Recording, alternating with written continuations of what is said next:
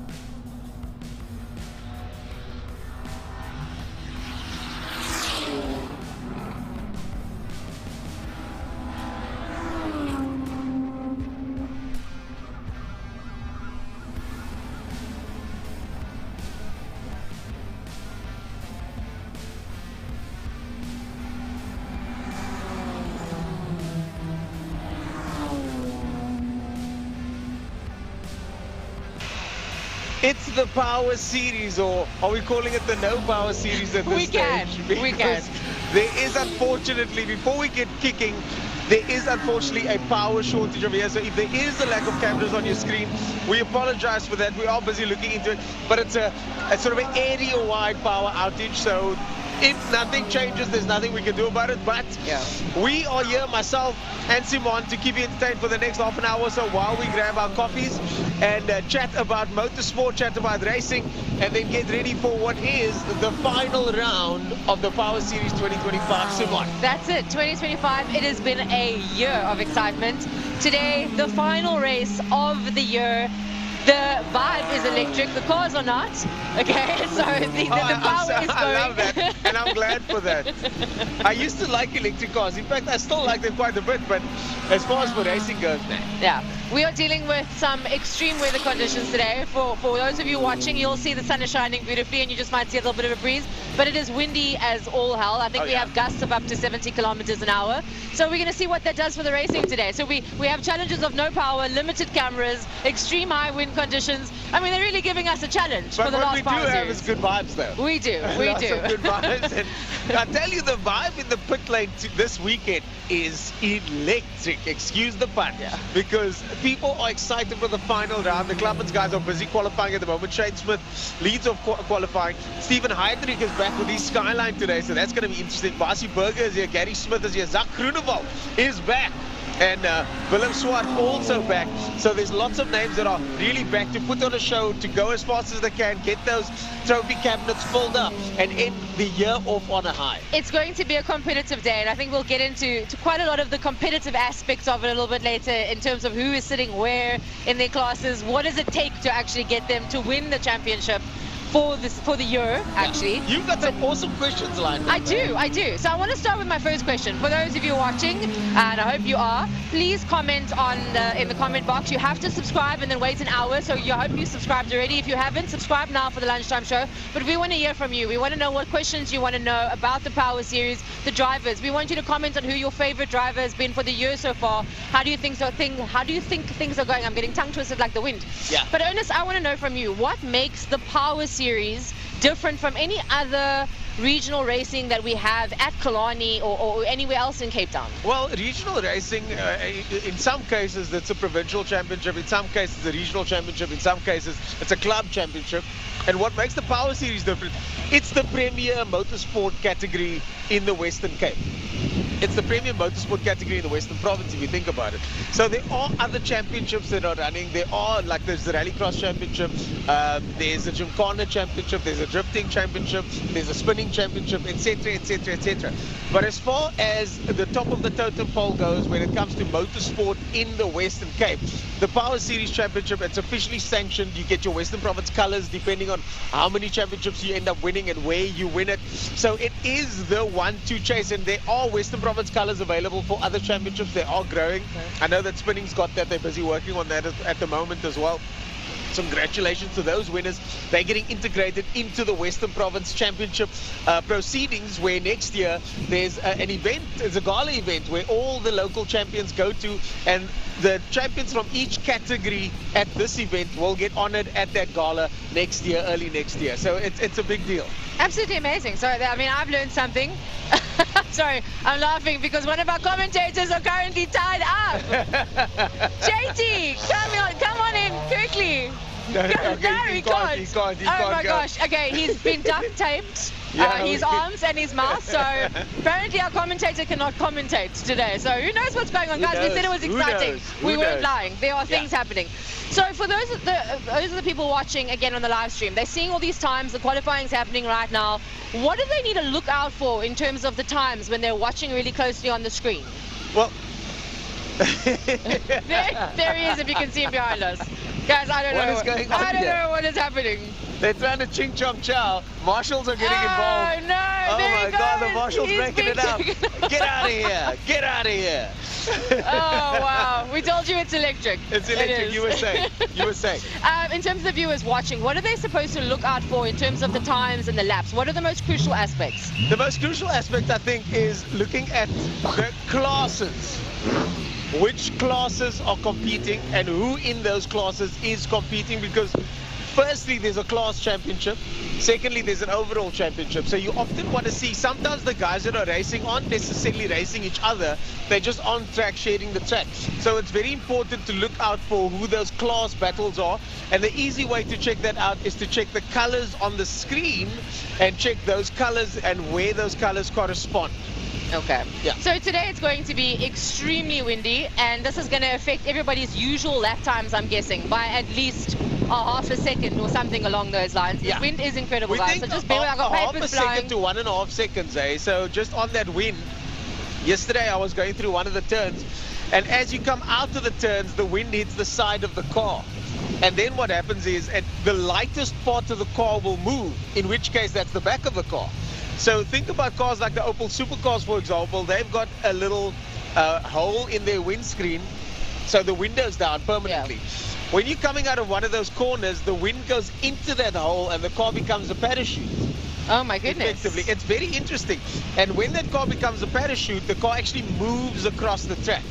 So yes, wind affects the bikers a lot, of course. Yeah, I was speaking to one of the younger riders yesterday, and he was just like, every turn, and for the young people watching, he said, every turn I'm doing this. He's dabbing into every single turn. So the lovely Karen Piazza Musa over there walking past, there's always a side effect when the conditions change. And I have to say, the wind that we're experiencing here, Marco, our vice chairman from BMW Car Club, the wind that qualified first in class. First of all, yeah, the wind that we're feeling right now is the worst I think we've had at Killarney that I know of. Yeah, it's the worst. So at least not the worst, it's the strongest. Yeah. So the drivers yesterday, it's not that the drivers are necessarily slow on pace.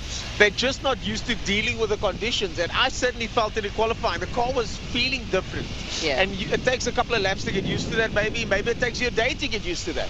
But then next time we come back, the wind's gone. Yeah. So on that note, slipstream. Do you think we're going to see anybody taking advantage of that, falling in line behind somebody else? Do you think they're going to work together, or is this going to be like, who can get in that corner first? They all work. They're always working together. I know the teams are working together, especially in GTI Challenge. Especially in maybe in Clubman's, depending. Also in Formula V. So the Vs, for example, there's a massive field of Formula Vs here. We've got the Joba guys down. Oh, they're roaring. I get so distracted. It's like ADHD when I hear There's a lot going on here. The Formula Vs are down from Joburg. So they were saying that the slipstream in those cars, it's insanely high. And you can actually catch a slipstream from very far down the road. I've been playing some of the Formula cars on the simulator, and I thought the simulator was kind of not accurate, because the distance that you can slipstream on a Formula car, especially the lower class ones, the slower ones, it's so high. They don't have a lot of power, so any hole they can punch in the wind makes a difference. So if you're looking at a 50 km/h wind down the back straight, and you're pushing through that, it's going to make a massive difference in a car like a Formula V. And then, of course, in the team sports, it's going to make a big difference. In GTI Challenge, for example, where the guys actually signal to each other, let's go, let's go, let's go, and they tag onto the back of each other, it's going to make a big difference. Yeah, and the likes of some of the cars that have the, the big wind spin. Well, I'm not gonna. Yeah, the wags. The wags. It is going to help them in certain parts of the track, but you're going to come around a certain corner and it's just going to completely go in the opposite of your favor. So it depends. It depends on how the wing is set up, how good the wing is, if it's a high quality wing, if it's specifically CFD designed, or if it's just stuck onto the back of the car. For example, if you've got the end plates on the wing that aren't designed properly for this track, for the conditions, it's basically causing a sail effect on the side of the car. If you've got a wing like my colleague who's probably having a baby this morning, shout out to James King and his wife if they're watching. Yeah. Congratulations. It's happening, folks. Hopefully we don't know, maybe it's happening this weekend, but he's got a gurney wing at the back, which is a NASCAR. What wing, sorry? A gurney wing. Gurney wing, okay. Yeah, it's a NASCAR style wing, and it's just a flat piece of Gurney's the guy. Gurney was the guy that used to race Le Mans, and he actually had the Gurney bump named after him in those. Oh, if you look at the 4 GT40s, there's a little bulge on the top, and the reason that bulge is there because Gurney was too tall. So when they got in, they actually had to make a little bulge. So that's not all that he was involved in. He was also involved in spoilers. Now there's a little lip at the end of the car. They call that the Gurney lip, like that. But you also get the NASCAR style spoilers, which are just a flat piece of perspex basically. Yeah. It doesn't have an end plate. So when the wind hits the side of that wing, there's nothing to push it. So I would say in these conditions, James King's style of wing is probably the best. On our car, we've decided not to run a wing at all. So we've got potential sails, we've got parachute effects, there's going to be a lot. There's a lot. We had a driver go off yesterday in one of the Opel supercars because of the parachute effect. We call it the parachute effect because the wind goes into the car. Yeah. The rules on the Opels is that you're not allowed to drill holes in the body. So that means the wind can't escape. So once it goes in, it can't go out. On my car, for example, and lots of other cars, you'll often see little holes in the car. And that's so that the air pressure can escape the car. Sure. Interesting, eh? Very, very. I love the stuff. Okay, Ernest, wait, do we need to I got so many questions to ask you, but I've been in qualifying. We missed the entire qualifying. We missed the qualifying, but luckily it is on stream. We see Boosie's back, Junior Boosie, back behind the wheel. Hey, we got another one of our Formula racers here. She was so fast yesterday in that car, racing the Formula Libres. Check out the Formula Libres as they bring in the national teams in. It's going to be over 27 drivers today on Formula Libre. Wow. So yeah, it's going to be insane. Hectic. So we've had so many, I mean, we're looking back at the year. This is the final Power Series of 2025. It is electric, the vibe is insane, and we've had so many exciting moments, challenging moments. There's been a lot that's happened in 2025. Are there any particular moments that stand out for you, that you've witnessed, that you've seen, that you've experienced yourself even? I think personally, if I can personalize this, one of my biggest moments was having a big crash. It wasn't the biggest crash, to be fair. I crashed my car and I was out of the race. And then I went out partying that night as well. I went out that night. Double whammy. It wasn't a party though, but I did go out that night. I had a great night. But the thing is that there was something bad happened and we still made the most of it. And I think that if any of the teams out there are watching, if anybody's family's watching, I think that's, for me, one of the big things about motorsport in Cape Town, specifically the community here. It's a worldwide thing, of course. But making the most of a bad situation, because there are going to be bad days. There are going to be days when things don't go according to plan. We've got Neanderthal here, one of the guys that's had one of the best years we've seen here. Absolutely. But he still crashed his car just before the Cape Town hill climb, the Speed Classic. So even someone like him has had a bad day, but it's really how you come back from that. And that's, I think, one of the highlights for me this year is being part of the community, seeing people have tough times, difficult times, on the track, off the track, but yet still pushing through. And unfortunately, there are some stories that don't always have happy endings. Yeah.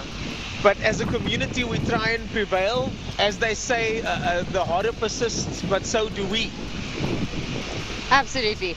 And it's so interesting that some of the dynamics have changed. I've noticed throughout the year, I was speaking to some pit crews that I know really, really well yesterday who have kind of changed classes and are now working for the GTI guys. And it's always so insightful. I was just listening, standing by in a conversation they were having when the mechanic was like, your life is in my hands, to the driver. And he was like, it's fine, we'll see each other again if anything bad happens. So nonchalant. Yeah, so it's easy to be nonchalant when things don't go wrong. I must be honest, I've only ever had 2 run-ins with my mechanic. And I remember them both. And the one was when we had brake failure and I stormed into the pit garage like a prima donna, lower lip shaking. Because You did it! And I said, guys, we're dealing with my life here. It was so dramatic. Dramatic. So dramatic. No, but it's true though. So dramatic. And it is true. But I went to the guys, I apologized, and it wasn't their fault. It was something. It was actually we had a heat issue on the car, and then there was a part failure, and the part was brand new, and we found out what the problem was. But you know, we do put our lives in the hands of our mechanics, Absolutely. and they do their best. Yeah. For the most part. And they take on a lot. I mean, just listening to that conversation, he was like, if I do one single thing wrong, like, your life is literally in my hands and I've got to take accountability. And I mean, things happen, like you said, there are horrors and things can go wrong, but it just shows the love and the passion and the enthusiasm that they take it on so strongly. Yeah, the mechanics guys don't get the respect that the drivers get. They don't get the shine that the drivers get. But at the end of the day, they do the work, they put in the hours. My team at the moment is busy fitting an engine. Tell us, what happened? So my teammate's engine blew in the week, Shane Boscombe. Wait, is that why I didn't see him on the track yesterday? Yeah. Okay. So we tried to fix it, it didn't work. Now we're fitting another engine. Excuse me, and normally we don't do these kind of things. Normally we try not to do this sort of last minute, fix the engine type of stuff. But we want to finish the year on a high. Yeah. And Dan and the guys have had literal sleepless nights the last couple of nights because they're just willing to do it. They're just willing to do it. Yeah. So shout out to Team Fury. Shout out to Shane for the perseverance. And of course to Clint and Michelle for making it possible. I know that, you know, these things, it takes a lot. It takes a lot. So to my sponsors, to the team, well done for being, and I'm not the only one. This is just the story that I'm aware of. Yeah. You know, there's so many other stories like this happening right now. All you see is the car pull up on the line, but we don't know what's happening in the background. Exactly. Speaking of sponsors, big shout out to Mischief. Thank you very much. You guys will notice I'm sporting a Mischief t-shirt. Mischief cap. Thanks, guys. Who is Mischief? Who is this Mischief? Who are Great they? team. Herman Munker, Sean O'Connell, Matthew O'Connell, and the entire Bumblebee Consulting Group, and iLaunch also a part of it. Don't they have a motor car dealership these days? They do. It is happening. Mischief Pre-Owned is brand new. It's the baby. What happens when you combine Mischief Motorsports and Mischief Garage? You get a baby, and it's called Mischief Pre-Owned. Okay, so that is happening. They are in Plumstead 33 Main Road, so go and check them out. So if you're looking for a proper They need to hire Mischief you car, or someone from your family. yeah, they do. I wonder who I know that might be working there. So tell us about that. Can you tell us about that? I can. I can also pull in the guy on the side of here as well to come tell us a little bit more about Mischief. No, I'm going to go. No, but he actually, do you know that they pulled him? So Who's they he, did, your husband? My husband, Okay. yes. So Anwar, they do the Racing for Change. They go to Mischief quite often. And last week, Wednesday, he happened to be there. And they pulled him without any consent to get in front of the cameras. So that was a big deal. So Mischief, Mischief is one of those companies that's done so much for motorsport. They sponsor the Lemons event. They're always here. They bring the Kias. They've sponsored me. They've created content to put the word out there. And the thing about Sean, Sean is in the pursuit of excellence. Yeah. He's looking to pull people closer that are excellent at what they do, because he is excellent at what he does. And Sean O'Connell is one of my heroes, one of my mentors, someone that I look up to immensely, and just a great all-round guy. And also, if you're looking to have work done on your car, there's only 2 companies that I personally recommend because I've dealt with them. Yeah. And Mission Motorsport is one of those companies. Absolutely, and I think just their name in terms of their motorsports, you know, their mechanical side is so great. And now combining that with the pre-owned vehicles, you're getting that stamp of approval. And they're also working on a little bit of a deal. I can mention it very briefly because I know it's been mentioned on a public platform. They're looking to get their own warranty. endorsed. So there we go. You'll have a Mischief Motorsports warranty attached to your car. I was just talking to them about warranties the other day, and it just shows you there's a need out there for good, solid warranties in the motor industry. Back to the action, we've got live timing coming up here. We've got the classics out there at the moment. We hope that you can see it on your screen. I see the GDI Challenge guys are busy lining up at the moment. Dexter Bruce lining up there, gives us a wave. Good luck. Number 34 in Class B, riding the Traction CK car over there. Canal Walk karting, of course.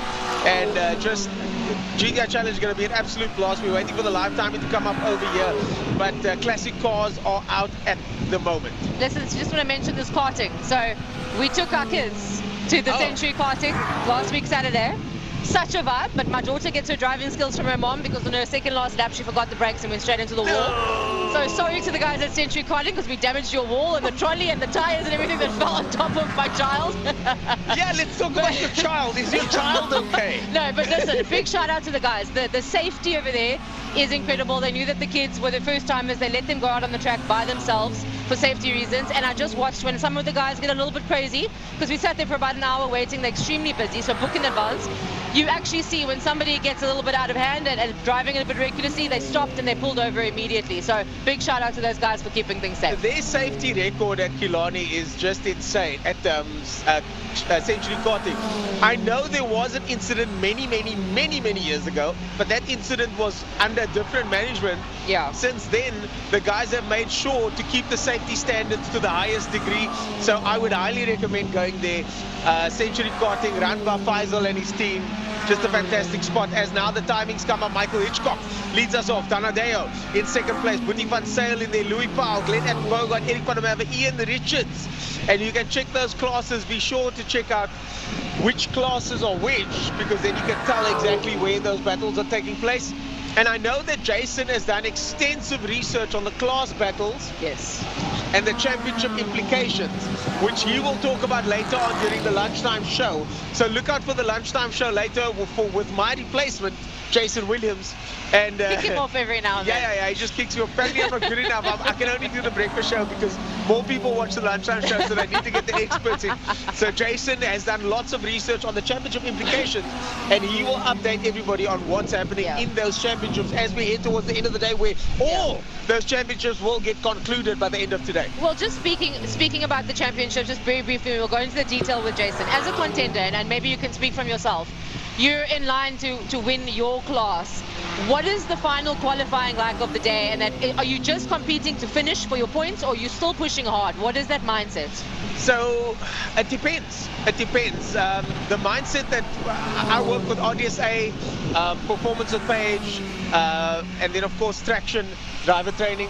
And our mindset is we always go out there to do our best. Always try and go for the win. Regardless, you've got your own plan in your head of what you need, but we always go for the win. And so you have something quoted in your pit garage. You have a quote on your door. Every month we have a different quote. Okay, so last month I saw something that says if you can't finish first if you don't first finish. Was that right? To finish first, you must first finish. I saw that and I was just like, I think I stood there for about 2 minutes going, wow. To finish first, you must first finish. And incidentally, we almost didn't finish the first race. We had a breakdown, our first breakdown in months. I think it resonated because that day you said, I just need to finish the race. I just need to finish the race. Yeah. And then you had some struggles. And you came back in, they tied things up, and then you went and we went again. But having said that, again, mentally, you're always learning, and I learned then we were aiming too low. Yeah. We were aiming too low. We should have aimed for the win. And then this month, and again, I'm still being coached by my coach, Claudio Piazzamusso. As far as I'm concerned, the best coach in the country, and I'm still learning new things. I've still got a lot to learn. We've already won 2 championships. We're hopefully going to win our 3rd today, and I've still got a lot to learn. And this month's quote is by Gary Basic, who's one of the best coaches in the world. He's coached multiple international teams to gold in Olympics, international motorsport, and his quote is, and I say this to my team, are we victims or are we fighters? You know, because it's easy to go into victim mentality. If only I'd won that race in January. If only I didn't have that crash in March. If only I qualified first for that race in August. You know, it's easy to be the victim in life and in motorsport. But we ask ourselves the questions, are we victims or are we fighters? And today we're going to go fight and we'll see what happens. And if we lose, we congratulate the winner. But we always go down fighting. Okay, so in your fight today, what are you fighting for specifically? Because you basically almost got the win in your class. So So the what's next? class championship is pretty much there. All we're going to do is finish today, just finish. And then the overall championship, we want to win that. We want to be at that gala dinner next year and accept another trophy, second year in a row, hopefully. But we need to win today, so we're going to go for the win. Okay, awesome. So how are we doing here? I can't see. Ernest has to tell us what's going on. I'll take over. Michael Hitchcock in first place, Class A. Donadeo in second place, Class A. There's a big gap there. 2 seconds about. Etten Bogart also in Class A, third, and then Eric van der Merwe, fourth in Class A. Class B leads us off for the 26 Putty van Sail and Ferdy Mouton, excuse me, in Class B with in Class B in second place. Lane Hutchings in Class C. Hutchings, Team Hutchings Racing, shout out to them. And the classic cars is just finished, so all they got to do now is complete their laps, and then we'll know exactly who's where in the championship. All it takes from Jazz the laugh from Supercars is to look at me and then I end up laughing. To give you some history, he is the TC of Formula Supercars. He looks after them and makes sure that they're safe out there. Each category has a technical committee, and Jazz is the technical committee, but he's also got a goofy mustache. So when he looks at me, I just smile. But it just shows you there's so many stories going on, and you asked about our championship. There are so many stories happening. They've got their stories, and it's so exciting when you start talking to these guys. Because of the 272 competitors entered or thereabouts this weekend, every single one is a story to tell. Yeah. So I have a little embarrassing story to tell. I've been coming here for almost 2 years now, and the Hutchings. So I have someone in my work that works in my team. I have daily DSUs, but we have cameras off sometimes. Yeah. Lane Hutchins. Yeah. Yeah. Does he work there? Yeah, he works for me. What? I didn't know that. I didn't realize either. I didn't put two and two together until he walked They're past all me. related, by the way. Every single Hutchings is related. Like, he walked past the truck and I was like, wait, that's Lane? I was like, Lane? And he was like, yeah, like as if like, duh, you see me every day. Like, what is your problem? You're not the boss of me, not today. not today, not at the track. Now, not at the track. All the Hutchings are related. There's a lot of them, number one. So you're always meeting a new family member. They roll in a crew. They're always together. They're always like paired up. You know? Yeah. You never find them alone. They're pack animals. I even saw dual names on the car yesterday. They are pack animals, the Hutchings. But they really symbolize family, because motorsport, Killarney's logo, I keep forgetting. I'm looking for it now. It's somewhere here, but it's the one is competition and the other one is family, and I think it's community. But there's definitely family in there, and the Hutchings family and clan symbolizes that. I love it. Yeah. So that was my embarrassing Monday morning in the morning DSU. I was just like, hi Lane. So Cool. yeah, what's happening next? We've got GTI Challenge next. The engines are Yes. revving up. The drivers look poised and ready to go. We see the mechanics. Now, if you face our camera, we can just turn our camera to that mechanic over there, parked by that yellow car. Yellow car. The yellow car? Yeah. If you look at the mechanic with the sunglasses, just zoom in. He doesn't even know. There we go. Yeah, that guy over Say there. hi. Hey. So, if you look at the determination on that guy's face, thank you for that, cameraman, Craig. If you look at the determination on that guy's face over there, there's a moment before the race starts where the driver's getting zoned in, the mechanic is getting zoned in, he's sitting over there, all he's doing is waiting and making sure that everything is done. He's making sure that all the doors are closed, all the nuts are tightened, just that nothing goofy and silly happens. If the driver needs a belt check, if the driver needs a button switch that he can't reach, that's why that mechanic is there. He's also there to keep the car cool, wave the door. And those guys, John T over there, specifically John T Eckerman, who's sitting over there now, those are the guys that really sometimes go unseen and unnoticed. But I tell you what, the commitment that that guy has to that car, to that team, to that driver is second to none. If a fight breaks out now, he's the first guy that's going to grab a spanner. I can promise you that. Dual purpose, mechanic and bodyguard. Yes. Yeah. So what are we looking at? Okay, so we got some qualifying times from yesterday. Okay, awesome. See, again, once I'm the blind one, Ernest was going to read first. No, as a still good stall. We got Byron Mitchell leads us off, and I called it in the Formula Libre yesterday. Byron is certainly one of the quickest guys out there at the moment. And I definitely think he's tipped to win this one, although DJ Boyson was only 1/10 of a second behind him. So expect the two of them to be going at it, and 26 entries here. Byron Mitchell leads us off in Class S with DJ Boyson. Storm Lamphere a little bit off the pace.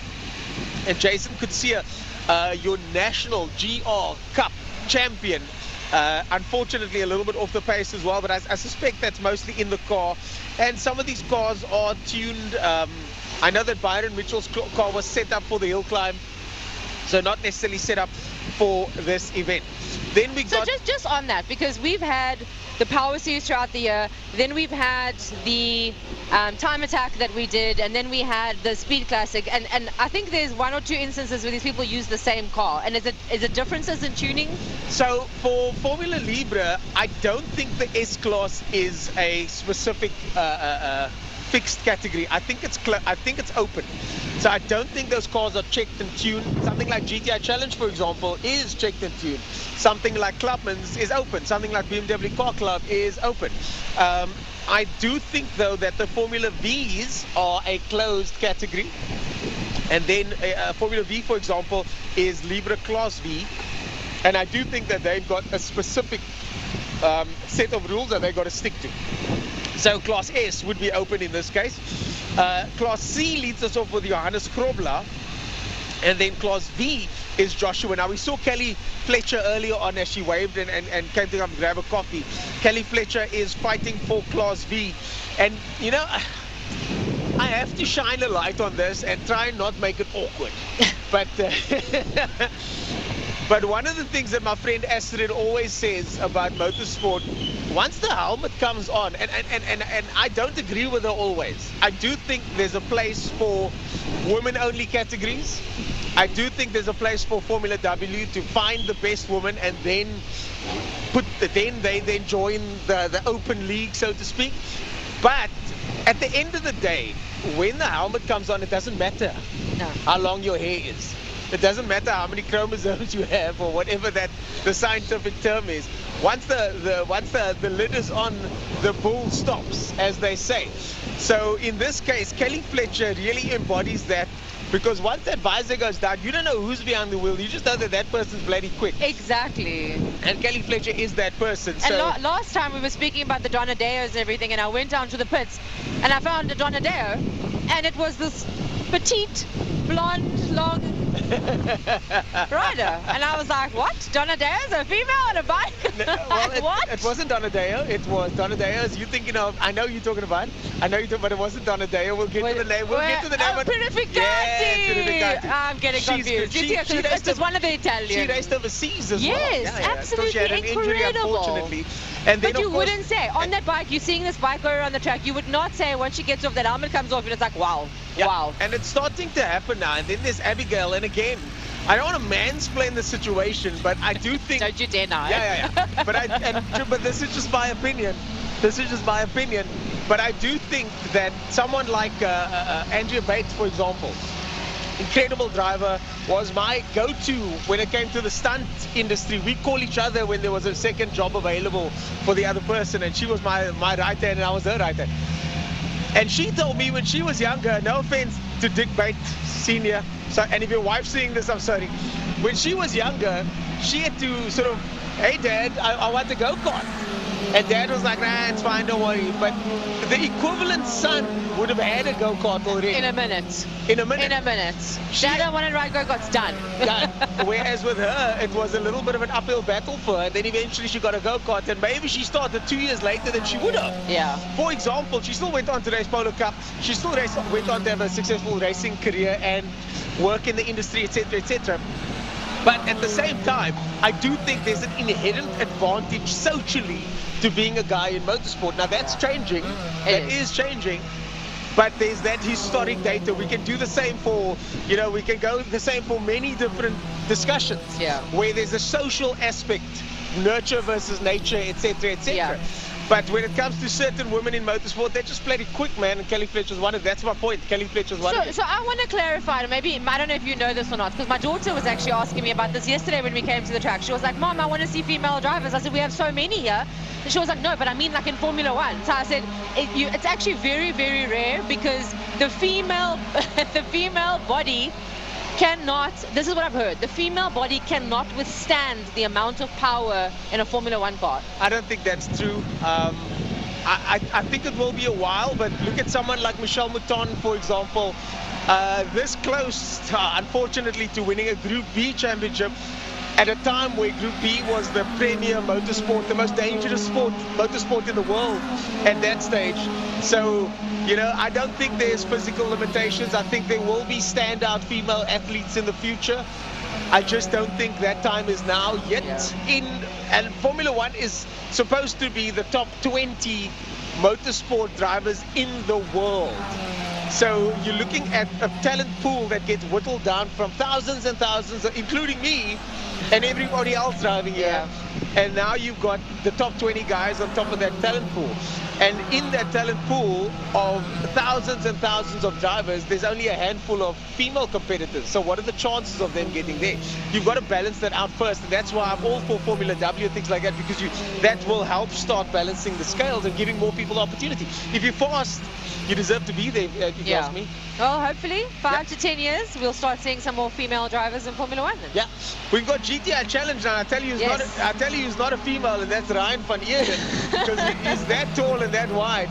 And Ryan van Eerden is currently the top man in Class A. The first time, as far as I know, that he's racing in Class A, and he will be very excited if he can get a pole position his first time in Class A.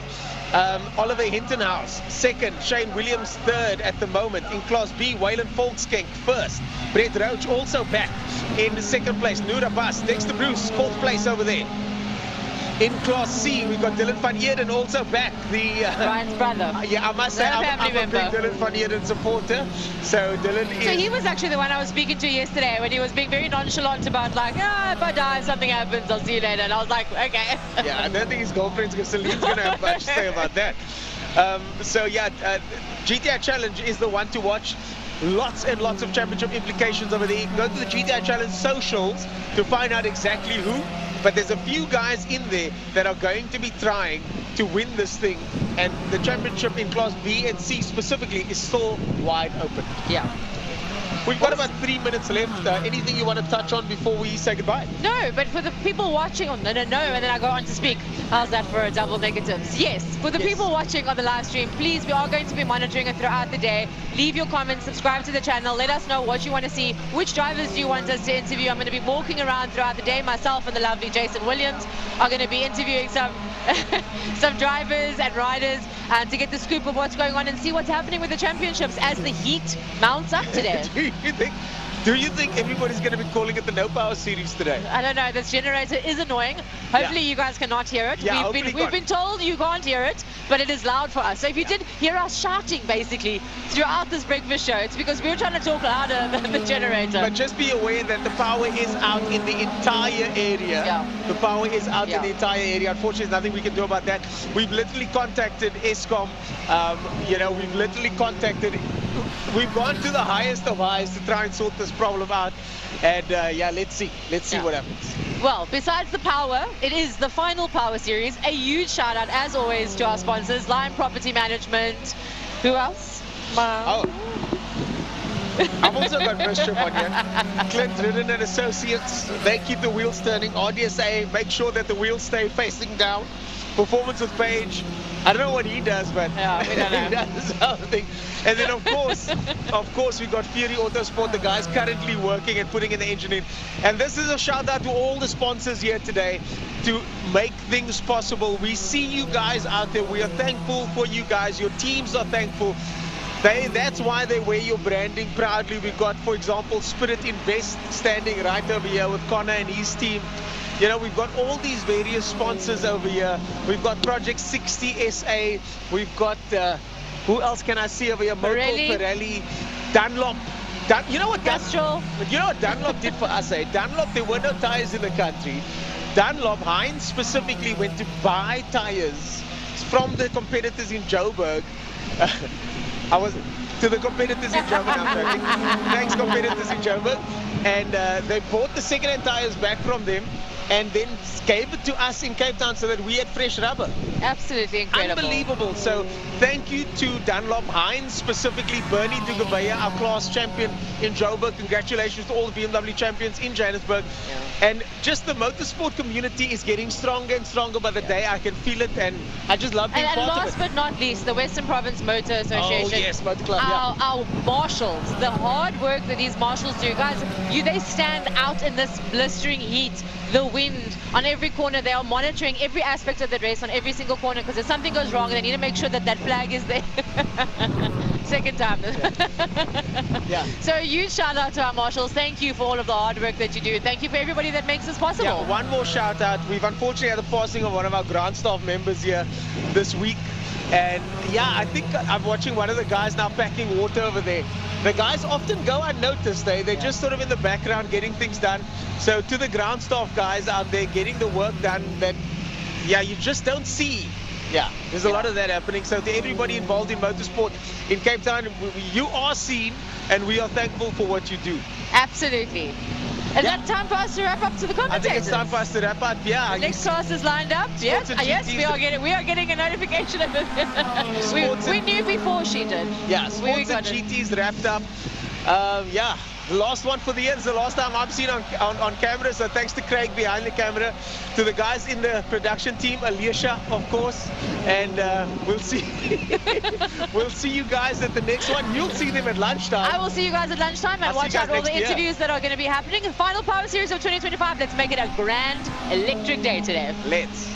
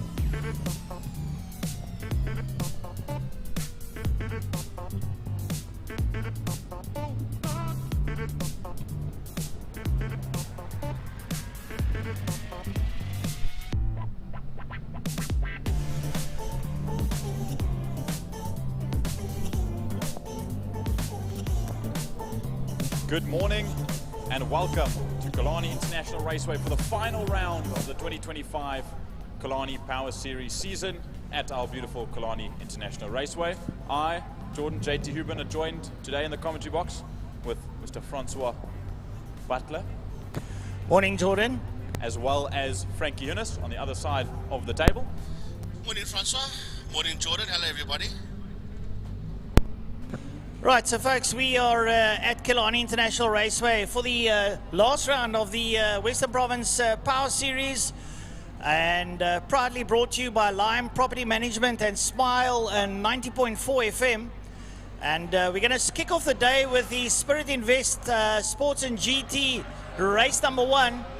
Out there, the likes of Davy Bear, Charles Visser, Troy Dolenchek, Connor Kilbride, Clinton Thorne, Yanni Hudsi, Valen Volskenk, Tate Bishop, Simeon Penev, Eric Solomon, John Stander, Wayne Hoffman, Tristan de Nobrega, Andres Steenkamp, Thijs Volskink, Vance Kearney, all the way from the United Kingdom, Clive Smith, and Brett Swanevelde, Marius Fourie, and Dax Finn. So everything out there, and I can tell you something, some beautiful cars out here today, Jordan. Absolutely, and a nice, in actual fact, just speaking of this class on its own, as well as the entirety of the final Power Series of the year, we had plus minus 280 entries. We're closing in on 300 overall entries for the day amongst the cars and the bikes. And this class alone, 20 cars. The Classics have 38, plus 12 of the fine cars. The V8s and the Calton Supercars, they have 11 apiece. We've got 51 different motorcycles amongst all three classes that they are a part of. So today, the final race of the year, minus some of the problems we have at Killarney itself with some power issues, thanks to Eskom and the lights, which is only so much we can do with our own power, but I think we're going to make a special event of it, and this is definitely a way to send off the 2025 season. Well, having a look out at the field there in the Nova Proto at the front end of the field, we've got Davy Hubert, who's just bought the Nova Proto, and then behind him, Charles Visser in the Porsche, that I think that's a 992 if I'm not mistaken, that he's in. And behind him in the Janetta is Troy Dolenchek, Connor Kilbride out there, Clinton Thorne, all the usual suspects, but a couple of new driver car combinations out there. So it deems to be very exciting for the day's events. 2 heats in each class. And like Jordan said, 280 entries. I didn't even know there's that many garage or pit lanes here. But good luck to the guys, wherever they are. And at the moment, our pace car is working its way down the back straight towards Pertamina Fostron. The folks at home can see on the screen there. You can see, as it says on screen, we have got some power issues, so limited camera footage. We will try and cover what we can, where we can, but our commentary will keep you up to date as to what's happening. To the folks around the circuit that have come early, welcome to Killarney International Raceway. It's a privilege to have you here. We're glad that you are here to see the spectacle that will be today. And we sincerely hope we're going to have a lot of fun. A very, very strong southeaster blowing in excess of 50 kilometers an hour. So it's going to be difficult, especially for the motorcycles down the back straight into the teeth of the wind, Geordie. Oh my goodness, absolutely. They're going to have a difficult time today, as is everyone else, as the Libre Sports and GT gets, or Spirit Invest Sports and GT gets away. Down towards turn number 1, Blockcoin corner for the first time today. Yeah, they're all down into block coin corner. Looks like Charles Visser gets the whole shot down into block coin. He's ahead thereof. It looks like Troy Dolenchek. Oh, Dolenchek just powers that Janetta up into Castrol corner. A bit squirmy under him as he's late on the brakes. He reels his way out of Castrol and starting to pull away from Charles, that almighty Janetta. Wow, Troy reeling nicely in there as he hooks her right there into damps up the Tigerberg straight away up into Van den Berg's sweep. And that double right-hander, he'll sort of just feather it and then give it a good hammering down the back straight. Absolutely, and you got to remember, young Troy Dolenchek, this youngster was the one to set the all-time lap record rather in that exact same car. I believe at the beginning of the year, over 106.8 or something of the sort, or 106.2, somewhere unbelievable. And himself and Gary Kisvet to share that car as he now comes down towards us now, but we follow there Charles Visser and Darby Jabir that are also running Tate Bishop in that new Audi R8 V10 GT4 of his, or V8 rather, GT4. Yanni Hatzi's there behind, and we watch the rest of them come on past the start-finish line to start another lap. Yeah, and they work their way down now, the leaders into Castrol corner. Troy Dolenchek now starting to pull away. Charles Visser has got the likes of Darby Jabir up behind him. Tate Bishop a little bit off there, but it's a new car. He's got to get used to it. I mean, Tate is a great driver in his own respect, but he's got to get used to that R8. Like you said, it's a GT4. So having a look on screen now, the leader's going through there. There's Tate Bishop in that new Audi R8, working his way through. Yanni Hatzi sitting up behind him, up behind Yatzi. Valen Volskink. Right now, down the back straight for the Versram. There is the Janetta. Troy Dolenchek in the Janetta. Look at that beautiful car, that livery, that wine burgundy red coming through. It's beautiful. Now we wait for the rest to come through. The next will be Charles Visser in the Porsche. Oh, and look at that Darby Jabir in the Nova Proto right up behind him. That's a V8 Mustang powered car. Doesn't sound like a Mustang though, that exhaust configuration. Something I learned from Rico Barlow. It runs off a Ford Ranger Wild Track Management System. Yep, absolutely. So very special cars on there. There we see the likes of Valen Volskink. There I see Stephen Hayden in there jumping in Philip Boysen's car. Wayne Hoffman, Simeon Panev, Tristan Denobriga in the Spirit Racing BMW E46 M3. As we see your leader once again pulling away, a 9-second gap already between Dolenchek and the next man out in that second spot, Charles Visser Jr. Darby Jabir still in his case 0.5 of a second, half a second between second and third at the moment. Sorry, Jody, I just got a little bit excited, have my arm around you. 108 in this wind in that Janetta. That is unbelievable. That's exactly what I was going to say as well, and I was wondering why Darby maybe couldn't get past Charles at the minute, because the wind does not help the aero one bit, especially with such aerodynamically enforced cars like the prototypes, the likes of the Janetta and the Nova. But the Janetta is nowhere to be seen because Troy Dolenchek has abducted and disappeared straight out of the way. Having a look at Charles Visser lying in second place as he comes up here under our commentary box now out of turn 5. Charles using all his driver experience that he has acquired over the years, a South African champion. He's now, after this, he gets on a plane tomorrow and he's going to Bahrain for the World Karting Finals and the Rotax Finals. So this just shows you the caliber of the driver of Charles Visser. You know, it's absolutely brilliant to watch. I mean, him and the likes of Jason Garcia and Sebastian are all going over to Bahrain for the World, and we just wish them well. We want our SA guys to do the best that they can over there. Absolutely, we've got unbelievable talent here, even with the likes of the locals that aren't going overseas anytime soon, or that have and are back now. Troy Dolenchek doing an incredible job out front, a 13.8 second gap at the moment. There we see Tate Volskink in the Audi S2 Quattro. He's a lap down now, but looks to be just fighting with maybe a little bit of a gremlin. But there, Charles Visser as well as Darby Jabir exit. Tate Volskink needs to move out of the way. He'll just move over to the left-hand side and let Visser and Jabir on by. Down the Porsche front straight we go. Down towards Block Point corner, turn number 1. As we jump to the leader going into turn number 3, passing a couple of back markers.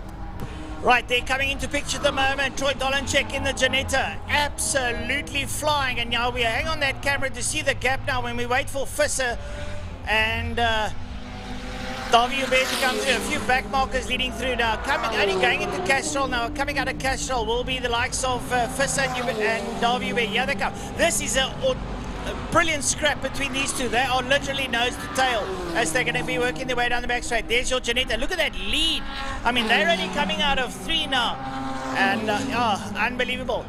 Right, so we hang on this camera now. We're going to wait for the likes of Visser and Hubert. There they come now out of the corner. They're coming down towards us.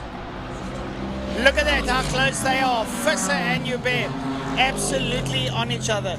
I mean, there's other racing going on all over the show, but we can only do so much at this given point. But we still see Charles Visser and Davy Hubert nose to tail. There was 6/10 out the last lap. There's Brett Swanefelter just waiting to be eaten up by the two behind. There, Charles flashes his lights to say he's on his way, bringing Davy with. He needs to move over and let them by. Down into Hall's block point corner they go, and we'll just have a look from outside our window. And they do. Both Davy Hubert and Charles get past Brett Swanefelter. But we look to this. There's more battling going on in the mid-pack. There is Eric Salomon, and that is that Shelby of Dax Fine. A Shelby Cannon is not something we see quite often. Just behind them, we see Vance Kearney. There, Mario Tony went through as well, and Simeon came with the 250Z. Here comes a spectacular dice between Charles Visser and Davy Hubert. They are nose to tail. They haven't let each other go whatsoever. I think Davy Hubert doing the harder job here. And that's definitely paying off here. He will stick with him, maybe, and I don't want to say anything, maybe Charlie Hubert is strategizing to do a late maneuver as the laps go down. Absolutely, you're just waiting for the time to come, because now Darby's also waiting for the traffic to be picked up in front, as now they dive up the inside of Simeon Panev in the 350Z as they go through Pertamina Fostron now and down onto the course front straight.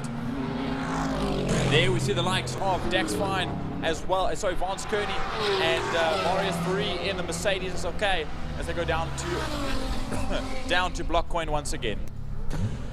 Well, Davy Hubert riding the car that Nick Adcock and Michael Stephen and the likes of Charles Visser campaigns. So Charles will know what that car's capable of. He's been in that car. Now he's in his Porsche riding out front. There goes Tate Bishop in picture. Tate Bishop working his way down into block coin corner. Right, so now we're going to have a look at a couple of the cars coming through here. Have a look at this. Absolutely brilliant stuff here. There's your AC Cobra going through there. And that is part, I think that's part of the Backdraft clan that is out there. Nice to have the backdraft. I think that car itself, driven by Vance Kearney, as well as the whole Lambert family, is going up to PE next week, or this week actually, to take it and do the PE and Giro as well, with all the bike guys that are also going up to PE for the That's PE the P200, yeah, no, the 200 is great. Have a look at the scrap here now. Visser looking at the inside line, past a couple of the slow markers. Oh, that is Stephen Heidenreich coming out of turn number 5. Yeah. That car broke yesterday. That's the Lotus of Stephen Heidenreich. It's Philip Boyson's car that Stephen Heidenreich was very kindly given to drive today. It had an issue yesterday. Stephen only got about 3 laps of it. It's not in the safest of positions, so they will have a yellow flag out as we see Tate Bishop as well as Simeon Panev. There's Brett Swanefelter, 2 350Zs in the Audi. As now we carry on, and now an issue for Andre Steenkamp as he rolls into the oval in the Nardini. Very unfortunate for him. I really hope it's not something too terminal, as here these two, second and third, Visser and Joubert, still make their way by. Well, I tell you what, that is an almighty lead now that Dolenchek has got. 26 seconds. That is almost, what, a third of a lap that is ahead. He crosses the line here in front of us. You won't see it on picture, but I'm just giving you an idea where he is. So it's all happening on now. Going down, Visser, that Porsche still thundering down into Pertamina Fastron. There with the Nova Proto 4 there in front, behind him. Davy Hubert tracking Visser. Hubert runs a little bit wide, loses a millisecond there on Visser as they work their way now out of Pertamina Fastron here down the main straight under the city of Cape Town, Castrol Bridge. Down towards block coin corner they go. High speed stuff. In 4th place, still Tate Bishop. In the Audi R8 GT4 spec car. He will only go now out of turn 5. He'll be coming into screen pretty shortly. You'll see the back end of him reel through. And coming now, Bishop. Coming now, he'll be working his way. There's Tate Bishop now in the Audi. There he goes, down towards Block Coin Corner. Yep, so they all head down into turn number 1, Block Coin Corner. We saw that R8 GT4 of Tate Bishop. As now we wait, and you can hear the V8 make its way by into picture. Right about now, there is Troy Dolenchek to start his final lap. So the white flag is out for the last lap of this race. As we wait to 5, the gap's opened up.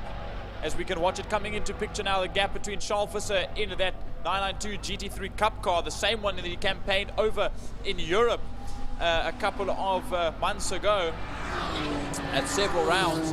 There, that Origin Oil Lotus still just pulled over to the side of the circuit, but this is the final lap for that man, Troy Dolenchek, that still holds the fastest lap of 107.984. Unbelievable stuff. 107. That is absolutely brilliant in these weather conditions with this wind howling. You don't see it on picture, but I'm telling you what, the wind is absolutely chucking here at the moment. Down the back straight comes your leader, Troy Dolenchek. Absolutely subliminal racing from this young lad now as he reels down into Pertamina Fostron corner. Troy Dolenchek in the Janetta. This is not really a speed car. This is a long distance machine, but have a look at Dolenchek. He's going to come up towards the line. He's reeling around the 1 minute 10s. He crosses the line and does a 109.7 in the last lap. Wow, brilliant stuff. But like I say, a beast of a car. A couple of the slower cars coming through. Yep, that's the likes of Yanni Hatzi and Valen Volsking that come home just 5th and 6th in class. There we see Simeon Penev and Brett Swanefelter. That was 14th and 15th, right by 7/10 of a second between the two of them coming to the line. Now we still wait for this battle here. This is Wayne Hoffman in that GT3 Porsche, Cup Porsche. Just behind him, that's an Hoffman Property Group car. There's the Spurge Racing E46, and then just behind was the Charles Engineering Porsche GT3 Cup car of Charles Visser that beat out Davy Joubert by 1.8 seconds to the good at the checkered flag. Brilliant racing there. Now we're waiting for the likes of Bishop to come through. And just hanging on this, like you know, we've got a bit of a camera issue. We're using the cameras to our advantage. And here comes Holstander through. He works his way through. Here's Tate Bishop flashing a light. It's his first outing in the car. Great drive, taking 4th overall. And Eric Salomon, the accountant, comes up towards the line. He'll cross the line. And coming through, Marius Farid brings his Mercedes-Benz through. And then Vance Kearney coming through now in the AC Cobra. Beautiful looking Cobra. I like the cover hatch next to the driver that they've put in. That's nice. And that in itself is actually a very important part of the car when it comes to racing, because it takes a lot of drag coefficient away. Absolutely, and it's a nice little bit of space under there where there would be a second seat, so to speak, in a road-going car to pack all the electronics and the battery box and everything that's necessary there. So awesome array of vehicles. Unfortunately, we didn't have Clive Smith start. Stephen Heidenreich had an issue in the Philip Boyson Lotus. He pulled off with a couple of laps left to go. Tace Volskink in the Audi S2 Quattro, he pulled into the pits, and unfortunately we lost Andre Steenkamp in the VW Nardini Swift that pulled off by the oval as well. So 2 or 3 cars had left the circuit during this race number 1, but still an incredible start to the race day today.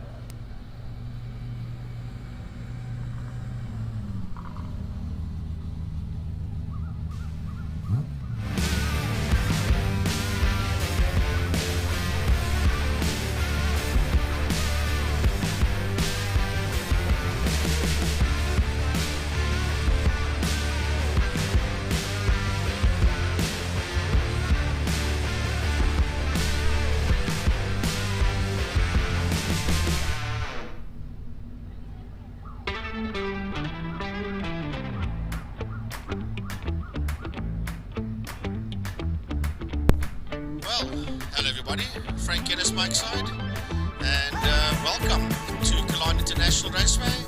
This event brought to you by the City of Cape Town, Castrol, and of course our big sponsor, Line Property Management. Bit of replays for the folks at home. That's the Stephen Hydrenrich car that's on fire, the Lotus Exige. I got a phone call from my good old pal Emil Brunt of Tiny's Pitbox, and he actually phoned me and said to me the Lotus of Stevie's on fire. And then Nicholas, our cameraman today, who I think is doing a stunning job. Sorry, Jock, I apologize. Jock. He's our cameraman. I don't know what came on Nicholas, in any case, it doesn't matter. Who's doing a stunning job today. We've got, as you saw on the screen, because of power failures, we've got limited cameras. So for the people at home that are watching this production in Cape Town, South Africa, or wherever in the world, bear with us. We do have a camera issue, and it's not because of an IMUSAT problem. It was caused by the power failures, the power outages that we've had over the last 24 hours plus. So Jacques is doing a fantastic job with the cameras that is available to him.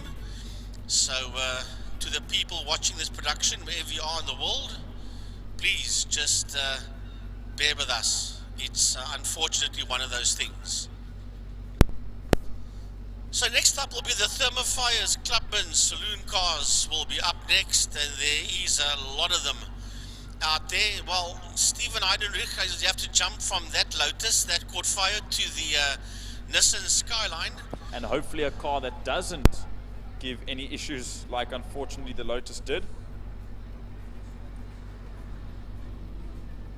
So we join now and we wait for the Thermofires Clubmans that had their qualifying this morning. They were first out onto the grid. I say onto the grid. First out of the gates this morning for qualifying at 8 o'clock this morning. It was Shane Smith that topped the standings straight out of the way.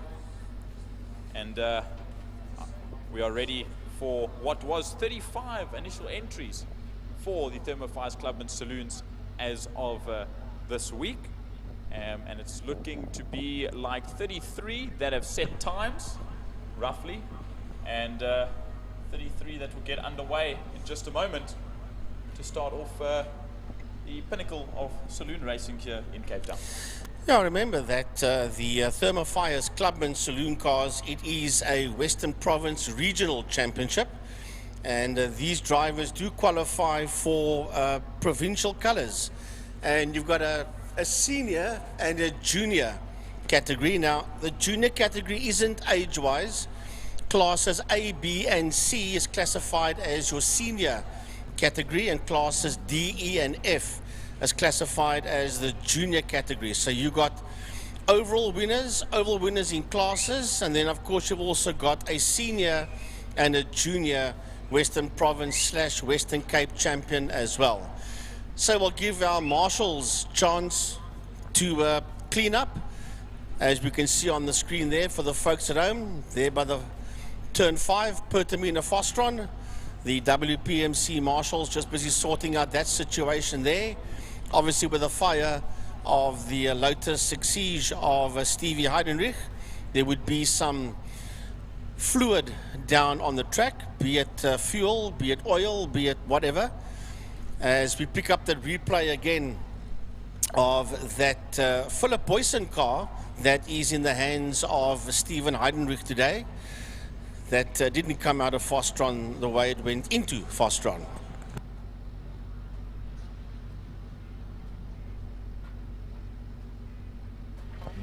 Yep, exactly that. And very unfortunate.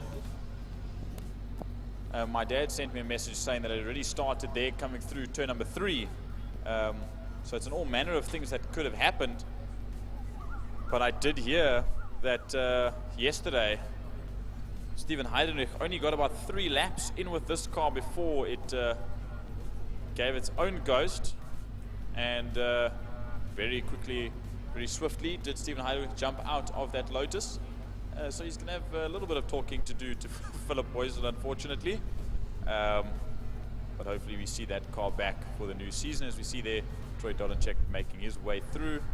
And a couple more replays of the packed field. We see the likes of Eric Sellerman and Dax Fine, who brings out a Shelby Can-Am for the first time in a long time since we've seen a Can-Am racing at Killarney, which is always awesome to see. And then, of course, a nice little battle between Brett Swanefelter and Tace Volsking before Tace's Audi had some sort of issue and retired to the pit lane. Yeah, we had Tyson out with that Audi Quattro last week at the Rallycross as well. He brought that car out to play in the tarmac attack category and didn't do half bad at all, as a matter of fact. And today he's got that car out here for the main circuit racing.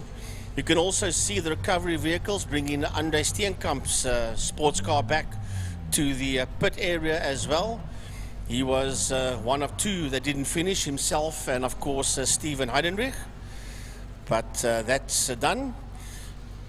So we want to say big thanks to everybody: Lime Property Management, Castrol, Pertamina, Fostron, Porsche Club, Blockcoin, City of Cape Town, Smile 90.4 FM, and of course our big sponsor for 2025 as well as last year, that namely Lime Property Management. A big thanks to Mr. Clint Ridden of Clint Ridden Associates, Lime Property Management.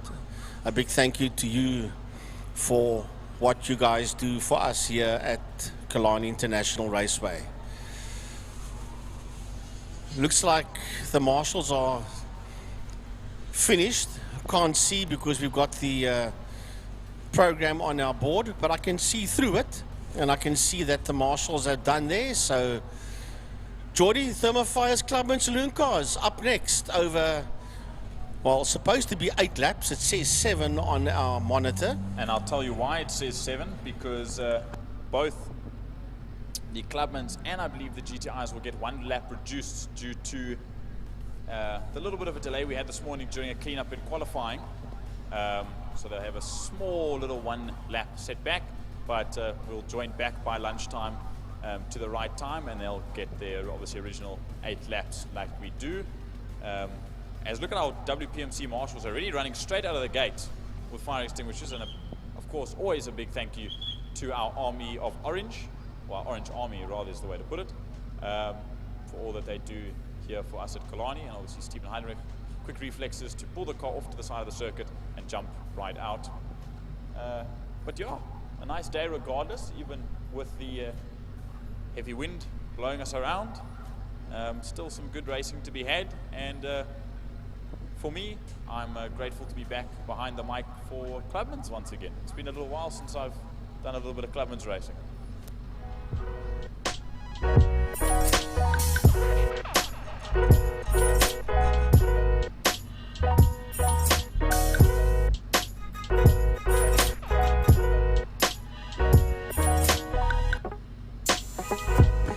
Yeah, no, it's good to have you back on the microphone. It's good to have you back on the mic here with Clubmans. We do miss Mr. Gary Gaza Fleming, that is in Bloemfontein. But yeah, motorsport is Gaza's work. Lucky character he is. I wish it could be for all of us that way. But yeah. And Jacques, I believe, and well, he's done a fantastic job so far. En hy was so 'n bietjie senuweeagtig geweest in die begin, maar hy het vinnig bygekom.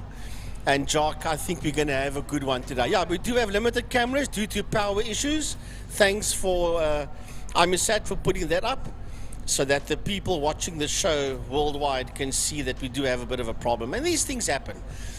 One would say it's not supposed to. In theory, yes, but it does happen. That's the way it goes, and there's not much we can do about it. I know that WPMC will be getting generators. Eskom's people will be working on the problem, and the moment everything is 100% right, then we should have a full set of cameras. Right, so here we go. The Clubman saloon cars roll out of the pits. And you can see them in the top of your screen there, that they are making their way out of the pits. Due to the cameras, we can't normally pick up the shot that we always show when they come out. But we'll get them for you when they go into Damstip. Then we'll be able to see all of them. Already you can see them on the Joubert Straight, working their way towards Castrol Corner. The moment all our cameras are on, we'll pick up all our camera shots for you, but we can pick them regional saloon cars for Clubmans, sponsored by Thermofires, working their way along the Joubert Straight. Here they come into Damstep, through the Lundstem Kink and into Damstep. Steven Heidenrich will lead them through in that Nissan Skyline. Then we've got the Smith car there.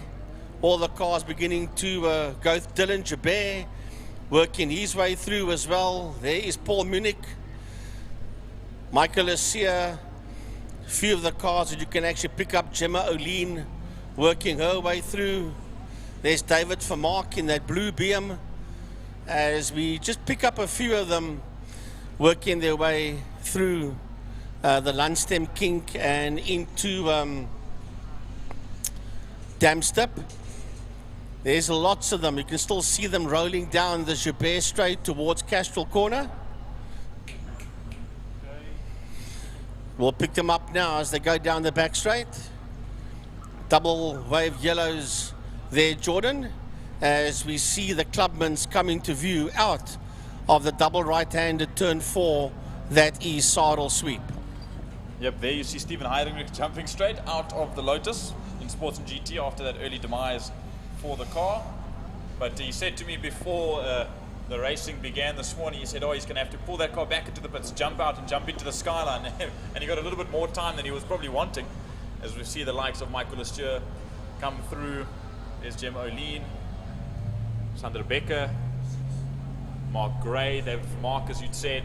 We're missing some large names, the likes of Cody Alberts. We've got no Trappis van Tonder that withdrew this morning. I see Barcy Berger isn't here. I saw the Honda this morning in the pits, but then I saw the Ital Oven crew put that car on the back of the trailer, and the Honda left the area. Mario Roux comes through. There's Paul Munich back once again after a little bit of time. There, Gemma O'Lean in a nice new livery, ode to Castrol, the Do Productions car. Sandra Becker's in there. There is Amanus Haysalman, Anton Jacobs, Wayne Wilson. Plenty of cars. 35 originally in the entry list, maybe close to 40, but 33 that made the grid so far today. Right, Clint, welcome. Any new changes, any updates that you want to give us on the stream regarding the Clubmans? Yeah, we had Barcy drop his guts there in turn 2, apparently. That's messed the grid up a bit. Zach starting from pit lane. So there's 2 holes in the front of the grid, 2nd and 4th place. Other than that, everything's good. We've got some new drivers here that's going to start their campaign of now, so they're classified for the new year. 33 on the grid, which is good and strong, and hoping for a good race. We got Arno Michael that's rebuilt his car back, and we've got Dylan Jabeur who also rebuilt his car after the big incident between 3 and 4, and they're both ready and racing, and that's great. That's really great. Well, we're looking forward to a good one. Lovely to see such a big field at the last event of the year, and that can only bode good for next year. And then, of course, looking forward to the Clubman's function, which will be next month. Yeah, 12th of December. 12th, yeah. Correct. Yeah, we're looking forward to that, so we can let our hair down after a very tight year of racing, which is great. You know that there's always tightness on the track, but there's always camaraderie directly afterwards, which is what Clubman is about. So we can just take that camaraderie and actually let our hair down there at our end of year prize giving. So looking forward, it'll be great. And we don't have a set champion yet. I'll find that out on Sunday while I'm doing the points. All right, that's Clint Renard of Clubman's. Right, here we go. They are now beginning to line up as they make their way into Pertamina Fostron behind the safety car. There is your leader that's taking them through. And that's the safety car that's taking them through. Here we go. Now we watch as Steven Heinrich leads them away. Under the City of Cape Town Bridge, they'll come before the lights drop and we get underway. There we see the lights of Gary Smith in that second spot. Shane Smith there as well. And we get ready. the lights go on, they go out and away they go, the revs climb, and we head down towards the Block Point corner for the first time today for the Thermo Fires Clubman Saloons. Right, all of the cars heading down into turn number 1. It's a lovely camera view of them. We can't get to the other camera yet as they all work their way. You see them disappear out of the left-hander. That is a Block Point corner. Running down the Castrol or the Jabez Straight towards Castrol. The moment we get that cameras all sorted out. Oh, we've got problems already. Sliding sideways as Willie Swart, as the leader is now making his way into a dam step. Yep, a nice big bunch as we watch them come through already. A big gap already between Stephen Heidenreich and Gary Smith as they get straight out of the gate and down towards turn number 4, Sarl Super. We keep watching now. There's Shane Smith trying to make his way through the pack behind Monis Haysamen. There he makes his way past young David Fourie as they go through and down towards turn number 5, Pertamina Fostron. Right, down the back straight goes your leader. Heading down the back straight. Heading down into turn number 5, into Pertamina Fostron.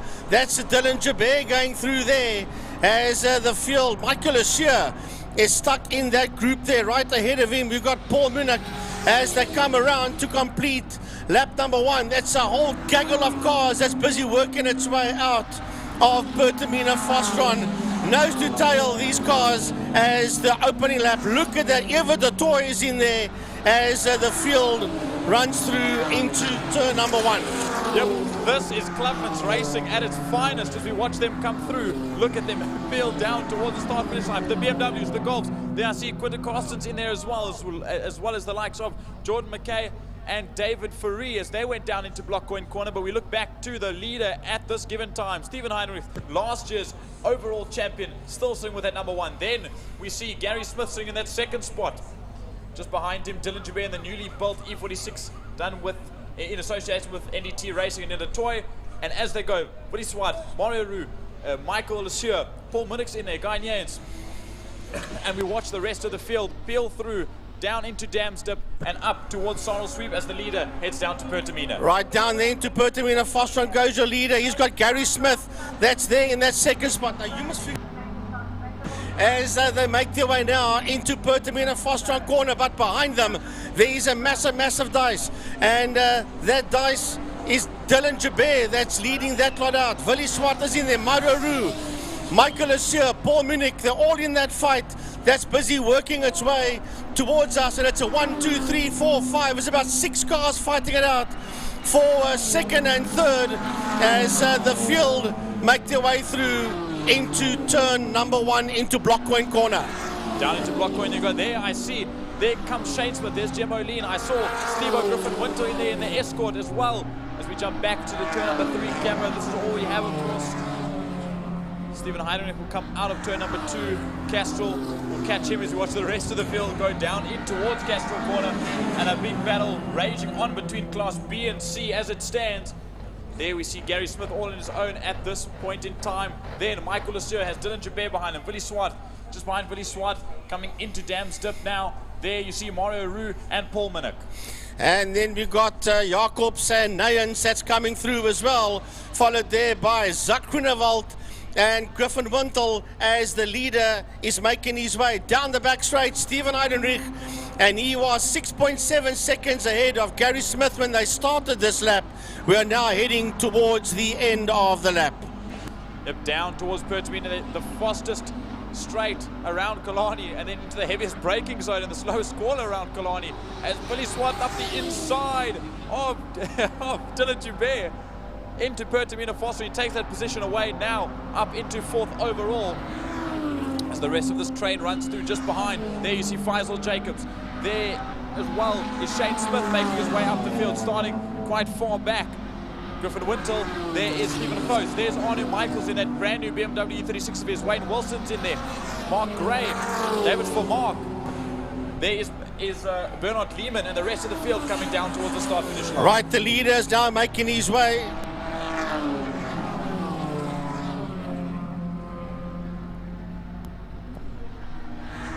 Around turn 2, Castro corner, they come once again. The gap even bigger, 8.6 seconds between Heinrich and Smith at this point in time. Back, Michael Lesieur sitting there in third, just behind Gary Smith. Then this group of 4, the squad, if you will.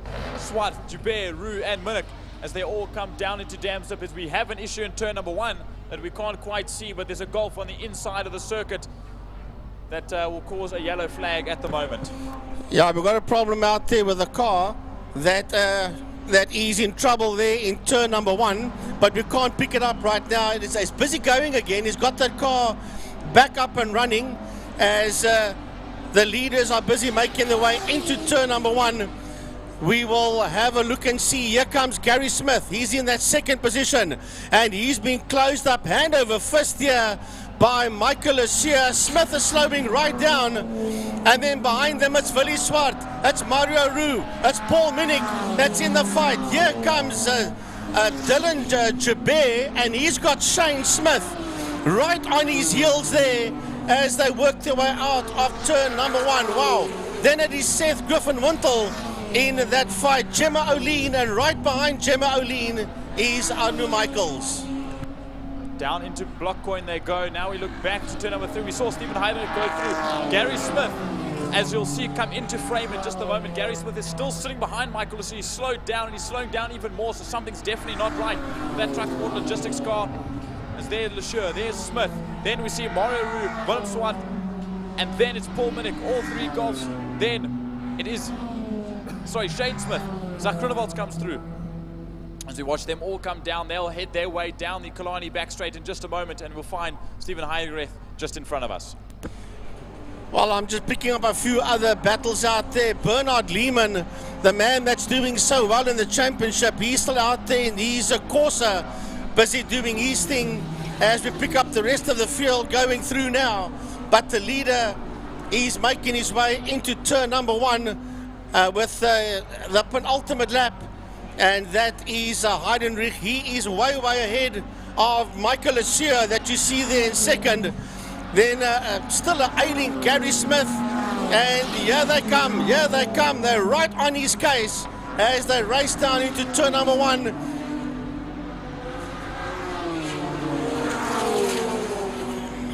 Mario Roux is in that fight. Lucas right on his heels there. It is Shane Smith. Shane's going to have a go with him. Willie Swart. Right behind Willie Swart is Paul Minnick. Then we have got Dylan Joubert, and right on the case of Dylan Joubert is Zach Groenewald that has a look up on the inside going into Castrol. You can't see it right now, but in the far background of your picture is that battle between the E46 and E36 between Zach Groenewald and Dylan Joubert after Dylan got that car rebuilt. As Mario Roux slows down and pulls in behind Paul Minnick. There's this battle we're talking about between Groenewald and Joubert. Then it's Jacobs, Goos, and Guy Nance just behind, as well as they go through Damstip now. Right, so we're going to have to pick up the leaders that's coming out of turn number 5. Coming down towards us. Here he comes to start his final lap. That is your race leader. 1 more lap to go. Stephen Heidenreich in the Nissan Skyline. Michael Lesieur is in second, but it's a distant second for Michael Lesieur. He's not even in view yet. He's Michael Lesieur. Here he comes towards the City of Cape Town Bridge. Michael Lesieur. Behind Michael Lesieur, it is Shane Smith. Then it's Gary Smith. Then it is Willie Swart. Behind him is Paul Minnick. Mario Roux coming through. Here comes Zach Groenewald. And right on his case is Dylan Joubert. Yep, just behind there we saw Jackson, Goos, and Nyans as they go down into block coin. We'll look to the lead at the moment. This is your leader. This is Stephen Heinrich after jumping out of that Lotus that was on fire. I keep mentioning it, unfortunately, but that was the case. He's jumped into the number 1 Nissan Skyline, and he's holding out that front position. There is Michael Lesieur. Gary Smith's up into second. There's Jordan McKay that had that spin in turn number 1 a couple of laps ago. There's Gary Smith still in that 4th spot. Willie Swart. There's Paul Minnick. Here is Zach Groenewald. And now, coming to the final corner, we'll grab Stephen Heidenreich for the final time as he rolls down into the final corner. There's no need to push. There's quite a big gap between himself and that 2nd and 3rd spot, but now there's a dice for 2nd and 3rd, but we'll wait until the line for that as Stephen Heinrich brings the Skyline. Origin Oil R33 out of the final corner, down towards the City of Cape Town Bridge. and across the line for victory in race number 1 in the Thermo Fires Clubman Saloons. But there's still a drag race to the line. Look at this between Shane Smith and Michael Asier. And it's going to be Shane Smith just ahead of Michael Asier across the line. Gary Smith coming down towards us. Here he comes. And then we have got Willie Gous right on his case as Paul Munich. Zak Groenewold coming down towards the line. Dylan Jabir will finish his race. Stephen Gous coming through as well. And behind Gous, it is Jacobs and Nayens that's coming through as well. Lovely, lovely stuff out there by the Clubman's Regional Saloon cars. Yep, Steve-O Griffin-Wintle brings the Steve's Auto Services car escort down to the line. There's Anu Michaels as well as Mark Gray. Gemma Olin struggling at the moment with a misfire, rolling that car across the line. Then it is for Mark, Kannemeyer, Becker and Lehman that all race right to the very end to the checkered. Well, as the rest of the cars start working their way towards the line now, and here comes Evert de Toy. He had a birthday in the week, did Evert de Toy, as the rest of the field just follows through at the end of their 7 laps. And Shane Smith was the fastest man out there with a 121.878. There's young David Fourie also coming home in at that Mark 1 Golf just behind him. I saw Adam Omar rather. It wasn't that far behind. Crossing the line now, so a bunch of debutants as well in the class. Go Stephen. And so much so, taking the victory in race number 1 for Thermo Fires Clubman Saloons. Yeah, Annelie, that is Stephen's better half. And she's saying to him, go Stevie. Well, he did go, and go he went after not finishing the first race of the day, which was in the sports and GTs due to a fire. But he came home and he was 8.8 seconds ahead of the second place man that was across the line, and of course that was Shane Smith. Right, so I'm going to hand you back over to Francois.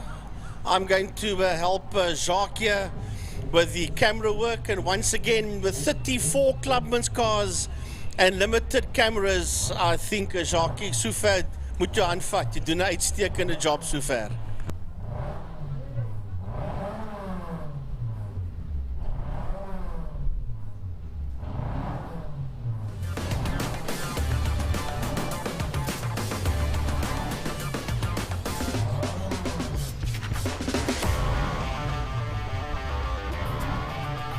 Just have a look at some of the replays for the Clubmans, for the folks at home. This class sponsored by Stephen Gous of Thermo Fires and Bryce. That's a dice there early on between Willie Swart, Dylan Jabir, Mario Roux and Paul Munich, working their way through Pertamina Fostron.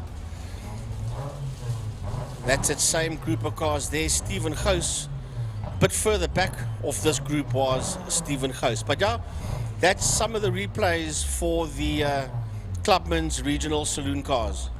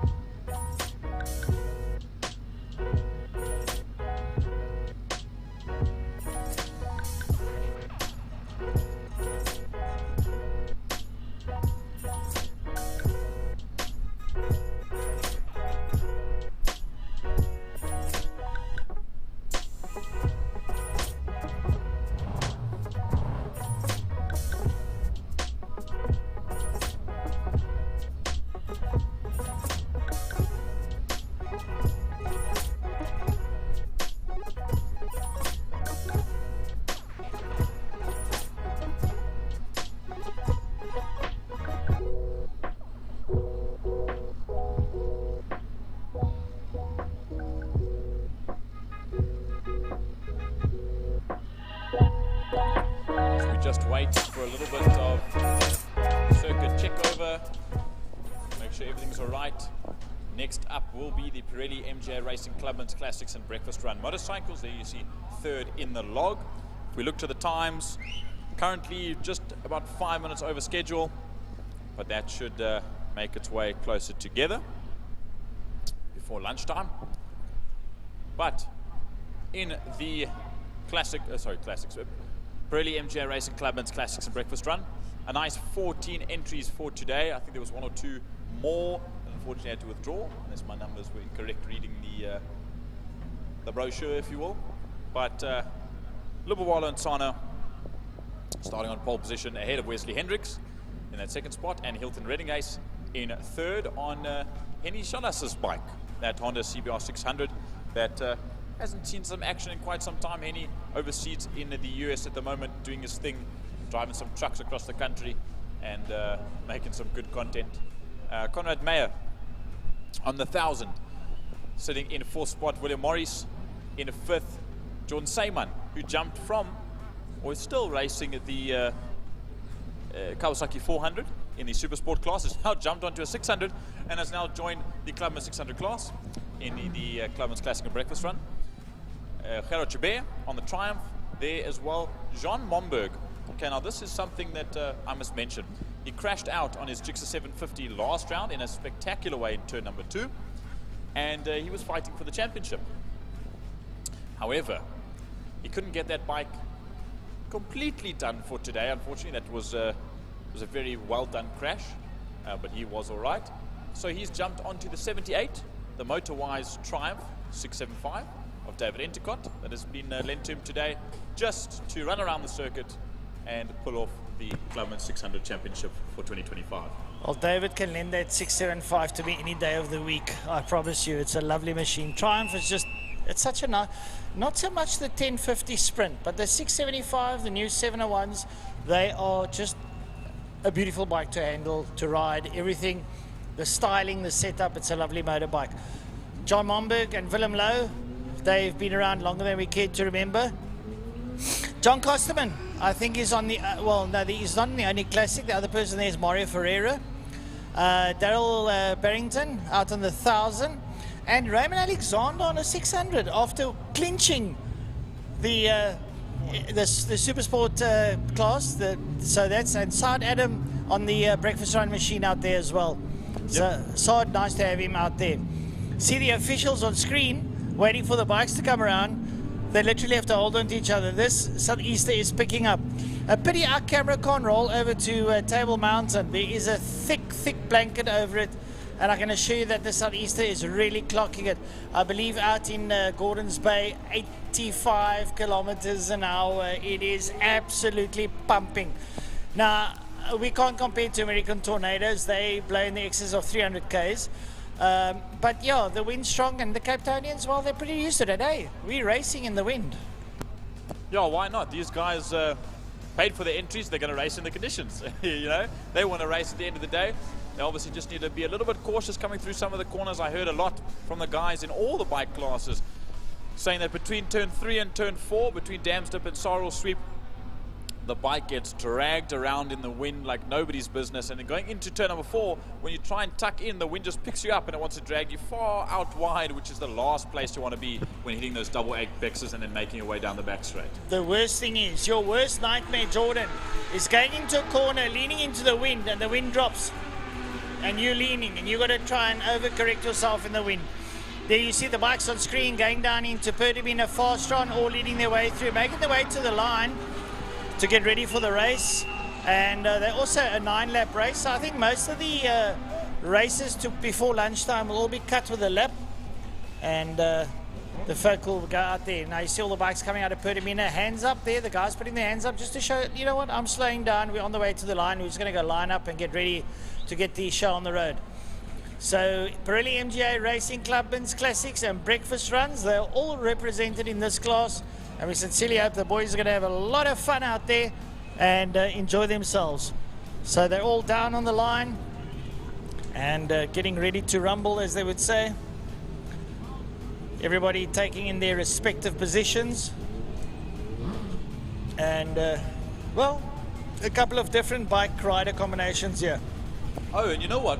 I've just had a look down there, and I did speak to him this morning, but I was wondering why he wasn't on the list. There are two more names that have also popped onto the list. One being Gavin Lowe on the 22. That should be somewhere there, just close behind Wayne Kresse. Wayne Kresse, the other man on that bike. He, as you can see on the screen, he's just behind there. Gavin Lowe on an Aprilia. For once in a while, we heard Aprilia on the grid, but we wait to get underway. Francois, the lights will come on, they'll get off, and you'll take them away in just a moment. You'll be able to hear over my microphone. The bike's just downstairs from me on the line, getting ready. The 5-second board goes up. We're going to have a look at the lights. The lights go on. Lights go off and the bikes get underway and make their way down to the line. And Wesley Hendricks has got the whole shot. He's like a scalded cat out of the blocks there, down into Block Coin Corner, and he leads out. Now you can see they go gingerly into Block Coin Corner. The wind playing its part there now as they work their way up the Uber straight up towards Castrol Corner. And Wesley Hendricks has got the upper hand there. Having looks through there, the likes of Gavin Lowe try and work his way through on the Aprilia, and going into Castrol. Raymond Alexander has to stonk on the brakes. He nearly has his nose taken off as they roll down out of Castrol through the Landstem kink down towards Damstep. Have a look at the bikes coming through there. All line astern, jostling for positions, trying to hold their line. Now the wind starts playing its part now as they hit that right-hander. Now they make their way up towards the Tygerberg straight towards Sorrel Sweep. They will go into that double right-hander. They will wait for them to come through. Now down the back straight they go. And they're on full tilt as they make their way into Pertamina Fastron. Hard on the brakes, drop down into about third, second gear. You reel around now, your knee doesn't almost touch the top because it's a cambered embankment now as they hang around. They will then flick it to the left now and come up towards the city of Cape Town Castrol Bridge. And they're hard on the gas. Up over the line goes Hilton Redlinghuyse, who leads out there from Lubabala into Sano. Wesley Hendricks, Willem Morris, Wayne Kresse. No, I lied. It's William Morris, Jordan Simon, Raymond Alexander, Wayne Kresse, Conrad Meyer, Gerard Joubert, and Sword Adam. We'll try and follow this the best that we can with the cameras that we've got. As you can see in the background, still going. There is Hilton Redlinghuyse on the CBR 600. Ahead of Lubabala and Sana, Wesley Hendricks sitting in that third spot. All of the Clubman 600s occupying the top three as they were on the start of the grid. Now down towards us, Damstep they come. It's Redlinghuyse, Sana, Hendricks. Then a little bit of a gap to William Morris, rather, on the GSXR 1000. Then the big group. It's Seymour, Alexander, Kresse, Meyer, Joubert. Then it's Adam, Ferreira, Lowe, John Kosterman, then it is Lowe again, Barrington and Momberg finding it out in on the Triumph rather. Well, Hilton Redlinghuyse, not on his classic ZXR 750, but he is out there on a CBR 600, and I can tell you something, it's making it look easy at the moment. And I can tell you out there, the conditions are not of the greatest with the wind. Now he's got the wind in his back, he's going to come hurtling down the Paul Straight under the city of Cape Town Bridge is Hilton Redlinghuyse, and choose a different braking marker because you got the wind up your back. He does it nicely. He leans in and makes it look easy. You see all the other riders coming through there, the likes of Kresse, Meyer, Joubert, Adam, Ferreira, Lowe, Kosterman. Then it's Lowe, Barrington, and then Momberg coming through there. Yep, a little bit of a thing about Daryl Barrington. He's from PE, so he's made his way down from PE to come race with the boys in the south for once, and he's come into very windy conditions with a PE 200 and PE Enduros next weekend. As we look down to Damstep, once again we see Redlinghuyse 1.8 seconds ahead of Lubabala and Sana, but it's Wesley Hendricks and Lubabala that are fighting for second spot. William Morris makes his way through. Then a 4-second gap. There is Raymond Alexander, Jordan Simon, as well as Kresse, Kosterman, Mario Ferreira. They all come through. Couple of classics in there as well, which is always nice to see as we jump back towards the Poetamina Fostron once again. Nice to see my old Rossman friend Gavin Lowe out there on the Aprilia. Nice to have Gavin back. But your leader, Hilton Redlinger, is already coming out there now out of Pertamina Fastron on that 600, giving it an absolute clatter as he comes down here under the City of Cape Town Bridge. We'll wait there for Intisana and Hendricks. Intisana and Hendricks come through. Up behind them will be William Morris. Morris comes through. Then we wait for the likes of Raymond Alexander on the 600. Raymond also doing well there. Up behind him is going to be Jordan Simon, Sword Adam, Wayne Gresser, Gerard Joubert and John Kosterman. Now we watch them go out towards the south side of the circuit in this view specifically. And just a moment here, we'll have Hilton Redlinger is currently sitting on a 120.165 on that borrowed CBR 600. As he comes down through Damstep, the gap between Nsana and Hendricks right now so tight between the two, and so awesome to see such close racing. William Morris comes through on the 1,000 on his own, but just behind, waiting, praying that he gets a little bit closer. Raymond Alexander for the first time on a 600, then Conrad Meyer, Jordan Seymour, as we said, as we jump back towards the back straight once again. And now a 4.1 second lead between Redling and Nsana as we look to them coming into picture. Have a look there now. Wesley Hendricks looking up on the inside of Lubabala and Nsana, and I think he's got through on Lubabala and Nsana as Wesley Hendricks. So a good take there in Pertamina Fastron, and Hendricks loud on the gas there now as he gets away. Lubabala and Nsana won't be too happy with that now as they come out under the City of Cape Town Castrol Bridge, down the pole straight away. And Lubas is going to try and give him everything he can, and we have still got 5 laps to go. Hey, there's a championship fight up at the front there as well for Wesley Hendricks, because he's trying to get second in the Clubman 600s championship, which is very possible at the moment in time. As we see the rest of the field come through, we saw the likes of John Kosterman, Gavin Lowe, Mario Ferreira, and Willem Lowe rather also come through. As we look back to the front, where the gap's now hugely apart, 6.2 seconds between Redling Ace. Then we look to second and third with Wesley Hendricks now into that second spot ahead of Lubawalo and Nsana, both two very fierce competitors right next to each other as they go down towards Sorrel Sweep and then Pertamina Fastron. Then we look to William Morris. That's now getting closed up by Raymond Alexander, Conrad Meyer and John Seymour, as well as just behind him, Side Adam. Well, we're down in Pertamina Fastron as Hilton Redlinger rolls through there now. And coming down there is going to be Wesley Hendricks with Lubabala and Nsana in close proximity, but Hendricks looks like he's getting a slight upper hand there now on Lubabala and Nsana. Can Lubas try and reel him in? Well, that's to be seen. We've got 4 laps left, and he's really going to have to bring his A game to the fore if he wants to reel him in. There they go under the bridge now, over the line, down into turn 1. We wait for the rest of the field. Next up will be William Morris on that Jigsaw. He works his way up over. And look at Raymond Alexander creeping a little bit closer there. We're behind him, Conrad Meyer, Zard Adam follows suit. Wait for the rest of the field to come through. We don't know where Jordan Simon is. He was there with that pack now, but he seems to be dropping out. Here come the rest. Oh, 3 bikes there. That could be the likes of Gresser, Joubert and Willem Lowe as they come towards us. Now we go down towards Damstep as they come out of the Lundstem kink there. There's your second and third. That is Wesley Hendricks and Lubabala and Nsana. Hendricks just getting the upper hand and holding it there. He's got some sort of strategy going there up behind him now. It's going to be Morris, and is that Alexander right up there behind William Morris? Raymond Alexander. Wow. Bringing the 600 to the game park, and he's chasing Morris. That is going to turn out to be something spectacular. A 600, but Jordan, Killarney is a 600 track, you know that. Absolutely we do, and we've seen fierce competition all over the place, even in superbikes. You see some of the 600s are up at the top end of the field. As we look now to this battle coming out, it's still the likes of Alexander, Morris and Conrad Meyer that just sit there behind, as well as Side Adam on the 66. Look how close these few are together. We've got 3 laps left to go.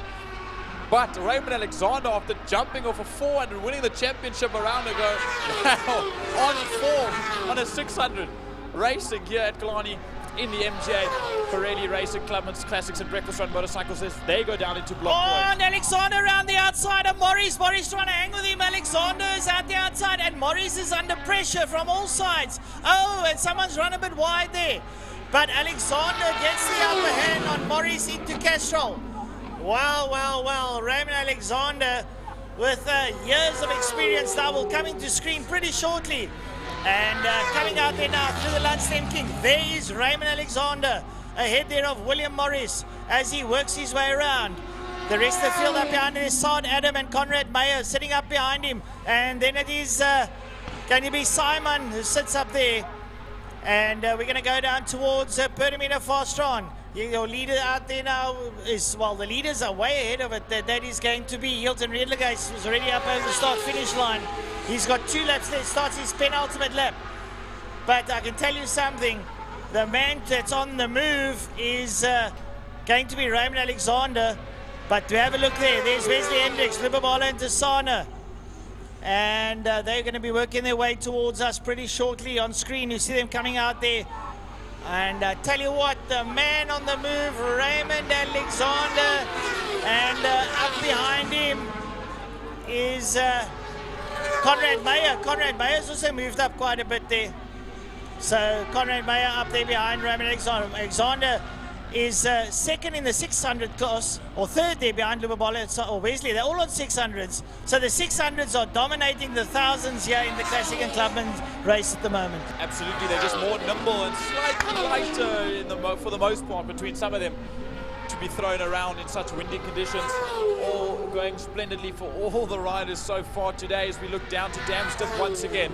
It's still this fight between Morris, Meyer, Adam and Alexander as they've all swapped position. Raymond Alexander's moved up into 4th, Conrad Meyer in 5th, William Morris in 6th, and Side Adam sitting there in 7th spot, just off the case of William Morris as they come around. We wait for your leader. Here comes your leader across the line. So we'll follow him across. There he goes down towards block going turn number 1. On his final lap is Hilton Redlingase on the CBR 600, the number 97. Right, so the camera stays on the main straight. Here comes Raymond Alexander, and he's got Lubabala and Tasana behind him. Or is that Wesley Hendricks? No, it's Wesley Hendricks. Sorry, Wesley Hendricks there. Him and Alexander look very much the same. Leader comes into picture now, working his way through. Hilton Redlingase, he'll come into your picture now out of the Lundstem King there. There he comes. That is your leader. Hilton Redlingase works his way around. There's a slower bike up behind him. Can't pick up who that is at the moment. And Lubabala and Tasana's got the upper hand. I told you Lubas would come back. Yeah, he's going to come into picture. Lubabala and Tasana ahead of Wesley Hendricks coming down into Damstep. Have a look at this scrap. Lovely stuff. Lubabala and Tasana not letting go as he works his way through. Now we go down into Pertamina Fastron. Here's your leader, Hilton Redlingase, on his final lap. He's going to come down. There's Hilton, the evergreen teenager. A man that's been racing here for 30 years or so. And he comes up towards the line. He'll come into picture pretty shortly. Oh, and he celebrates in style. Hilton Redlingase takes it on a CBR 600. What a race coming out of Hilton's stable. We'll wait for the rest of the field to come through now as they make their way now down the back straight into Pertamina Fastron.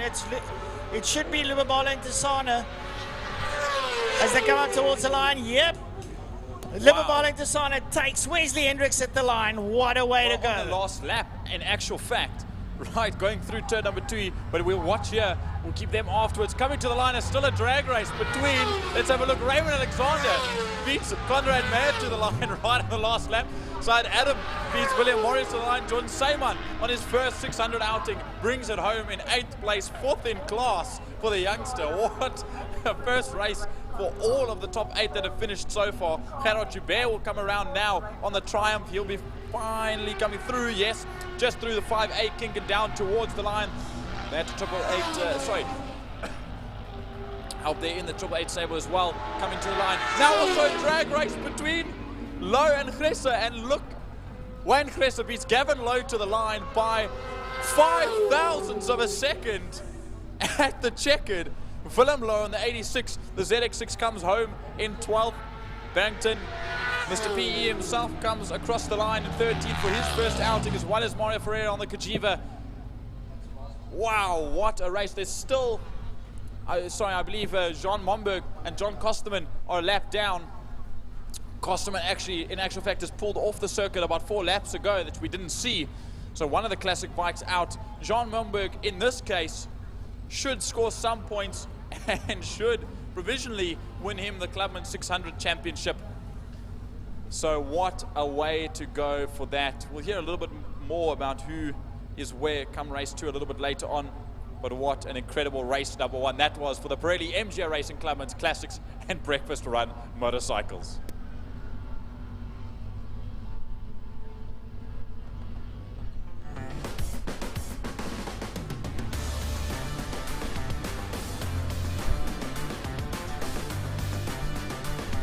Just a couple on-screen shots there. Alexander coming to the line. The dices were aplenty in this race. I got to admit, this was a very entertaining race coming out of them. Hilton Redlinger is taking it from Libre and Tassana, Wesley Hendricks, Raymond Alexander and Conrad Meyer scrapping to the line.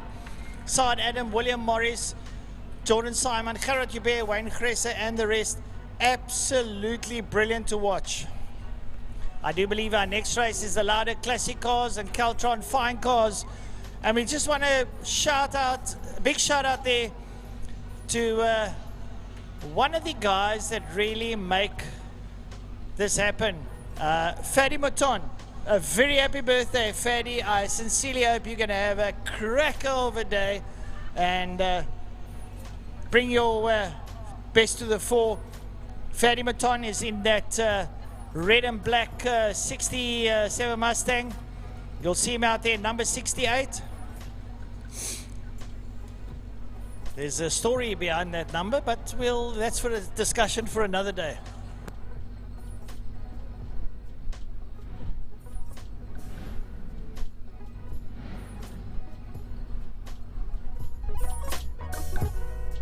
You can see on screen there now as the bikes cross the line, the trees and the flags are being battered by the wind. You see the clothing, the overlays that the marshals are wearing, they're also flapping in the wind, and it makes racing conditions just that little bit more difficult. Well, to the folks around the country and around the world that have joined us, welcome to our live stream. Unfortunately, we've got limited camera coverage. We will give you the best that we can. Unfortunately, one of the substations in the nearby area apparently caught fire last night, and that has created a bit of a problem with electricity in the greater Milnerton area where Killarney is situated. But I do believe that the powers that be are attending to that, but I can assure you a substation is not something that gets fixed in 20 minutes. A big shout out to our sponsors, Lime Property Management in association with Smile 90.4 FM and Castrol, together with the City of Cape Town, Porsche, and all the associate sponsors for the respective categories. Nice to have you on board, especially for the year of 2025. It's been an absolute honor to have you guys with us. We sincerely hope to see you again in 2026. Just makes it so much nicer for us. Coming out on circuit now is the Libre Classic Cars and the Caltron Fine Cars. Some of these guys have been working feverishly over the last couple of weeks to get their cars right. And, well, they're all come out here. A couple of guys that have returned to circuit. These cars, we have Louis Powell out there in his Meister Escort. Nice to see him out there. He's one of the guys. He does race now and again, not always.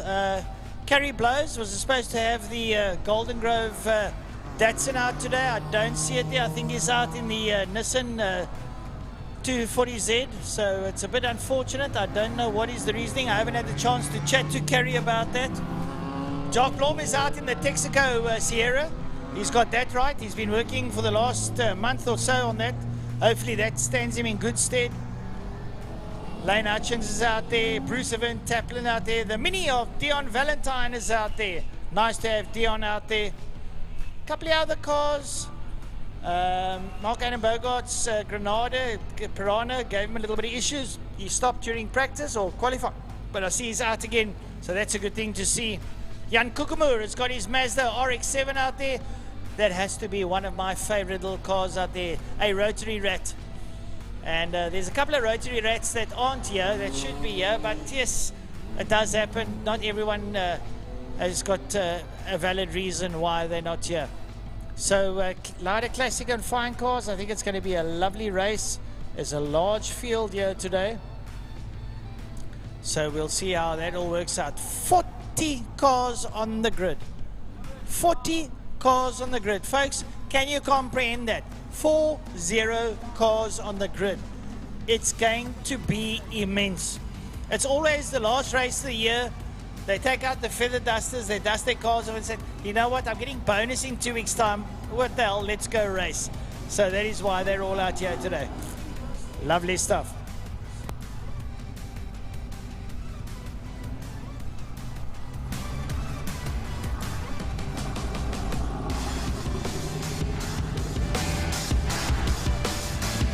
And look at this. Let me tell you a story. I just sent Malcolm Aiden Bogard, a message on the Classics group to ask where that car was. It was out in qualifying, but you weren't here. No, but listen to this. He's taken a shortcut and gone around the circuit to catch up. But this is the way that things went last night.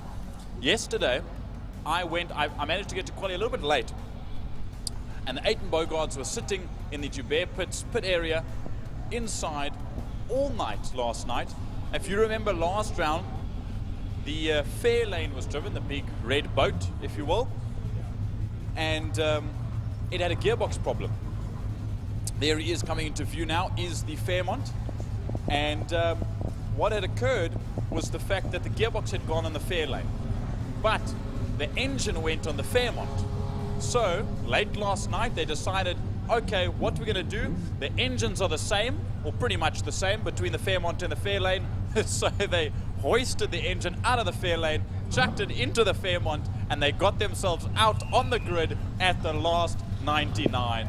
And that is something you don't see every day. So I'd say a huge shout out to everyone that helped out there, and the Aiden Bogards for getting all that finished so late last night. Hopefully the car can just get to the line. I'm sure they want to fight up at the front, but anything will do, I think, in this case. Yeah, we've got some brilliant machines out there, and I'm just going to have a peek out the window here. We've got a 67 Mustang here of Michael Hitchcock, Franco Donadio in the Escort, the Pinto, Glenn Aiton Bogard in the Piranha Granada, Eric van der Merwe in the 928 Porsche is out there, and Boetie van Sail, the man from Vredendal, out there also in a Ford Fairmont GT. Alongside him, Jared Evans in the Capri. Then my main man, Mr. Louis Powell in the 151 Mazda Escort. Alongside him, Brian Evans in what I reckon is the most immaculate car at Killarney. Behind him, it's Ferdy Maton. Then it's Lane Hutchings. Then it's Bruce Van Taplin, Wayne Lotter, Dion Valentine. And up behind him, is Rob there? Rob, alongside Rob is going to be, my mind, it hasn't switched on yet this morning. The Beetle out there. So let's pick up Uzu on the zoo there. But they're going to roll them along the pace car. They're going to have a rolling start. You'll see on your screen there an enormous field. They're backed up, almost coming out of Pertamina Fast Run. Wow, wow, wow. This is going to be quite a spectacle.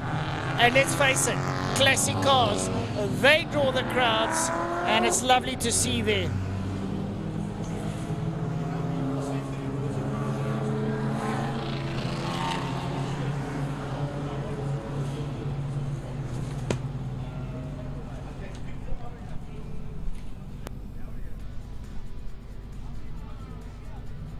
Right, so your Class A, Franco Donadio in the Escort Mark 1, 2.3. Mark Aiden Bogard in the Ford Fairlane, 4.7 litre. Glenn Aiton Bogard, the Ford Granada Piranha. Michael Hitchcock in the Ford Mustang. Eric van der Merwe in the Porsche 944 Turbo. Louis Powell in the Escort Mark 1. Class B will be Ferdy Maton, Ford Mustang. Boetie van Sail, Ford Fairmont GT. Bruce Van Taplin in a 1800 Toyota Corolla Twin Cam. Jared Evans in the Ford Capri Mark 1. Brian Evans in the Ford Escort Mark 1. Class C, Robert Rowe in the 325 IBM. Dion Valentine in the Leyland Mini 1380cc. Jan Kukumur in the Mazda RX-7. Theo Klaassen, Nissan Skyline GTX. Ian Richards in the VW Sirocco. I think he's in the red one. Trevor Hutchings in the Golf Mark II. Lane Hutchings in the Sirocco. Dion Corradi in the Conquest. Yeah, that's that white and red one. Wynand Nel in the Ford Anglia. Wayne Lotte in the Ford Escort 2 litre, Class D. Derek Wilstach in the Anglia. Hammond de Kock, Escort. Stephen Manuel, Skyline. Carrie Blows is in the Datsun 240Z, or the Datsun 240Z. Jacques Bloms in the Texaco Sierra. Dave Rowley is the man in the Beetle. It's a 2.4. Wow, 2380cc. Class E, Daniel Lotte in the Ford Escort Mark II. Bradley Rowe in the 1.8 PM. Calvin Bierkman in the Morris Minor. Rob Sienekal in the Escort. Jermaine Bedin, Datsun 1200 GX. JC Engelbrecht in the Cortina. As they all roll down, it looks like traffic going into Cape Town at about 7:15 in the morning. As they work their way out of Pertamina Fastron, everybody is glued to the side of the field. The pace car pulls off. They rolling out of Pertamina Fastron and coming towards the line. Jordan, take him away. I just want to say something before we get underway. I must say a big thank you to Tanny Barbara from Sale from Frindal for looking after Boetie's business back home while he comes to practice on a Friday as we're about to get underway. The red lights are on, the red lights are off, and away we go. 4 Lauda Classic cars and Caltron Fine cars racing down into turn number 1. We'll follow this camera angle because that's all we have at the moment, down into Blockcoin corner. There they all go, no dust, no car parts flying, everything's clear as the Caltron Fine cars also get underway down to Blockcoin. There's a lovely scrap now as Aidan Bogart pulls up there out of past Eric van der Merwe. Jared Evans squeezes up on the inside. Here comes Louis Powell on the Meisner. Round the outside. Louis Powell around the outside there with Boetie van Sail up on the inside. They're behind Eric van der Merwe, but Louis Powell is staying on the gas, but he's got to give way to Eric van der Merwe now as they go through the Lundstem King. Yeah, they're coming to picture. There's your leader.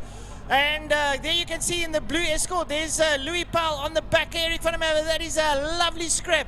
We're not going to be able to pick up everyone, Geordie, but it's going to be a brilliant one. Yo, you didn't see that, but Aidan Bogart went straight through. Mark was on a charge and found his way cutting through some of the back end of the field, so he'll make his way up towards the front in no time. As we look back to the front, it's the 2 front runners as we always like to see, plus a Piranha Granada just behind as we go down. There is Hitchcock, Donadio, there is Glenn Aidan Bogart rather, and then Jared Evans, 1, 2, 3 and 4 as they exit. And look at Louis Powell next to Eric van der Merwe, look at Boetie van Sail and Brian Evans. There's so much going on, incredible racing as we watch on the screen down towards the start-finish line. And Boetie van Sail looks like a police car with the brights on coming through there. He is muscling his way up on the inside there of Louis Powell. Louis Powell having a dice there with Eric van der Merwe. I tell you what, this is not going to be over till the Fat Lady sings. The moment Michael Hitchcock leads out over Franco Donadio. Then behind him it's going to be Glenn Aidan Bogart, then Jared Evans, then Eric van der Merwe. Boetie van Sail has moved up. Brian Evans and the birthday man is up on the inside of Louis Powell. Oh, Ferdy Maton's on the move. Brian Evans is up behind Ferdy. Ferdy's going to use the muscle there as they go through the Lundstem King coming into picture. Here we go. There is Boetie van Sail with his brights on. There is his main rival, Ferdy Maton, the birthday boy, right up there behind him now, making their way up to Tigerberg, straight away up to Sarl Sweep. And there goes the Ford Fairmont.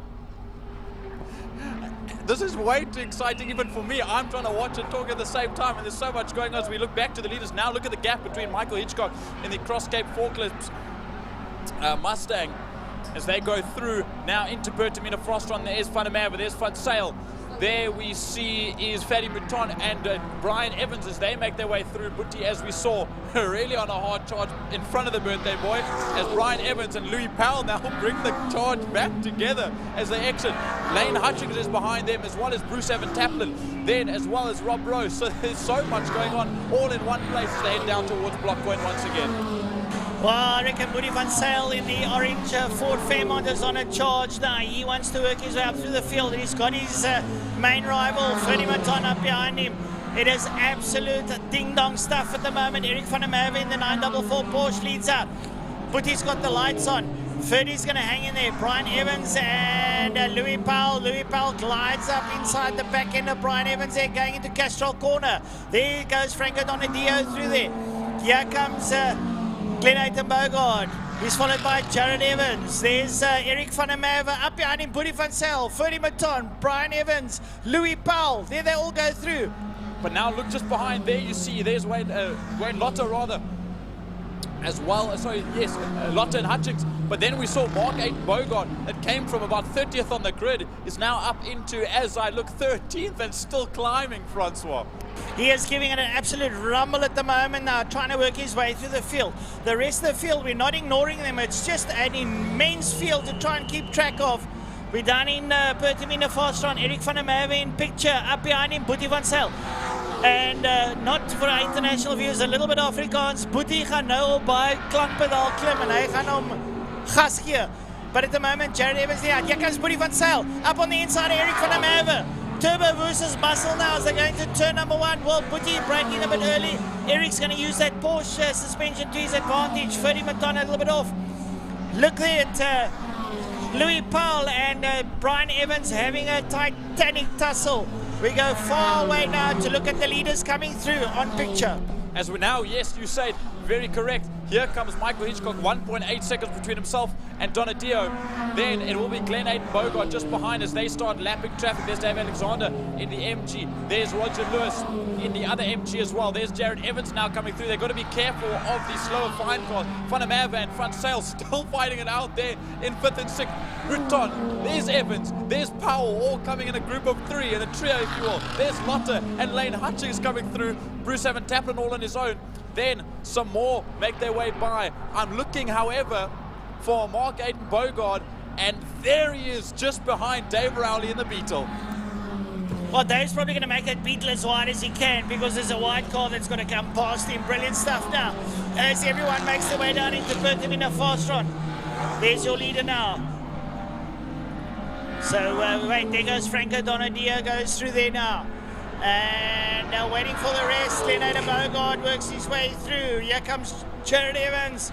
Here is Eric van der Merwe, and Boetie van Zyl is really giving that Fairmont horns. Here comes Ferdy Maton. Brian Evans has got up on the inside of Ferdy. Will Ferdy stay back and allow that, or will Ferdy hang around the outside to have the inside track?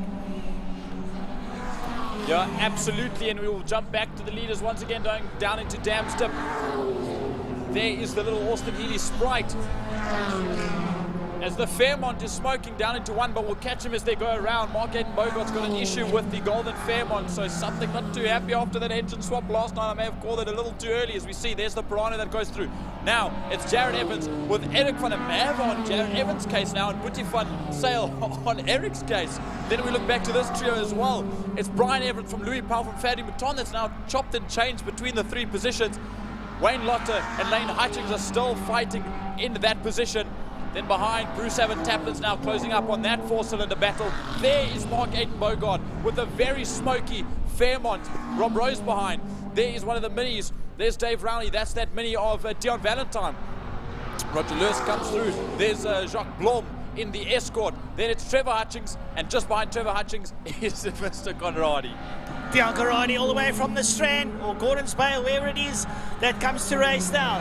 There we go. There's Glenn Aiden Bogart. There's your man from P coming through as well. But have a look at this. Jared Evans and Eric van der Merwe is getting close to Jared. The scraps are aplenty, and Eric van der Merwe is through. Boetie van Zyl is there.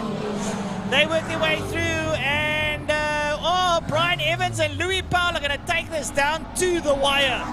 They're taking it right downtown, if you will. It's scrapping between the two Escorts, two legends in their own right as they make their way out of Block Point Corner. The Fairmont continues to smoke, and quite heavily. I think Mark will just try and round these corners. It's 3 laps left to go. As we look around for the leader, there is there's Eric van der Merwe, there's Jared Evans, there's Boetie van Zyl. There we see there's Zane Skolknek coming through, another man from PE, bringing the Beetle down that we don't often see. Natasha Tischendorf makes her way through as well.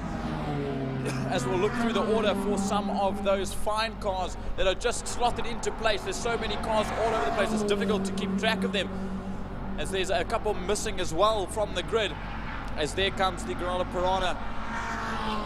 And now the leader comes across the line. There I see Gary Ferree in the Mark II Golf as well. As we watch the rest on the screen here, there's another lot speed car. Franco Donadio in second spot, and then Glenn Aiden Bogart in third. Well, Glenn Aiden Bogart crosses the line. Here comes Eric van der Merwe, who's still there in P4. Jared Evans up behind him. Boetie van Zyl, lights ablaze all the way from the west coast. He works his way through. So he's pushing hard. Have a look for the two escorts. It looks like Brian Evans has got the upper hand there on Louis Powell. Fanny Maton sits up there behind him. Right, on screen. Yep, look at that. There's first place. Penultimate lap for Michael Hitchcock. As now Franco Donadio is going to get into some traffic as we have to see where he's slotted into place. There he is. He's had some serious traffic. There's Fourie in there in the BMW as well. Yolinda, that's leading currently.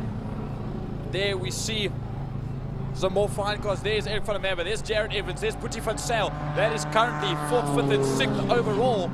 As we jump back to Michael Hitchcock coming into Pertamina Fostron. Roger Lewis as well there in the fine cars as the rest of the pack will now come through. Right, so we've got one lap left now as we wait for your leader Michael Hitchcock to come up towards the start-finish line to commence his last lap.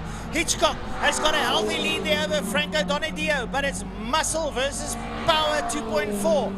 Franco Donadio coming out of Fastron under the City of Cape Town Bridge. He's in second place. He'll be starting his final lap.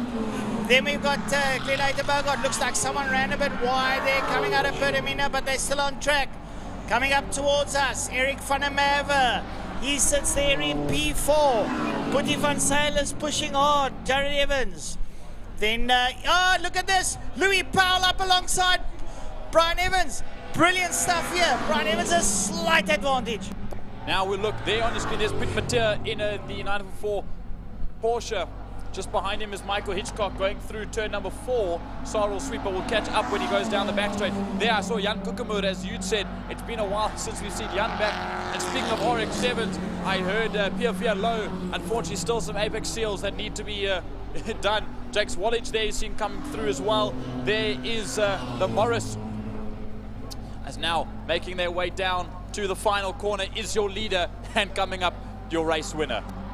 Right, so Michael Hitchcock in normal fashion. He's coming up there behind Carrie Blows in the Nissan and Vance Kearney. But here comes your leader, Michael Hitchcock. Ladies and gentlemen, put your hands together. Michael Hitchcock in the 67 Ford Mustang. What a drive coming in all this traffic. Michael Hitchcock keeping it all together. Second place, Franco Donadio. Donadio Plant Hire in the 2.4 litre Pinto Escort crosses the line. He's done a sterling job. Glenn Bogart's kept that Piranha Granada together. Eric van der Merwe, what a drive coming home in P4, followed there by Jared Evans and Putty van Sail in the big Ford Fairmont all the way from Vredendal. So everyone doing it, but Brian Evans and Louis Powell is there draft the line, but Evans gets the upper hand on Louis Powell, and that will be something that will be spoken over a glass of... How's that? And there's the birthday boy, Fadi Breton, bringing it home in 9th, 4th in class. Bruce Evan Taplin has 2 others right by him, 2 more 4-cylinders. It's Evan Taplin across the line, ahead of Wayne Lotter and ahead of Lane Hutchings, right at the wire. That was for 10th, 11th and 12th, and 1st and 2nd in class for Lotter and Hutchings. There's now a couple more guys to line. There's an Austin Healy Sprite, I believe that's not Josh Dovey, sorry. It's Kortneck in the Beetle. There's Rob Rowe, there's Dion Valentine. I saw Dave Alexander come through and Nastasha Tischendorf as well coming by. Jacques Blom, yesterday's birthday boy in the Texaco Ford Sierra Cosworth, followed there by Trevor Hutchings and Dion Corradi. Yo, so much in one go with a limited amount of cameras. So difficult to watch half the racing when you miss it on the cameras when we generally follow. As Michael Hitchcock already a full way around. I don't know why he's gone there and not Park Ferme, but I don't think they need to. But race win for Michael Hitchcock in the Cross Cape Forklifts Ford Mustang. And I got a funny little bit of information from him last night. Just a note to those watching, something that people can relate to. That racing, there's plenty of fuel that is used in racing for the 3 cars that are under the Cross Cape Forklifts banner, that being the Mustang, the Granada Piranha, as well as Fadi Mouton's Mustang. Between those 3 cars, 250 litres of F-gas racing fuel in just one race meeting. And think about that, it's about 32 or 35 litres, sorry, 35 Rand a litre for F-gas. Times that by 250, you don't want to know how much they spend in one race meeting. Jordan, I don't mean to be rude now or anything, but that is small change, eh?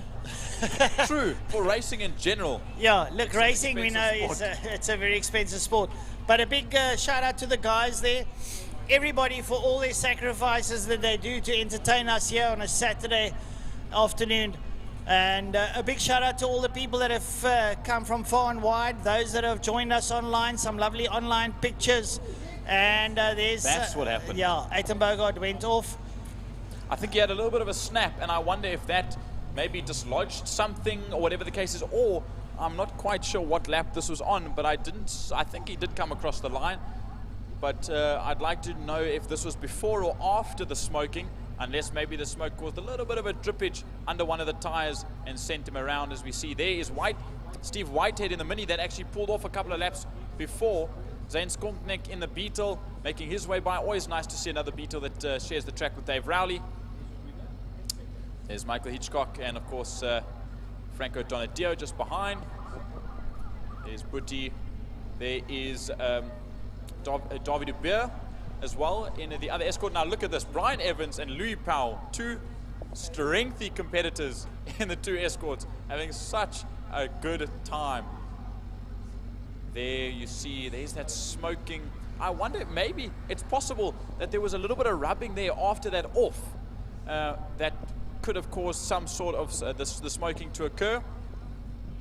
There is one of the Bedines there. There is Yolinda Ferree in the fine cars as well.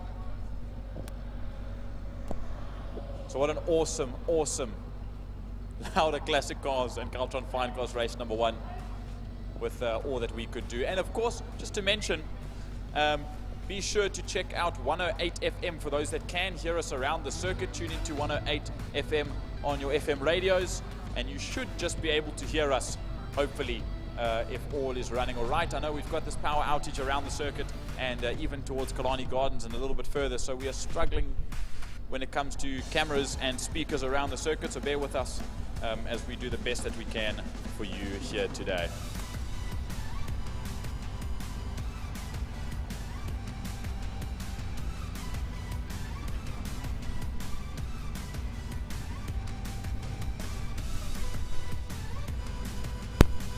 Yeah, folks.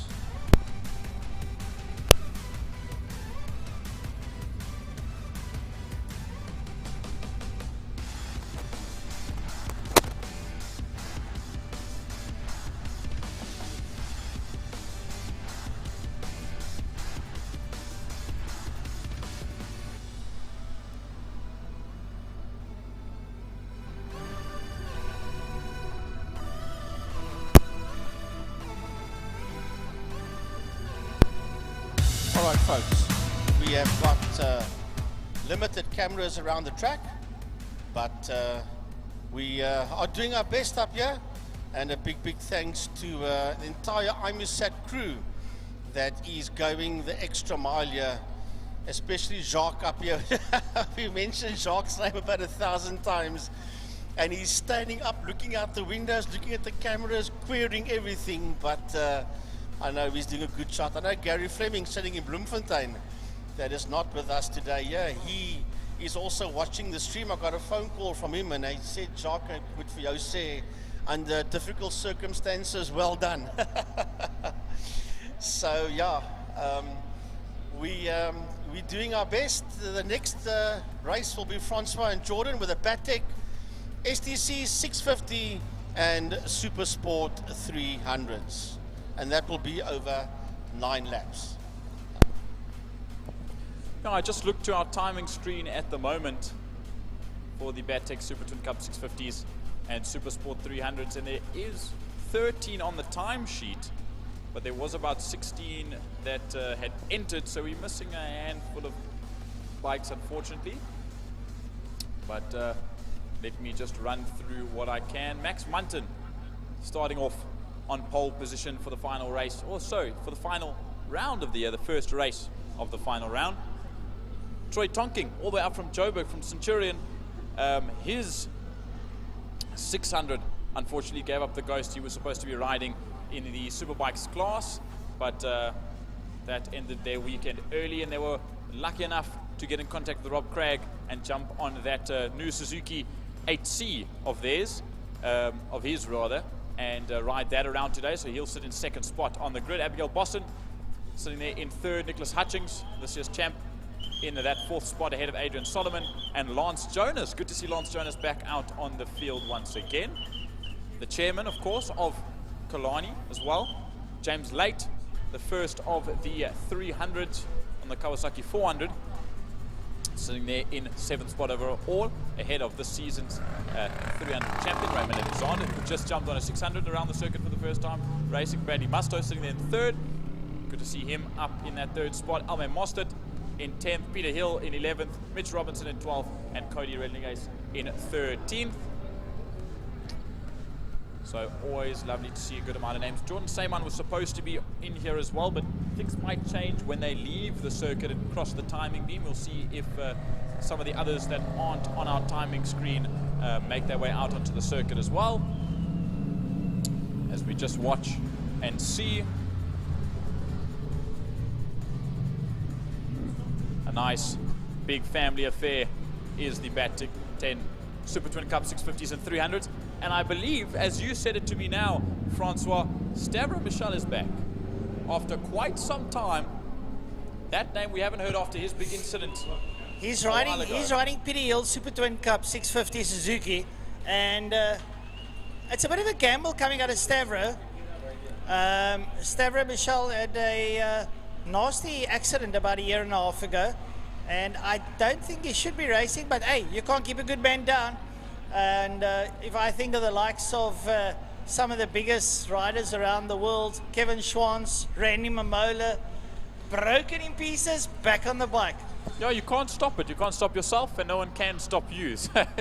Good to see him back. Obviously, there's no need to take it serious. It's the final race of the year. I know a lot of guys want to come join the final race just to end off the season, but also not to interfere with the championship. So we'll see as they make their way around. And like I was saying, a whole family affair is Super Twin Cup 650s and Super Sport 300s. A lot of the guys helping each other out amongst all of the 650s as well as the 300s. The first man to the grid is young Bradley Musto. Raymond Alexander went around the track, and I see he's pulled back into the pits. He's obviously got a problem with his bike. He's either got a problem or maybe he thinks it's just too windy on the 400, and he's won the championship already. Let's give the other guys a chance to fight for second and third, so maybe he'll pull it back into the pits, or maybe he's starting from pit lane as Max Munton joins onto pole position. Boston in third, Hutchings in fourth, Tonking comes up into that second spot on the 8C, Abigail in third, and we'll wait for the rest to slot in. For those watching around the circuit, for those watching on the YouTube live stream, for those that are watching in South Africa and around the world, I know Bradley's sister and my best friend, Kirsten Musto, watching from America, as well as a couple of guys from the UK as well, watching some of the classic racing, some of the Clubman's racing. So we've got people all over the world supporting us, as always, and those that can't be here, we miss you very dearly. As we're going to do what we can with the cameras that we have and the speakers that we have, we wait for the lights to go on, for them to go off, the revs will climb. We're waiting, the lights are on, 5 red lights, and off they go. Down towards Blockwain corner, and it's Troy Tonking that gets the whole shot. All the way from Joburg, he comes down to Cape Town, and he steals the lead right out of the gate from Max Munton. Max slots into third spot, and they go through Blockwain now, and down towards the the Joubert Straight and towards Castro Corner. Troy Tonkin now there. He's got Nicholas Hutchings up behind him. Max Munton's in there. Abigail Bosson, and sitting there right there with him is going to be Adrian Solomon. That is your front 5. Those kids are all absolutely on the money. Lance Jonas a little bit further back now. They work their way through Damps up to Tygerberg. Straight away they go. They're going to work their way up through Tygerberg, and when they work their way down the back straight, Troy Tonkin is going to hook up that Suzuki, which is in the new colors, and he's going to hurtle his way down towards Pertamina Fast Rod. He's got about a half a second lead over Hutchings now. Max Munton's in there, Abigail Bosson, and together with Adrian Solomon, that's your front 5 going down into Pertamina Fast Rod. Tonking leg out a la Rossi style as he hooks his way into Pertamina Fastron. Comes around there, it looks like it's going to be Munton. Is Munton through there? I'll have a look now as I see it come out. It looks like Max Munton's gone ahead there of Nicholas Hutchings. Munton's ahead of Hutchings. Abigail Boston is up there behind Hutchings as well as they work their way down. Lovely racing here, Geordie. Absolutely, and I've just heard that we've lost another camera down into 5, so we're not going to get the footage from 5 just due to these power outages. So thank you, Eskom, very kindly for that. So we'll make do with what we can, and we hope that it's still just as good enough as from what you can see and what you can hear around the circuit. So all the rest of the field peels down into turn number 1. We jump to 3, to one of the only 2 camera shots that we actually have here. And coming out of Castrol Corner they go, down through the Lunsdem Kink and towards Damsdip. It's Tonking from Munton, from Hutchings, from Boston and Adrian Solomon. So these 5 650s rather, racing fiercely. There's Lance Jonas, our chairman, just ahead of James Layton, Bradley Musto that are fighting nose to tail. I think Bradley just dived up James's inside as someone's gone off in turn number 2 that we obviously can't see, but we'll raid that back to you in just a moment. Well, I've got to say, a lovely outing here from Troy Tonkin. He, from the get-go, he got off the line and doing a sterling job now. He's in Pertamina Fastron and he has got a nice lead. He's got about half a second there over the second place man, and that is Max Bunton. Can Max come? No, Troy Tonkin is holding and he's made it a second already. Nicholas Hutchings having a Boston. Work their way through. It is brilliant stuff now as they come through there. Then next through is our local man Lance Jonas, chairman of the Western Province Motor Club, and James Late ahead there of Bradley Musto. They're having a titanic struggle in the Supersport Cup class there. Your leaders now into the Castrol Corner. Still Troy Tonkin leading out there. And Troy ahead there. Max Bunton is trying everything to reel in Troy Tonkin. Max has got home ground advantage, but Troy Tonkin is absolutely hurtling around the circuit there out of Dams up towards Harold Sweep. Now we'll just keep watching here as this battle also comes out. I think this will be Lance Jonas that comes down towards us. They're on that Samurai Racing 650. Then it's still these 2 youngsters. It's James Late and it's Bradley Musto fighting for the overall lead in the Supersport 300s class at the moment. Then Alman Monster and Peter Hill come through as well. As we jump back to, okay, 5 is frozen. Unfortunately, we can't use that one. As now you see them in the background. A weird shot to watch them coming around. They disappear behind the scrutineering building and then they'll come into picture just off the exit of Pertamina Fastron. There into frame they come, past through the 5A Kink, past the South African flag and down the start-finish line. It's Tonking from Munton that's now pulled a gap ahead of Nicholas Hutchings, Abigail Boston and Adrian Solomon. Solomon, however, just pipping Abigail Boston at the moment and sitting 1 place ahead. Oh, lovely stuff there. There comes Lance Jonas up over the line. Up behind him, it's James Late, who's now pulled a gap over Bradley Musto. They work their way up over the line. Almain Mostert, head here of Peter Hill. Almain Mostert riding well. Peter Hill there on the R7. Right, so coming through the Lunsdem Kink here, that is your leader, is Troy Tonkin. There's Max Bunton up behind him. Then it's Nicholas Hutchings, Adrian Solomon, Abigail Boston.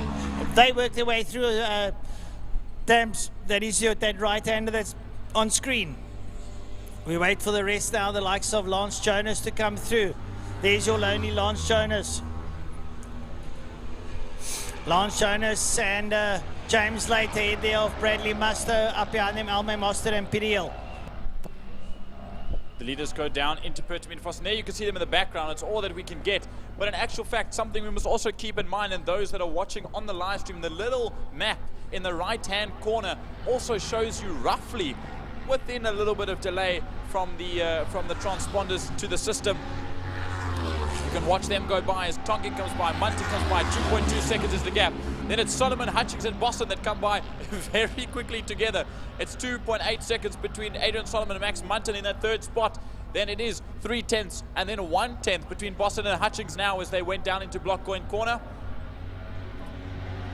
As there comes Lance Jonas. James Late also made his way by as well as Bradley Musto as we look back to the lead, and it's still Troy Tonking, a 1:21.101. on that 8C. That is just, there must be something in the Joburg air that Troy's brought down, and he's catering off with the Cape Town weather so well on that Suzuki.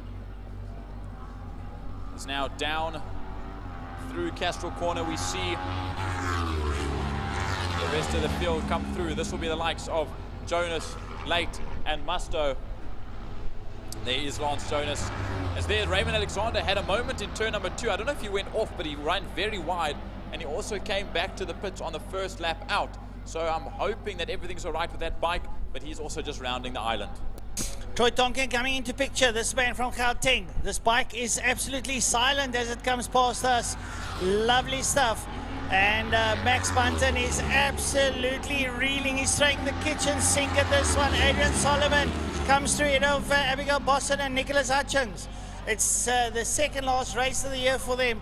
Last one will be at the end of the, well, this afternoon. Troy Tonkin doing a brilliant job.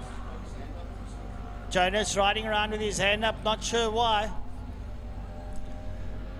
Adrian Solomon and Abigail Bosson and Nicholas Hutchins having a bit of a scrap there. Here comes your leader through, Troy Tonkin.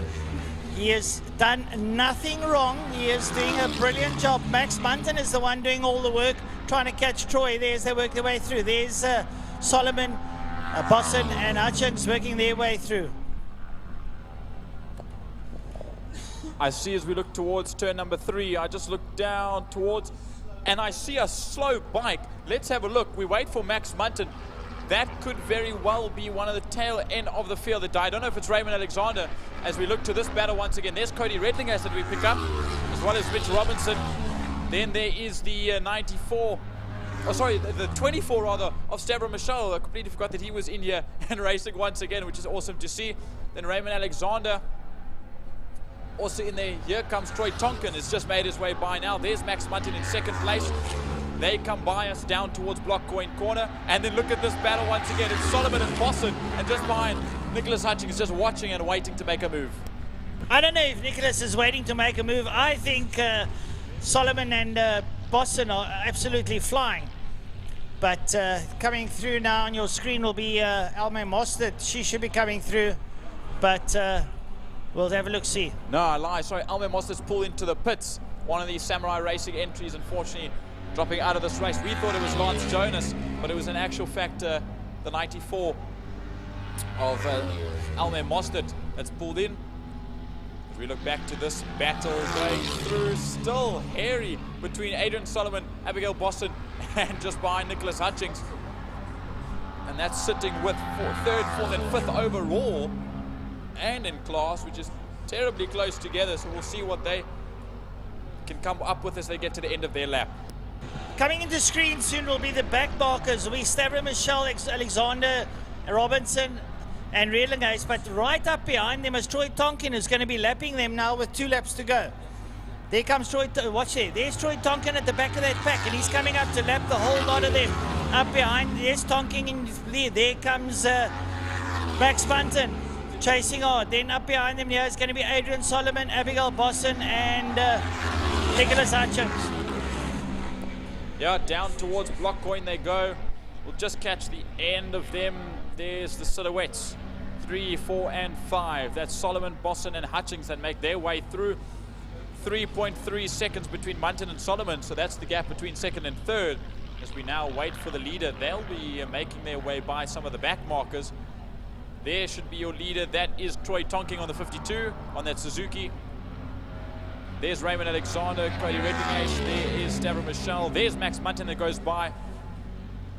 And then Mitch Robinson as well, as there goes 3, 4, and 5. Solomon, Bosson, and Hutchings through Dam's Dip, and then there's a nice big gap. But we'll just wait until the leaders go down towards 5 in just a moment.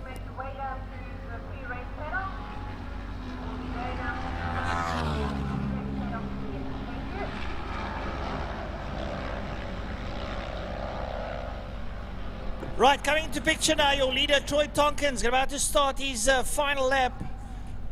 Troy Tonkin is he's on a stealth Suzuki because you can't hear it. It just goes past you. I'm sure it's an electric bike. You know, we made it like that, eh? Yeah, age of electricity. But Max Bunton has been caught up in traffic. And Abigail Bosson in there now, it looks like, of Adrian Solomon. Abby is bringing the fight to the fore in the last lap. Yep, and Nicholas Hutchings, they all made their way by Cody Redlingus on another one of the 650s down into block coin turn number 1 on this final lap. Now we'll just watch as Nicholas Hutchings is actually closing. You can see slightly on the left-hand side of the screen, as there we see Troy Tonking on that silent HC making his way by. I'm sure him and his dad are going to be super chuffed when he gets to the line. As there we see Max Munton that has carved his way through some of the back markers. Then Raymond Alexander. There's Stavro Michel. There's Stavro Michel and Peter Hill. But in front of them now is Boston, Solomon and Hutchings as they make their way down to turn number 5 of the final corner to bring them to the line. Right, so your leader Troy Tonkin for the last time in this race down into Burnham in a fast run. He's going to make his way to the line. He's coming out at turn number 5. Ladies and gentlemen, put your hands together for the visitor from Gauteng. Troy Tonking on his Suzuki SV650 comes towards the line and checkered flag time. A beautiful race here from the young lad. Up behind him, Max Munton, who fought feverishly, just couldn't bring enough. But have a look at this. Have a look at this. Nicholas Hutchings left the best to last. Nicholas, Abby and Solomon crossed the line. Nicholas Hutchings, you biscuit. Yeah, and the thing was, he was behind the two of them up until the last corner, and he nipped them to the line, and they were side by side. 17 hundredths of a second between Adrian Solomon and Abigail Boston, and then it was 1/10 of a second between Boston and Hutchings to the line that just nipped them at the checkered. What a race that was. As we still wait for Lance Jonas, James Late, Bradley Musto and Peter Hill to come across the line and finish their races. What an awesome Battek Super Twin Cup 650s and Super Sport 300s race that was. As Lance Jonas comes Well, across we the see line. our leaders going down into dams, folks. They're on the stands. Give that boys a round of applause. What a race coming out of them. It's been absolutely brilliant. We see the folks, the Boma, hands together, the folks on the stands. Troy Tonkin, what a race from start to finish. Brilliant, brilliant stuff there. And that group of guys still have another race today. It's going to be absolutely brilliant.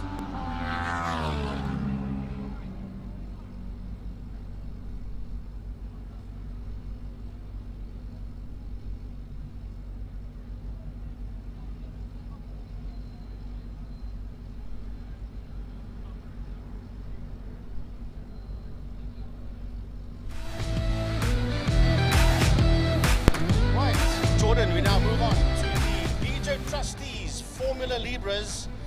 And wow, Ooh, even it's when just you say that, I've got goosebumps, Frankie. yeah, well, we've got Formula 1 status today that I can guarantee you with the Libres. With a North versus South competition going on, so to speak. You better believe it, yeah, with the North versus South. And quite a few of the guys have come down. As a matter of fact, Class B is full of North versus South competitors. Class A has got one in our Lieutenant Colonel Alan Meyer. Otherwise, DJ Boyson, Biden Mitchell, Storm Lanfear, Cohen Bam and Jason Kutsia, all from Cape Town. And then Johannes Gerber, he's the only one in Class C. He's joined with Cape Town's Damon White and Hayden Elwood. But the entire Class V fraternity is all competitors from Killarney International Raceway, from Western Province Motor Club. And there's about 9 or 10 of them that is out there in Class V. Maybe the V class was a little bit nervous to bring their cars down from Joburg because they saw how fierce this competition is. And I think it is going to be.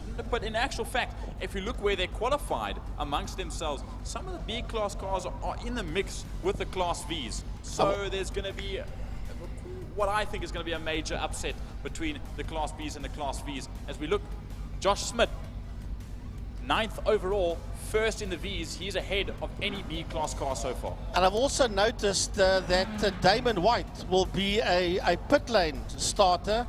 Damon White, they'll be running the Formula GTI Ray in Class C. He'll be starting from pit lane.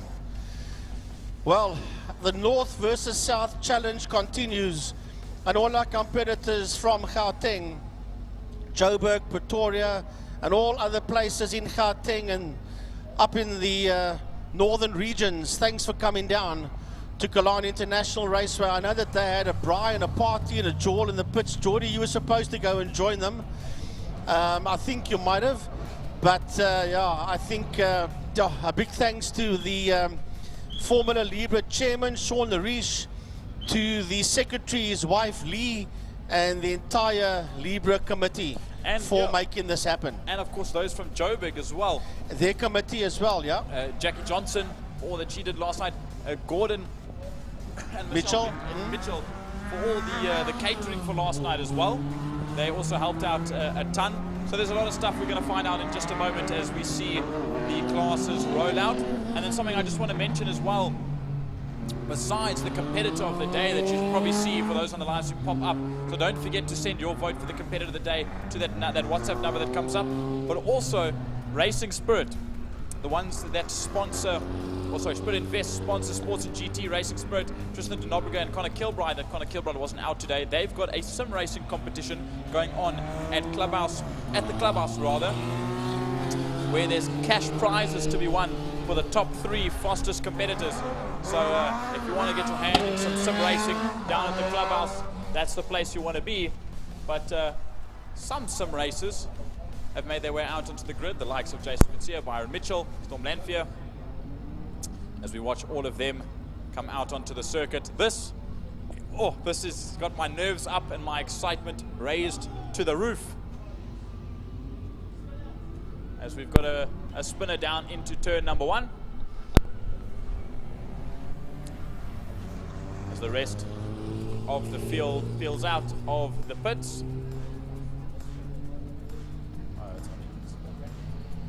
Just pulling off one of the Liqui Moly cars, the Super Vs, if you will. Those are those Class B cars, the Super Vs down from. And just before we make the mistake, because I made the mistake last night at the braai, they're not from Joburg, they're from Pretoria, so they're Pretorians. Okay, let's find in Noord-Transvaal. Okay, before I get in trouble for not so they're a lot of blue bulls that's come down. Bulls, yes. That's come down to Cape Town. All right, so it's the Blue Bulls versus the Stormers, basically, here in Cape Town today. And it is quite a storm with all this wind, so it's not like they're coming in empty-handed. Sorry, guys, the end score will be Stormers plenty, Blue Bulls minimum at the end of the day.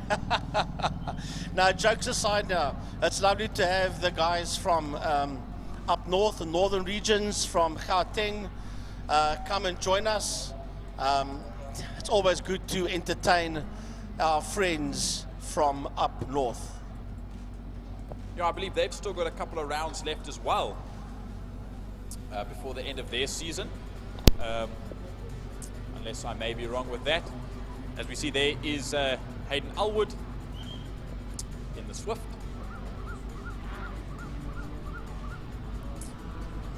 That little bit of a mixture, if you will. It's got a couple of parts from all over the show.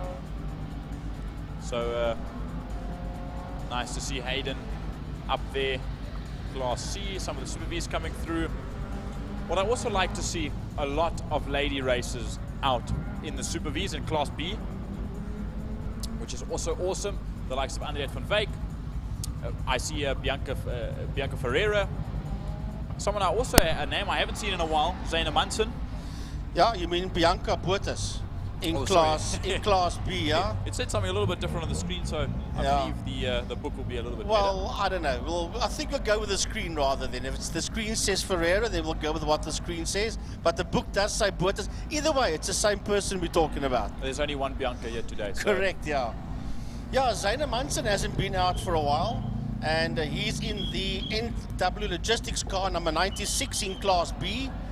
As we see the cars all line up. There is Nick van der Westhuizen in the 77. Have a look at this. That's why I said on the Libre group that Geordie and myself was on, that we sure as heck have more Formula Libre cars out there today than what they've got Formula 1 cars on the grid. So we do have Formula 1 Plus status today, does the single-seaters. So let's just look on our way through. Byron Mitchell in pole position ahead of DJ Boyson. Byron Mitchell, Elroy Weiss and Gordon Mitchell have been struggling with that Reynard for a couple of weeks now, since the Cape Town hill climb. or Cape Town Speed Classic, that he ended up winning on about 3 cylinders. They've been fighting issues all week, have the Mitchells and the Dolphin engineering crew. And they, after changing plenty of things, wiring and everything of the sorts, they found out it was a faulty injector that was causing Byron to struggle. I think he only got 3 laps yesterday. So he will come to the front end of the grid. He's currently at the back making his way through, as well as Storm Lanfear and DJ Boyson. And DJ Boyson, a nice little setup that they did yesterday and the day before, and that's put him on second on the grid. Yeah, watching the Class S cars coming through. There's Alan Mayer in the 57 car. There, the 20 is DJ Boyson, 27 is Storm Lanfear, 77 is Jason Kutsia. Storm Lanfear of Race Driver SA is there. There's the Dolphin engineering car of Mr. Byron Mitchell. Cohen Bam is there in the 4-0. And this is going to be awesome, awesome stuff. Remember, this is going to be a standing start off the line. Look at those V's. There is Hayden Albert, and then the V's in pole position for V's is Cape Town's Jason Kutsia. The lights are on, Frankie. The lights are off and away they go. That was a quick start as we watch it get underway. Look at this. It's a whole traffic jam already. I'm crossing my fingers. I'm crossing my toenails at the moment as they go down into Block Coin Corner, turn number 1. And Damon White pulls out a pit lane. Remember that he's a pit lane starter, so he now rejoins at the back of the field. Right. All right, folks, we've got power again up here in the commentary box. We do apologize for that, but we don't have our monitors working yet. It'll come on systematically. Right, let's try and pick up the leaders. All the guys are using the dirt and more as they race down towards Saddle Sweep. Out of Saddle, there is Hayden Albert. Right behind Hayden Albert, we've got all these Formula V's. A big lock up into one, Frankie, and into the tires. I believe that's DJ Boyson that's got off into turn number 1. A big incident. We just listened for the COCs. We've got a car in the tires. It's DJ Boyson. The marshals have just run over. We're just waiting for a call from the COC. The red, no, I can't say the red flag is out just yet. There's a double wave yellow. They will call a red flag in just a moment. As the safety vehicles get ready to go out on circuit, there's still live racing. The red flags are out for that. So just give us a moment, please, to let everyone get where they need to be. All our marshals and our officials, the COCs, have called the order to red flag this race.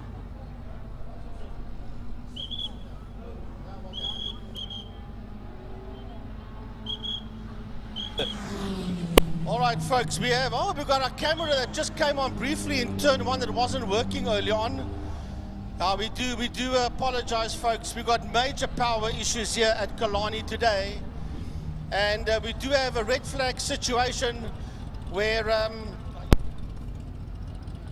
we have a red flag situation because of DJ Boyson, the 4-0 car that just smashed up into the tire wall, and the red flag is being called for. Race has been stopped. We've had a major power failure, and everything is coming on slowly but surely once again. Things that is out of our control, unfortunately.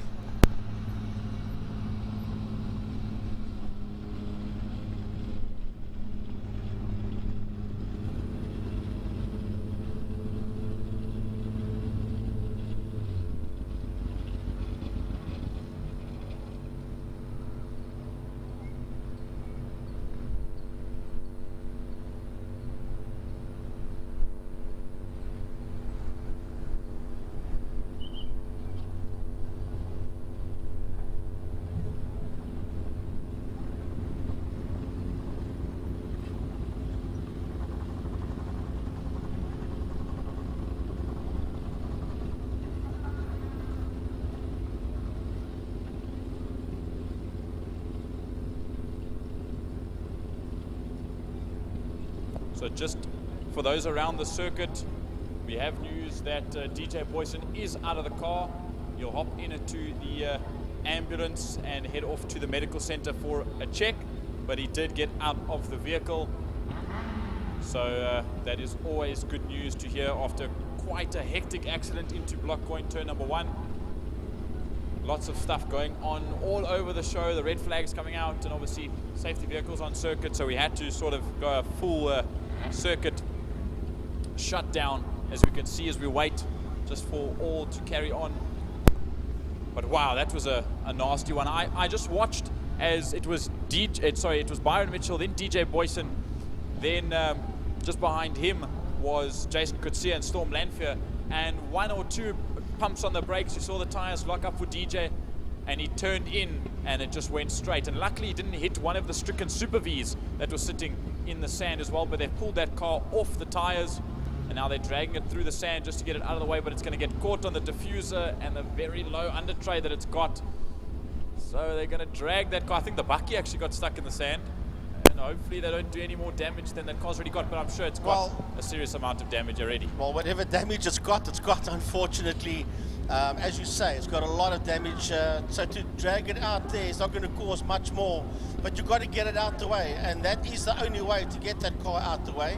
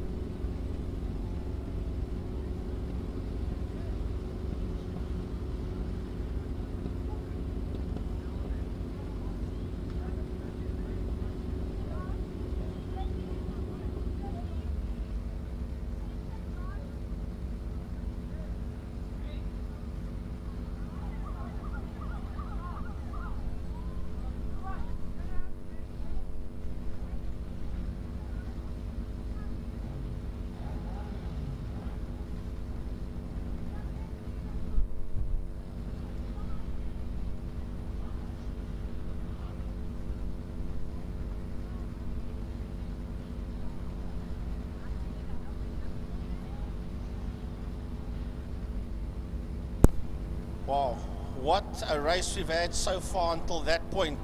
Byron Mitchell, DJ Boyson, Jason Coetzee, Storm Lanfear, Johannes Gerber, the leading Class C car, and he was in between the Class A cars, just ahead there of Alan Meyer and Cohen Bam. And then second in Class C was Hayden Elwood from Cape Town. He sat down in P8.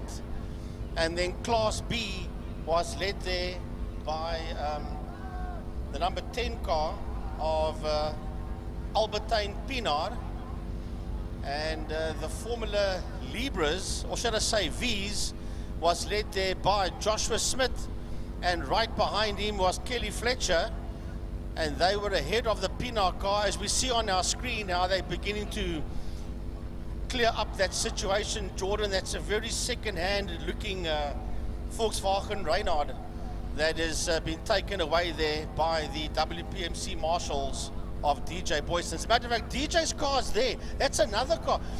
That could be, you know, there's 2 cars that is in that sit right up against the wall at the back. You can see the DJ Boyson Reynard. So before that Super V, one of the several Likomoli Super Vs that comes down from the Super V series up north, that went off about a lap or so before and it got stuck in the sand, and that driver obviously got out. But I wonder if DJ tried to turn that car, realized there was a car there, and he had nowhere else to go. You know, coming in with so much speed. If you have a look at the, and this is just me speculating because it happened so quick and it's pretty far down to our north side. If you look at the fact that DJ Boyson actually climbed up the tire wall, is it maybe possible he picked up that car and ramped over the car? Well, I'm just speculating. I don't know, because if you're going to go into tire wall, you're going to go in nose first. He went up in the air, yeah, but and then hit that tire wall. I believe what would have occurred is that the nose cone would have hit the tires first and gone underneath the front of the front axle and pushed that car up against the tires. That's also why we saw it on its tail. It's one of 2 possibilities. All speculation at the end of the day. All speculation, correct? Because I mean, we just saw the tail end of it, and it's pretty far from us over here. So it's either or, but it's one of the two. And otherwise, it wouldn't have been up in the air. Regardless of that, I mean, that's actually, at the end of the day, not quite what matters. It's what we know of the fact that DJ Boyson got out of the car, got in the ambulance, and was taken to the medical center, obviously just for a routine check after that scary incident. And he is okay. So... oh, look, that's the most important thing, definitely. that the driver's okay, but we're just trying to speculate around the possibility of what could have caused it. Yeah, you need a GoPro to be able to see what exactly happened over there. I'm sure the COCs and their chairman in the Libres will all have a nice big chat afterwards. I'm sure there will be GoPro footage from DJ's car that they will talk about a little bit later on. As we have cameras back, maybe, you know, Frankie, maybe this whole thing just needed a full reset. And now we're hopefully back to normal. Yeah, let's hope that it is back to normal. It's been a trying day when it's come to this problems, and we are trying to work our way around it. The commentary team is trying to talk the way around it, especially if a camera's got limited view, then you pick up the cars in the distance, so you've got to commentate your way around it, and Jacques has got to try and circumnavigate his way around it. But it's all part of the excitement for the day. Not ideal, we know that, but it is what it is.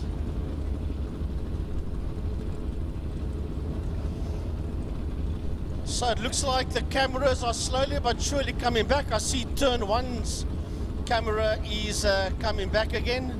And I want to say thanks to Stephen and Gideon and all the ladies, the entire IMUSAT team in the building opposite us, or should I say to the left of us. If ever they had to work hard, they're working hard today, that's for sure. And knowing them, they're not going to give up until they have won. And win, they will. Trust me, they will. All right, so we still got 7 laps to go in this one.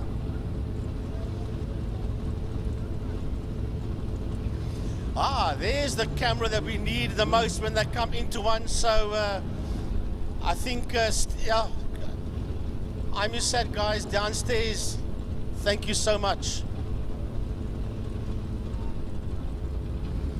So now with the cameras coming on, Jacques has got to reset the mindset now as to what to do next. Right, the car's all fired up. The cars who were in trouble in Block 1 corner has been removed. You've got cameras coming on systematically down the Killarney Straight as well, Jordan. They're busy coming on, so we are slowly but surely we're getting there. Absolutely. And as we do that, they'll be off once again for another start, straight away for the second part of this. However, you must remember that they started in a random order. They started in the order that they came to the line, and they let them go underway once again. So it was actually Nick van der Westhuizen that started on pole position for the second half of this race, but quickly was swallowed up by the Class S's as Byron Mitchell jumps to the lead ahead of Jason Coetzee and Clubman in third. Yeah, then we've got Alan Meyer that sits in there behind him, and behind Meyer, we've got Johannes Gerber coming through as well. And then we've got the leader of the Class B's, and that is Hayden Elwood in that green machine of his, racing down towards Damstep.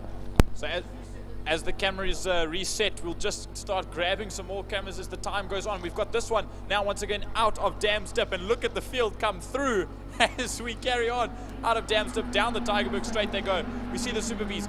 This is another good shot that we've got now coming down towards Pertamina Frost on Eli. Sorry, that one's frozen as we come on through. So we're slowly gaining ones over time, so please bear with us.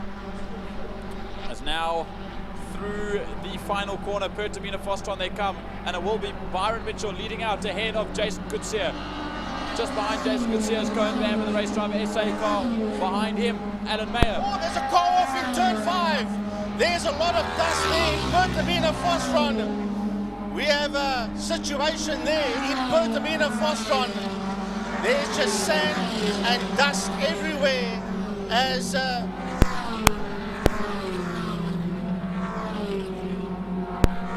we watch the leaders make their way through the lunchtime kink. Here they come, it's Mitchell Behind Mitchell, it's Kutsia. Behind Kutsia, it's Lanfear. Behind Lanfear is Alan Meyer. Behind him is Johannes Gerber. And followed there by Cohen Bam. And then Hayden Albert should come into view. Here comes Hayden Albert into view now. And he's got the 83 right behind him of the Formula V leader, and that is Joshua Smith. So that big off with all the dust, I believe, was Nick van der Westhuizen. And again, he had a couple of laps ago when we started the first race where he was in the dust. As guys still kicking up dust down the Tygerberg Straight. As we watch and we wait for the next camera angle that we hopefully can get as the leaders come down the start-finish straight. Here they come. It's still Mitchell. The gap now to Kutsia is 1.7 seconds. Kutsia to Bam is, Lanfear rather, is 2.8 seconds as they go through Block Point Corner. Right, so the leaders are making their way now towards Castrol Corner. We'll try and pick them all up as we stay with this shot. The guys coming. Here comes Joshua Smith down towards us. Then we'll have Pina. That is in there as well. That's Albertus Pina, and right there with Pina, we've got the number 2 car of Jean Leroux. And a very big slide, and right into the center of the circuit goes Damien White. It's actually rolled off the circuit there. Now he's going to be stuck in the sand. Can he get it back onto the dirt? The thing is, he is back on the tarmac. He can't spin it back because there's still cars oncoming. So now he gets it back onto the circuit, does the Swift, and we carry on through turn number 1. As now there we see Hayden Elwood. Behind Hayden Elwood is Joshua Smith, the first of the V's, and he is commanding a lead ahead of Pino and Leroux at the moment. Then Hendrik Haysalmon sits in 11th spot overall, second in class. Then it's Damien White that will drop down. Ricky Anderson, Ben-Jack Phillips, and Luan van Heerden.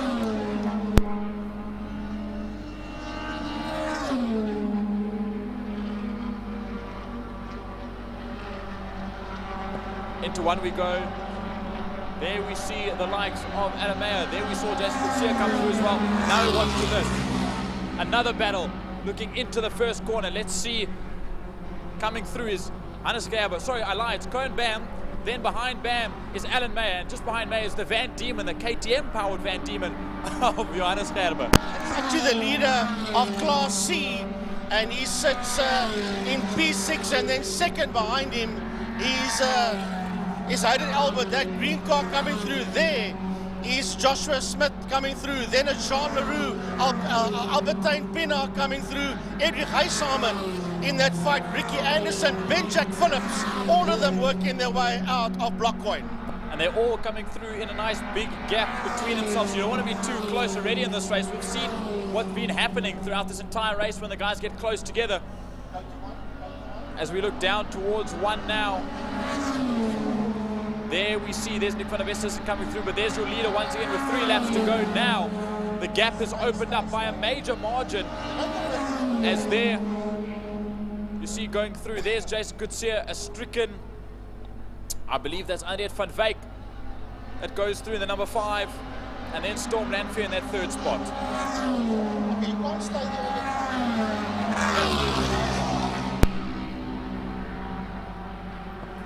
Now we watch coming through there. There's some Super V's that make their way by, and there's Byron Mitchell that's about to lap them as well. He currently sits with a 1:12.278 with the fastest lap in these conditions. And after a second start to the first race, there you see is Storm Lanfear. Now Josh Smith and Hayden Elwood. Josh has managed to get past Hayden Elwood down into turn number 1. And we're going to pick him up. There we go. That is Joshua Smith there. That's Hayden Elwood. That is in that as, well, he got overtaken, so, and then Jean Leroux inside there. Albertine Pina also coming through. That's a yellow car that's making its way out of 1. Then Hendrik Haysalmon is in there behind him as we watch them work their way through. That's a whole group of cars making its way out of a Castrol Corner. And I believe there's a little bit of an error. I see a white car out there that we'll see coming towards us in just a moment. There is Leroux. There will come Pinard now, just behind his Haysalmon, but this is a white car, and I believe that's actually Richard Cars instead of Ricky Anderson, not the 96. As Ben-Jack goes through, unless he swap cars, there's Kelly Fletcher that sits there in 14th and 5th in class at the moment. Now, right, hairy, scary comes Byron Mitchell. There is Van Heerden, Carr, Somerville, and Damien White should be coming through as well in just a moment. I'm watching a Storm Lanfear. Here he comes, that blue car that's cutting and carving his way through these Formula Vs, through Lundstem Kink and into Damstep as he works his way through. So, yeah, there we see, we saw Anton van der Westhuizen, Nick van der Westhuizen, as well as Jonathan Ramsey. As now we watch, there's Hayden Elwood go by, there's Pienaar. Here comes another race between, let's have a look. Sorry, that's Pienaar, Haysalman, and it says Anderson as well as Phillips. But here comes your leader once again. This will be the final lap for Byron Mitchell. We'll watch Byron Mitchell come around. He leads Jason Kutsia by 7.8 seconds as he rounds the first corner.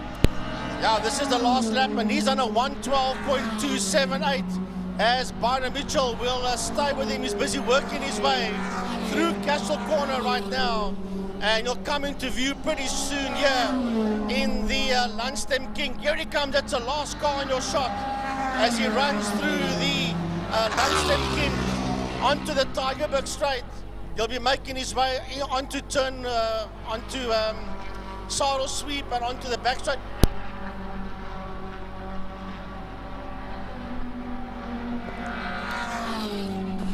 We'll just wait as the rest of the field comes through Damstep. Then we'll have to go towards turn number 5 in just a moment.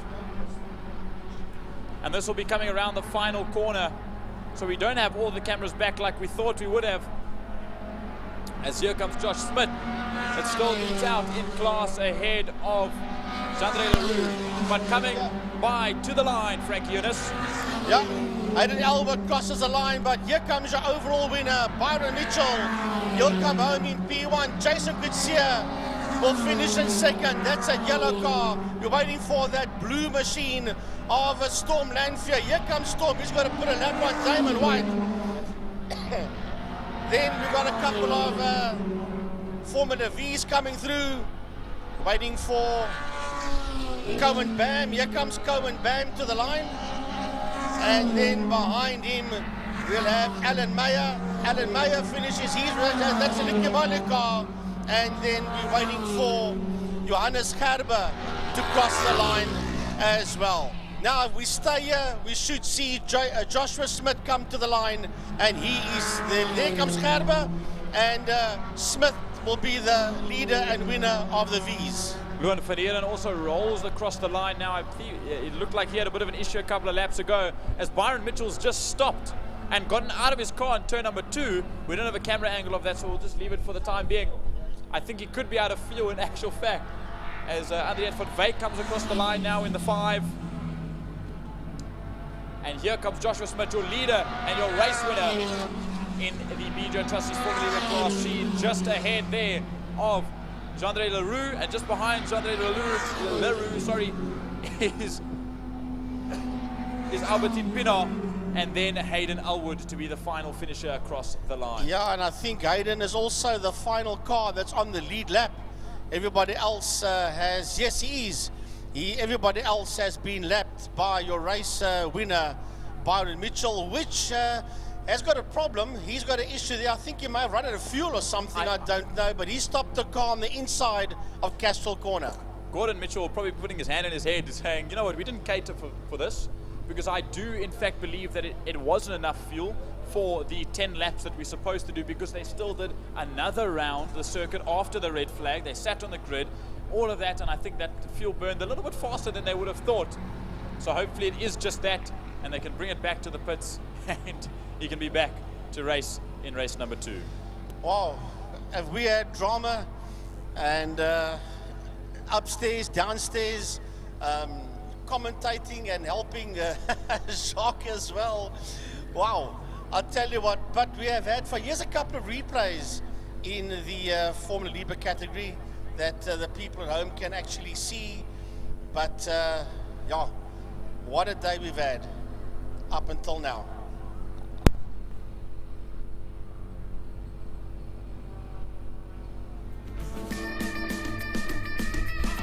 Here's Damien Elwood, the person that started from the pit lane. Damien White, sorry, not Damien Elwood. Damien White that started from pit lane as we watch There is Mitchell, Kutsia, and Lanfear.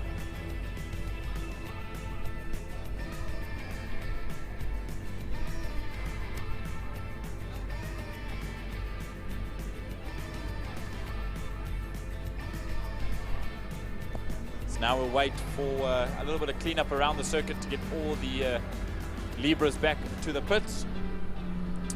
And GTI Challenge, API Property GTI Challenge will come out for their first race of the day. 34 cars set to be out on the grid, and this race was already a tough one with what we have.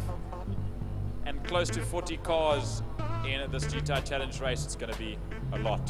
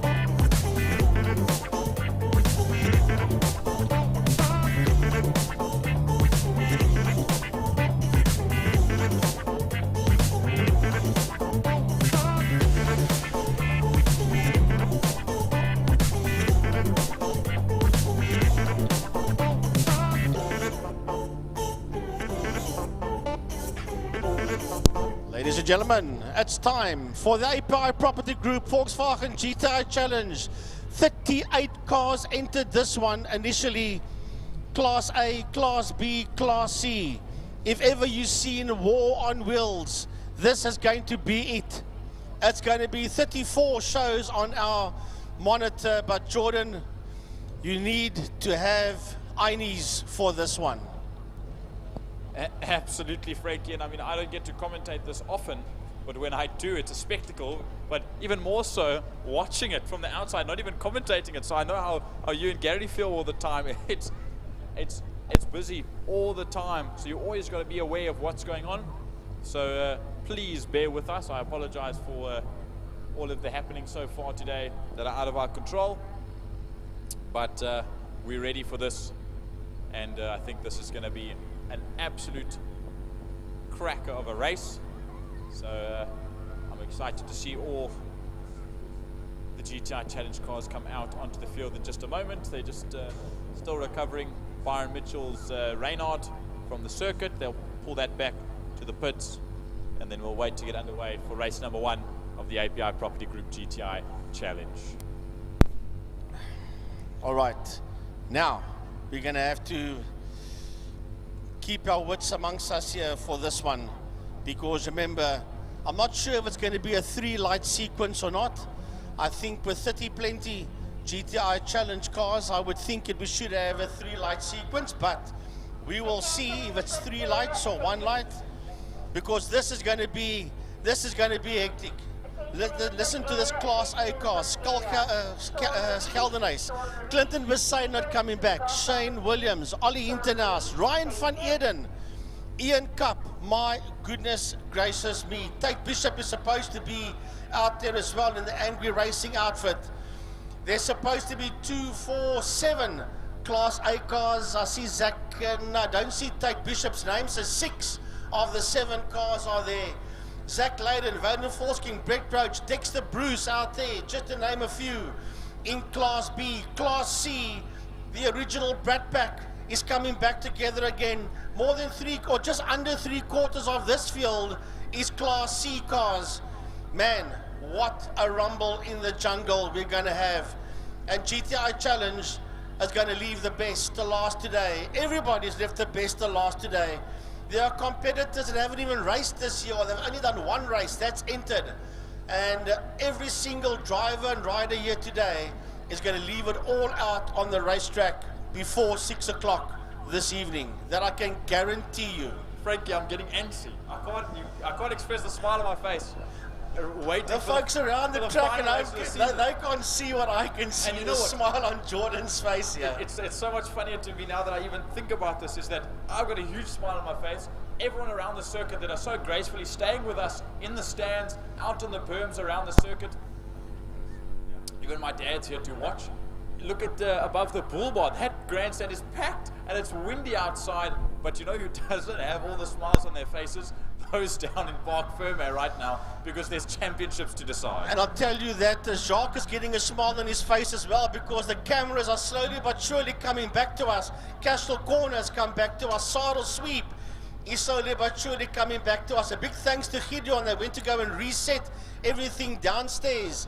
To Stephen, to all the ladies, as I said earlier on, they're not going to give up until they win. That's the exit of Saddle Sweep that's coming back to us, the folks at home. There's the backstroke coming on. Stephen, Gideon, your entire team, I know you can hear me. Thank you so very much. People, they will not stop until they succeed, and I know that they will succeed. So we might have a couple of cameras that just freeze throughout the time being. Obviously, there's still more to reset. As we hear down into turn 1, we jump to the first camera of the first corner, and all making their way out. Oh, Frankie, my nerves are high. The revs are about to be high. The stress is going to be high for those under the helmets. And I hope all of you watching online around the circuit are ready for this. Right, we'll just stick with this camera quickly as they come out. Man, it's going to be hectic out there. The fight in Class B, Brett Roach will be in it. Zaki Hendricks will be in it. Mohammed Kalfi will be there. Dex will be in it.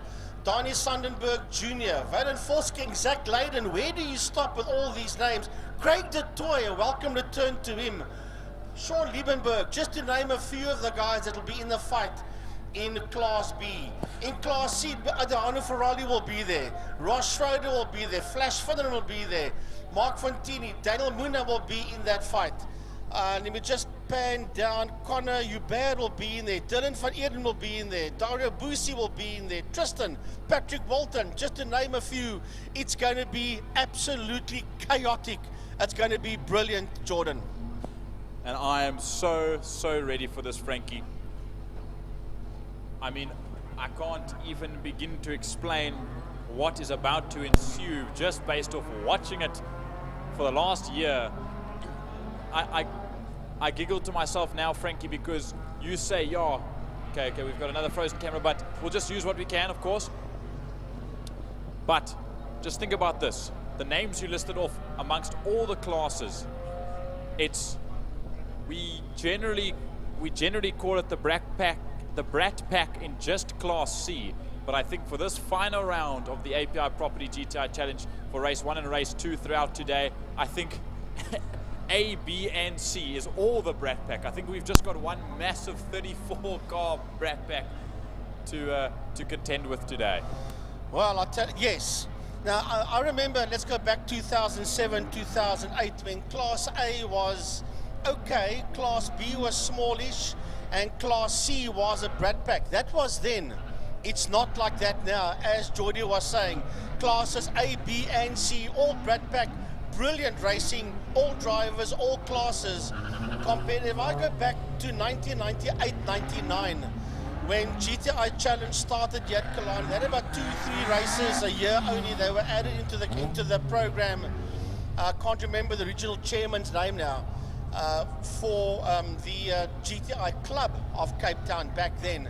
And they came and had road cars and they did their own little thing and they had about 3 races. We were still on top of the old Goodyear Bridge those years. Who would have known in 1998-99 when this lot started that in 2025 this is what you're going to see, one of the premier classes here at Killarney amongst others. And wow, that is the Class B cars that you can see. If I look out the window here, I can see all the Class A cars. Killarney in pole, followed by National Polar Cup champion Clinton Besaidnout, but he still lived in Port Elizabeth. Then international, local/international drivers, Shane Williams, Ollie Hintenhuis, Ryan van Eerden, and Ian Cup. That is your 6 Class A cars. The car you see at the bottom of your screen, that's Ian Cup's car. That is your Class B cars. There's the Polo sedan, if I can call it that, of Zach Leyden, a guy that we saw last week race his BMW at Motocross, Geordie. And there's Valen Volskenk next to him, another driver we saw at the Rallycross/Tarmac Attack last weekend. Frankie, I heard the whistle blow. As well as you can see on the screen, race of the day, please WhatsApp their names as we watch throughout the day. Put in your votes to that WhatsApp name. Hopefully one car racer can win this time around. It's been bike races for the last couple of rounds, but I heard the whistle blow now, Frankie. And when the whistle blows, stuff's about to get serious. The 5-second battle was up, it's out. Denise is out of the way. We wait, the lights are on and the lights are off and away we go. It's one light. We wait for the second light. The red light is on for Class B. The red light is off for Class B and away they go. Zach Leyden leads them away. As they get passed down towards Block Point Corner, the red light comes on for Class C, it's off, and away Class C goes for heat number 1 of the API Property Group GTI Challenge as they head down towards Block Point Corner. All right, here we go. Here comes your Class A cars that's racing down towards Castle Corner. And it is Skulk Geldenhuis that sits out there in P1. He's got Clinton Besaidnout and Shane Williams right there behind him. Ryan van Eerden is in the fight as well. Ollie Hintenhuis and Ian Cup. As the Class B cars are now making their way through. Here comes the Class C cars towards Castrol Corner. As we watch the tail end of B go through, the C class will come into view now. Absolutely, we watch them come by as we get a little bit of lag from the system. And look at this back. It is a brat back of note indeed. As we see the GTI Challenge Class C cars, as we're hearing for a red flag already out on circuit for something that was very fast, as the COC's called for a red flag straight away, so something wasn't quite right. I wonder if the start procedure maybe wasn't correct, or whatever the case may be. We didn't see any dust. Well, but in fact, yes, that's correct. Francois just called out to us that the Marshals and Fire Team 1 are just on the exit of turn number 5, exiting Pertamina Fostron, and it looks like there's something on the circuit. As we don't have the camera leading out of turn number 5 there. Okay, that's the one we were looking for, as it seems to just be going on and off. We've got this one back as well.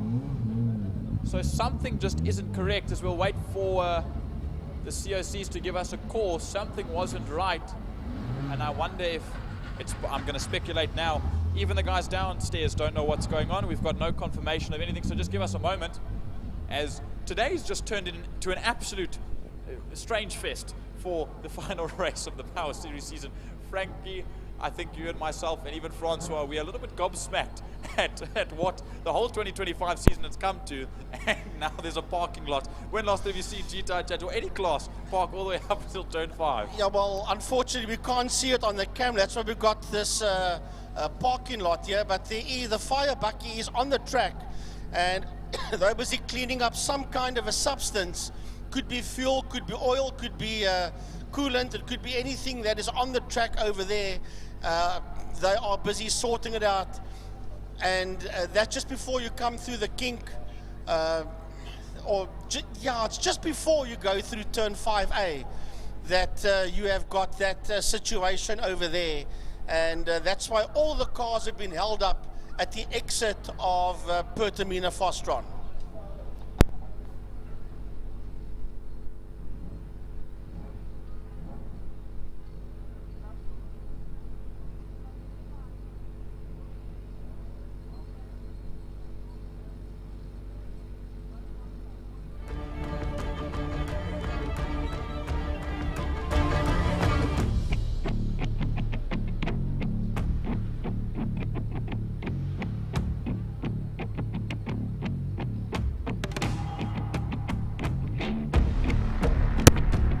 Well, I hope you folks at home are enjoying it.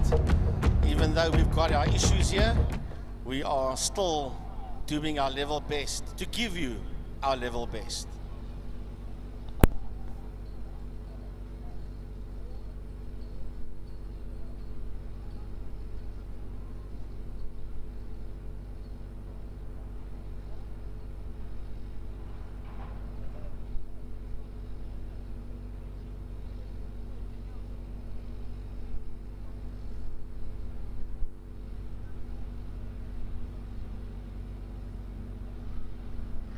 Right, GTI Challenge, take 2. As they roll up to the line, some of them have got their doors open to get some air in. It's hot, the wind might be blowing outside, but it's hot inside those cars. Remember, there's no fans or air conditioners in these race cars, which is obvious. But so these guys, and they don't have windows that they can open and close. So they open the doors to get some of that nice wind in, just to cool them down before they go to work.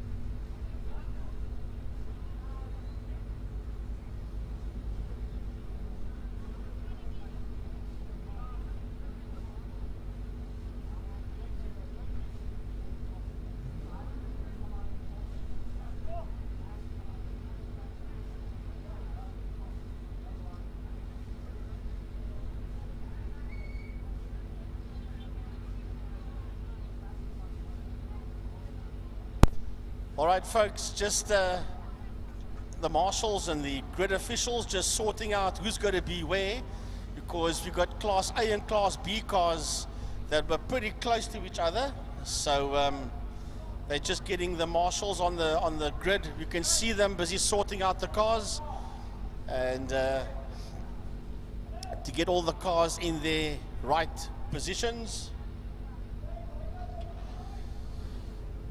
Drivers just got out their cars just to get some freshness. That's Valen Volskenk, and the 52 car that you folks can see that just climbed out, it's taken the helmet off. The marshals are just busy finishing up that situation there just before you go into the 5A kink.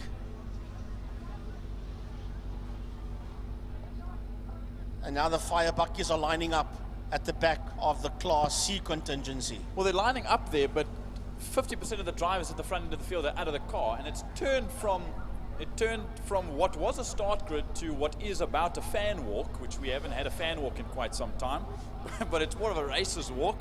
Zach Layden's just fiddling with the front bumper, just making sure that everything isn't going to fly off. After a little bit of nudging, I see Brett Roach's doors open there.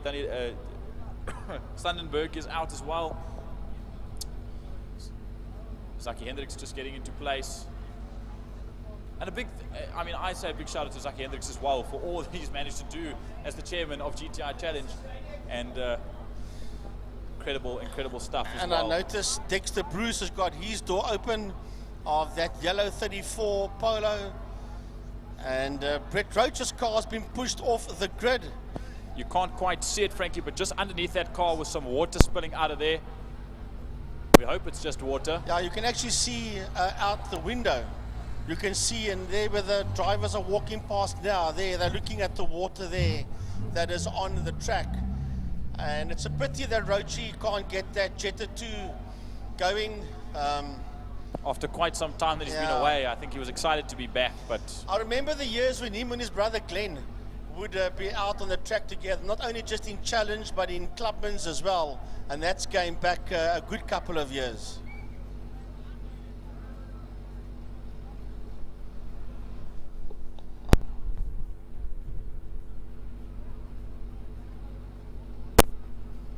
And what you folks can't see is that the big old thundering V8 Masters is lining up. They will be up shortly.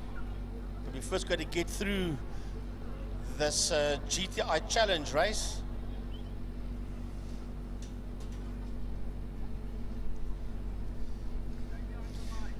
So, Jordan, you and I come back here next Saturday for round 2 of KPL drivers at the Castrol Oval. No. We're going to come back and do some stocky style next weekend here at KPL drivers. That's on the 22nd. And then fast forward to the 29th. I'm not sure what's happening on the 29th. I haven't checked my calendar in a long time, but definitely KPL drivers next weekend.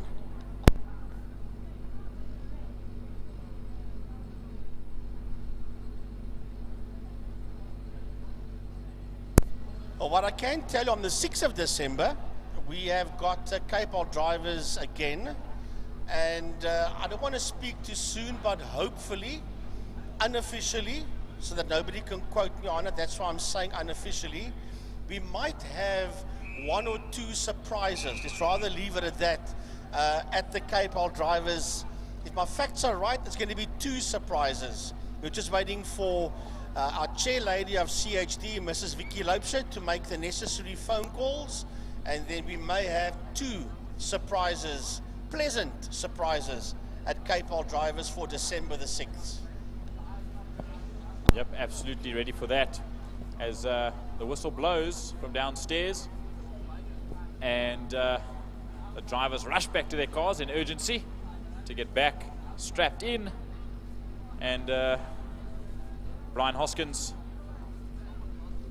the Killarney COC, gives the wave around, just spins his finger to say start those engines up as we're about to get underway. You can't see it from this camera angle, but just off to the right, Brett Roach's Jetta is getting rolled off into the pits. So we'll still just wait a moment or 2,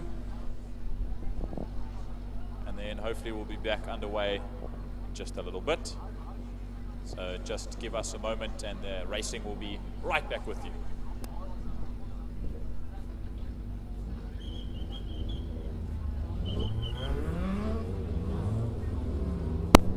Right, so the cars begin to make their way off the line, one by one, just to do a sighting lap. They obviously have to do a sighting lap to try and get some heat in those tires again, and also come through that situation that the marshals cleaned up.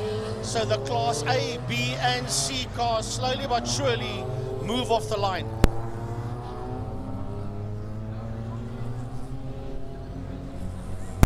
That's our Jabez Straight camera that was not working. If I look at my screen, I see 90% of our cameras are back on again. A big thanks to Gideon and Stephen, and I don't know all the names of the ladies downstairs, but Nadia and all the others, everybody there. If I don't mention your name, you know I'm talking about you, yeah, Alicia and all of them. I might not mention your name, but you know it's you that I'm talking about. Thank you. If ever they had to work hard, Stephen and his team of IMUSAT, including Jacques up here, that normally does the replays downstairs, he's been dumped in Gary Fleming's hot seat here to do the camera work. En hy doen uitstekende werk vandag so ver.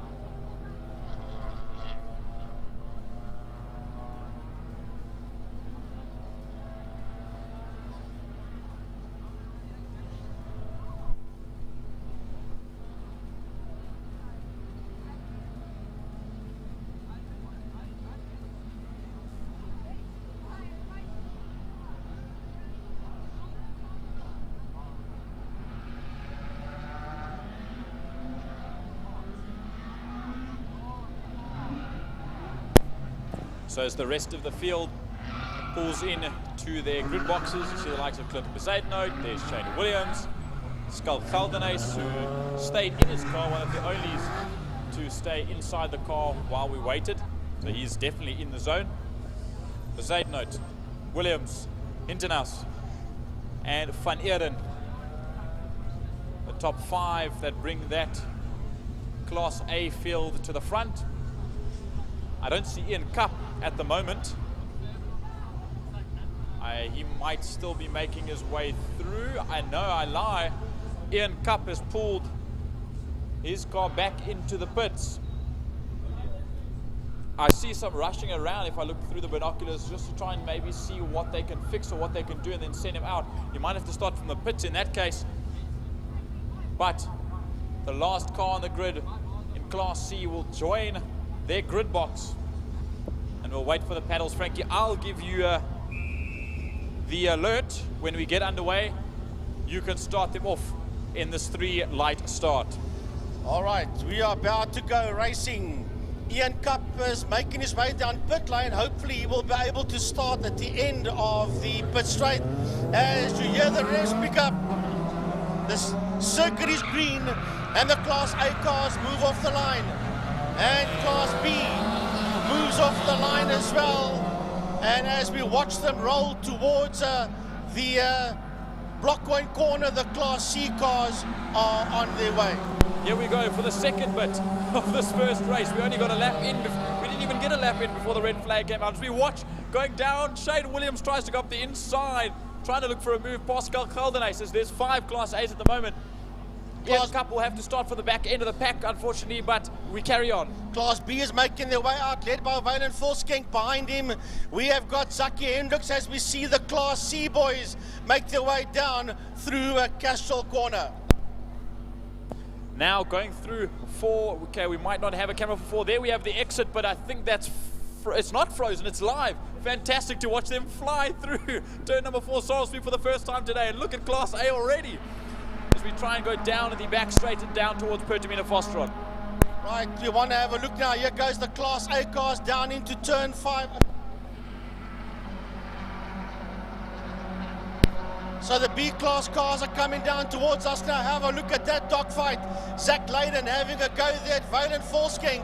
They are all in the house there together with Dexter Bruce, Mohammed Kalfi, Nur Abbas. They're all there as the A cars are now going into turn number 1. Down into turn 1, block point corner they go. And look at this. Look at Shane Williams up the inside of Clinton Mazano. Mazano goes wide. He holds it and he stays on, but he loses that ground as well as Shane Williams. So Gelderhuys as well as Internaus make their way through in first and second, but they'll go side by side into turn 2 as the Bees come through. Violent Volksking sitting out there with Leiden, Kalfi, Hendricks and Sandenberg. Here come the Class C cars towards us, and it is Dylan van Heerden that sits out there in P1. He's got Dario Busi, Daniel Muna, or Devon Dreyer all in that fight heading through Blockcoin.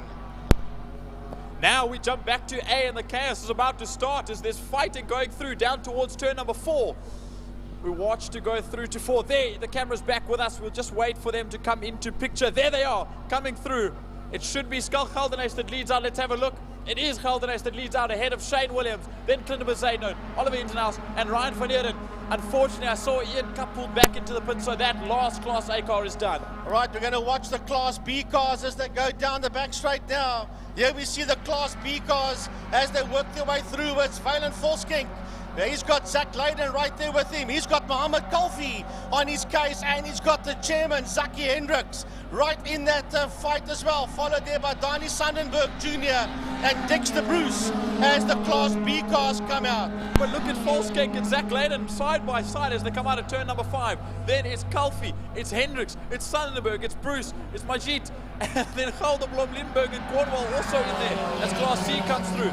There's Van Heerden, just behind Van Heerden is Dario Busi, then it's Daniel Muna, then Dreyer, Schroeder, Ferroli, Davids, Walton and Finneran. And Flash Finneran should be higher up in Class C, but he's sitting quite low down at the moment. So now we're going to wait for the Class A cars. Here we go. Out of block point corner. That's Skull Gelderhuys. He's got Shane Williams right on his case, followed there by the ex-Polar Cup champion, Clinton Besaidenout, Ollie Internaus, and Ryan van Heerden. We're going to stay here at the Lunchtime King because here come the Class B boys. It is Volksking, Leiden, Kalfi, Hendrik, Sandenberg. That yellow car is Dexter Bruce. As they come through, Majid, Gelderblom, and at the back of the field there for them is Sean Liebenberg. Crazy stuff in B already as we look through to see. It's Dylan van Heerden, behind Dylan van Heerden, Dario Busi, another champion in his own right. Daniel Muda, there he is just in Dreyer. Ferroli as well. Adriano Ferroli's in there. Ross Schroeder. There's so much going on as we watch the back end of the Class C field come through. But now we jump back to turn 5 for Class B. As Class B comes into picture, they'll go through and we'll rush back into turn number 1 to watch Class A come towards us.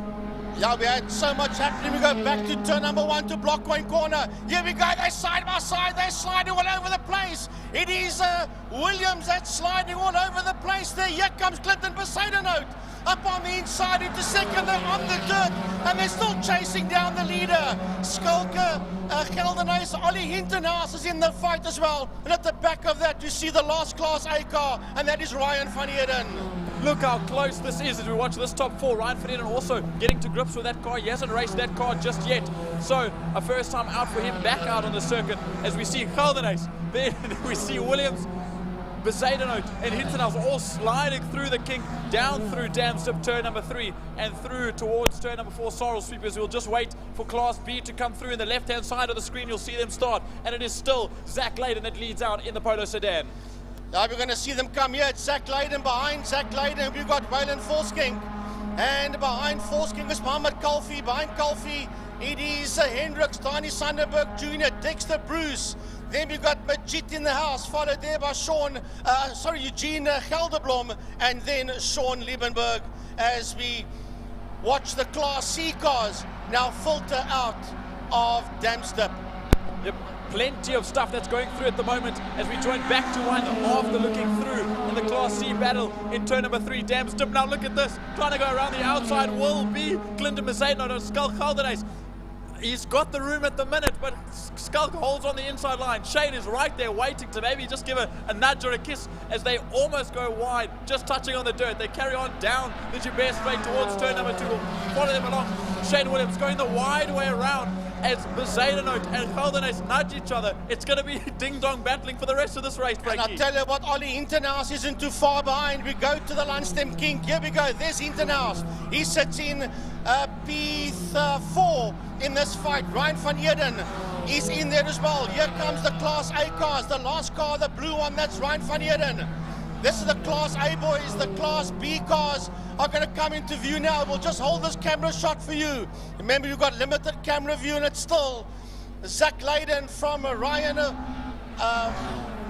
from Valen Volskink that sits there in that second position. Woohoo! Then it's Mohammed Kalfi. Behind Kalfi, it's Dexter Bruce, followed there by Zaki Hendricks, and on his case, it's Sandenberg as the rest of the field come through. Yo, we didn't see it, but Donnie Sandenberg and Zaki Hendricks got into a little bit of a scrap going into Castro Corner, turn number 2, and Zaki went full on siders, and I'm sure they have a bit of a dink in his door as we look back to turn number 1 for Class A, and it's still Geldenhuys from Williams, as well as Clinton Bezuidenhout up the inside of Shane Williams. A little bit of a lock-up on the front left wheel as they go and slot into place. Bezuidenhout ahead of Shane Williams as they go through. Now we look at the exit of turn number 1, block going corner, and a race down towards turn number 2, Castle. Geldenhuys is away enough, but it's these two. It's Bezuidenhout and Shane Williams that we're watching out for. Oh man, Bezuidenhout just ahead of Williams. You just saw Ollie Hinternaas there in P4. There comes Hinternaas into view. Then it's Ryan van Heerden, and Clinton is the quickest man out there with a 125.586, and he sits there in P3 now because he's been challenged by Shane Williams. Are using the whole track and more of Killarney. Here comes Hinternaas, here comes Van Heerden. We're going to hang in there for a while before we see the Class B cars come into view. They'll be picking them up coming out of Castle Corner. And it's still Zach Leyden from Valen Volskink. Behind him is Mohammed Kalfi coming through. Then Dexter Bruce. Then we've got Zaki Hendricks. Behind him it's Donnie Sandenberg. And then we've got Ijaz Majid in there as well, just ahead of Sean Liebenberg and Eugene Gelderblom. This is absolutely intense now as we look through to Class C, and it's still Dylan van Heerden leading out by quite a margin ahead of Dario Bussi. Then it's Daniel Muda as well as Devin Dreyer, the two other API property cars. As we look back to one once again, and Geldenhuys holding his own at the moment. Shane Williams very late on the brakes, almost into the back end. He goes wide. He pulls Clinton Bezuidenhout. There's a bit of nudging between the two door to door as they exit out of turn number 1 now on another drag race towards Castro Corner turn number 2. Well, we're going to stay with them. This is Class A. This is the last lap. We'll pick up B and C now as they go through Castro Corner. It is Skull Geldenhuys. These two guys are side by side. That's Williams up on the inside. Williams up on the inside of us. I think Williams has got him. And he has got him. Williams is now back into second. Bezuidenhout, Hinternaas, and Van Heerden. Wow. As we wait for the Class B cars to... We'll stay with the Class A cars because this is the flag lap. Yep. The live stream lagging a little bit, as even us and the live stream are getting a little bit worked up. As we look to the final corner for the final lap, it will be Skull Geldenhuys that pulls ahead by 5/10, half a second between Geldenhuys and Williams at the moment. We'll see what kind of late lunch Clinton Bezuidenhout can do to the line. We'll watch this drag race to the line. The gap is quite big, 2 car lengths between first, second and third. As there we see one of the back markers, the 52 come across the line. Look to this. There won't be as close of a race as we thought. Across the line, Skull Geldenhuys will take race 1 victory ahead of Shane Williams and Clinton Bezuidenhout. Right, here comes Ollie Hinternaas, and right on his case is Ryan van Heerden. That is the Class A cars. We're going to stick to this camera shot because the Class B cars are busy working their way. There in the background, you can see them working their way out of Pertamina Fostron. Will it be Leyden? Will it be Kalfi? Will it be Dex? We'll have a look and see. Here they come. It's going to be Zach Leyden. Mohammed Kalfi second. Dexter Bruce is coming to the line in third. Here's a fight for P4 and 5. So, that's Zaki Hendricks and Danny Sandenberg coming to the line, Frankie, and it will be side by side across the line. So it's Majid instead. That's what I was going to say. It's Ijaz Majid that crosses the line there. 700ths of a second as the rest of the guys come through. Class C is going to be won by Dylan van Heerden. Look at Zaki Hendricks. He's dropped all the way down the leaderboard as Zaki Hendricks. Here comes the rest of the Class C cars across the line. Can you believe it? Van Heerden, Bussi, Muna, Devin Dreyer, Ross Schroeder, Flashman, Finner, and all of them across the line, and Adriano Ferroli as well. If we watch this whole field come through, I see, and I looked, Zaki Hendricks as well as Valen Volskink didn't come across the line. They stopped off on the outside of turn number 5. We'll see if we can get a camera angle on that. I can see it on that It'll be to the frozen right. camera. It'll be there. We There. go. There is Zaki's car. That's a 7 car of Zaki Hendricks And here. there's bumpers lying or front splitters lying in the circuit, so there must have been something happening right at the last moment for that. Induction noise, the guys from the Induction Noise podcast say GTI Challenge, always some of the best racing at the Power Series, and absolutely, because my breath is taken away after that one. Yeah, that's Mr. Steenkamp and the guys of Induction Noise. A big thanks to them. But what a GTI Challenge race we have had. And Clint Poseidon, that was the quickest man out there with a 125.586. And I'll just say a quick, Geldenace, Williams, Poseidon, that's your first 3 in GTI Challenge Class A. Zach Layden, Mohammed Kalfi and Dexter Bruce, the top 3 in Class B. Dylan Van Heerden, Dario Bussi and Daniel Muna. That is your top 3 for Class C, and what close racing it was throughout for all of those laps. Wow. All I can say is we need to lie down in a dark room, Jordan. Excellent stuff.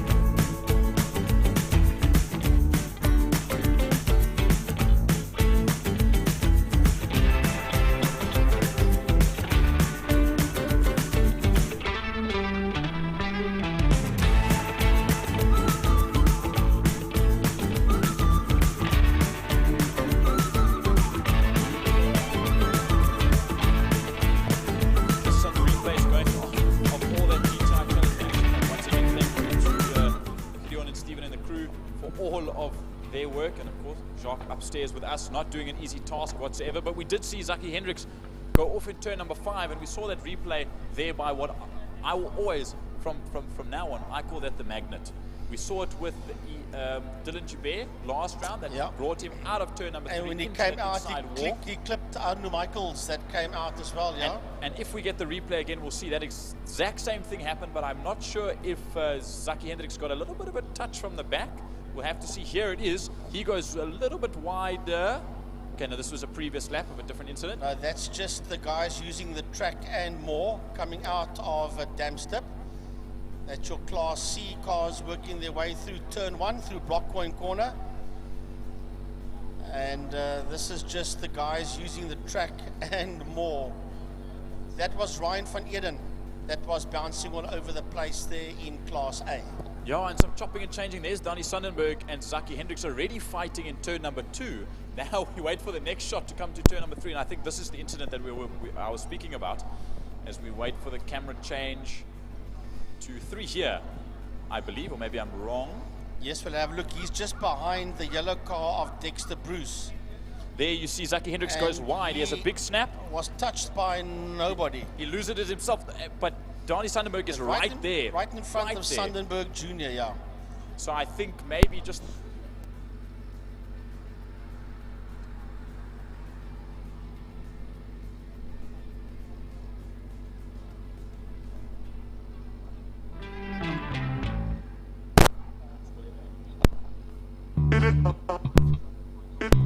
Right. Up next is the Owen Ashley Challenge. That's the Pirelli V8 Masters and the Keltron Formula Supercars.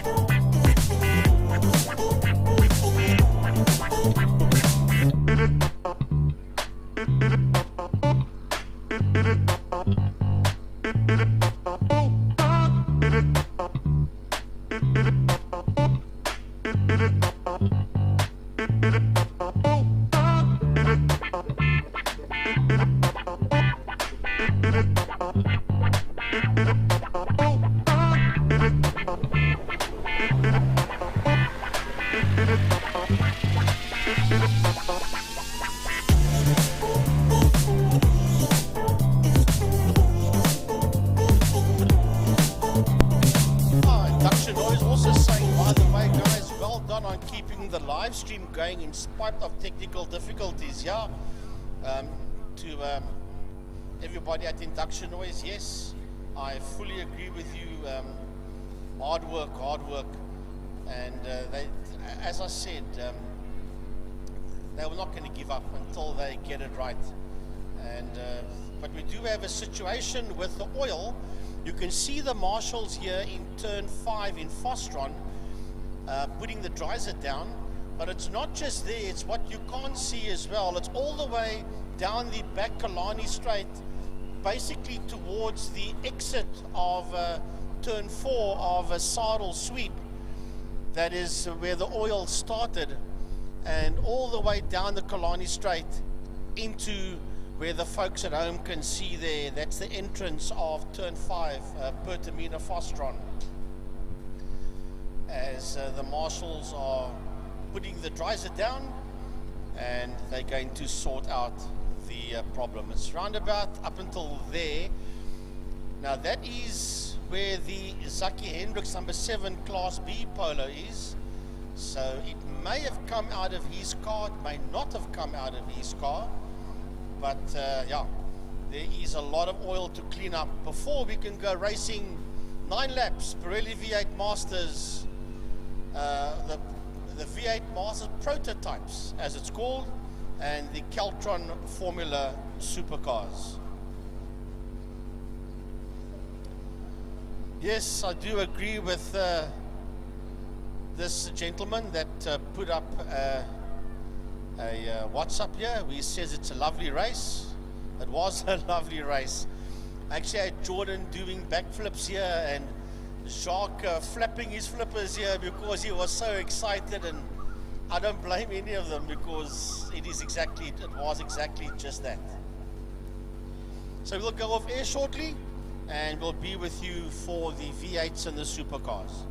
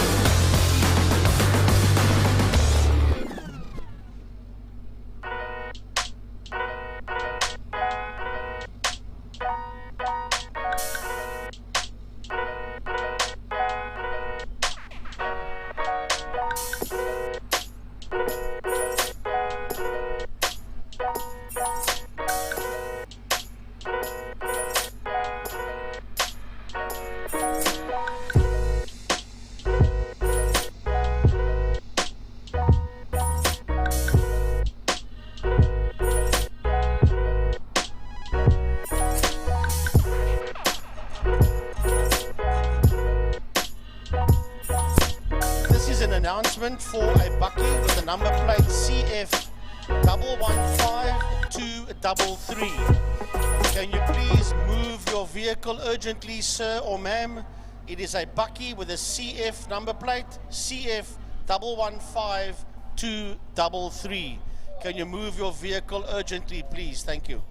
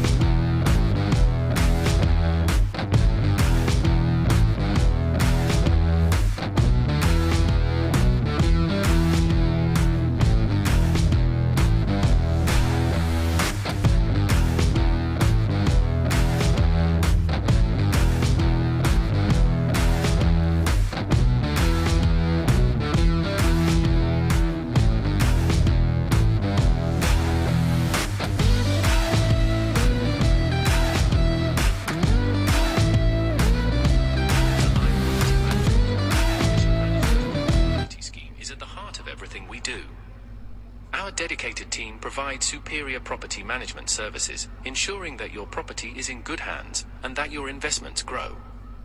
With Libre Property Management, experience vibrant solutions, transparent communication, and a squeeze of innovation in every interaction. Call us today or visit lime.capetown and let's cultivate your community scheme's future together. Libre Property Management, leading, innovative, motivated, energetic. Oh, that's a big thanks to Mr. Clint Ridden of Libre Property. You want to say a big thanks as well to the Porsche Club for the main straight. A big thanks to them. A big thanks to Castrol for the tower and for the spinning pitch on the opposite side as well. You want to say thanks to the City of Cape Town for the bridge, Pertamina Fostron. Want to say a big thanks to Blockwayne, and then you want to say a big thanks to the official media partner of the Western Province Motor Club. That's Smile 90.4 FM, playing more 80s than anyone else in Cape Town. A big thanks to them, and of course all our class sponsors and the sponsors and all the drivers and riders, cars and bikes as well. A big thanks from all of us. Oh, Frankie, I just want to say a big shout out to Smile 90.4 yesterday, or that was on Thursday. Rainer Connor and John Williams giving the commentators a shout out on the radio, saying that We make it interesting for the people around the circuit and at home. So thank you, Smile 90.4, amongst others, Ryan O'Connor on the Ryan O'Connor Breakfast Show, and John Williams on the motor segment there on Thursday morning. It's very nice to get a compliment like that over the airwaves, and it's much appreciated.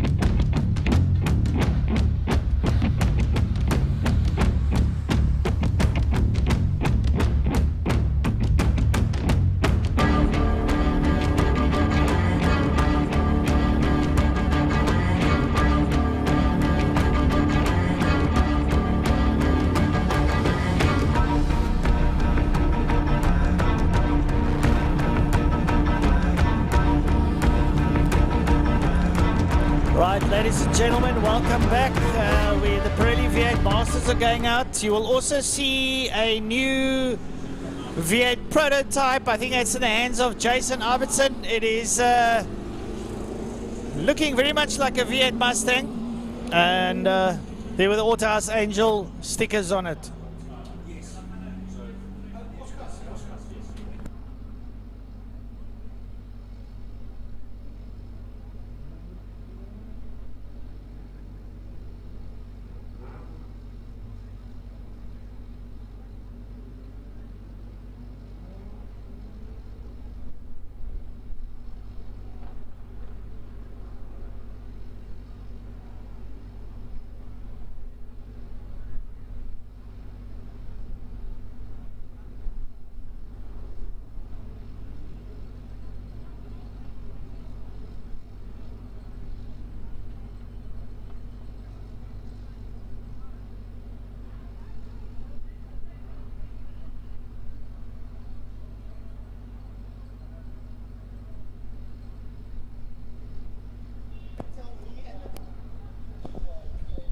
So one thing that you may see a little bit out of the blue is that car right there, that APV V8 Masters Mustang, a little bit different than the rest.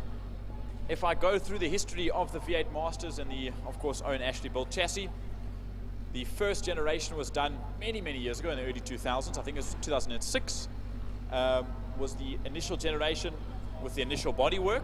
Then in about 2011, 2012, they changed to the newer style. You'll see one or two of the models actually have an older style face and tail. But then out of the blue, Jason Ibbotson wanted to be a little bit different, and with the help from his mechanic Yuri Boertes, put this together, and that V8 Master is based off a Ford Mustang Dark Horse GT3 that they raced in the GT3 International and over in America. Yeah, it's also very in line. Yeah, it's also very in line with the Aussie V8 supercars, the Ford Mustang that they ride out there. I was having a look at it, and immediately when I looked at it, I thought V8 supercar. So very in line with that. And the V8 supercars rode in Australia this morning, our time, afternoon their time. But yeah, nice to see Jason Ibbotson obviously bringing that out. There it is in picture, with the lights flickering. Lovely, beautiful car to see. That might be the future. And you know, Jordy, I want to say, if they can develop that car, we could just be on the brink of something special, because we could go into the line of what the Aussies have got. Absolutely, I think that's very true, and that's what it's turning into. And what else with the combined class under the Owen Ashley challenge? You know, Owen Ashley designed and developed both of these chassis, the Opel Supercar or the Formula Supercar as you can see it now, also many generations from the late 90s already, as well as the APV V8 Masters. So we've already seen upgrades and generations of the APVs. Now you see this last generation, this most recent generation, done by Jason Ibbotson and Yuri Boertes. But now you look to these supercars. There's an old photo that was taken in the late 90s of the original Astra body from then. Then they moved to this Formula Supercar body, and there's prototypes in the work. Ryan Catt from Caltron and his team, Ryan Catt Racing and Caltron Engineering, they are looking to develop this body and come up with a new body for the Formula Supercars as well, and get rid of the 8-valve Opel motor and hopefully bring something else in for development. My thought on that one is, and I don't, please, we're talking now, we're opinionizing here, the 2.1 Flexi stock car is the ultimate shape. We call the Ultegra body, yeah. So if they could take something like that and make that a supercar, and possibly move towards like the 2.1s, or possibly the rotary, or a 2.1 turbo, or something like that, we could also be sitting with a premier class. And you know, the sky's the limit for the future and for development. But before we continue on with that, we look to start the first of the Pirelli V8 Masters and Plus prototype and the Caltron Supercars. So I'll take the V8 Masters away as the lights are on, the lights are up, the V8 Waterlife down towards Blockcoin corner, turn number 1. It is Alistair Brown and Mark Ridgway that lead off into that first turn. As they slot into place, we'll watch them as the supercars come across the line to start. Glenn Phillips, Andrew Moffat, having a look down in Blockcoin corner. Looks like Glenn Phillips gets ahead of Andrew Moffat. Kyle Alec is in there in P4.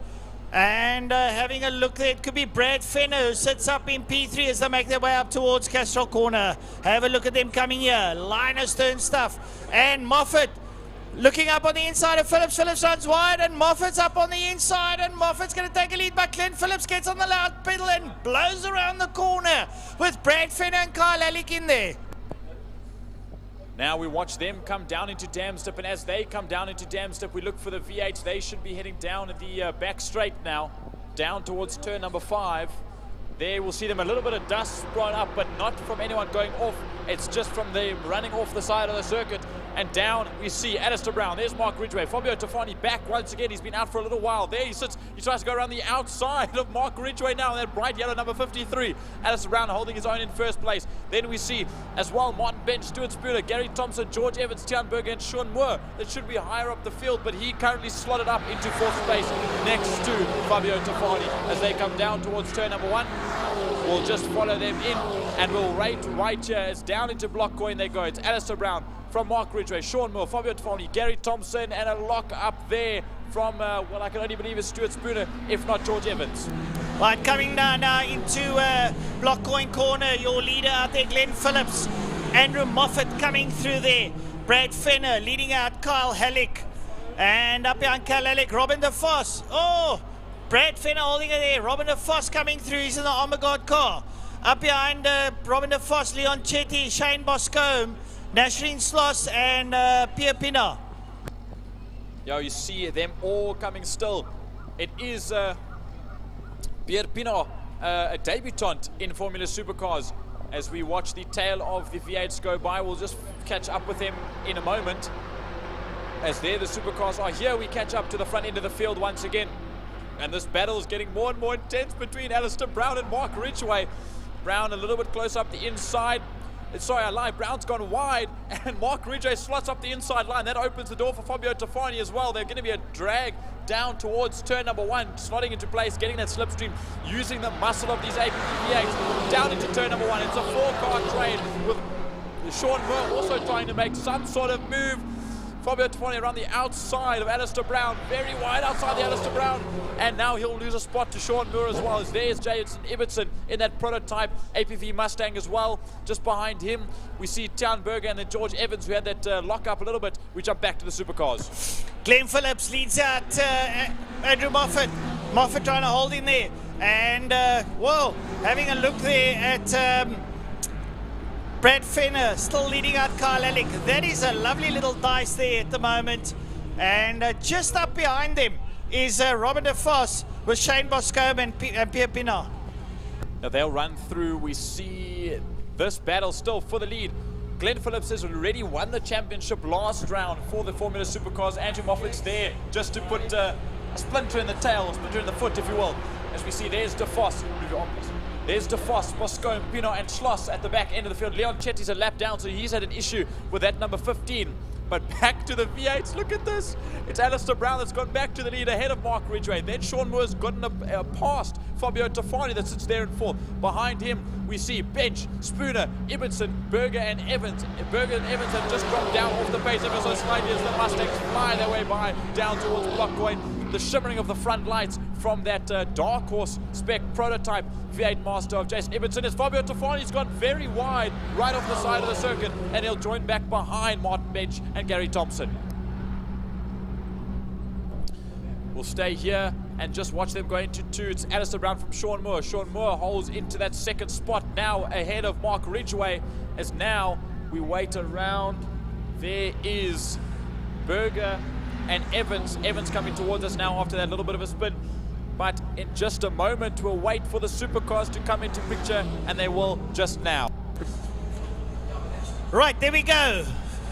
And Glenn Phillips still leading out on Andrew Moffat. There they're coming to screen now, up towards Castrol Corner, up the Uber Straight. Glenn Phillips looks like he's got this one in the bag, but Moffat is going to not let him go. Look at Moffat late on the brakes. Ooh, pulls in there. Right, so it's still Phillips and Moffat. And have a look there up behind them. They're coming out of Lunstem King there. There's still Bradley Fenner and Kyle Halleck. Fenner, the mechanic, Halleck, the driver, and they are having a lovely Titanic tussle.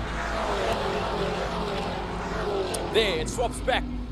Good change, and Sean Moore's now up into the lead ahead of Alistair Brown and Mark Ridgway. The gap is opened up between that traffic, or the robot, you should call it, of the red, green, and blue. As Sean Moore rally crossing out wide off the dirt. He leads out from Alistair Brown. Brown around the outside, he'll try and go. Sean Moore will make himself very wide and not let that move stick. As then he opens the door for Mark Ridgway. Mark Ridgway slots himself up the inside through the Lundstem King. They'll go side by side as Brown and Ridgway, and down into Damstip they go with Fabio Tafani just behind. Then it's Gary Thompson. Then it is Martin Bench, Stuart Spooner, Jason Ibbotson, and then Tian Berger as well in the 29. Right, here we go. The supercar is still Glenn Phillips.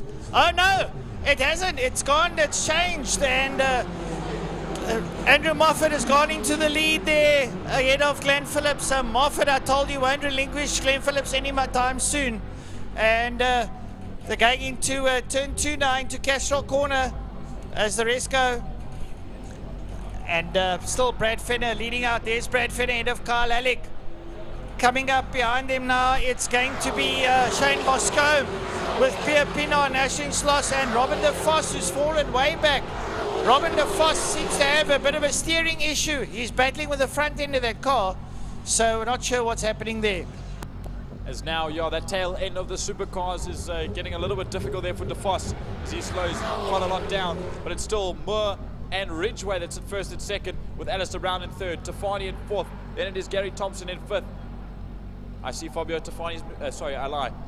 Jason Ibbotson has moved up one position ahead of Martin Bench in that Dark Horse Spec Mustang.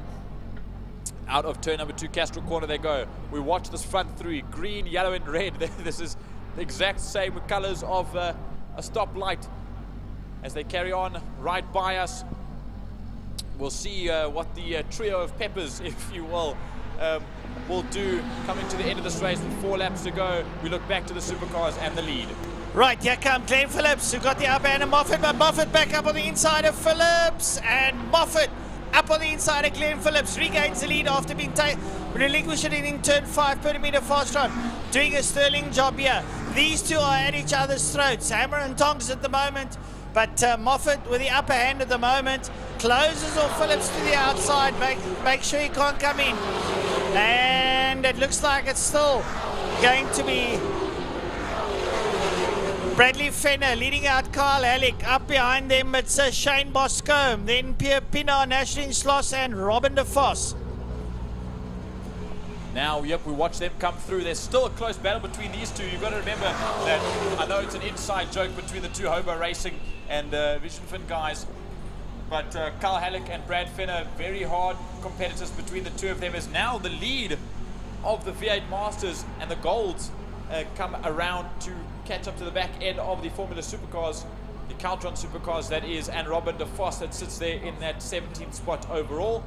So we watch them come through turn number 3, very wide there for Martin Bench. Opens up the door for Stuart Spooner as they run down towards turn number 4. So we'll see as we watch some of the tail end of the Supercars field go through. Well, now it's a mixed bag at the moment. Right, so coming through here now, it's the leaders of the supercars. They're soon going to be engrossed here by the likes of Sean Moore, who's going to be coming through. There's still Brad Fenner and Kyle Alec having a titanic struggle. Alec late on the brakes, looking for the inside line. Not happening there, but there comes Sean Moore for the V8s coming through. Sean Moore, Mark Ridgway work their way through. And up behind him, Stuart Thompson, Fabio Tafani. Oh, and it's Glenn Phillips is off. Glenn Phillips is off. So Phillips is lost out, and that has just released Moffat.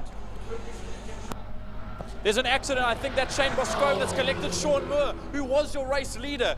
Shane Boscombe has now been in an incident with Sean Moore, and Moore's hands out the window. He's got some damage after collecting that Line Properties car, as now he's pulled off to the side of the circuit. Now we carry on, and there will be yellow flags there. Shane's out of the car and he's walking away from it, but it's in a precarious spot of just on the tar but outside the circuit. However, we carry on as Sean Moore's car was also parked off the track, so that's okay. But they're coming up on the last lap as the leaders go towards 5. There we catch up with Alec and Fenner, but it is Mark Ridgway that currently sits in first position in the V8.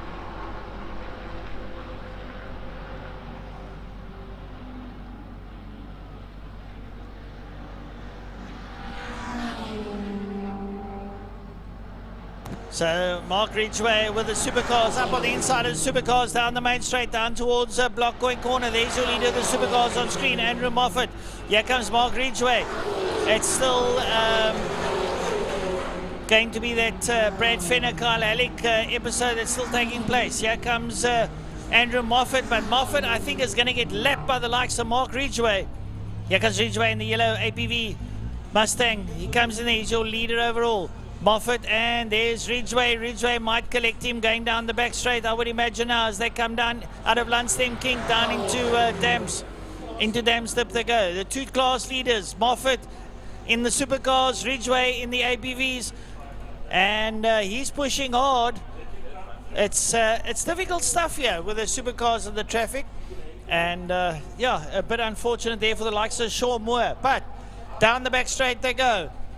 Mark Ridgway in the 53 APV leads out. Moffat staying out the way. He knows the big cannons are coming, but he's leading out. And Brad Fenner is there in second place in the supercars with Kyle Alec in third. Blue flags, blue lights flashing, everything there. The supercars just holding their line. So Francois, as we come to the line, and by an absolute margin, almost from start to finish, Mark Ridgway brings it home in first place. In second position in the prototype, it is Jason Ibbotson that will bring that car home as Alistair Brown has an issue. The rest of the field comes through to the line. It was Ridgway from Ibbotson, from Tafani in third. Then it was Gary Thompson in fourth, Martin Bench, Stuart Spooner, and Alistair Brown has had an issue on the last lap around the final corner, and he's rolling to the line as the leader. The supercars are finished. Moffat was beaten by the flag, so Moffat will take it. Andrew Moffat takes it from Brad Fenner, Kyle Halleck, Nashrin Sloss, Duncan Foss, Pierre Pina, who's there, and then it's going to be Moore that comes through. Well, Moore didn't make it, nor did Phillips or Boscombe or Evans or Chetty or Hume. Yeah, difficult end to the day, unfortunately, for those that couldn't make it to the end of this race. The likes of Sean Moore, Shane Boscombe, very unfortunately making contact with Sean Moore into turn 2 a couple of laps ago, and that ended both of their races. We'll have to see a replay to see exactly what happened there. But how it was that Jason Ibbotson was 5th into the final corner on the final lap, and he made his way around, and that to me shows not only that Jason Ibbotson, he started from the back of the V8 Masters grid. I don't think he qualified yesterday, and he made up all that time in that prototype, and I think that prototype worked.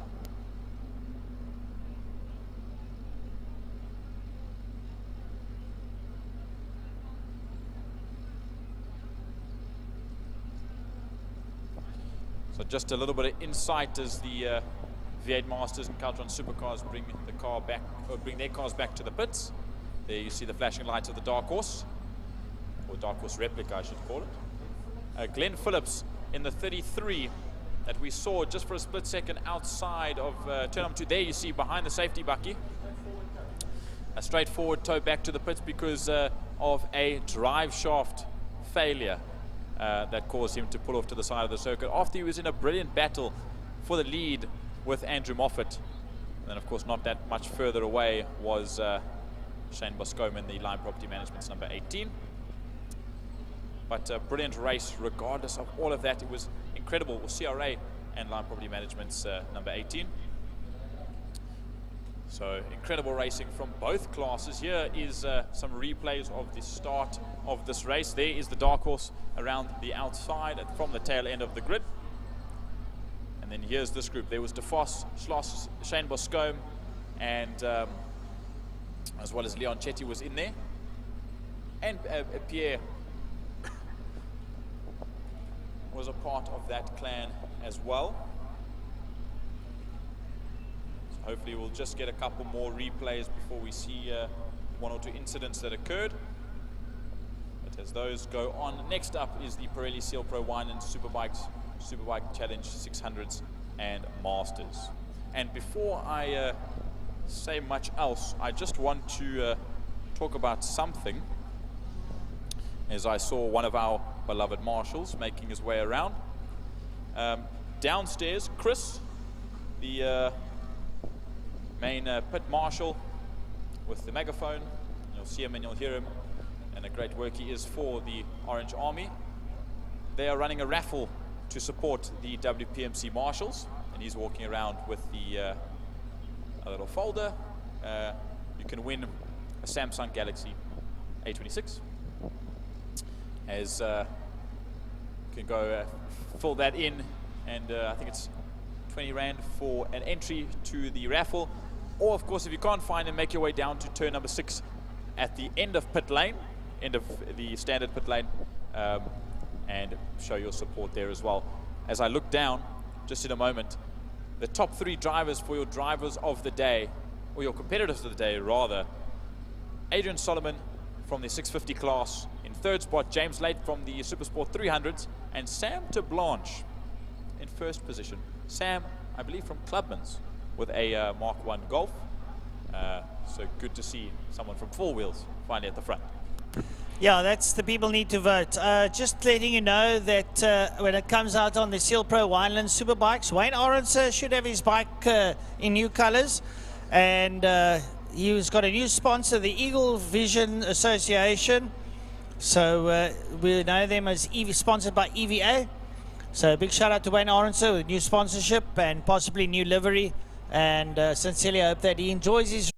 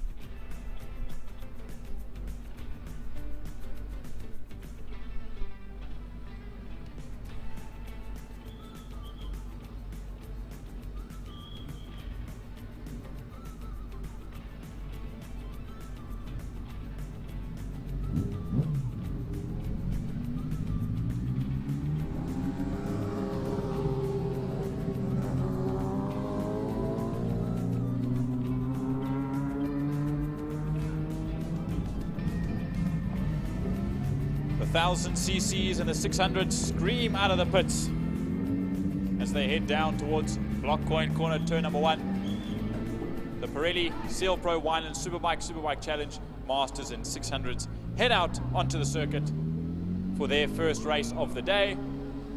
We have the likes of Malcolm Rapson. Of course, we know him as the fastest accountant on 2 wheels. Eden Haynes, Ronald Slammert, Connie Boertes, Michael de Toy, Ethan Dinner, Jean van Wyk, Zander Taljard, Daniel Frost, as well as Lubabala Nsana, Sean Mackerel, and Wayne Ardenser. Obviously, the chairman of the bike classes is Wayne. And as you were saying, Francois, a new addition to Wayne's bike for once. A couple of times it was an odd bit of colors when he went off in turn number 3, I believe at the beginning of the year as well. He had to put on a black fairing and a this fairing and a that fairing. Now it's all pristine in one color. Yeah, I see he's back to the blue and the green, sticking with the leathers. So let's see how this one goes out. I see Ronald Slammert back on track. And the man to watch, Eden Haynes, Connie Boertes.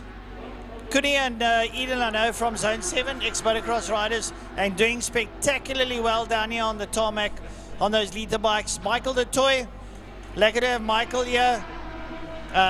Then Ethan Dinner riding fantastically well on the 600. Jean van Dijk is out there. Zander Taljard on the 888 machine. Coming out of the 888 garage there, the Agnew garage. And Danny Frost, Lubabala Nsana, now his second race for the day. Sean Mackerel.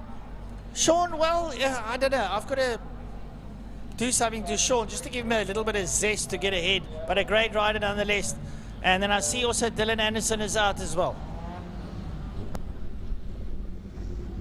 Yes, Dylan Anderson as well, as Wayne is waving for something or another.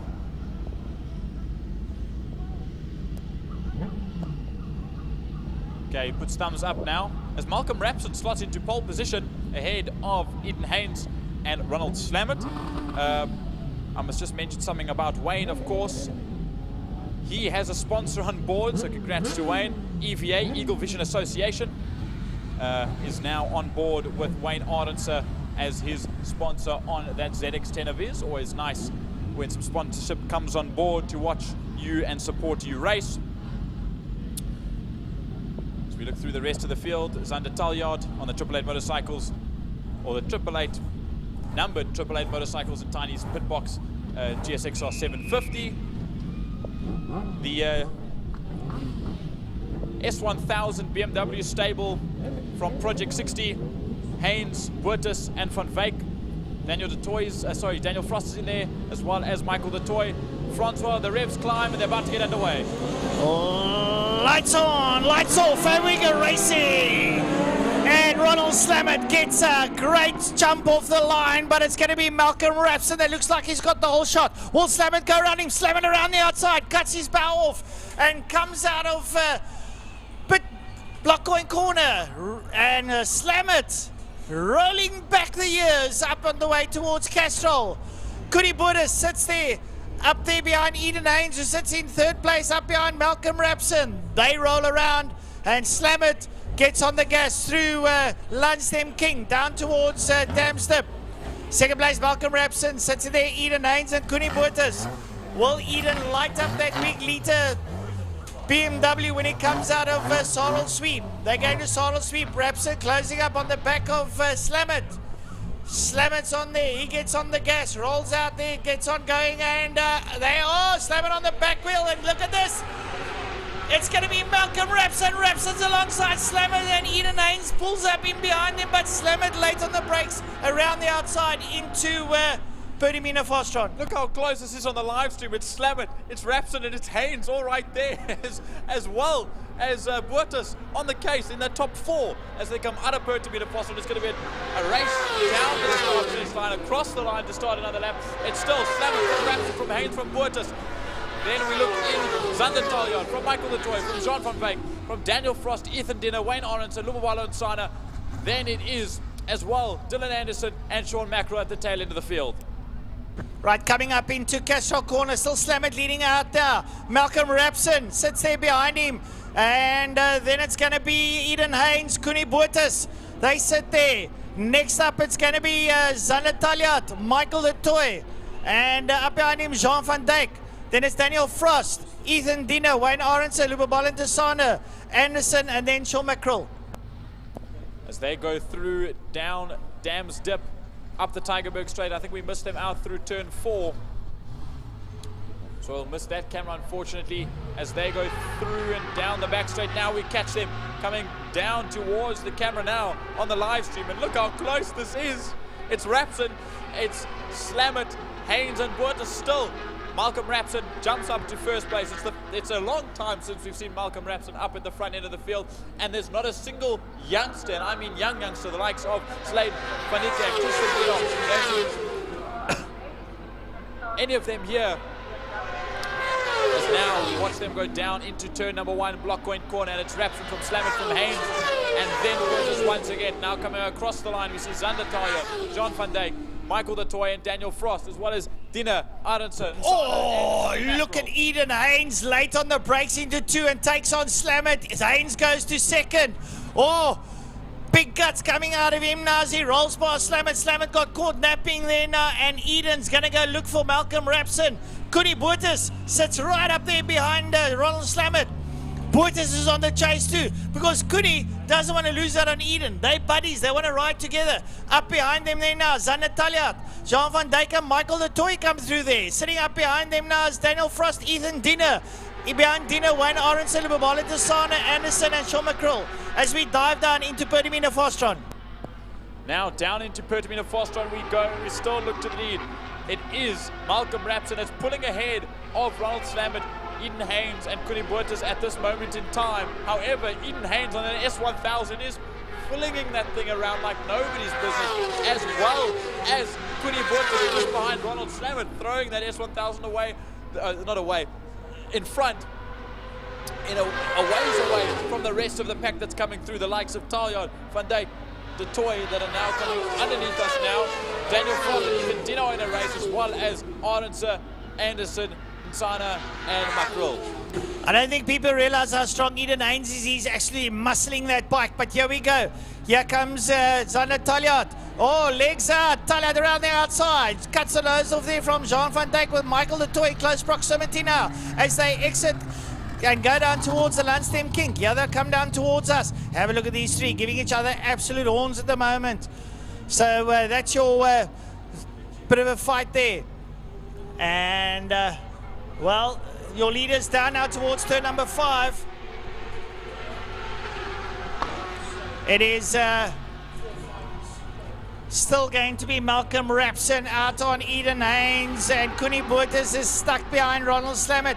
Slamet doing what he can to keep Koenie at bay, but here comes Malcolm Rapson, and have a look at Eden Haynes. He is absolutely flying at the moment. Brilliant, he's the quickest man on the circuit, Slamet and Koenie Botha. There we go. Malcolm Rapson, Eden Haynes, Ronald Slamet and Koenie Botha right there with Slamet. Have a look at Botha closing up on Slamet. Koenie Botha is up for the fight. He's going to lock and load now. There's a target on Slamet's back, and Koenie will come in nice and late up here behind Ronald Slamet. And Slamet knows he's got his hands full as the rest of the field come up. Absolutely hands full, as I saw Luwala and Sana and went on to go into turn 1. But look, Michael the Toy sticks his leg out like the Superbike, World Superbike and MotoGP guys do, slotting that leg out right in front of Zander Taljaard. But Zander still holding his own and sitting there in that first of the trio, the first in that train. Then it's de Toy, then it's Jean van Dijk on that third S1000 in the crew. Jean, I think, looked over his shoulder just a moment ago just to see if anyone was close behind, and they're all on their own. 5.5 seconds between himself and Daniel Frost as we watch the leaders back up again.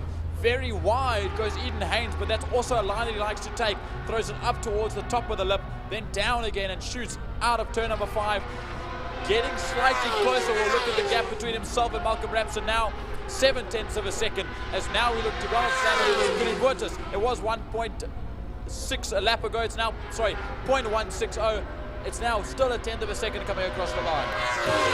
Koenie Botha is tracking Ronald Slamet, but here's the leader, Malcolm Rapson, rolling back the years. He's not a young man anymore, but he's doing fantastically well. Eden Haynes on the other half is a strong lad behind him. But look at Koenie Botha right there on the tailgate of Slamet. He can look down the exhaust, literally. That's how close he is now.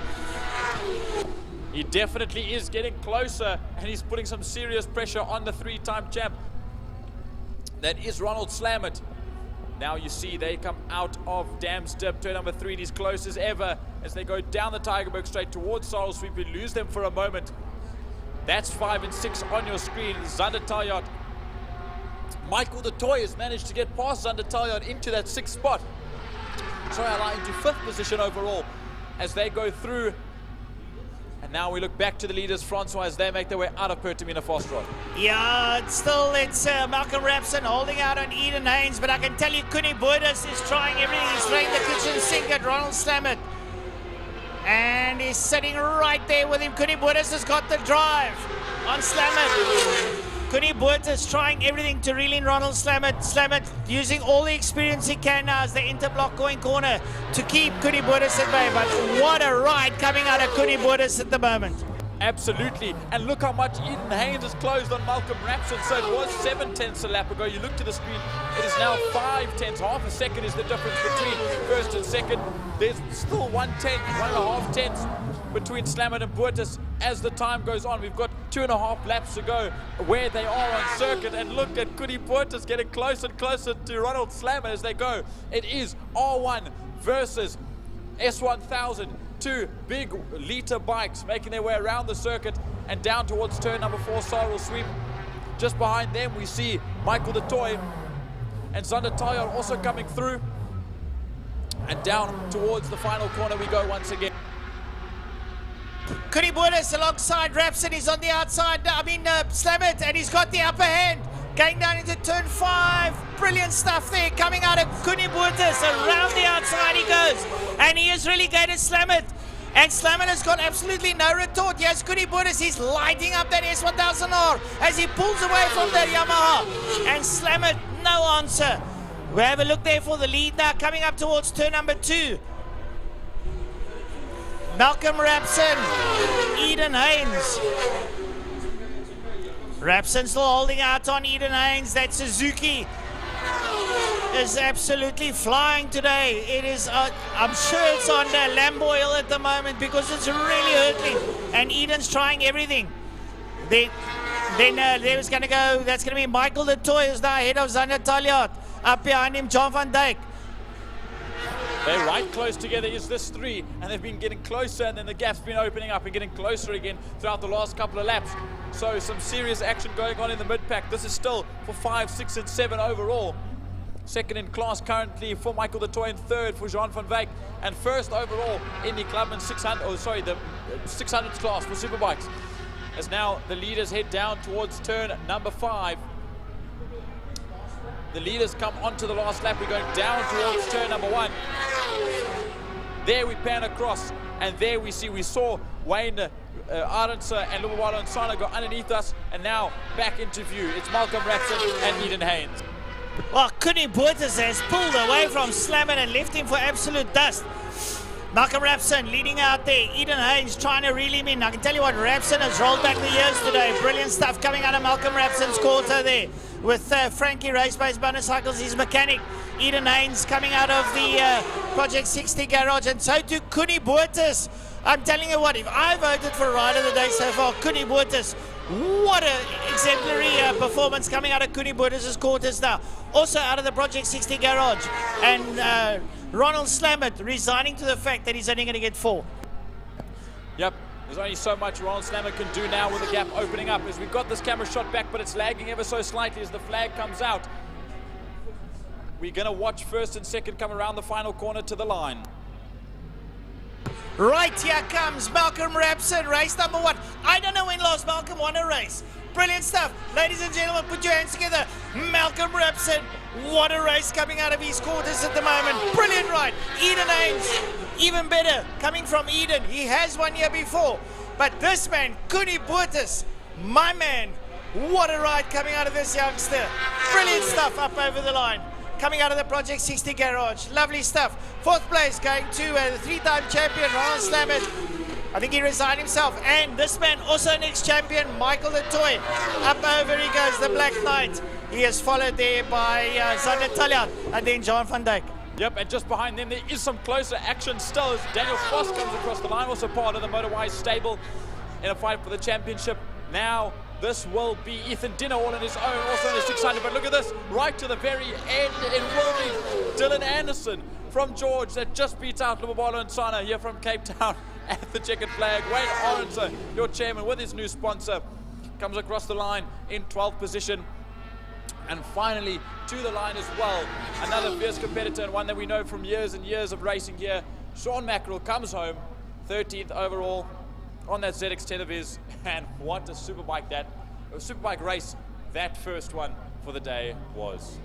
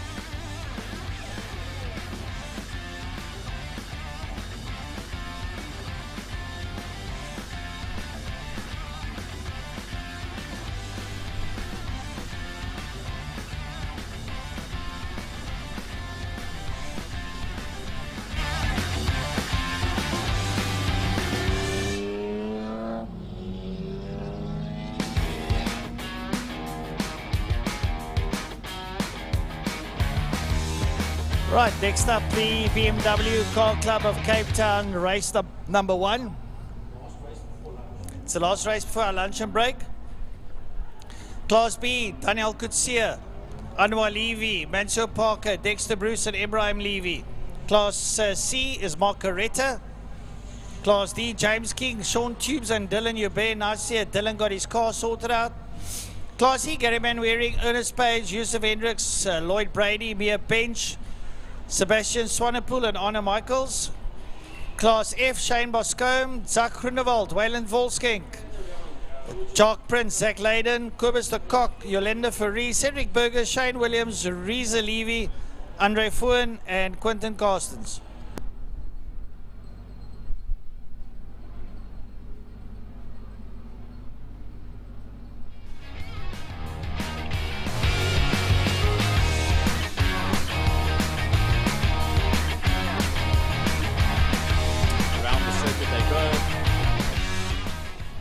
Ferrie's in there.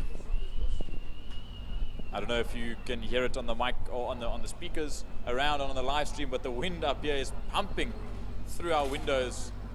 It's breaking through the seals. There's whistling and squeaking and so much going on here. I feel like this tower's going to topple over in just a moment. But we just wait and see. We got this back straight cam. Once again, it's just a little bit laggy.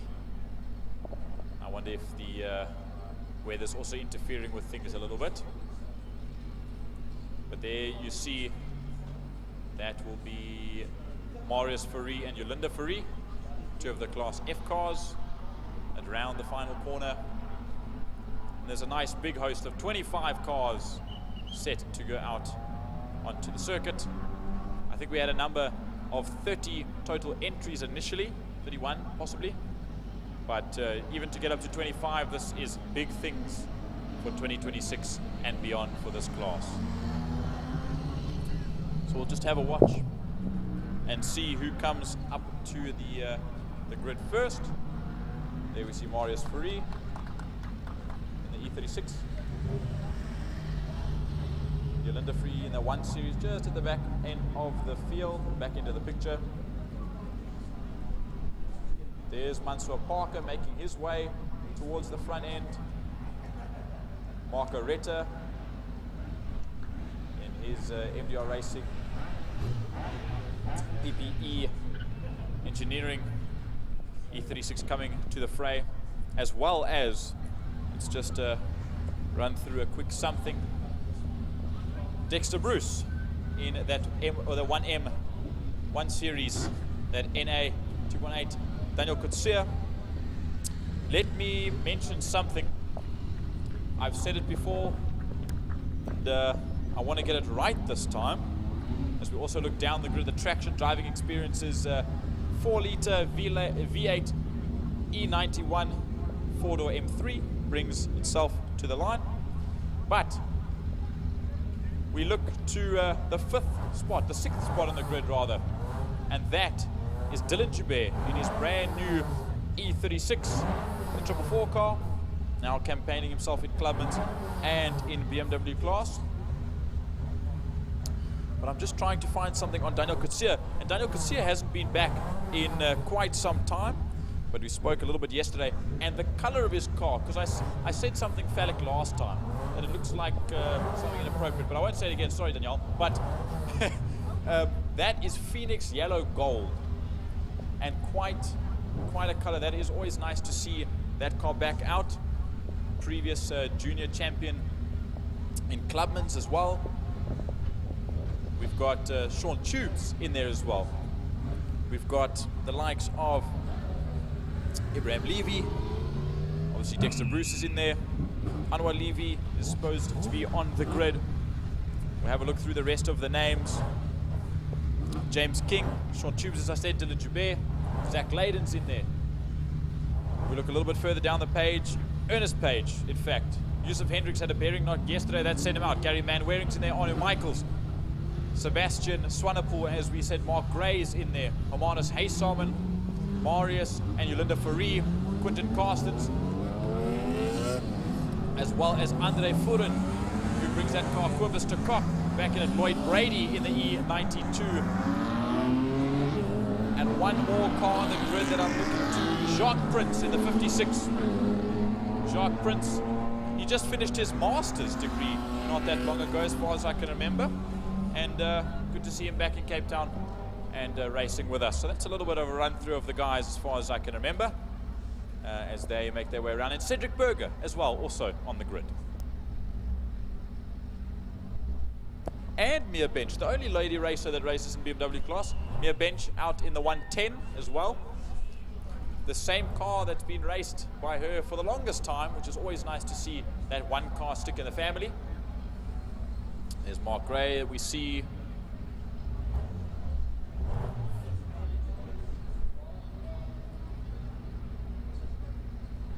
And for once, you commentating BMWs. Hey, Francois? Yeah, you know how passionate I am about BMWs, but and I am. I really like it. I love the G80. That's that big V8 that you saw roll out in front. Oh man, beautiful car. Big love of the new M4 as well. Fantastic motor car. And then of course a big love of the S1000 and the GS. Yeah, it's just that, you know, speed freak. Yeah, let's not just go there, but yeah. Lovely stuff. BMW Car Club at Cape Town, something that was incepted 2 years ago, that's grown in leaps and bounds, and now has become a fully fledged race category. And pay homage to BMW Motorsport, who are involved in anything and everything. Watch now the European touring, well, not touring cars, the endurance series, the likes of the Van der Linde boys, Valentino Rossi.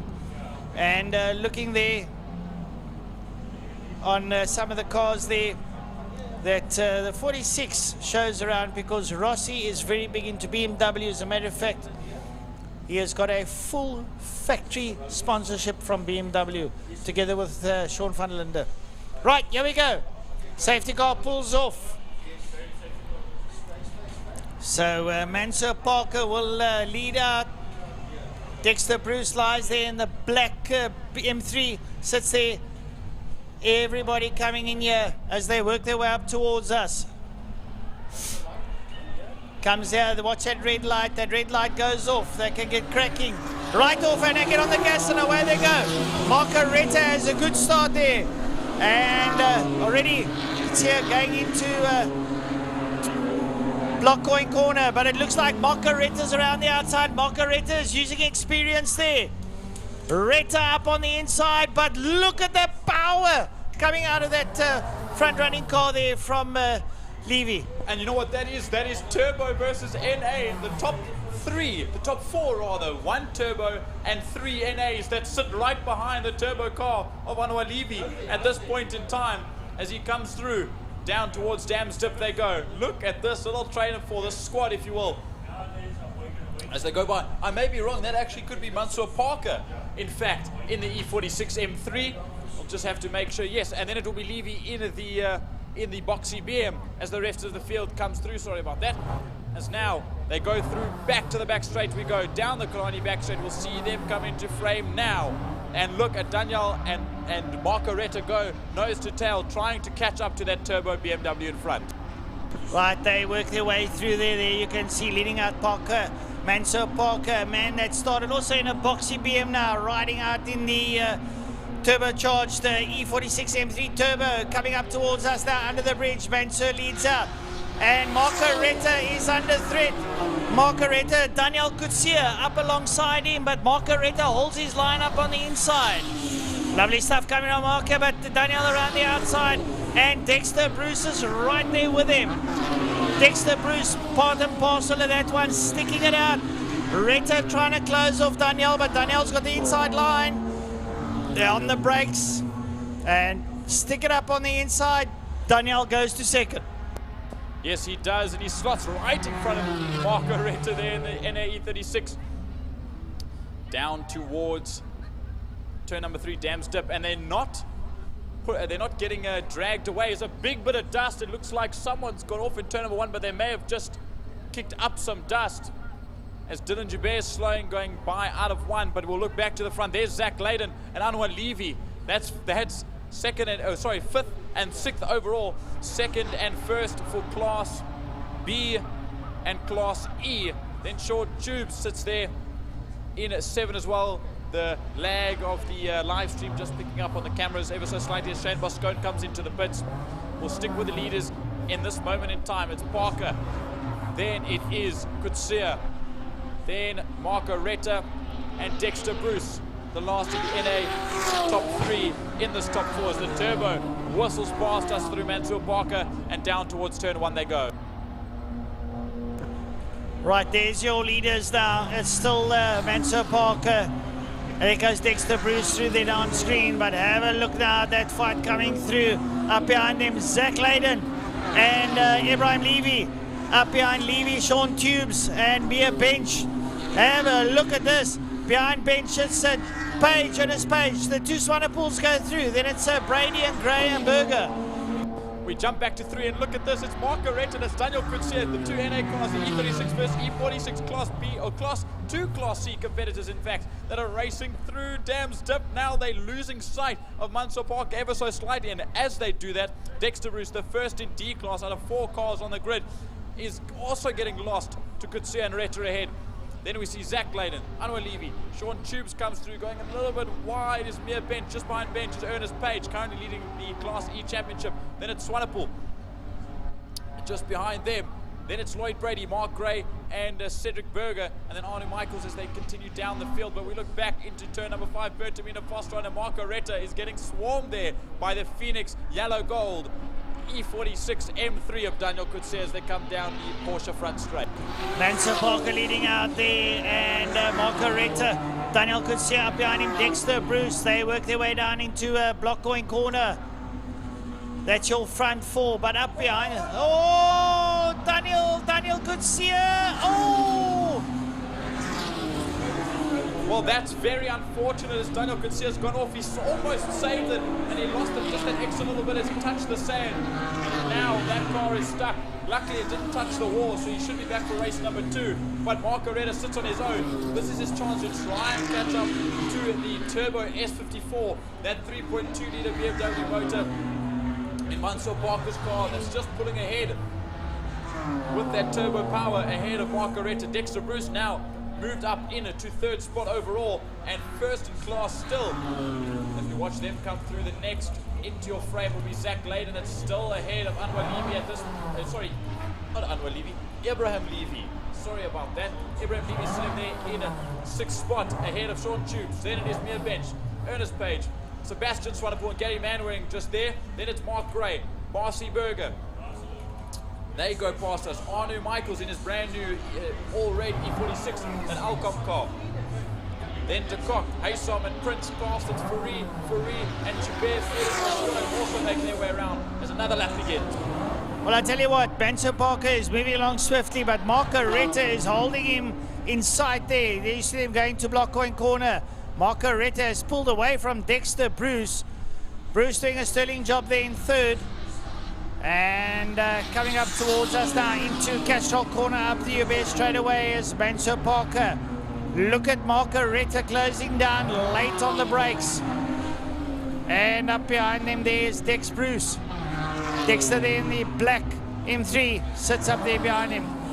Yeah, they come up again down into Dam's Dip.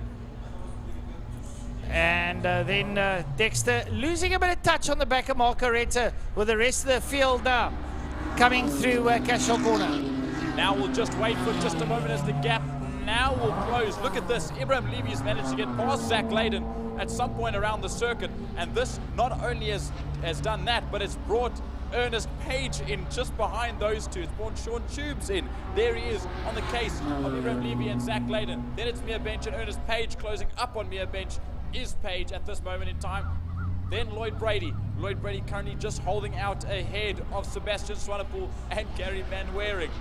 As they now, the leaders, come across the line.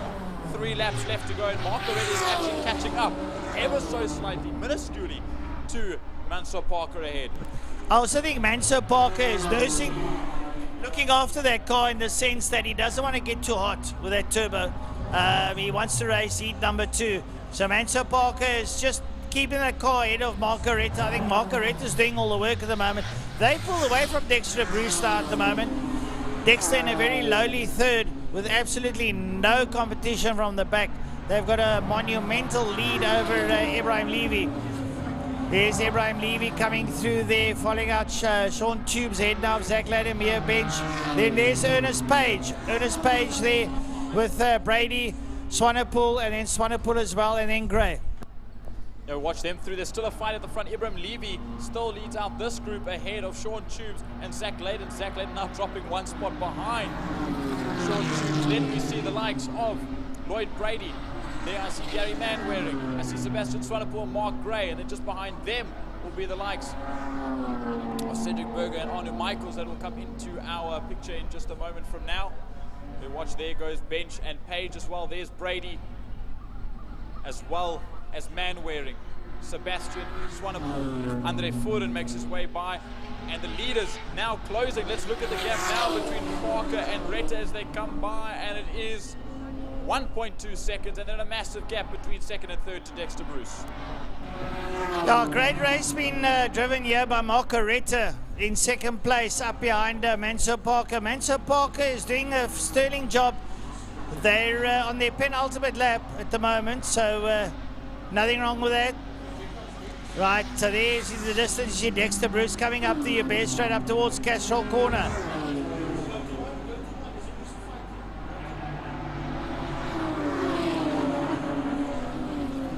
Right, coming down here, Ernest Page, together with Brady, and then the two Swanepoels, Quercy and Sebastian behind them. Ernest Page has got his hands full, and well, Lloyd Brady sits there with him. Ernest Page got Lloyd Brady, then it's Quercy Swanepoel and Sebastian Swanepoel. So Quercy trying to get a bit close to Lloyd Brady. Sebastian a little bit off the boil there, and behind them there's Mr. Gray himself. So all happening out there. Lovely tussles here. Ernest Page trying to get away. Quercy Swanepoel trying to come up on the inside there of Lloyd Brady. Onto the final lap they come. Francois, I just saw them cross the line or come underneath. I heard the turbo. Manso Parker obviously in that Jive, Marcus Parts and Armin Levy car, and then Marco Retta, of course, in the Progress Precision Engineering MDR racing car.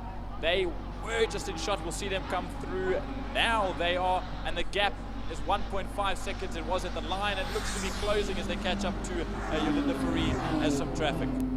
Oh, Manso Parker seems to have this one in the bag as he leads out of Marco Retta through Dams up the Tigerberg straight away.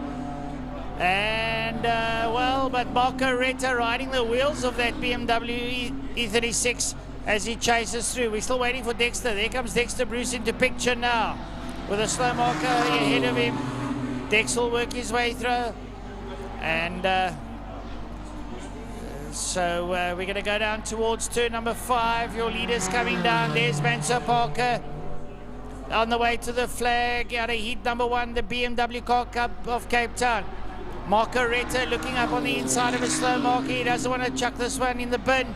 And Parker on his way to the flag. Well, ladies and gentlemen, put your hands together for the winner of heat number 1 of the BMW Car Club of Cape Town, Manso Parker, followed there by Marco Retta.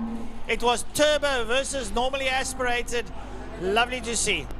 Yep, and then we saw it was Marius Free, in actual fact, that was in between them. Dexter Bruce brings it home with the 1 Series.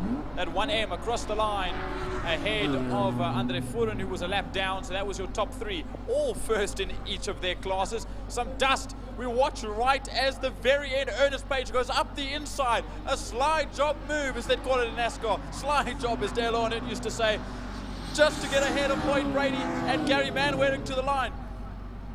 Come, they will go right to the line. It will be, and it will be Ernest Page that beats Lloyd Brady and Gary Manwaring to the line. Sebastian Swanepoel will now come through just there ahead of Mark Gray to the line as well. That's your top 10, top 11. Just behind them, we watch some more of the guys come through. One of the Levies, there's on Michaels. There is Berger that comes across the line as well. Dylan Joubert bringing that car home in 15th overall. He had some issues early on. He dropped right down through the pack. Then the car sorted itself out and he carried on. Next up will be Hermanus Haysalman in that E46 330i. Nice wide body car. He comes across the line. Jacques Prince comes across the line, as well as Yolanda Fourie. The last man out on the grid, Quentin Carstens, also brings that car home. And just a week ago, he was racing rallycross, as far as I can recall. So good to see him doing that as well.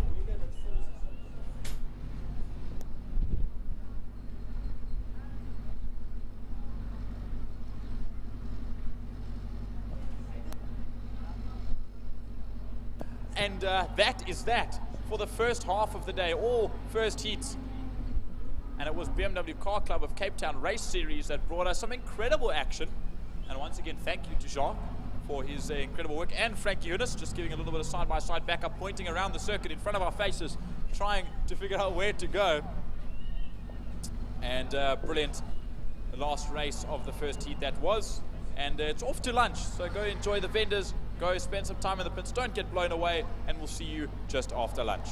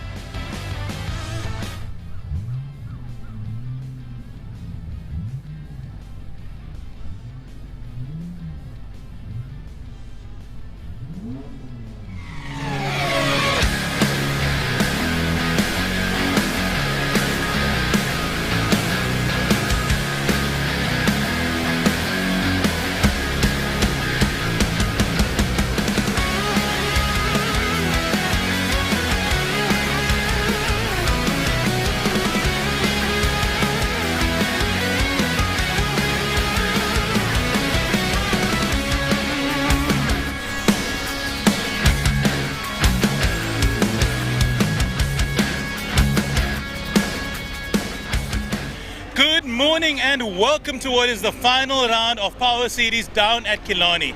I'm standing with no stranger to motorsport, Tate Bishop. Tate, how are you doing, my guy?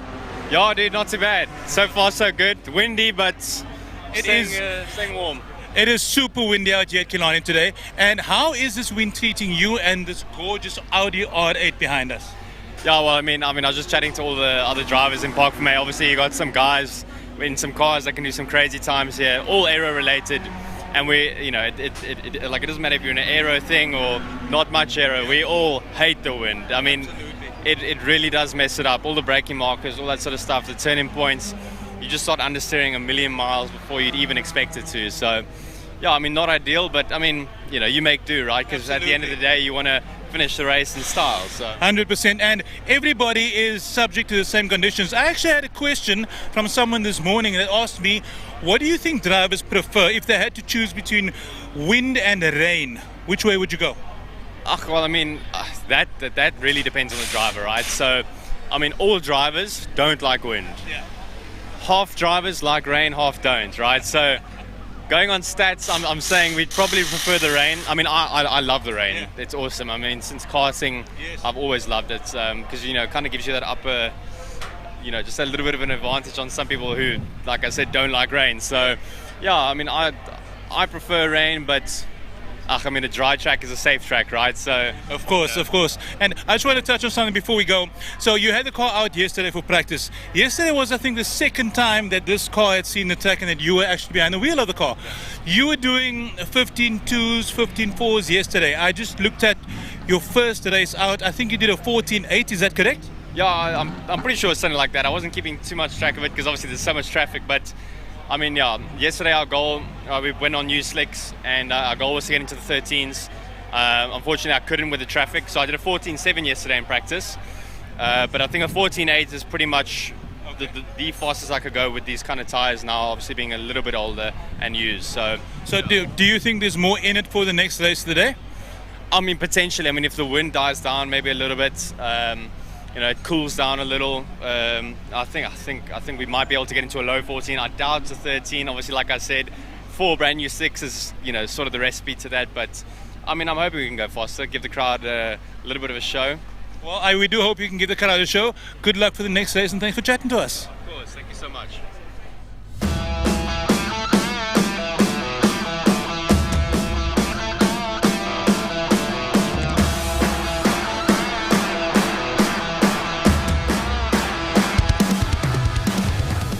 Guys, I'm here in the pits with a man who no longer needs an introduction. But for those of you that have been living under a rock, this is Marco Retta. How's it? Good in yourself. Good. So yesterday you qualified first overall. How are you doing in your class? So in my class also first, and for this season so far I think I've actually taken the championship already, so it's just a bit of a fun day, but obviously also we just leave everything out there on the track every time we're out there.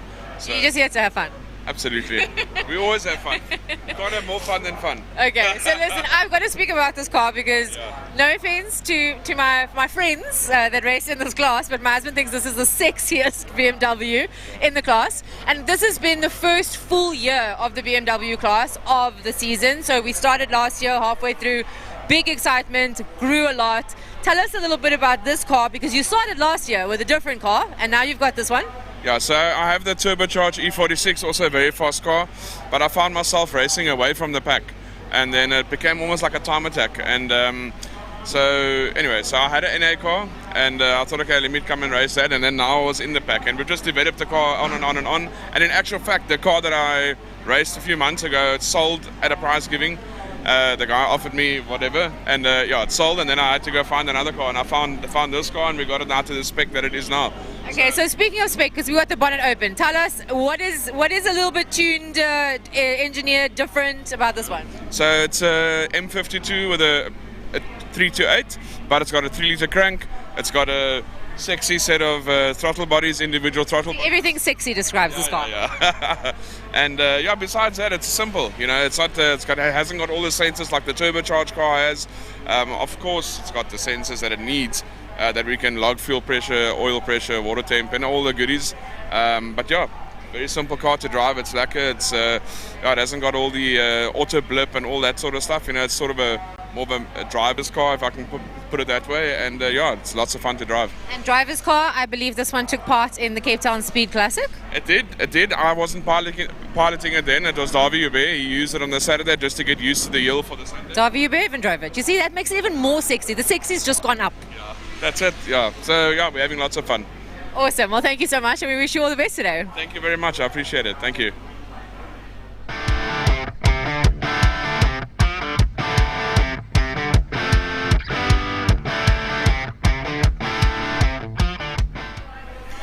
I'm standing here with no stranger to Killarney, Neanderthal or non-destructive tuning. Is that what you called it? Non-destructive testing. Non-destructive testing. So Nian builds and looks after a lot of the cars that you'll see racing at Power Series and at Killarney. Nian, today, final round of Power Series, how many cars have you got out on track for from member testing and member racing and your own? So we're running about 8 cars today in my team, but obviously we look after a lot of people. We've got a lot of engines and tuning and a lot of stuff going on that we're helping a lot of people. So in reality, we're helping 50 people, you know. But yeah, so there's a lot going on for us. So a couple of cars that I'm really interested in is this beautiful BMW behind me here. So give us a little history on this car, because I know that you owned it for a little while. Yeah. And not anymore. Yeah, so the car was originally bought just for the engine. It arrived here in Cape Town, we looked at it, and the owner wasn't sure what he wants to do, and I made an offer to buy it. And there was a bit of a plan, my dad was going to race it or, whatever, but obviously ultimately, I'm running a shop, I want to make some money. So we turned the car around, we sent it to rehab, resprayed it, rebuilt the engine, did the wiring, and it got together, and obviously people got interested once the people saw the car. And then I did some testing, and I knew there was people interested in it, and yeah, ultimately it sold, so yeah. You didn't even have this for a very, very long time. Yeah, well, that's what people don't know. It's like an overnight success made in 4 years. So the car's been with me for 18 months probably. But only, people see it once it's sprayed and it's in the socials. And yeah, so in the last sort of 3 weeks, people became aware of it. And yeah, it sold very quickly. Okay, so just as a bit of a catch-up, some of the cars that Nian has on the track right now are they're in line for championship wins. So one of them is the little grey BMW behind us over here. I'm going to chat to the driver now. Yeah. And then you've also got Tristan de Nobrigo from... He's actually wrapped up that championship already, so he's sort of more running just to have the car on the track. But yeah, Tristan has done very well. There's so many people that's doing well. I mean, Monsoor's also winning his class, and he's got a chance in overall. Yeah, so I mean, there's a lot going on. I mean, Ollie's still got an outside chance for third place in Class A in Challenge. Yeah, and there's people like Open Lee that's got no championship. He's still got a big smile, but he had a knee replacement 3 weeks ago, and he's on the track, so yeah. Okay, looking forward to an excellent day's racing. Good luck to you guys and your team. Yeah, thank you, my friend.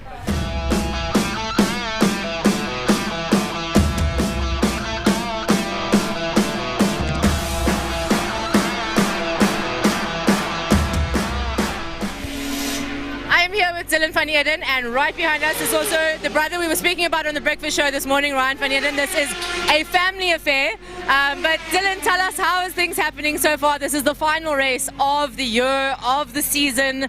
What is happening? Where are you? What has been going on? So actually this is my first race for the season, should I say. I was offered a car generously by my fiance's father. He said to me, just go have some fun and see what you can do, and we've put about 3 weeks worth of effort into the car, so I feel we have a really decent package. And then with regards to my customers, because obviously I'm DV Motorsport, Mr. DV Motorsport himself, they're all doing really well. We have Flashman Finneman that's leading the championship, so he's trying to complete that and be at task with everyone else today. So yeah, but in terms of everything else, I think we also have Wayland Forsking also part of us. Also trying to fight for the championship. It's a 3-point deficit. I mean, it can be closed very quickly. So I think it's going to be a nail-biting one for the entire day. I'm just here to have fun, but with regards to everyone else, it's going to be super exciting. I mean, if you look around you, everyone's very tense. They're looking around. They're trying to find the last 3-4 tenths. It's going to be very good. Yeah. There is a lot going on in the background here. I had to wait because Ryan was busy putting on a wheel. There's so much happening here right now, and there's some new mechanics that I've seen, some familiar faces to me. But tell me, you guys haven't been racing every single race, so how is it? Explain the points to those that are not understanding. So if I look at just my brother and I, we're just here for the fun. But if you look at a point system, every single heat is 7 points.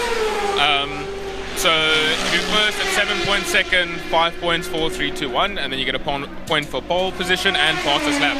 So I think you can get about 16 points on a day, basically. I would say 16 because you can get also a lap record, or you can do fastest lap in both heats, vice versa, and so on. And then there's like an additional point for going to meetings or whatever. So anyways, with regards to that, I think there's only a 1 point difference with Flashman Finneman, and second place is Adriano Ferroli, and I think third place is Mark Fontini with, I think, 4 point deficit. So over 9 rounds to only have 4 points between the top 3 is insane.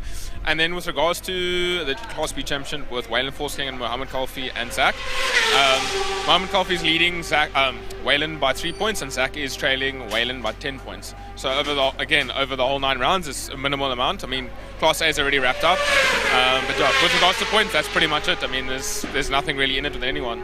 See, we always said this was a very competitive class, and we weren't lying. But thank you so much. You're just here for the vibes today, but we're rooting for you. All the best. Thank you very much. Bye-bye.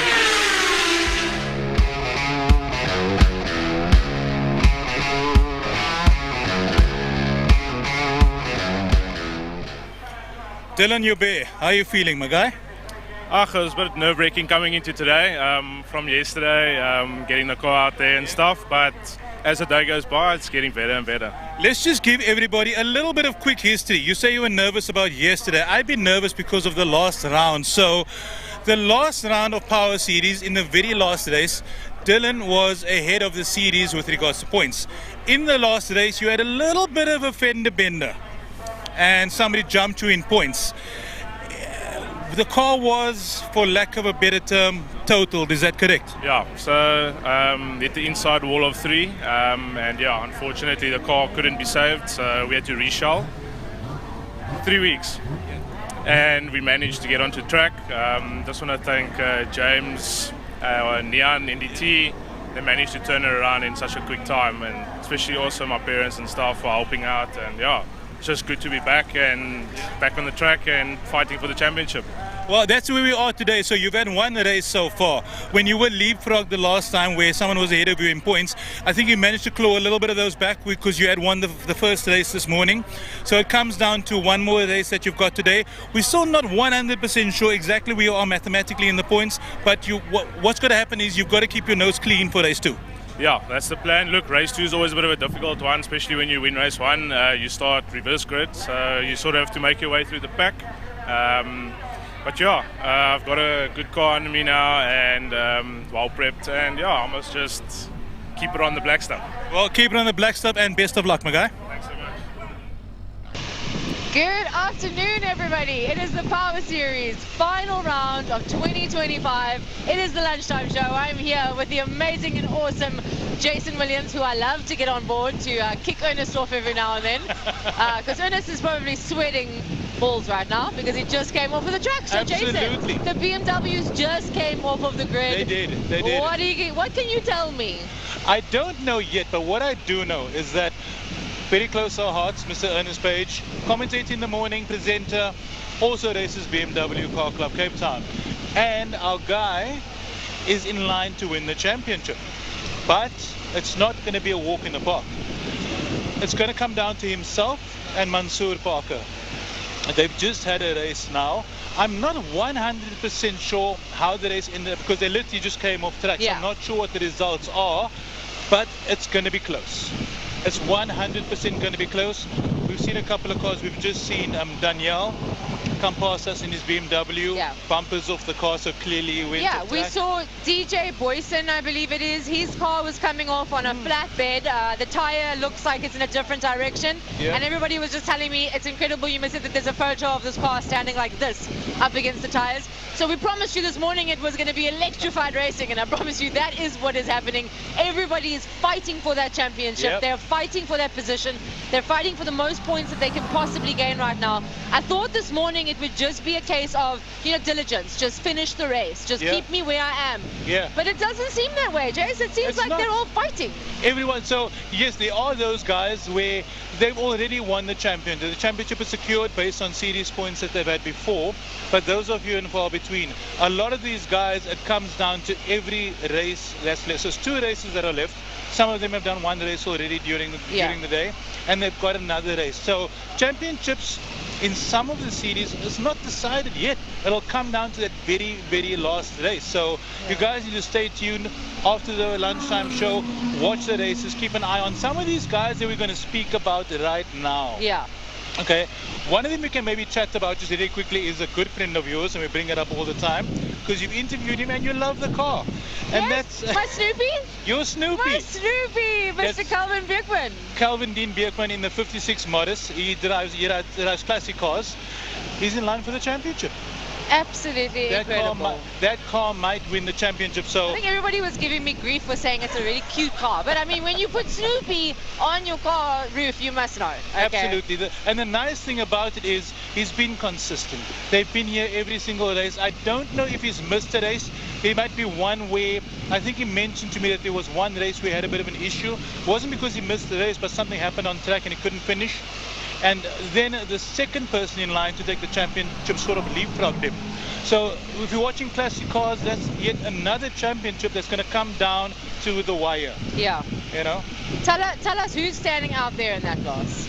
Okay, so in the classics at the moment you've got Calvin Dean Bierkman. Yes. He's up front, and then it's Jared Evans in the Capri. Yes, so I know that's why I was digging there, because you mentioned something about Jared, and his dad, they're always head to head up against each other. Father and son duo on the track. We spoke this morning, this is a family affair. There's fathers, sons, cousins, brothers, everything. I always wonder inside of a family.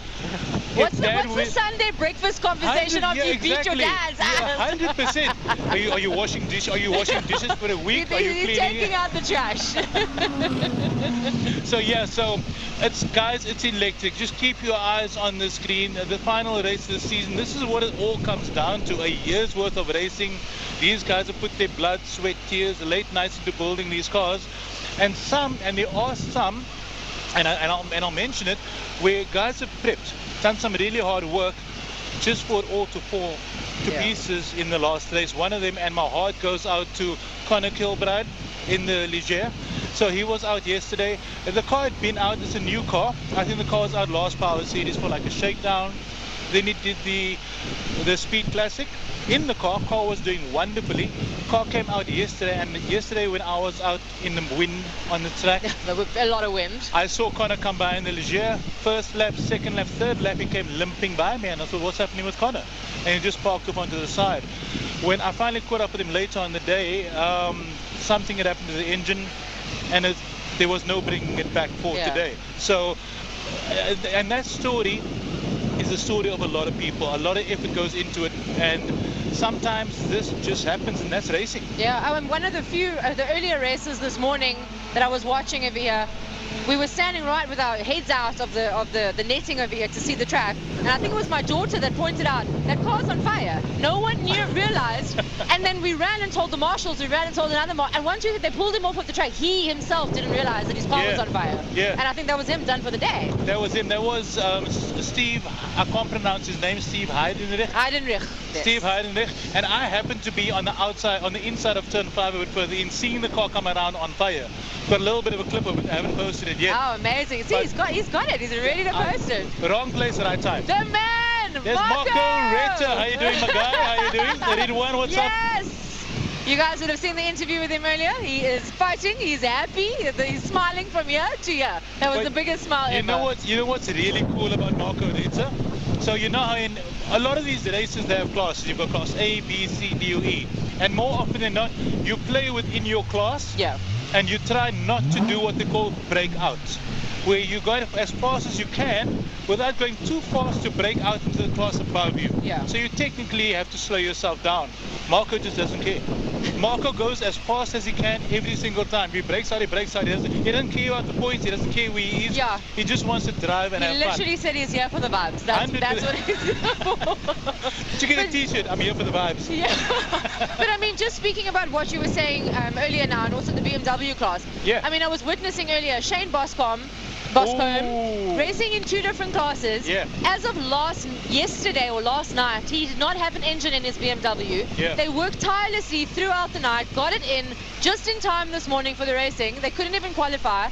And then the car wouldn't start, and they didn't know why. And thankfully, I've got to give a shout out again. Herman Mankum, Mischief Garage. Mischief Garage, They phoned legends. him while he's on holiday and asked for his advice because they couldn't figure it out. And he managed to talk them through the problem on the phone.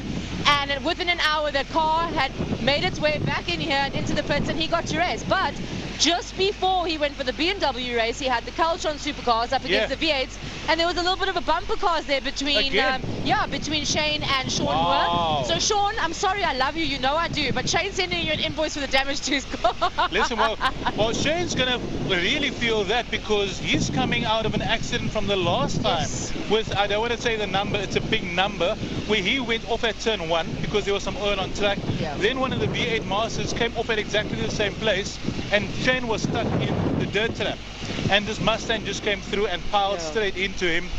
It's a lot of damage. They've got that car ready for now, and I didn't see it, but he's saying it's pranked again. I don't know if he'll be able to go out on the second race. I think he will. He drove into the pits, but I think the whole side of the car needs some TLC. So yeah, it's a competitive class, the V8s itself, and they're big, muscular cars, they're heavy, and they own the road, they own the racetrack. They do. They really do. So I'm sorry for the Caltron supercar that's needing to fly fast. I feel so bad for Shane right now because we know him personally, but it's rough. Now listen, the boy needed a minute when he got out of that car. We put a chair in the little fridge room where all the tools are and closed the door. Just left him there for 60 seconds. And sugar water. And sugar, he get a Coke. So he just needed, the boy needed a minute. Shame. Yeah, well look, guys, we make fun about it now, but we really want to give a lot of love and respect to the guys guys that build these cars, work on these cars, run these cars, because it does take a lot. Yeah. And to have something like that happen, yes, you can say it is racing, you know, but you still got to have some empathy for all the effort put into it and it taken away. So Absolutely. Even this morning, Ernest was telling me about his prima donna moment when he once had a meltdown with his pit crew. Just be the first ever. You know, don't quote us on that, but at least in the last 10 years, that a driver has achieved that. So the Racing Spirit team, incredible. Well done, is dude. doing well done. So keep an eye out on that sports and GT race that's coming up a bit later. And then just the last one for this, do you remember the interview we did this morning with Dylan Joubert? Yes. He was in the grey BMW. Yes. Another crazy story. So you guys might have, if you were tuned in just a few minutes ago, you would have seen the interview we did. So Dylan Joubert, in the last round of Power Series, in the last race of Clubman's, okay, Dylan was leading before the race. There he goes, that guy right there. This keeps happening to the two of us. Always. You speak of somebody and they come listen, the energy is just energy. Yeah, it's electric. We said it, and we're attracting it. So, in the last race, just before the last race, Dylan was leading the series in Clubman's. In the last race, car came loose, had a bit of a spin out, basically totaled the car. He was fine, but the car was wrecked. Yeah. And the last Power Series was just around about over 3 weeks ago. Guys, I'm not joking when I'm saying the car was wrecked. Within 3 weeks, they rebuilt, reshelled, basically rebuilt the car from the ground up.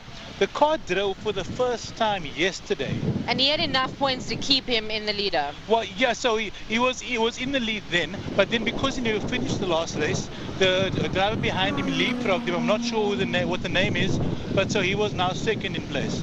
So the idea of getting the car ready for this weekend is that he can still fight for the championship. They worked day and night to get that car done. The car is done. He drove it for the first time yesterday morning. Now he's out on track fighting for the championship. It's crazy. Nice. So they're definitely the proverbial boxing gloves are on for today. They want to finish strong. Yeah. Absolutely incredible. Jason, I'm going to kick you off just for 2 seconds because I have a guest that is waiting to give us an update. A familiar face to those of you watching. What's his name? Oh, just this Jason guy? What? Another one? I mean, I'm going to call him Jay because otherwise I get confused. I'm not okay with this. I'm just saying it for everybody. I'm not happy about this, but this is what I get told to do. Cool. Jay? You? Oh, I'm glad to see that generator's off. Finally. Finally. That's still year one down over there, but again, that's natural. The viewers can't hear it. So look, I just want to apologise to everyone for last race meeting that I wasn't here. I was away. I was busy with a thing called the Dirt Cheap Enduro, and I came back with the trophy, so I was happy. Managed to win that one. There we go. So I do now apologise to everyone. you haven't been here in a while, so you need to give us a full-on update. What is happening? We've actually got 2 new drivers. Amazing. We've got what's his name? It'll be great if you remember the name now. Kurt Williams, and we've got one of the guys who used to be my mechanics for us. He's joined him Pinar. That's his surname. So yeah, he's racing in the 7. He's actually did quite well this race as well. I was actually quite surprised. He managed to put that car up, I think, into 7th. No, I lie, into 6th. Wow. So he managed to move that car all the way up for his first time ever out in a Formula Supercar in a race. Still with the ribbons on the back, he managed to get past really established drivers. Absolutely so amazing. That's really good. The We're really happy with it. The class is going to grow. We're up to 13 cars. Yeah, we want it. 2 people, unfortunately, one is injured, which is Ryan Catt. He'll only come back next year. And then we've also got William, who looks like he'll only come back next year as well. But the other 2 cars have been replaced with new drivers. And I think there's one more car still available. If anyone's interested in joining the Formula Supercar, there is a car available. Anybody interested, there is a car available in the Caltron Supercars. But we've got an absolute stinker of a race this race day. We've got Bradley Fenner, who's competing for 3rd in the championship. And Andrew Moffat is doing everything to take it away from him. I've got to remind everybody, vote for the driver of the day. The number will be on your screen. It's been on the screen throughout the day, but if you see that number, vote for the driver of the day. And the reason this reminded me is because he was trying to bias me and convince me to vote for Bradley. Vote for Bradley Fenner, number 9, Hobo Racing. So, yo, the bias around here. Yes, 100%. So we've got a very interesting scrap happening. Glenn Phillips has won the championship. That's done and dusted. No one can catch him. All Carl has to do is finish in some points. He's done and dusted 2nd in the championship. So that's Pro Oil 1 and 2. So the boys are trying to get Bradley Fenner, the number 9 car, across the line for 3rd in the championship. And here comes big old Andrew Moffat, and he's making every excuse not for them to get it. So I know in the last race, Glenn managed to pip fastest lap, so he gets a point for that. Okay. Brad is 8 points clear of Moffat, so he needs to basically finish in that. I think the last race they got 4 points now. So provided that Brad finishes behind, they'll go on equal points. Brad's done more races, he wins the championship. So it's going to be very interesting to see what Carl and Glenn do to promote Brad up. Is Glenn going to go in front of Andrew Moffat and slow him down like he tried? Who came out of the race earlier? They were just racing earlier, and who came out? Or they ended up pulling over on the side of the... It was Glenn. Glenn's pop shot fell out, so they've got a new pop shot. Fell out. Okay, they've got a new one. Got a new one? It's been 25 minutes. Literally, it's been about an hour, and they've got a new pop shot. it was Park Firme on the phone, straight to the factory, new pop shot, bag in. They're busy with that now. It won't take too long to put in. I'm sure Brad's probably stuck in the car as well. This putting always it on. blows my mind. Can I tell you? Because like, if you're like the average Joe driving your car and your gearbox breaks or your engine blows up, or whatever it is, you've got to book it in at the mechanic and you've got to wait. And you know, it takes like 2 weeks for your car to be taken apart, put back together. And we do it here in like an hour, 2 hours. Look, engines overhauled. There's a gearboxes, big pop difference shop. between a race car when everything's stripped out and your car when it's got aircon pumps and all the other stuff. This is true. Huge This is difference. True. So I might as well just drive it like a race car around on the road. Is that allowed? you're more than welcome to. I think it might be a bit hot. Who needs aircon? I Who don't needs know. aircon? Who needs windows?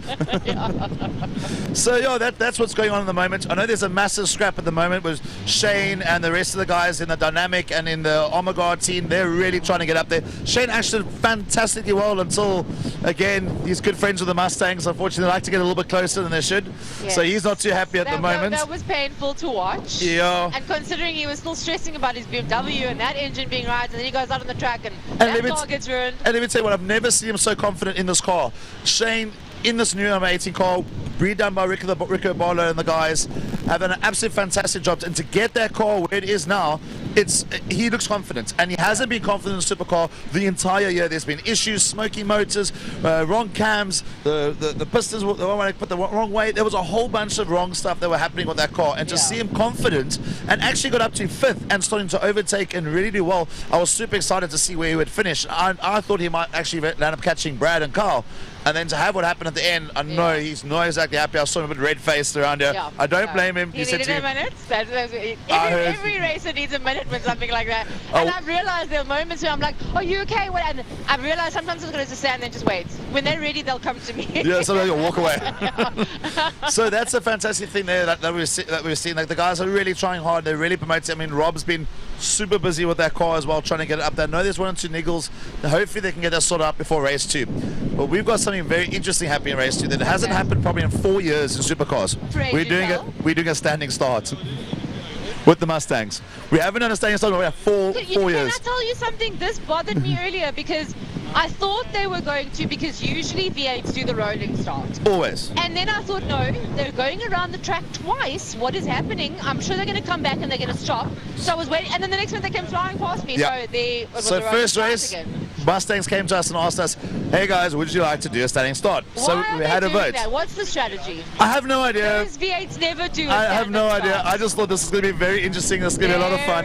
So keep your eyes peeled, because I said, guys, I've been in this in 2 or maybe 4 years.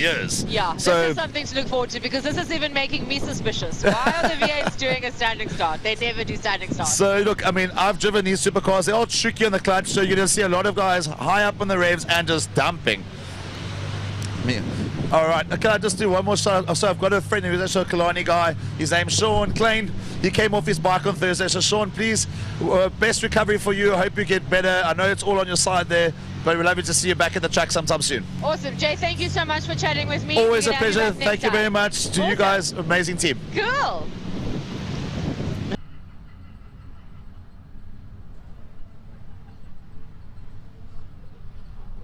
The Culture on Supercars, so you are back with me. This wind is crazy. There are cookies flying from the coffee truck over here. That's mine. That's mine, by the way. We'll take the cookies. So these guys over here are lining up. They are going to be going out. What do we think we're foreseeing for the remainder of the afternoon? I know everybody's got their second race still. So that is Sports and GT going out there. What I'm actually planning on doing is I want to make my way into the pits, chat to some of the guys. I'm really interested in finding out what's happening and where are the standings in that BMW Car Club Cape Town, but only because we've got personal connections with Ernest and friends and whatever. Yeah. But at the same time, I'm really interested in seeing what happens with the Sports and GT with Tristan de Nobling and maybe getting that triple championship. And then there's also, we spoke about Dylan. Yeah. You know, in Clubman's. There's just so much happening and so much still on the line, and it could go either way. Yeah. And, by the way, I'm not saying it out loud, but wait till the very, very end. I was just about to Okay, you do it. You go ahead. Oh God, this is so exciting. Listen, I very seldom stay until the very bitter end of Killarney because it's a long day and you're in the sun. But this is something worth waiting for today. Jason, tell him. So I didn't know how much of it we are allowed to say, but think of an after show. Just the I mean, I very think last. if Ernest didn't want me to say anything, you should have explicitly said, Simon, don't open your mouth. It's going to be a bit of a show, so stay tuned to the very, very It's called the Expression Session. Oh, is that? Oh, give it a fancy name. There's a name, guys. It's a fancy name. If you're watching, okay, please stay tuned. Right at the end, the BMWs are going to do their final race of the day. Yeah. When they are done, they are going to do an expression session, okay? What that means... It's going to be beyond. It's going to be crazy. It's going to be absolutely crazy. But before we close off and we go on to something else, just somebody I wanted to give a big shout out to. So everything that goes down in Killarney, all the safety is in the hands of the people in the orange suits, our marshals. I really want to give a big shout out to all our Killarney marshals and marshals, you know, across the globe. Yeah. These are the guys that give up their time to keep us safe, to make sure racing is safe. So, you know, big round of applause for the Killarney marshals. They also got, at the moment now, the Killarney marshals have got a bit of a raffle going. So if you go to, Killarney doesn't have a physical turn 6, but turn 6 is the Marshals Clubhouse.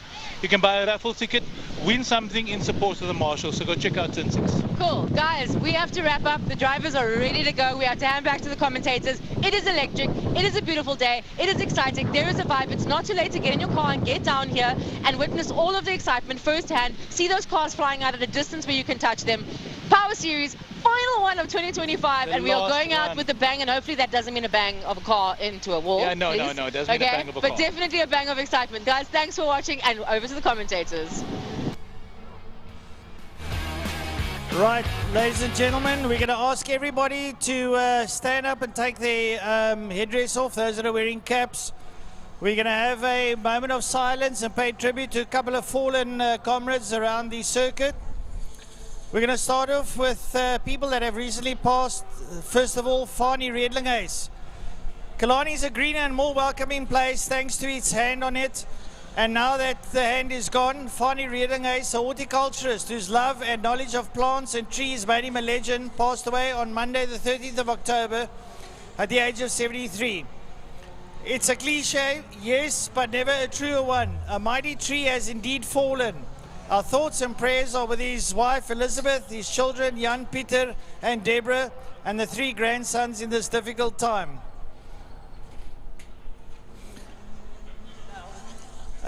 Next up, Michelle Bieneke. It was with great sadness that we learned of the passing of Michelle Bieneke. Auntie Michelle of the Nitro Den on Tuesday the 14th of October after a long illness, bravely born. Everyone knew Auntie Michelle, and she had a smile and a greeting for everyone. It's hard to imagine a drag racing event without her friendly face behind the counter at the Den. Our thoughts and prayers are with Christo, Sean, Jenny, Liam and family. Thirdly, Dennis Fourie. The name Fourie is synonymous with motorcycle racing at Killarney. There were 4 Fourie brothers, Keith, Anthony, Victor and Dennis, 3 of whom raced bikes with considerable success in the 70s and the 80s. So it is with painful sadness that we learned of the sudden passing of the youngest Fourie, Dennis, on the morning of Wednesday, 15 October, from complications following surgery. Our condolences go out to the extended Fourie family. The Killarney motorcycle fraternity will miss his ready smile and sense of fun. Another name synonymous to Killarney that has passed away as of recent, Mervyn Gibbons. The world seems a little quieter, a little duller without Merv the Swerve. Racing driver, pub owner, party animal of note, a man who could make you smile even when you were annoyed with him. Mervyn Gibbons left us quietly in the early hours of Thursday, 6th of November, after 72 years of living life to the fullest. We extend our sincere condolences to his daughter Alicia, his brother David, cousin Gary and the Gibbons family in this difficult time.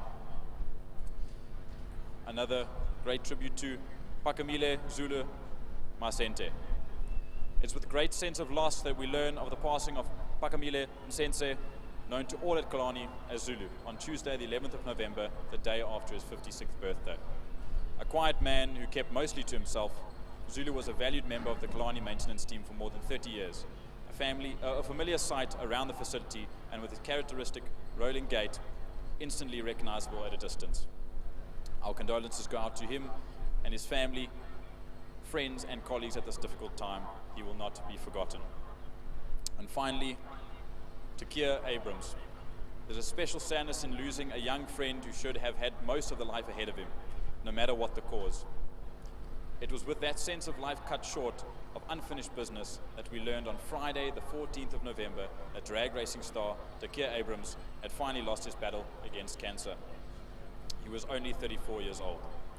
Keir was thin and drawn the last time we saw him at bragging rights on the 4th of October, but there was nothing wrong with his right hand or his characteristic grin as he battled with Rhys Robinson for the fastest time of the day, eventually taking the win by 1,000th of a second overall. And that's how we'll remember Keir, the racer who never gave up and hung up the cables, or hung on the cables right to the very end, as our hearts go out to Zara and the children and to the extended Abrams family. So to everyone around the circuit, please stand and remove your headgear so we can celebrate those that we have lost as of recent.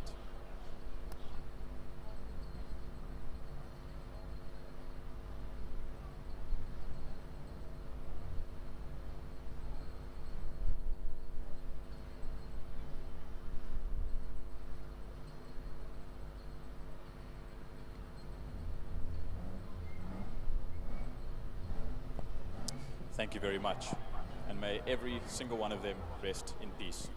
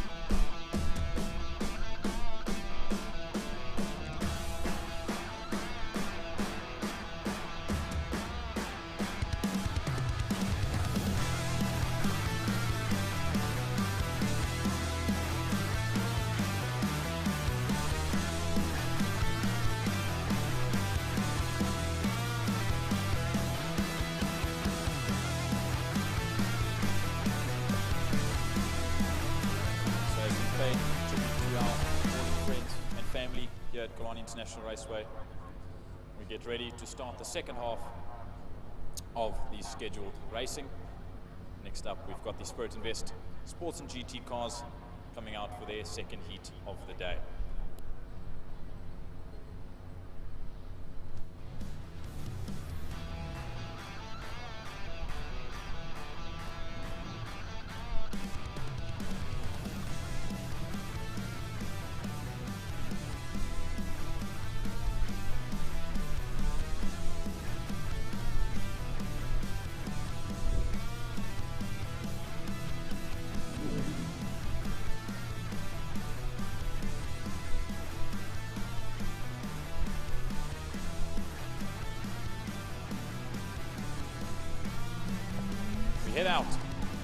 race number 2, the Spirit Invest Sports and GTs. And don't forget, once again, for those that are still here and still want to get a chance to win some cash prizes of a first, second and third position from Spirit Racing and Spirit Investments at the clubhouse, the WPMC clubhouse in the center of the circuit. They should still have their simulator sponsored there by TGN that will be helping them out. And I believe also at Master Drive they've got some simulators there that are also on show to be played. As the cars peel out and head around the circuit, the wind seems to have picked up in the last little while, so the conditions definitely aren't much better than what they were, and I don't think they will be getting any better. So our brave soldiers that are the drivers and riders that put on the show for us will brave these conditions as the afternoon continues. But it will be Troy Dolenchek that starts on pole position ahead of Davy Joubert. Charles Visser ahead of Tate Bishop for third and fourth, Valen Volskenk and Ihatsi. Stephen Heidenreich unfortunately had that bit of a blow up, so to speak, and that fire on the Lotus that took him out in the first race. He won't be on the grid. Tristan Dalberger, Wayne Hoffman. Jean Stander, Anders Steenkamp had a gearbox issue that saw him pulling off. Dax Fine of the Shelby Can-Am will be out there. Marius Farid, Eric Salomon, Vance Kearney in the backdraft Cobra, Simeon Panev, Brett Swanefelter, Chase Volsking and Clive Smith will also be campaigning around the circuit for this second heat.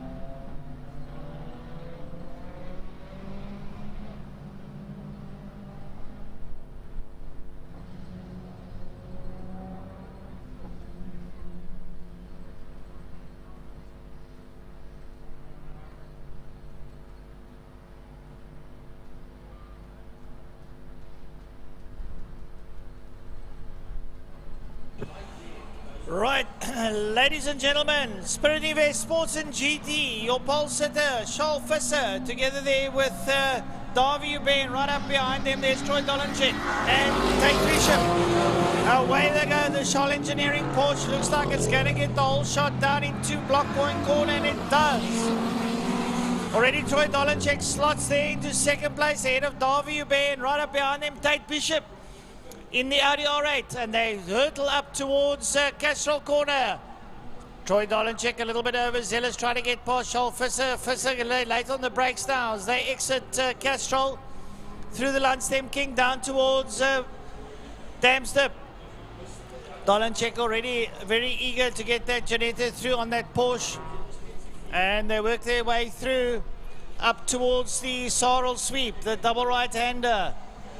It is Charles Visser Jr. that leads out there in the Charles Engineering Porsche and works his way through, but here comes the Janetta. Troy Dolenchek gets on the loud pedal and just moves nice and elegantly there past Charles Visser down into Pertamina Fastron Corner. Into Pertamina Fastron they go.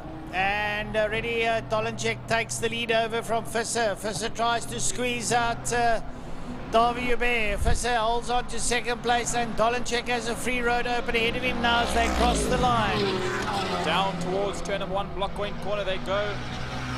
As unfortunately some of our cameras are lagging now as the weather picks up. And the internet also is just getting a little bit difficult on this side. So we follow them down towards turn number 1, down to 2 we go now.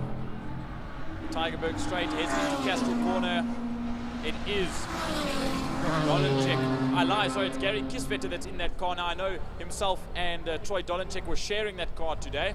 I didn't realize Gary Kisvetter would be out for race number 2. Then Charles Visser, Davy Jabet, Tate Bishop in the Audi R8. Then Yanni Hatzi, Valen Forsking, Tristan Donabrigo, Wayne Hoffman, and Vance Kearney. That should be coming into the picture. There he is in the backdraft Cobra. Behind him will be Eric Salomon in the Alf. Then 2 350Z sandwich up the Shelby Can-Am of Dax Fine. That's Simeon Panev and Brett Swanefalter as the leaders come down towards Pertamina Fastron. Yeah, my mistake too. Gary Kisvetter is there, not Troy Dolenchek. Now I see Gary out there. Gary campaigning the Janetta now. We used to see him in a Porsche all the years. But now he's out in the Janetta rolling out front. Charles Visser still leading out there over Davy Hubert. They've pulled away now from Tate Bishop in the Audi R8. Right up behind him, it's going to be Yanni Hatzi, I thought so. Yanni Hatzi up behind him. Then it's Valen Volsking. Behind him, Wayne Hoffman. Tristan Nobriger has fallen by the wayside. He's dropped down a couple of places there now into P8. And they've broken away from the rest of the field. Next up will be Vance Kearney in the Shelby Can-Am. Followed there by Eric Salomon. Yes, we'll watch this field come through. There's Valen Forsking, Wayne Hoffman, Tristan Donabrigo in the Spirit Racing E46 M3. As we'll watch down towards turn 3 there, we can just see it. As we just losing control of the cameras ever so slightly. There's Vance Kearney, Eric Salomon, and Dax Fine in the Shelby Can-Am. Then the 2 350Zs. That is Brett Swanefalter there in picture, and just ahead of him is Simeon Panev. As we look back to the lead, and still a fight between these two as Gary Kisvetter's upduck disappeared. It is Charles Visser still holding Davy Jabert MP2, or MPO2 rather, as they head down towards turn number 1. Well, that Dover Proto sitting in there, looking through. Here comes Tate Bishop with Yanni Hatzi up behind him. Up behind Hatzi is Valen Volsking. Up behind Valen Volsking, it's going to be Hoffman, Wayne Hoffman, then Tristan Donabrigo. And they've broken away from the likes of Vance Kearney, who's only going down into Pertamina Fastron. Now we just wait to see who will come into picture now. There is Vance Kearney as well, just behind Eric Salomon in the Alf, getting ever so much closer to the backdrop Cobra as the Shelby Can-Am just waits in the wings. As down into turn number 1 they go. As there we lead back in to turn number 5, Pertamina Fastron with Gary Kisvetter in that Janetta G57 LMP3 spec car that runs around Killarney whenever he's down and whenever Troy also gets the chance to drive. And then we see that 992 GT3 Cup car and the Nova Proto MPO2. I see Nick Adcock was also here today. He drives a very similar car that is campaigned in Europe. As we carry on, there's Clive Smith in the Porsche at 924 GTP Tribute. So we see Kisvetter, then Visser, then Jubé. Well, having a look here now, Davy Hubert is having a look there at Charles Visser. It's not going to be easy. Charles going to make that Porsche as wide as he can there for Davy Hubert in the Nova. They're having a titanic battle now. And, well, we'll have to see what happens, what comes of that. Coming into picture there is one of the slow markers. Down into turn 5. So like Simeon Panev and Brett Swanefalter. Your leaders coming down. There comes Gary Kisvetter now into turn 5. A little way behind now. Well, there will be Charles Visser and Davy Hubert. Visser having a little bit of the legs down the back straight on Hubert, but Hubert under corner braking comes right up underneath his back bumper. Good driving there from Davy Hubert as they work their way out, coming up over the line. Well, that is definitely one of the big differences between the flat six Porsche and the Ford V8, that Coyote V8 in the Nova. I believe some of them, I believe it's the Ginetta that runs the Chevy V8. As they run down towards Castro Corner, up the inside, he'll take a duck, and he won't do it. He'll hold that inside. Scholl goes a little bit wide, and he'll keep that line. Does Davy Joubert, taking that position away from the Porsche and Scholl Visser Jr. as they head down towards turn number 3, which the camera we have lost. And we'll just carry on watching to where we can go to the next one. There we've jumped back to 5 as we wait for the leader, Gary Kisvetter, to come through. I see that difference has also changed between Vance Kearney, Eric Salomon, and Dax Fine as the positions have changed. You see Gary Kisvetter come through. There's the Nova Proto of Davy Joubert and Scholl Visser making their way through into 5 as well. Right, so Davy Joubert up here, but can I show you Scholl Visser's not going to lie down. He's going to come straight back at him. He's going to make that Porsche work overtime. Try and stretch it to the extreme to reel in Davy Joubert. Scholl Visser is a wily contender and very good avid karter, a South African karting champion, and he's not a champion for nothing because he has got fighting spirit. He will come back at Davy Joubert. But at Nova, it's power to weight ratio is what makes the difference. It's a lightweight car with a very powerful motor in it, whereas the Porsche is a purpose-built road-going race car. So it's going to be difficult, but Davy Joubert now starting to stretch the legs of the Nova. Sits up there behind Vance Kearney. He's got to get past Vance. Not giving Visser enough time to try and close down on that gap. Absolutely, he's running out of time, a lap and a half for them. As here the leader comes around the final corner to start his final lap. Gary Kisvetter going halvesies with Troy Dolanchik today. As we look to that competitor of the day, we'll have a look at it after this race. Kisvetter comes across the line to start the final lap, the white flag he gets rather. As here comes the Nova Proto of Davy Joubert and Scholl Visser in the 992 GT3 Cup. Oh, Davy Joubert's stretching his legs on screen. Gary Kisvetter coming into Castro Corner. See the amount of lead he's got there over Davy Joubert in the Nova Proto. And the Nova doing very well there with Scholl Visser up behind him. Visser lights ablaze, just warning the slow cars. He's coming through. Some of the slow cars coming through.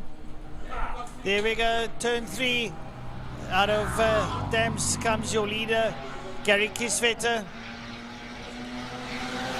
There's the Nova, there's the Porsche of Visser Jr. Here comes your leader into turn 5. That is Gary Kisvetter in the fast track corner, and he's on his way towards the checkered flag. Yep, he'll round that final corner, being put into Fostron, through the 5A kink, and down towards the City of Cape Town Bridge to the start finish line to get the checkered flag to win race number 2 with a fastest lap of a 1:11.910 for the 43 car. He beats out this man, Davy Joubert, in the Nova Proto across the line, just ahead of ever fighting Scholl Visser. 3.7 seconds is the gap, with Dax Fine bringing the Shelby Can-Am home and then spot overall first in Class D, ahead of Eric Salomon.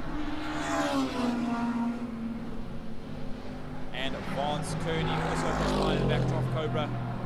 That was for 9th, 10th and 11th spots overall. Eric Salomon coming home 3rd in Class C at that given time. Then Brett Swallerfelter and Tate Bishop will also come across the line, with Tate Bishop taking the win in Class B for the first time out, second time out today. A small drag race to the line between Jannie Hatsi and Valen Volsking. This is 4th position. And Valen Volsking beats Jannie Hatsi to the line by 1/10 of a second, just ahead of Wayne Hoffman, 2.5 seconds adrift from the 2 ahead. He wins Class C ahead of Tristan Noviga, and now brings the Racing Spirit BMW E46 M3 across the line to finish out the day. Only man left out on the circuit, Clive Smith, brings the 94 Porsche across the line to end off the Spirit Invest Sports and GT's race number 2, and to bring Spirit Invest Sports and GT's to a close for 2025.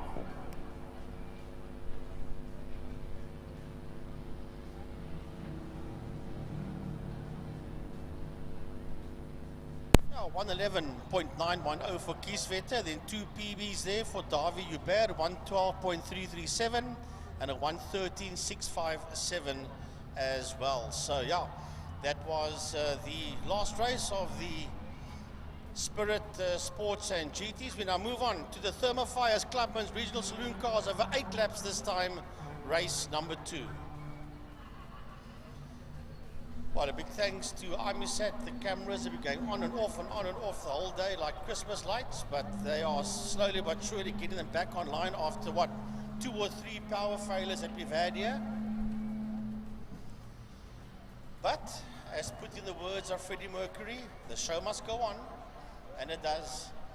And the guys will fight all the way to the end to get all the cameras sorted out for us.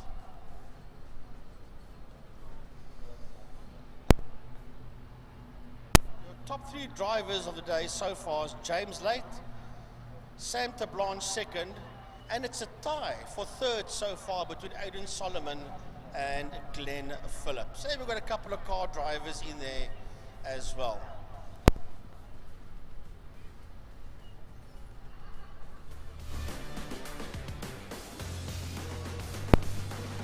So, Michael is here, Stephen Eidenrich, Stephen House, Paul Minnick, Willie Swart, Gary Smith. That's the first 3 rows of the grid, first 6 drivers.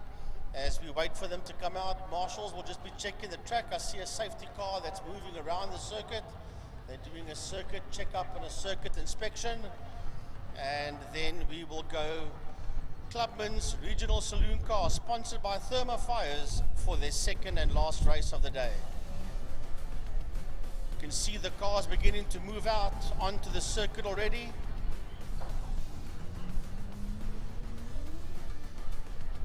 Yeah, Dylan Joubert heads out with his new BMW E36, built and prepped by Neanderthal Racing. So he'll slot this one into Clubman's. He also had the E46 rebuilt with a new body, a new shell, and all the old bits from his old car that took that tremendous accident into the magnet, which is the outside of turn number 1 last round. There we see Zach Groenewald. Yeah, old Zach. I said hello to him and his daughter this morning when I drove in here to Zach and to Katie. She was on a skateboard type bicycle thing and just gave me a quick wave. And Karen, there is Stephen Eidenrich in the Nissan Skyline, Stephen House, Paul Munich, Swart coming through there, Gary Smith, and the rest of the guys just beginning to filter through. That is Guy Nayans coming through as well, Dylan Joubert, as the cars just weave from side to side to trying. There is Bernard Lehman in the Opel Corsa, Everett the Toy, Lee Fielding.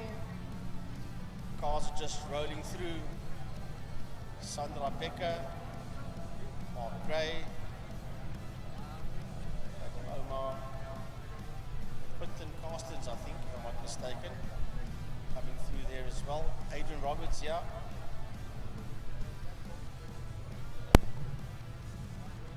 There I see a couple more people coming through. Jordan McKay in there. Wayne Wilson. He didn't end up finishing race number 1. He makes his way out for race number 2, so hopefully he can finish that one. We saw Steve O'Griffin-Wintle, Steve's Auto Services. He was also out just a moment ago. He made his way by us. There we see David Faree, John Walden, Manus Haysom, Jordan McKay. I also see in there at the back end of the grid, I saw Seth Griffin-Wintle. Seth GW, they had a massive, he blew that turbo up yesterday, did Seth Griffin-Wintle. So himself and his dad, Steve-O, sat in the garage last night, putting on a new turbo and trying to weld a Magnum-sized bullet hole that it had burst in the exhaust in the branch. So I think they've got that sorted. And Seth is out for race number 2. As Zach Groenewald pulls into the pit lane, and he will be a pit lane starter. I just saw on our timing screens that he will start from the pit lane, and I believe someone else will join him. Someone else will join him in the pit lane, and David Vermaak. David Vermaak, yes. No Gemma O'Lean, as she blew a piston in race number 1.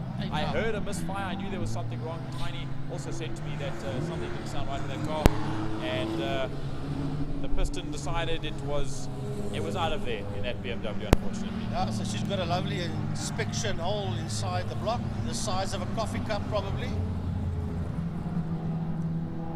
So the cars are rolling into turn number 1 into block 1 corner, and it is Michael Asier and Stephen Heidenreich that lead them out of turn number 1 out of block 1 as the rest of the field follow through. That is your front row of the grid. Stephen Vermaak is in that second row as well, together with Paul Munich. Willie Swart is in there as the cars go through. Gary Smith, and right behind Gary Smith we have got, trying to pick up who is in there behind Gary Smith in that BMW. The moment the screen changes I'll be able to tell you. It takes a while. That is well, they say Gemma, but she isn't. It's Audrey Michaels. That's the man I'm looking for, yes, in the 911 Audrey Michaels car, as the whole lot work their way through. Watch out for Shane Smith. He's going to start at the back of the field. Matter of fact, he is stone last, the head of the 3 support vehicles that are just there behind Chase, the breakdown, a chase vehicle, and of course the medical vehicle. Those are your 3 chase vehicles that come at the back of the field. With Chief Marshal's vehicle, then you've got a breakdown vehicle with all the extinguishers on, and then you've got the medical vehicle there at the back. That's the 3 cars that you see coming through your shot now, and of course right in front they are led by the safety car, also known as the pace car.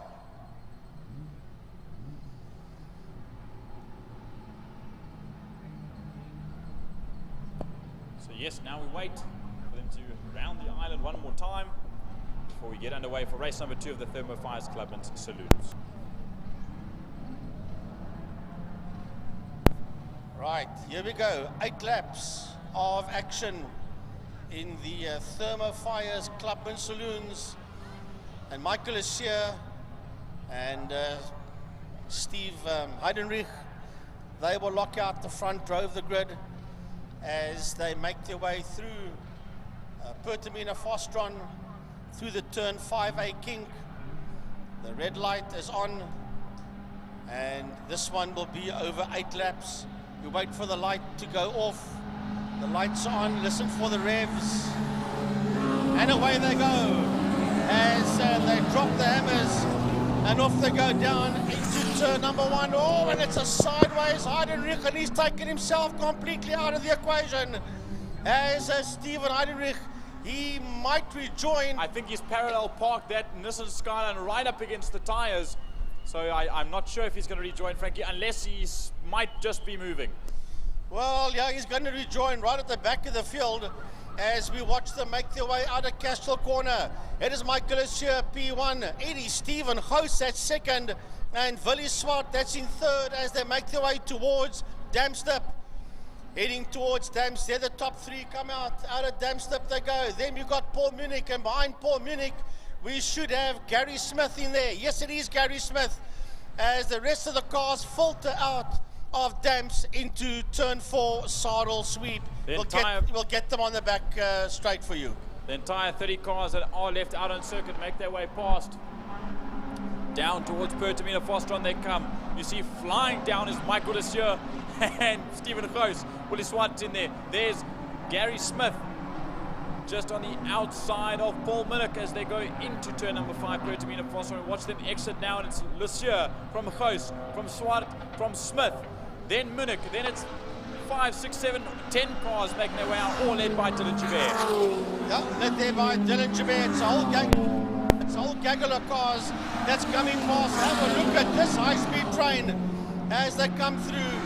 And we'll get them all. There's Paul Munich coming through.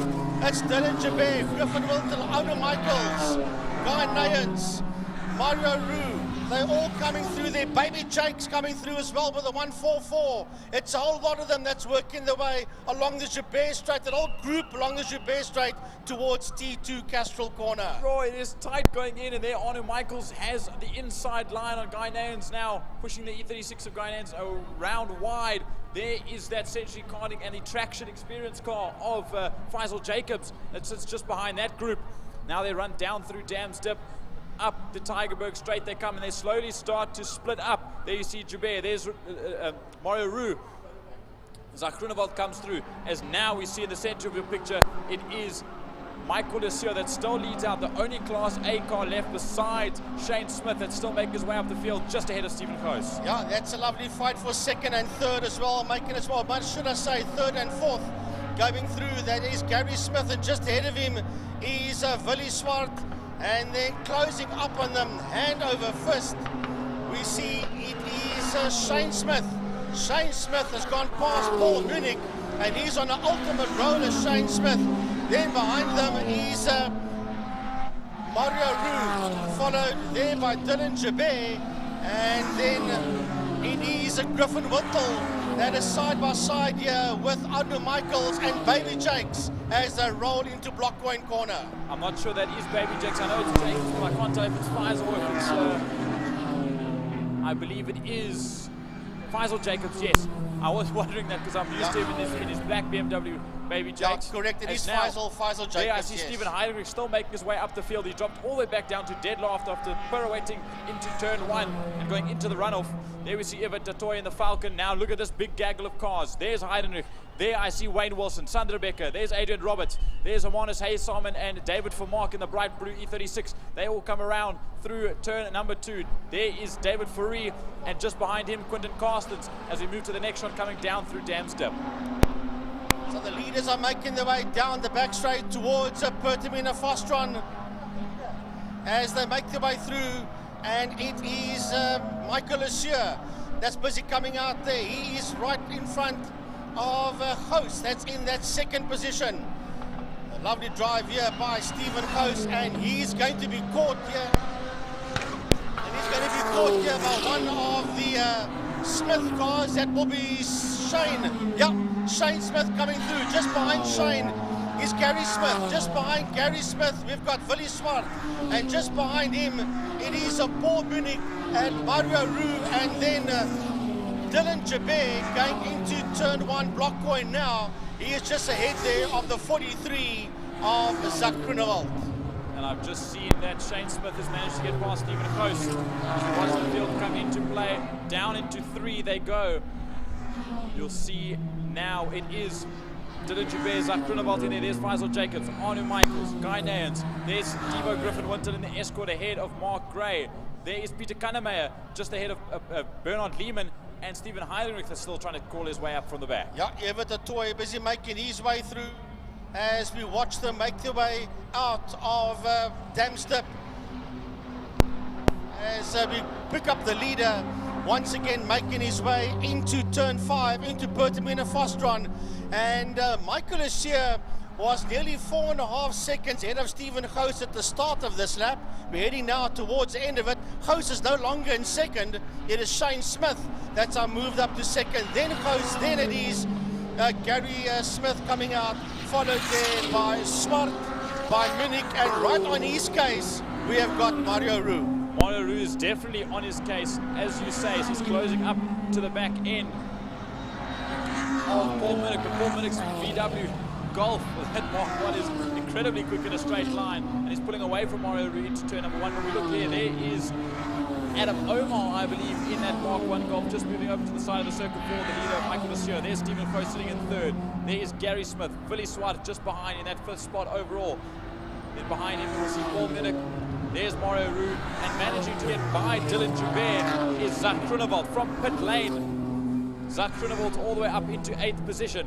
As there you see Groenewald just ahead of Jabez as they come out of Castrol Corner.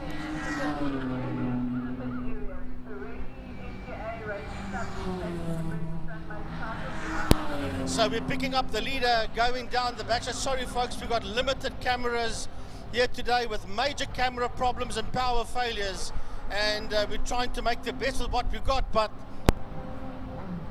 coming out of turn 5, we have got your leader, that is Michael Asier, that is coming down towards us now, and he is now, while he's still ahead of Shane, but the gap would have got a lot smaller than 3.8. As a matter of fact, when they cross the line now, while it's only 3.1, it's only gone down by 0.7 of a second as they make their way out of Block Point Corner.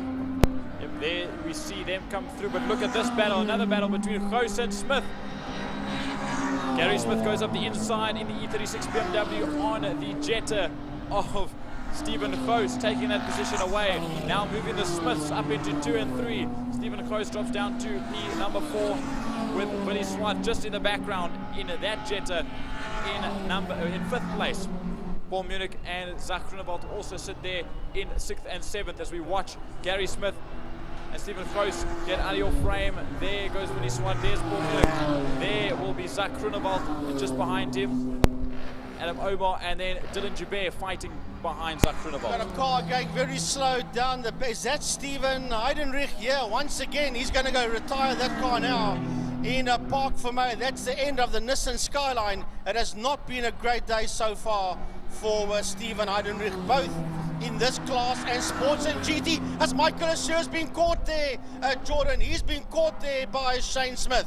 It only took a lap. However, there's 2 laps to go as they come and cross the line. This will be the penultimate lap for these two and the penultimate lap for Clubman's in 2025. Down towards turn 1, Block Point Corner they go.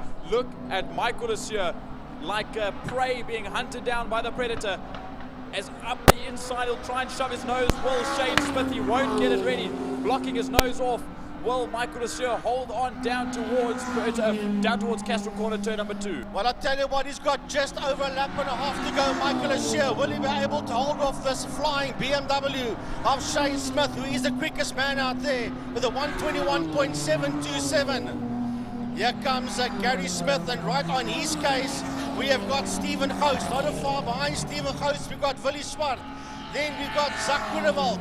Groenewald's got his nose ahead there of Paul Munich, and then behind Paul Munich it is Dylan Joubert coming through. Then it is Faisal Jacobs, and right on his case is Guy Nayans. Yep, that's very close. Then you see some more battling just behind there that will catch up when we get to the flag.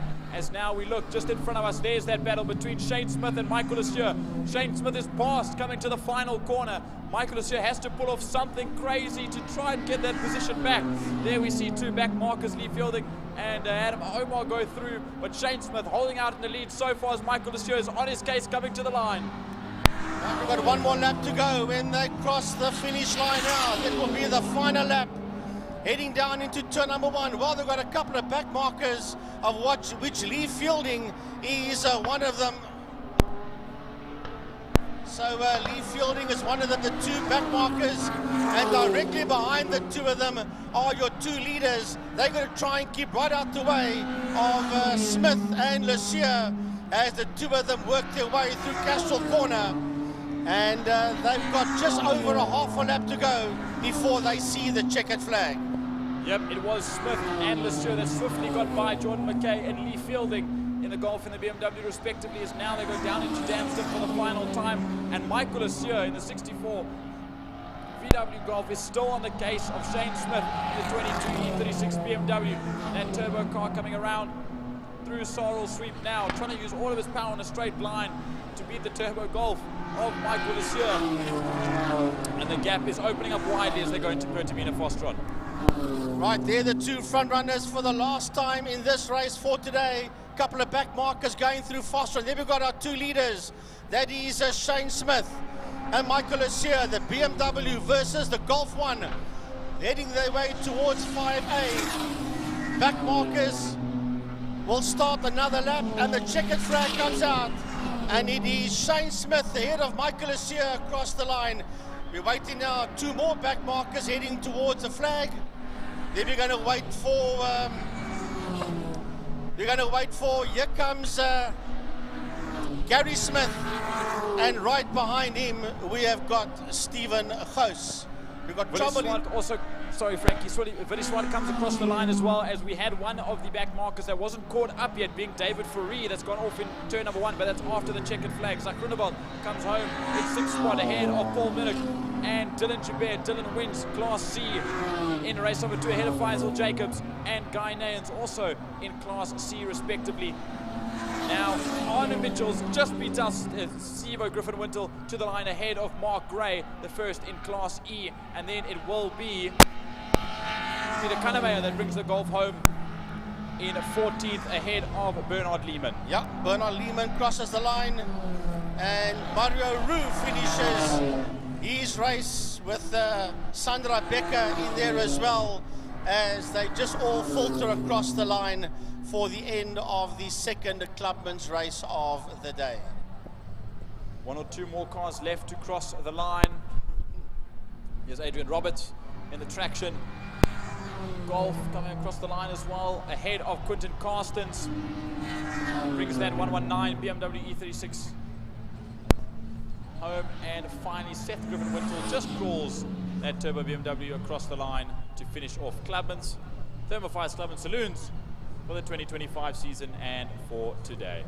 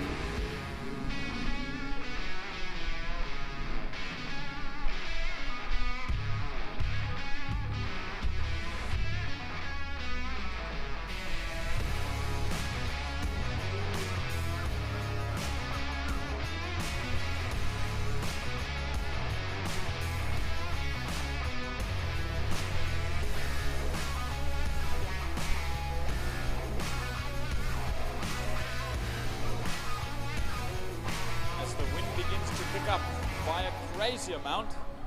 The first of the two wheels heads out for their second and final race of the day for the MGA Pirelli Racing Clubman's Classics and Breakfast Run motorcycles. We seem to have caught back one or two of the cameras that we've been missing. Still a little bit of lag issues that we have to manage, unfortunately. But once again, just bear with us as we do our very best to provide all the coverage on our racing today.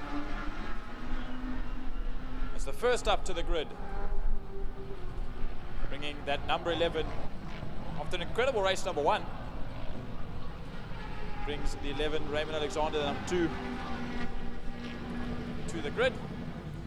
John Seyman pulls into that second spot ahead of Gerard Joubert, that pulls into 8th position. Raymond Alexander sitting in 13th. Wesley Hendricks, after a brilliant race number 1, incredible on the 55. That bike, of course, in tribute to his very close friend and our very close friend here at Killarney International Raceway, Leighton Thomas. Lubwalo Nsana pulls into pole position ahead of Jordan Seyman. Conrad Meyer pulls into 3rd ahead of William Morris in 4th. Hilton Redlingays will start in 5th position ahead of Wesley Hendricks. Then Jean Momberg in 7th ahead of Gerard Joubert and Philip Lowe. John Kosterman in 10th ahead of Daryl Barrington and Mario Ferreira. Then Raymond Alexander and Wayne Gresser, and finally Zoe Adam a little bit further down the grid. But the revs will climb, the paddleboard will be moved out of this violent wind. We'll wait for the lights to go on in just a moment. Still waiting. There, the board is out of the way. The revs climb, the light is on, 5 red lights, and away we go. A difficult launch for Jean Momberg as they head right on down to turn number 1. William Morris with a beautiful start there out of the bracket and got the whole shot. He was definitely on the money there. Whether he can hold on to it or not is to be seen. And, well, can he do it? He's going to be hounded by a good couple of riders there from the back as he holds on there. And let's see if he can hold that. The lights of Wayne Gresser, Libre Tisana, Jordan Simon all in there. And they work their way down through Lansdowne King, down into holes, listen to me, into Dams. And out of Dams up the Tigerberg straight away up towards Sorrel van der Merwe sweep. A nice shot back of Tigerberg straight towards Sorrel sweep. And we haven't had this camera all day. Nice view as they go down into the double right-hander, through the double right-hand we gain back as well, and then down at the Killarney back straight towards Cape Town. You see them all heading 1, 2, 3, 4, 5 motorcycles of different cc'age into the final corner, and we'll see who is leading out, coming out of Pertamina Fostron and down the Porsche front straight. Well, someone's in there very quickly. Morris holding on. There's a rider coming through there at blistering pace. We'll have to look, see where they come up over the line. There's Gresser, or Morris. And it's Morris, Jordan Simon, Conrad Meyer, Libre Tisana, Hilton Redlingays. Oh, it's Hilton that's moving up through there. I was wondering who's moving up so quickly. So Hilton lying in P5, but trust me, he's going to work his way through. Yep, he won in race number 1, and he showed off the capabilities of that number 97, I know. And Inshallah says, down the inside, right into turn number 2 goes Jordan Seyman. And what a move that was, diving on William Morris to take the lead away in his first 600 race as well here in Cape Town, or second heat of his first 600 meeting. Down into Dams Dip there we'll go, and we'll watch them come up the Tigerberg straight once again. The wind will be pushing right up against them. We'll be blowing them to the side of the circuit. They'll go through 4 Sorrel sweep and they'll get an instant headwind. It'll be a struggle to keep up the top speeds that they need, especially when it comes to the toe, that they'll slipstream each other down towards Pertamina Foster on turn number 5 as we head down towards the final corner. Well, a great drive down towards Pertamina Fostron. It's William Morris, Jordan Simons. I think Simon might have gone through there. No, he's sitting on the back of Morris, and Conrad Meyer, Libre has dropped down. Hilton Redlingays is in the mix. And coming up over the line, it is Jordan Simon that takes the lead there. Conrad Meyer, Hilton Relays up to third. Morris dropping down the order now as the guys blitz past him. And they work their way through Blockpoint Corner. All coming through there, the whole array of them. Alexander, Ferreira, Barrington, Cresa, Hubert, Costerman, Lowe. They all work their way through now up into Castrol Corner. The rest of the field heads into Castrol turn number 2 now. As we watch the tail end of the field go through Block Coin. There we see the mid-pack currently. That's the likes of Msana, Hendricks, Side Adam, Raymond Alexander as well as they all head into Castrol. Now coming down, they would go through the Lundstem Kink into Dams Dip. That slightly banked right hand as the wind continues to pick up here in our commentary box and down towards Sorrel Sweep. Look at the commanding lead that Jordan Simon has at the moment. Just behind him, there's a nice old scrap between 3 very competitive riders, that being Conrad Meyer. Then it is Hilton Reddingace and William Morris. All on, well, I say all on the thousands, 2000s versus Hilton Reddingace on the 600 as they head down into Pertamina Fostron. We'll see where everyone slots into place when they come to the new lap. Hilton Reddingace taking an inside line there into Pertamina Fostron as they exit out Simon Meyer. And then Reddingace looking to climb up the ladder as he is. And he's moving up swiftly. He's now gone into second place as Hilton Reddingace. That inside line paying dividends there as he dives into one. He's up behind Jordan Simon. And Hilton is not going to hang around too long. He's going to go on in search there now. Lubabala and Tasana back up to P3 ahead of Conrad Meyer now as they work their way up to 2. Here they come to Castrol Corner. Jordan Simon holding out there, but I can tell you something that Hilton Reddingace is closing up hand over foot, and it's not going to take too long before he decides to change again. He has a look there going into Dams. Oh, and he squeezes. He shuts him out as he comes in there. Hilton Reddingace, brilliant work there. And there we go, working their way up towards Sorrel Sweep.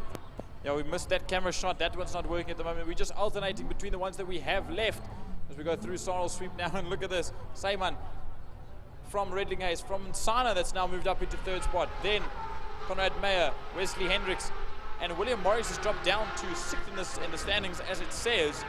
But we'll see where everyone fits in when we come across the line for the final time. Another time rather, with coming up on 5 laps left to go. Right, coming up towards us, Jordan Simon. No, it's always, Jordan Simon, Hilton Reddingace. Reddingace is past. Hilton's got past. Hilton goes to the lead. Hilton Reddingace takes the lead and past Jordan Simon down into Blockpoint Corner. And Reddingace, showing his years of experience, gets past Jordan Simon. Lubabala and Tasana ahead of Conrad Meyer. Then it's Wesley Hendricks, William Morris, and they lead their way out now. So everyone into Castrol Corner, all working their way in there.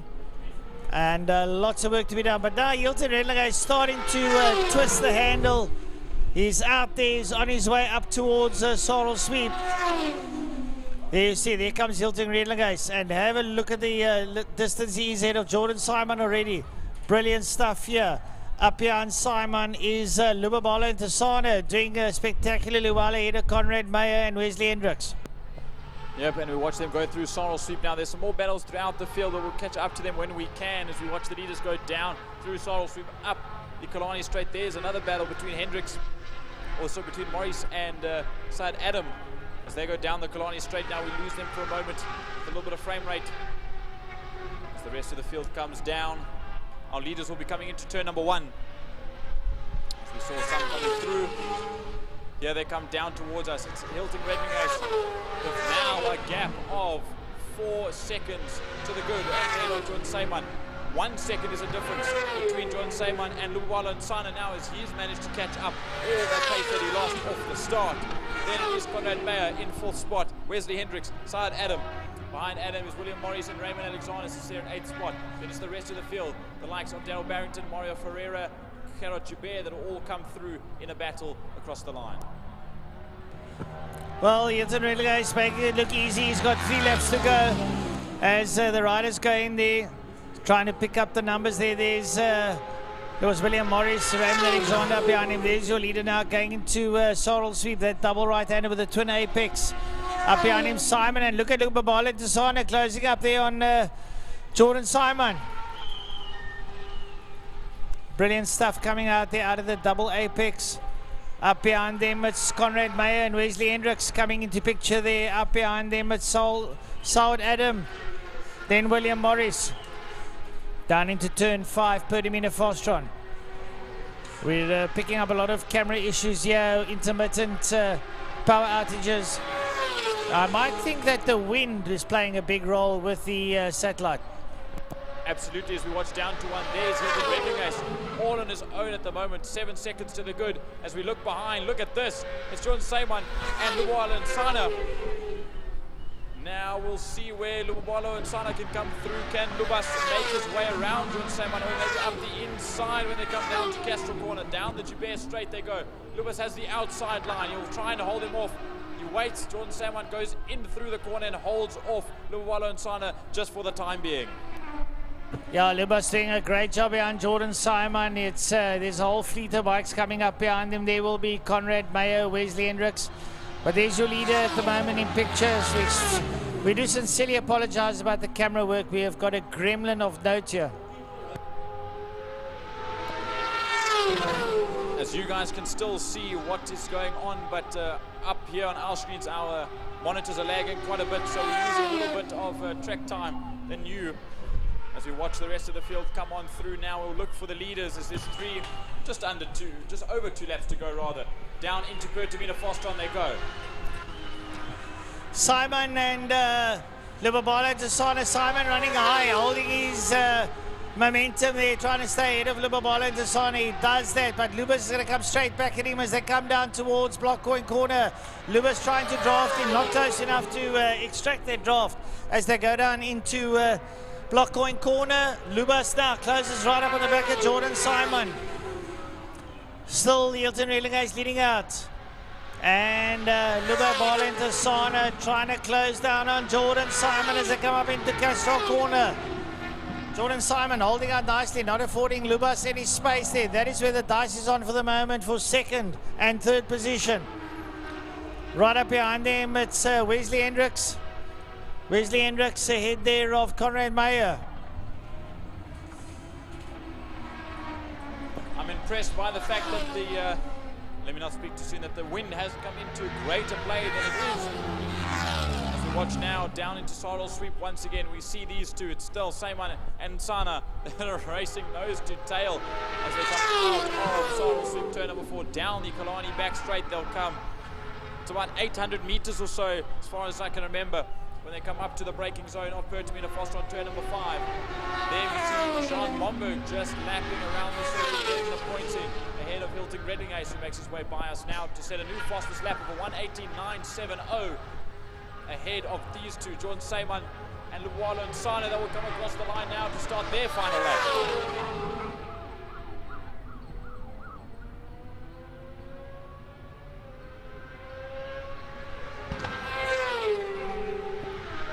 Now into into Castro Corner we go rather.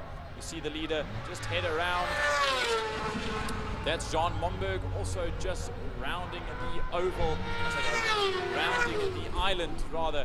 As we look to these two, it's still Saiman and Nsana. This is going to be a battle right down to the very end as we watch the leader come around. 2 more corners left to go for Hilton Redlinghurst to make it 2 for 2 today. Hilton Redlinghurst down the back straight, down towards Perdamina Fostron Corner. He's on his final lap. The checkered flag will be beckoning. Our flagman Andre Grewe stands up. He's ready to welcome Hilton Redlinghurst. Redlinghurst down in Perdamina Fostron, rolls around to the right hand side. He'll come out there, flicker to the left for the final time today for him. As he gets on the gas, coming up towards the line, Hilton Redlinghurst takes heat number 2 as well. And coming through there, waiting for second and third. It should be Jordan Simon who's ahead there of Libabala's. Yes. Jordan Simon stays ahead there of Libabala and Nsana, who enjoys the third position. And we wait for the rest of the field to come through. How's that, Jordan Simon to take second place overall and first in Clubman 600s. Now Wesley Hendricks brings it home in fourth overall, third in Clubman 600s ahead of Conrad Meyer, the first of the Clubman 1000s. Then it was Raymond Alexander sorry, I lie. Side Adam, the first of the Breakfast Run Club, that has come home in a 6th spot. Then it's Raymond Alexander in a 7th, and William Morris on the GSX 1000 in 8th position, and 2nd in the Clubman's 1000 class. A handful of guys still left to round the island and bring it home to finish their final lap. We just watched John Costerman in this one. I think we only had 2 classic bikes out there. 3 classic bikes on the old Honda CBR that Hilton Redling Ace was driving. There is the triumph of Joubert that comes across the line. Daniel Barrington ahead just of Mario Ferreira on the Kachiva 1000 that beats Wayne Gresser and Willem Lowe. Also to the line that was very close, about a bike's length between the 1000 and the 600 to the line. And just like that, that brings the Pirelli MGA Racing Clubman's Classics and Breakfast Run Motorcycles to a close for round number 9 and for their final race of the season. And what an incredible race that was amongst all the gaps. There were nice little battles, and brilliant to see Jordan Seymour in that 2nd spot overall for the day.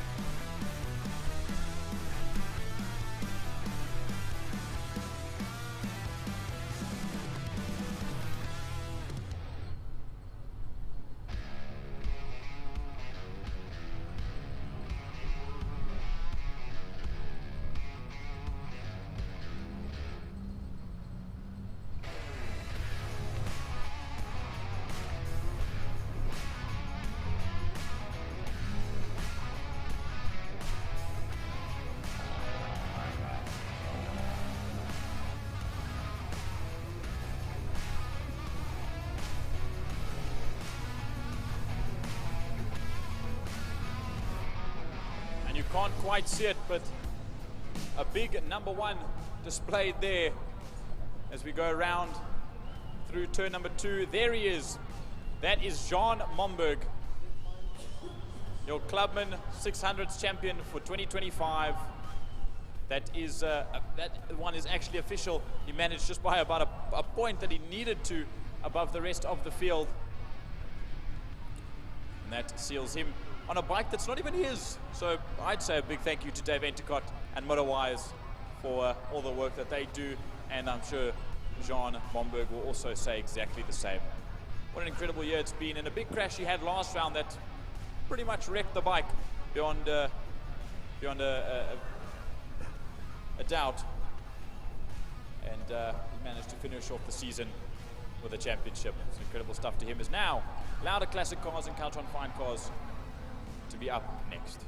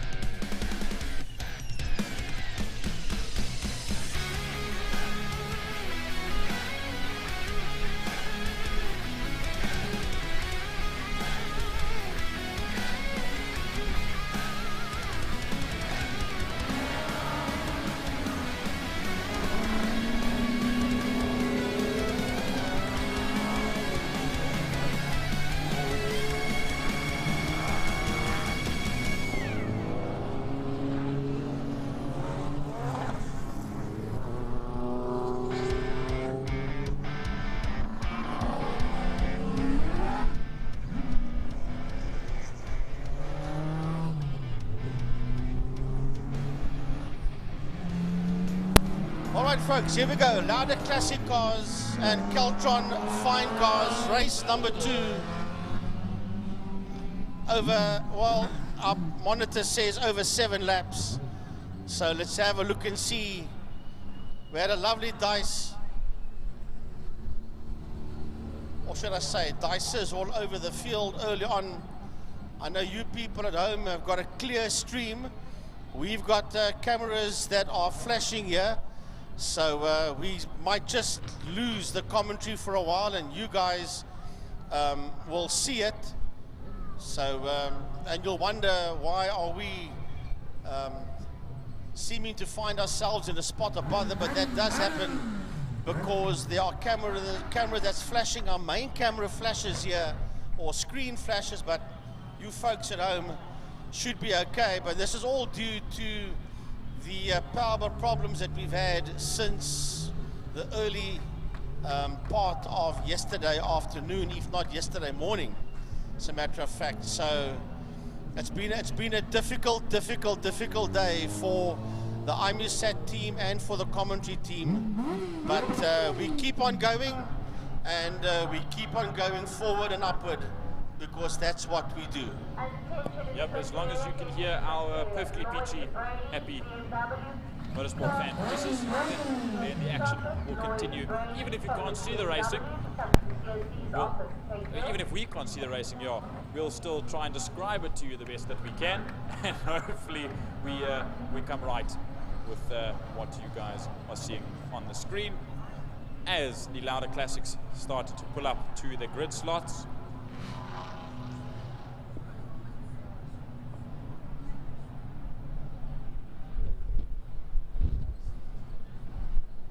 Michael Hitchcock brings it to the start and pole position ahead of Franco Donadio, Glenn Nathan Bogart, Eric van der Merwe. Louis Powell, just behind Louis Powell, will be the Corolla of Bruce Evan Tappen, that 4AGE. Brilliant race car, that. Behind him, the lot speed Ford Escort of Wayne Lotter. Dion Valentine's in there, Dion Conradi. There is Jacques Blom and Boetie van Zyl splitting the 2 C's as he makes his way up to the front. Jacques that had a birthday, I think it was yesterday or the day before. The man in the Texaco Ford Sierra. It was his birthday in this week, so happy birthday to Jacques. Here comes the rest of the field through.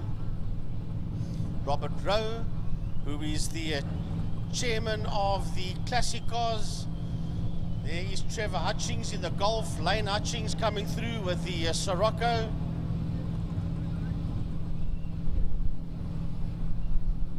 Pulling into position is Lane.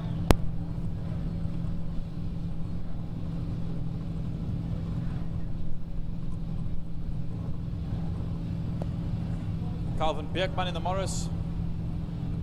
Who else do we see there? Kerry Blows in the Datsun 240Z.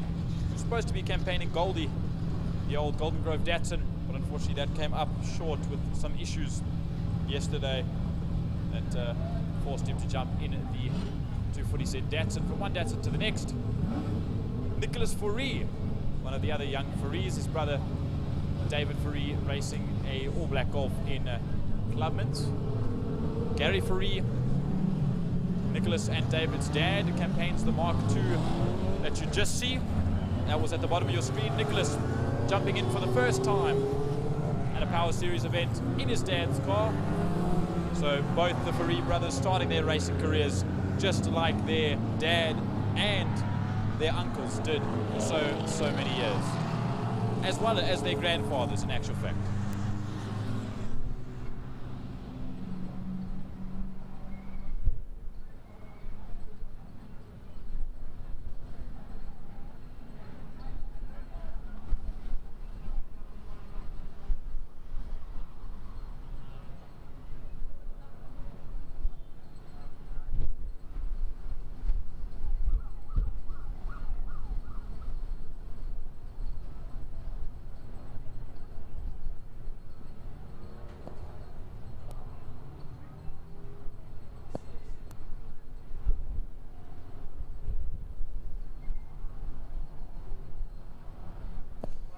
So there you see, there's your fine car leader.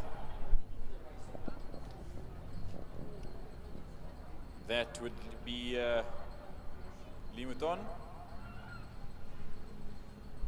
Let me just double check as we watch them go through. Lee Malden. Malden? Malden, as far as I'm aware. That is the first of the fine cars in that Scirocco.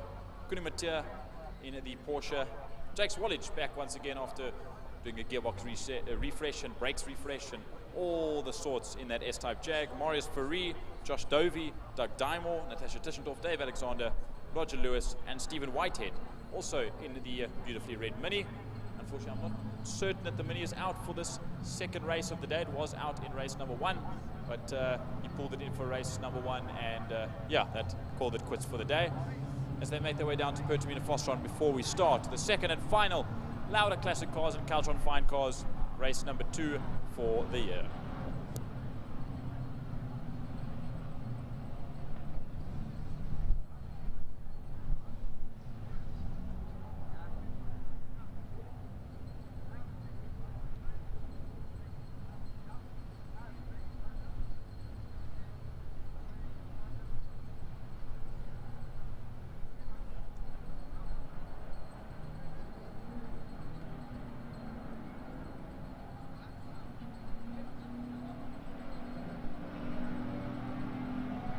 Here we go. The thunder's about to roar. As the lights are on, the 5 red lights go out, and away we go. As we listen to V8s, V6s, straight line 6s, and 4 cylinders race down to Blockpoint Corner, turn number 1, with Michael Hitchcock taking the lead straight out of the gate ahead of Franco Donadio and Glenn Aiden Bogart in the Granada Piranha, slotting into 3rd spot. Yeah, your drivers come up towards Cashel Corner. Michael Hitchcock leading out on Franco Donadio. Aiden Bogart, Glenn Aiden Bogart's there, Eric van der Merwe. Boetie van Zyl is in there as well. On the outside, have a look at Louis Powell. Get on the gas, loud pedal. He wants to put some distance between himself and Brian Evans. And he's up on the inside of Eric van der Merwe. And Eric looks like he was going a bit slow, but Louis Powell looks like a man that's been besieged as he makes his way up towards Saddle Sweep, double right-hander. The Meisner Escorts on the move. First place, Hitchcock.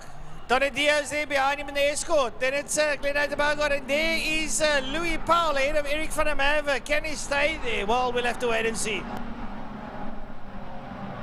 Down to the final corner they go. We're just waiting for the camera to pop over. There they go. Michael Hitchcock holding out in the Cross Cape forklifts, just ahead of Donadio in the Donadio Higher Escort. And then in the other Cross Cape forklifts car, that is the Granada Piranha. Bogart that's putting pressure on Franco Donadio as they go down into turn number 1. Just behind them it's Louis Powell. Behind Powell it will be Eric van der Merwe and Boetie van Zyl that's getting closer and closer to A-class at the minute. This is on the breach of a big lock up there for, I believe that's Lotte, just behind. That would be Bruce Evan Kaplan in the Corolla as they head down towards Castro Corner now. There you see the lights of Jared Evans. There's Boetie van Zyl, Jared Evans, Brian Evans, Bruce Evan Taplin, Wayne Lotte. There is Lane Hutchings, Dion Valentine, and Rob Rowe. Then Jacques Blom. Behind Jacques Blom is Dion Conradi, Trevor Hutchings, as well as Jan Kukamur. Before the fine car leader comes into play, that just makes his way around there in the Scirocco, the red, white, and yellow Scirocco and orange Scirocco. That being Lee Malden. Well, Lee Malden leading out there, right up behind Lee Malden is the Beetle. And, well, he's pushing hard. So the fine cars, in their own respect, also having a great dice of it. But your leaders are now coming out of turn number 5, Pertamina Fostron. It is Michael Hitchcock, who's now got a bit of a lead over Franco Donadio. Right up behind him is Glenn Aiden Bogart. And then the Meisner Escort of Louis Powell, who leads out there over Eric van der Merwe. And Boetie van Zyl is on the loud pedal ahead of Jared Evans. And it's Brian Evans up behind him there. It's going to be the rest of the field coming through. Willie Lotte in the Escort up behind them. Yeah, right behind them is Lotte. Then we'll just watch the rest of the field. Coming down into one is the fine cars, but there we see Eric van der Merwe, Boetie van Zyl, Jared and Brian Evans, one ahead of the other. Then it is Bruce Van Tappen, Wayne Lotte and Lane Hutchings. These three different branded four-cylinders. It is Toyota versus Ford versus VW, all different countries and different brands in the matter of fact, as they go down towards Damstip, turn number 3. We'll watch as the rest of them come through, and just behind them, a couple of cars behind, still coming out of Castro Corner, turn number 2, is the fine car leader. As we watch, there we watch through to, there is Mattia in the 98 Porsche, that's in second in the class. For fine cars, Jan Kukumula, there's Zane Skonknek, there's Di Dugmore, as well as Bedeen and Dave Alexander in the Morgan. Right, so leader Michael Hitchcock crosses the line. He is quite a distance ahead there of Franco Donadio, who's ahead there of Glenn Bogart. Then it is still Louis Paul Namais, the escort, lying in P4 ahead of Eric van der Merwe, Boetie van Zyl, Jared Evans. Then it's going to be Brian Evans. Up behind Brian Evans, Bruce Van Tappen, it's Willie Lotte, and then it's going to be Trevor Hutchings. Or should I say Lane Hutchings. And up behind him there, it's going to be Rob, who comes through there, Robert Rowe. Yep, we'll watch them come through now into Castro Corner. They're still nose to tail, quite a few of them. Then there's a big gap between Boetie van Zyl and Jared Evans. Behind Jared Evans, his dad, and Brian Evans also opening up a gap. But this three-way fight between the three countries and the three brands and these three drivers is still heating up by a heck of a margin. And it's Van Tappen just ahead of Lotte, then just ahead of Hutchings. It's like real old classic touring car style, as now look at the boxy BM and the boxy Mini. Dion Valentine and Rob Rowe fighting it out between the tiny four-cylinder and the slightly bigger straight 6. I tell you what, Dion Valentine, you're lucky it's not raining, because he's known as the giant killer when it's raining. Your leaders now down into turn 5, and turn 5, Michael Hitchcock still leading out in the 67 Mustang. He makes his way up towards start-finish line. Franco Donadio up behind him. And there's one or two slow markers. Then Glenn Bogart working his way through. Louis Powell in the Mazda escort still ahead of Eric van der Merwe, who looks like he's getting a little bit closer to Louis. Louis won't like that.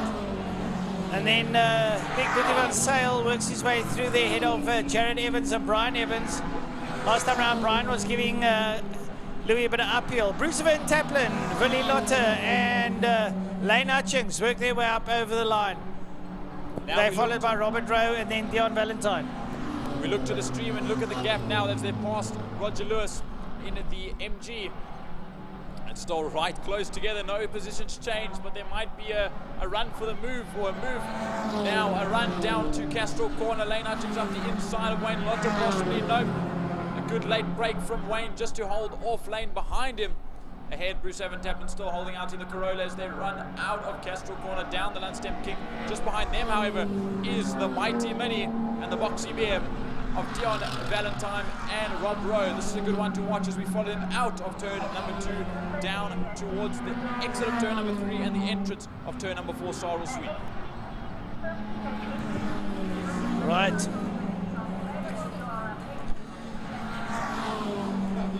Right, there goes your fine car leader, and rest of the fine cars coming through there. Right, so unfortunately we're battling with the cameras, so we're going to look on the... And has Louis Powell got past Glenn Bogart?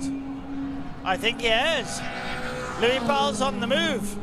Or Glenn has got a problem, but Louis Powell has just managed to migrate to 3rd position. This is wonderful coming out of Louis Powell in the blue and white Mazda. There he's in picture coming up towards Castro Corner.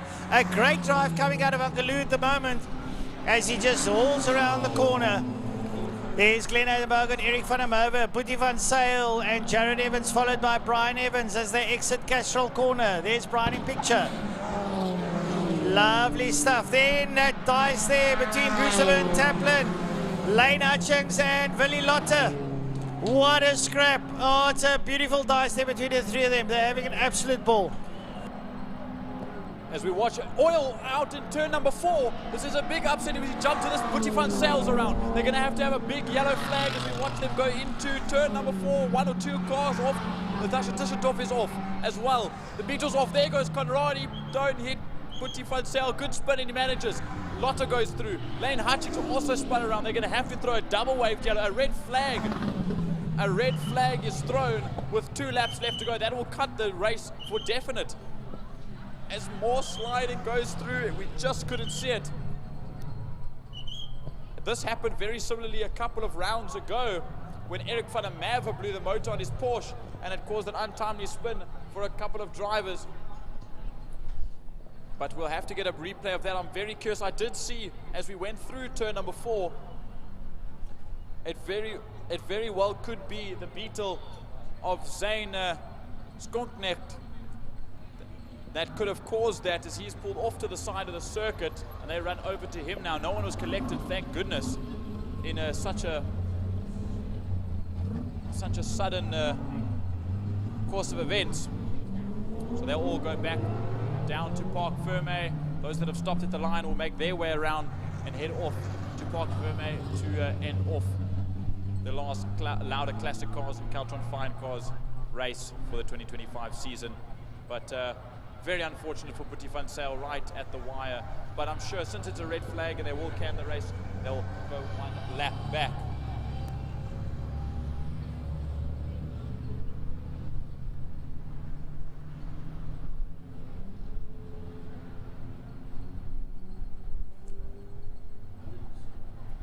We'll just wait for a replay or 2.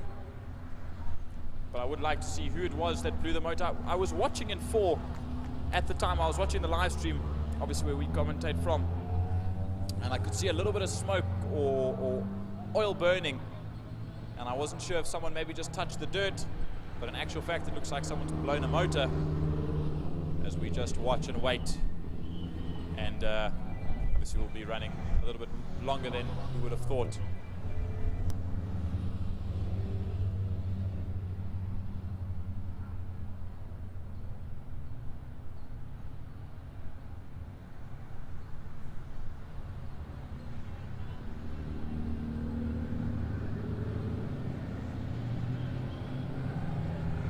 I see Zane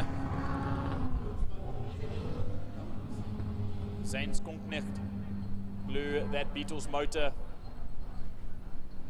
The guts of the bug all over the circuit. Unfortunately, I see Zane just checking under the car. I think that sump just had its day. As right in front of the field it went. Just an unfortunate situation. Attention in the press area, attention in the press area. Ernest Page to the control room, please. Ernest Page to the control room, please. Thank you.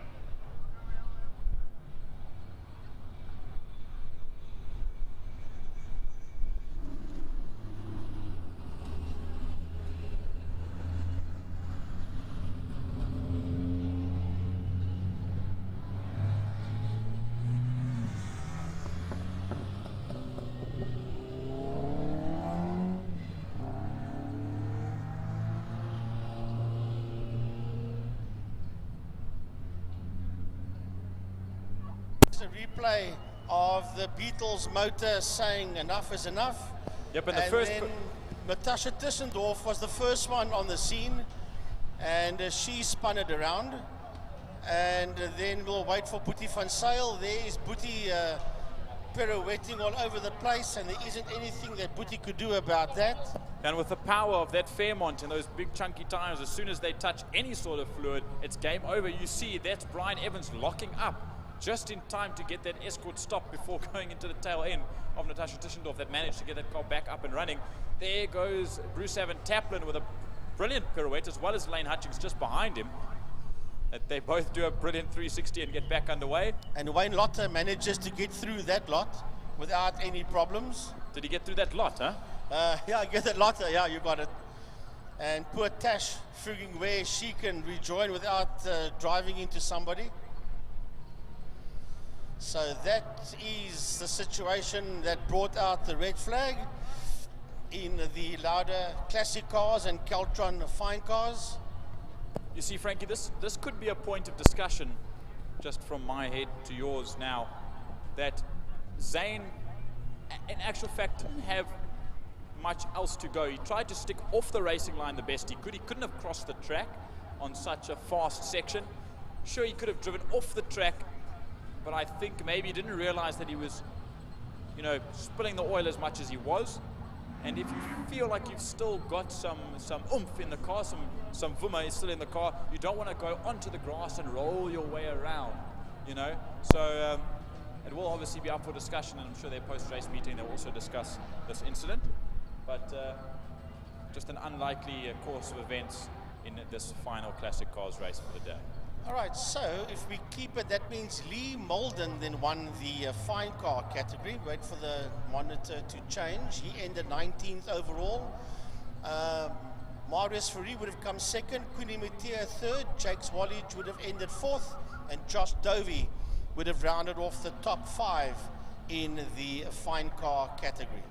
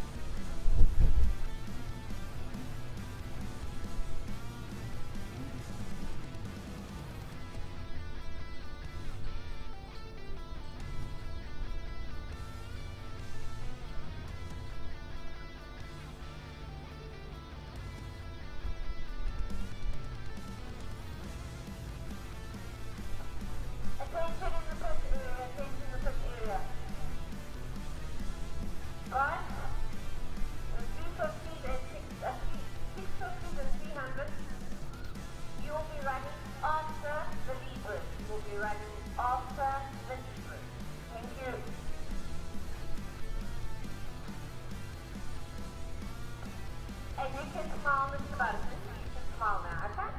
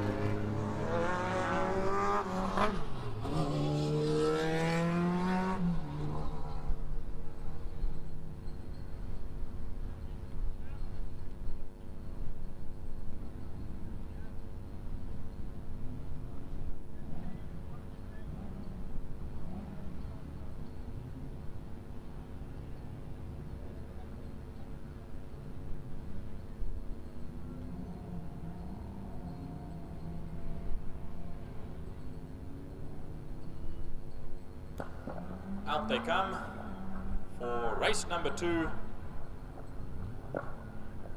of the Bijou Trustees Formula Libres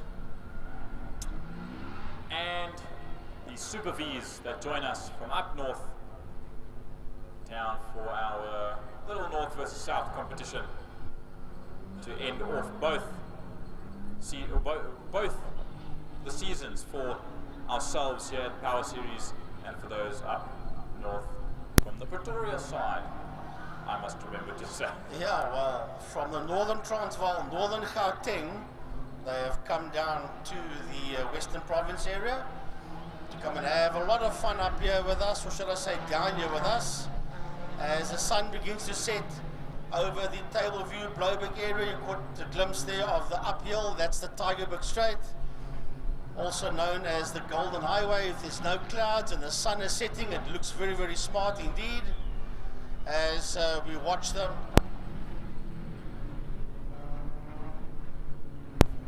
As we watch them work their way down the back Killarney Strait towards Pertamina Fostron. Some of the cars are already on the grid proper, waiting for the rest to come through. That's one of the Super Vs that is standing there waiting for the rest of the guys to work their way to the line. But I'll tell you what, this fight in Class S is going to be something different, that I can promise you. Byron Mitchell, Jason Coetzee, Storm Lanfear, Cohen Bam, Alan Meyer, all going to be in that fight. Obviously no DJ Boyson for obvious reasons. He got that car seriously airborne and on top of the tyre wall in Blockcoin corner earlier on this morning. Here comes Hayden Elwood in that Jordan Formula 1 livery car, the Formula Ford. I was going to say, why are you calling me? I'm right next to you. And that was the livery that Jordan had, that 76 car, the 7-Up livery that was on that car when Michael Schumacher made his debut in the Formula 1 back in 1991. That's such a long, long time ago. And it doesn't seem such a long time ago, but it is a heck of a long time ago. It took 9 years later for Jordan to get born, I think it was. I'm not sure. Somewhere more than around that. there. Oh my goodness. Oh, it's a bit longer than that. Yeah, almost true, 15. eh? As there you see on the left-hand side of the circuit, donning his very wonderful pink cowboy hat, is Reg Anderson, as he makes his way down towards the grid just to help the boys line up. All part of the Cape Town Cowboys team is now what it's called. That's Ricky Anderson, Nick van der Westhuizen, Luan van Heerden, and Josh Smit. Okay, so they are the Cape Cowboys now. All right, so we can start our own rugby team called the Cape Cowboys pretty soon. So it looks like a bit of organized chaos there. It is organized chaos. Here's Edric Haysalmon coming through. I see the 77 also coming through. Yeah, they've just got some setting up to do. Some guys just need to get into the right spots, and everything needs to be sorted. I see there is a red flag as the safety vehicles just round the circuit one more time, I believe, to check out whatever may be. I see the marshals are walking on the track there in turn 3 in Damstip. So there might be a bit of a circuit inspection going there in Damps. Maybe possible that some dust has been blown along the circuit. But further up towards Saddle Sweep as well.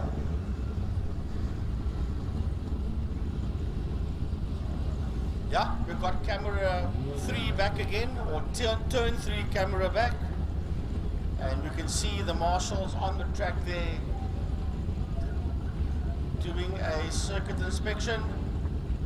The Chief Marshal's Bucky is out on track as well. It is there in turn 3 there.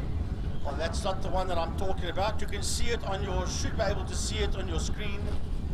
It's working its way through turn 3. That is your Chief Marshal Bucky.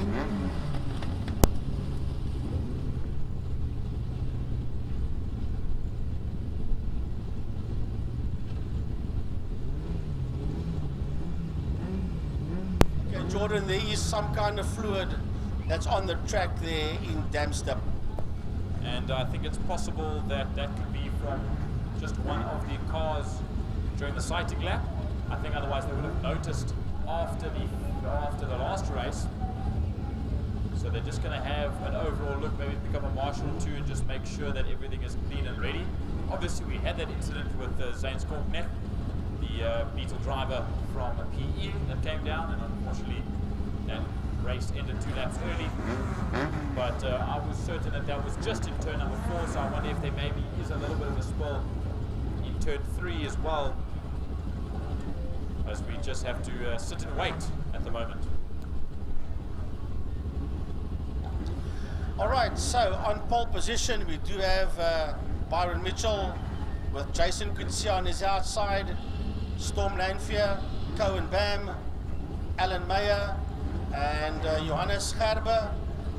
Then we've got Damien White, and on Damien's outside is Joshua Smith. Then we've got Jean-Ray Leroux. The Licky Molly cars are in the house. Then we've got Hayden Elwood, we've got Kelly Fletcher, and then we've got Albertine Pina that is in there as well. Then Richard Carr with that new color scheme. That's just up until that point. There's so many of them all the way down. What a field of single-seaters. I'm looking out the commentary box window. It doesn't get much nicer than this, Jordan. If you look out the window, they just keep on and on and on, all these single-seaters. Yep, as you said earlier on this morning, Formula 1 status, or at least Premier single-seater status. As, yeah, even if it's only for the day, we'll take it. There's a couple of hands up for Hayden Elwood. I think he could have an issue now as the field comes towards him, possibly something tripping. As they point to the back of the car, they what do you call this maneuver? You can't see it, but they're sort of calling a timeout on that car. They're going to roll him forward. I think that means the engine is cut out on him. Yeah, he's showing him that the engine is dead. But look, just behind by the gearbox, look at the puddle that's sitting there. I think that's that gearbox could be fluid. gearbox oil that could be lying there. Oh, that is a disaster for Hayden Elwood as they roll that Formula Ford off onto the outfield, and that is the end there of Hayden Elwood in the Formula Swift. So we went from 3 Class C's now down to 2.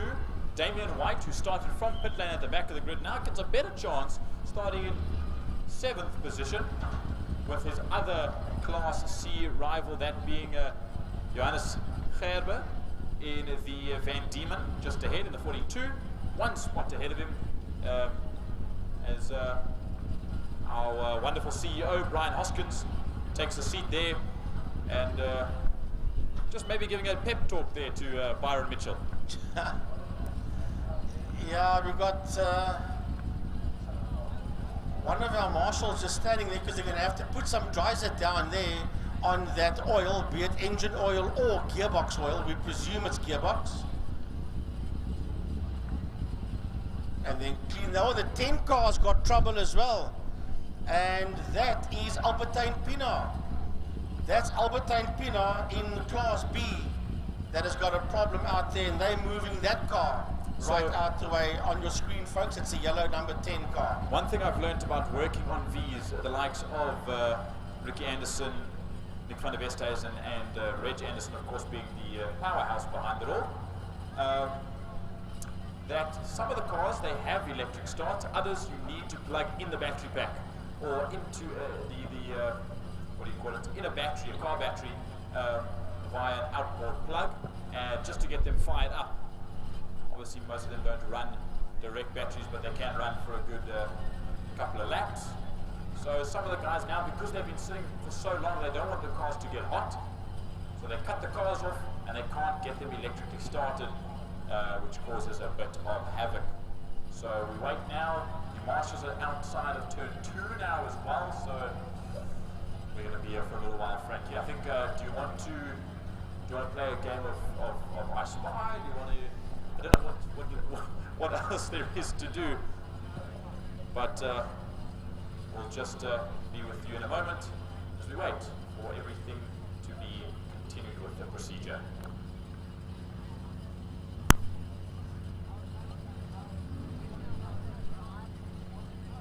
Welcome to Libre Property Management, where the efficient management of your community scheme is at the heart of everything we do. Our dedicated team provides superior property management services, ensuring that your property is in good hands and that your investments grow. With Libre Property Management, experience vibrant solutions, transparent communication, and a squeeze of innovation in every interaction. Call us today or visit Lime.Cape Town and let's cultivate your community scheme's future together. Libre Property Management, leading, innovative, motivated, energetic.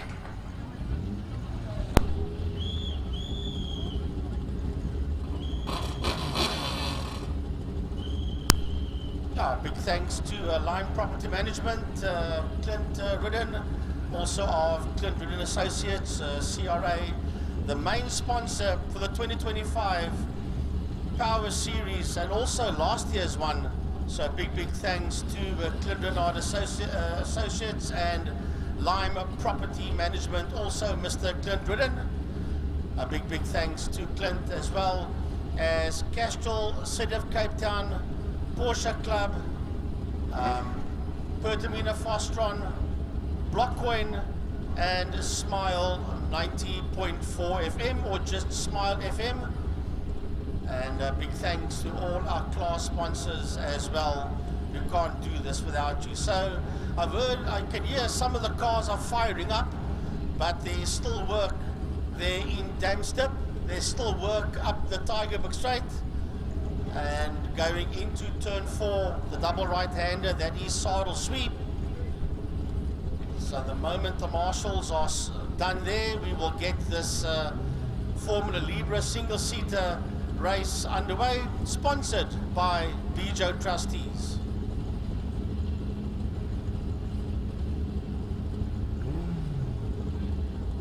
I want to say big thanks to Emil Brandt. He's also from Tiny's Pit Box. He's been sharing some information with me on the cell phone here. I don't know if you can hear me there in the Brighton lift Boma. I'm sure if you can hear me, I'll get a WhatsApp pretty soon. So yeah, a big thanks there to Emil Brandt of Tiny's Pit Box.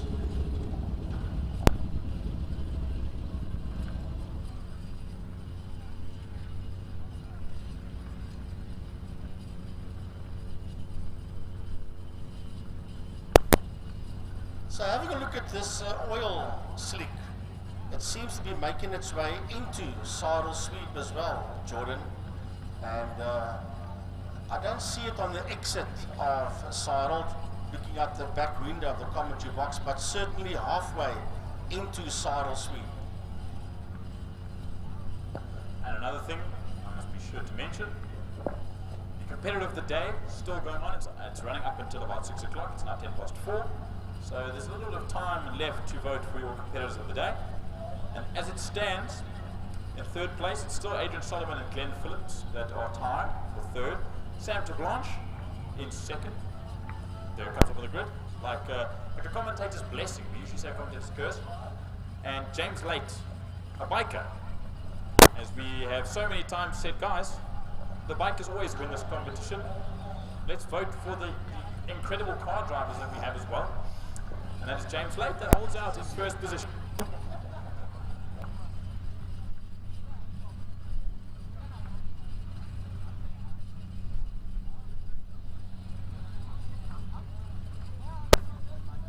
Yeah, Tiny just saying, so can he hear us, and Tristan Joubert as well.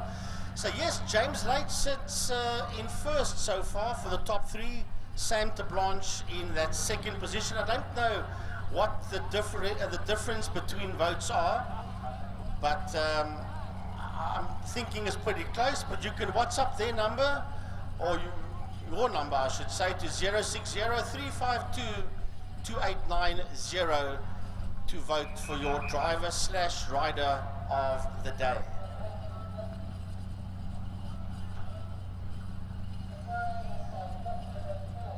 So the moment the marshals are done, I still see them busy working in not only saddle sweep, but I can actually pick some of them up here in Dam's Dip as well. Have a look out the window, and there the others are in saddle sweep. So lots and lots of delays. We're approaching 4:15, and we're going to get done pretty late to this one.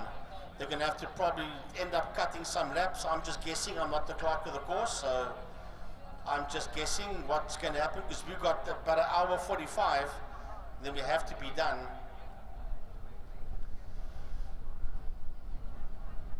If you continue, I think, like 5 or 10 minutes after, I don't think it's going to be a major issue, but I mean, we can't continue too long after that, so we are certainly limited with our time here.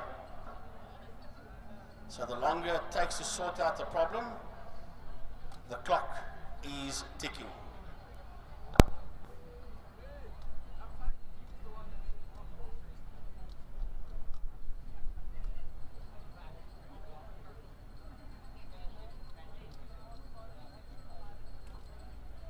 But Jordan, this is a time where all race drivers have to now just try and relax themselves. They're all tense, they all want to race, they all want to get the job done. They want to get those motors fired up. They want to stick that thing into first gear. They want to roll off the line. And now you're sitting there for this period of time. I do hear and see the signals that the motors can be fired up. And the 10 car's got a problem. The 10 car's got a problem. It's not firing up.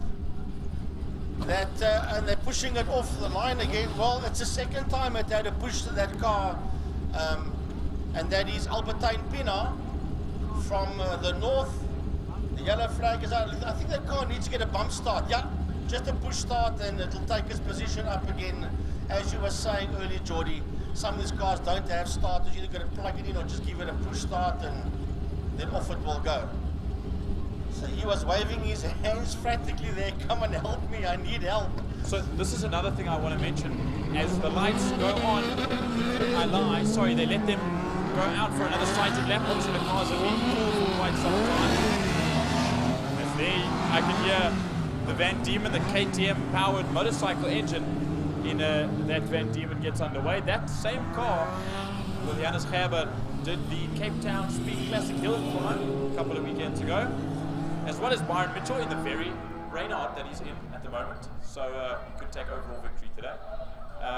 But one of the things I wanted to mention is you said it was their time to relax. Just take a breath, get comfortable, because you don't want to be so tense before you start the race. However, at the same time, in the opposite breath, if you sit for too long, you lose focus. And you can't get yourself back into that mentality because you've been sitting on the grid for too long. And it's, trust me, when I was a lot thinner, I sat in a Formula V.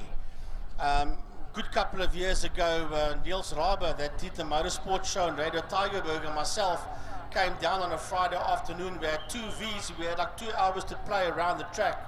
And if you're sitting in a single-seater, it's not comfortable.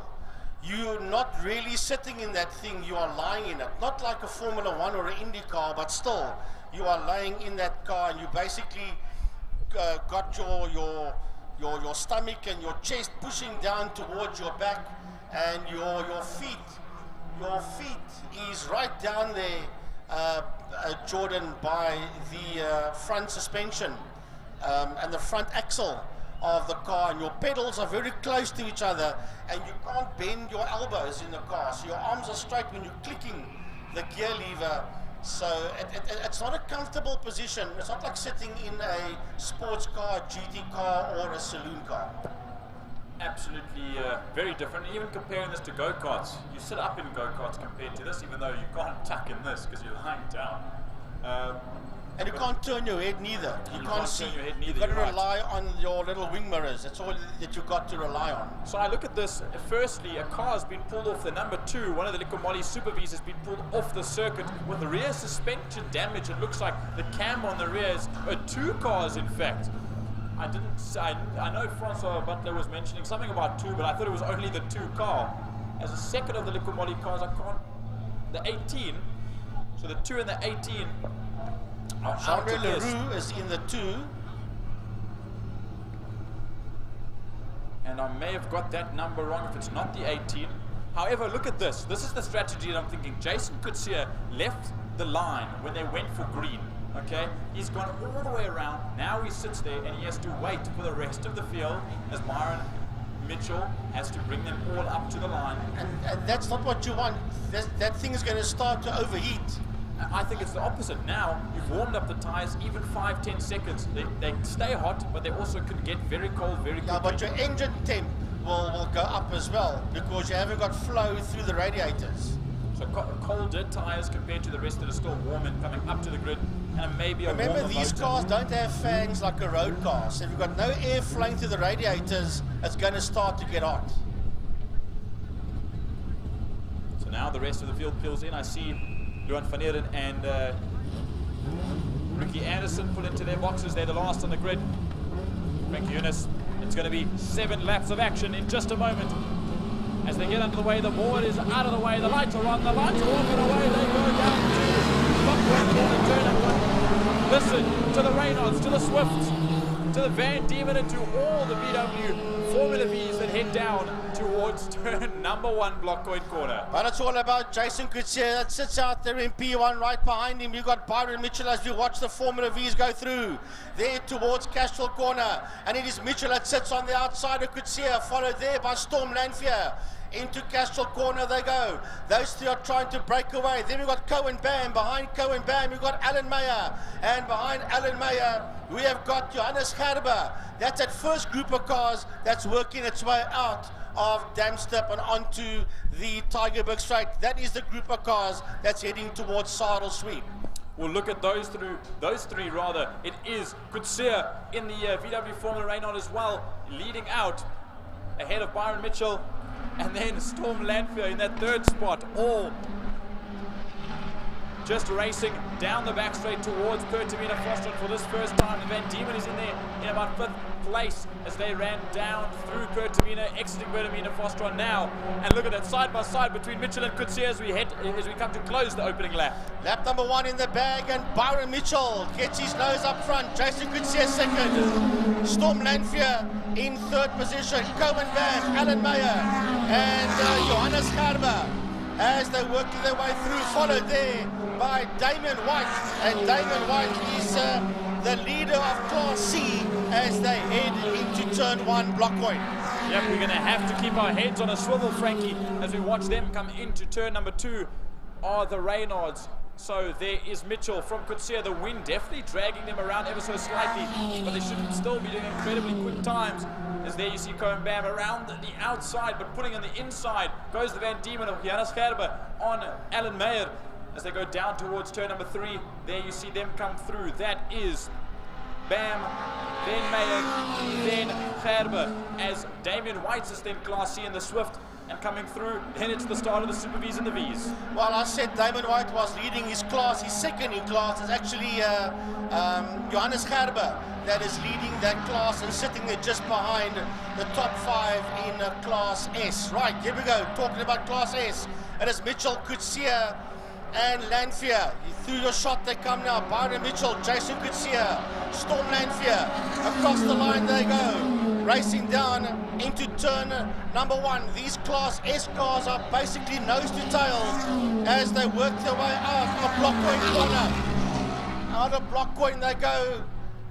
Keeping up here with them, we just noticed as well, mate, you'll see coming out of Block Point Corner is Bam and Meyer as we stay with these 3 cars working their way out of Castrol Corner. Yes, and going down towards Damstep they go. We're just keeping on the shot for turn number 2. There is Cohen Bam, there's Alan Meyer, and as well as Johannes Gerber as they go down out of 2. We're just getting some lag on the cameras, so please bear with us as we can't see what you're seeing. We look down to turn number 3. The Reynolds are already making their way up towards turn number 5. There you'll see them in picture, and they're already passing the back marker, one of the Super Vs. But don't forget, Jason Kutsia right in the case of Byron Mitchell as they go down into Pertamina Frostron. And Jason Kutsia, Frankie, as far as I'm aware, is an ex-Investchem Formula 1600 champion as well. Yeah, Yeah, I think so. Remember, you raced that one year with Dolicek. We became runner-up, and yeah, he did end in the top 3. Yes, 1 year together with the likes of Dolicek. My facts may be off by 1 or 2, but he definitely won the GR Cup in the Toyota 86s this year. That I recall. Yeah, he's the SA champ in that, quite right. As they come down towards us now into Castro Corner. We'll watch them go through in a little bit, and then we might join back to the V's that should be coming a little bit later on. There you see behind is Cohen Bam sitting on his own at the moment. Behind Bam, it will be Alan Mayer, and behind Mayer, it will be Hannes Verber. As we pop down to turn number 1 again, and look at this battle, Frankie. Yeah, that is the 10 car, that's Albertine Pienaar, and he has got Josh Schmidt right there with him, and Richard Carr in the 49 car. Just ahead of them, you can see Damon White going out a shot as well. So there's a lovely fight. That's the 3 that we spoke about. That's working now into and through Castrol Corner. And they are still side by side. And Jason Smith is sitting on the outside. Sorry, Josh Smith on the outside of the 10 of Albertine Pienaar. And Richard Carr is right there with them as well as they go through dams. But back to the leaders on the home straight. Yeah, we might have to jump back to the V's at some point during the race as well, because their action is aplenty as we look down towards turn number 1. A 1:14.029 is your fastest lap of the race so far from Brian Mitchell. That was that last lap. A 1:14.0. Just behind him, Jason could see a 1:14.2, so 2/10 off the pace, but he's not that far behind. Just less than a second is Jason Kutsia of Byron Mitchell, and Storm Lanfear another second away from Jason Kutsia in that 3rd spot as they race down towards Damster. Castrol Corner. We've got a Formula V that's in trouble out there, and that car is on the exit of Castrol Corner on the outside. We'll try and get a number, or Francois can maybe get a number on the radio, and we'll pick up with that ease as this group of cars works its way out of Fostron Corner. We carry on, so there will be a very heavy yellow flag there when the rest of the vehicles get into the zone. But there we watch go through. Down into Block Point Corner. Let's look at these battling right now. I see Luan van Eeren there as well. The likes of Cyril Somerville, Anton van der Westhuizen, Donovan Ramsey rather is in it. There's Nick van der Westhuizen at the front end of that group. As they come down towards us into turn number 2, we're just getting flashing on the screen, so we actually can't see what's going on compared to you guys. And the sun is very, very bright in our eyes. Let's look at this pack of 5 almost coming out. Luan van Eeren is in there as well. One of the V's is slow, or Super V's rather, is slowing down. As we have, this is Alan Mayer and Johannes Gerber coming across the line once again.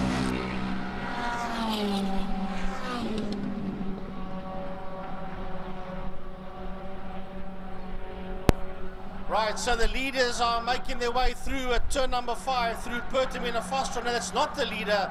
That is Josh Schmidt with Albertine Pienaar and Richard Carr. That's that fight that we just picked up. They're heading down the main straight now. Once again, we apologize for the cameras. It's running all over the place. That is due to the power failures and the southeaster that is pumping here at Killarney, and it's making life very, very difficult up here in the commentary box. And it is Ricky Anderson that was the one that spun off on the side of the circuit and has that car beat. But we look to the screen now. There's Byron Mitchell making his way by this group of cars. That is the likes of Nick van der Westhuizen. There's Cyril Somerville. There's Zayna Munson and Anton van der Westhuizen, as well as Luan van Eeren has dropped a place back. Cohen Bam, I see, has dropped down out of the race completely as well. So he, I think, has pulled off to the side of the circuit, or off the circuit in total. As there's Byron Mitchell, there's Jason Kutsia, and there is Storm Lanfear. That's your top 3 in the S class. Yeah, in the class S, we're going to stick a lot with these guys because it's one more lap to go in this one as they make their way. This is the final lap, so we're going to stay with them all the way around as they make their way up the Tygerberg Straight, racing down towards turn 4. Saddle sweep, the double right-hander, they work their way through. Saddle sweep, down the back straight. They're going to pick up a back marker. That's a Benjack Phillips that they're picking up, Byron, as they, Jordan, sorry, as they work their way down to Fostron Corner. Fostron for the final time here for Byron Mitchell, as well as Jason Kutsia and Storm Lanfear coming around the final corner. Someone's lost it in turn 1, but we'll continue on with that. Coming to the checkered flag, Byron Mitchell makes it 2 for 2 after struggles during the week. He wins race number 2 ahead of Jason Gutierrez at the line. Jason Gutierrez just beating out Stormland Fear as well. Nick van der Westhuizen comes home ahead, just behind Judith Haysom and Ben Jack Phillips, and all the V's side by side. They come Björn van Eden. They're just being beaten to the line by Zayna Munson. Wow, wow, wow. So much going on all on the last lap as Damien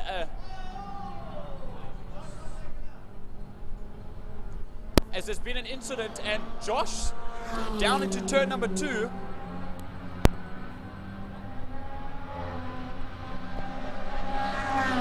Some of the rest of the class. Alan Mayer's come through, as well as Alan Mayer. I see the Van Diemen of Johannes Gerber, but chaos ensued on this final, the slowdown lap rather, as Joshua Smith was taken out in some way. We can't get a camera that side, unfortunately, as there's still some cars on the lead lap racing to the line. We've run out of cameras, unfortunately, but we'll have to just go back to there. You see it in the background. But there's still some cars racing to the line, and here they come. Let's see who this is. Damien White still needs to bring it home. He went off and he joined back. Damien White should bring that car home, I believe. We can't see the timing screen. I think it's 6th. Unfortunately, our screens are just going black all over the place. It's so difficult to tell, and we're losing cameras all over the show. That was a Dyson we had earlier on between himself, Albertine Pina, and Richard Carr. As well as Kelly Fletcher. And Kelly Fletcher joined them on the last lap, and that was that group of cars that took the checkered flag. But at the same time, that whole group had Joshua Smith at the beginning of that group. He was leading out ahead of Albertine Pina. So something happened on the final racing lap for them, and Josh was taken out in the last lap. Yeah, this is... Oh, I couldn't quite see. We're just getting a black screen. That's Ricky Anderson that spun and got beached on the outside of turn number 2.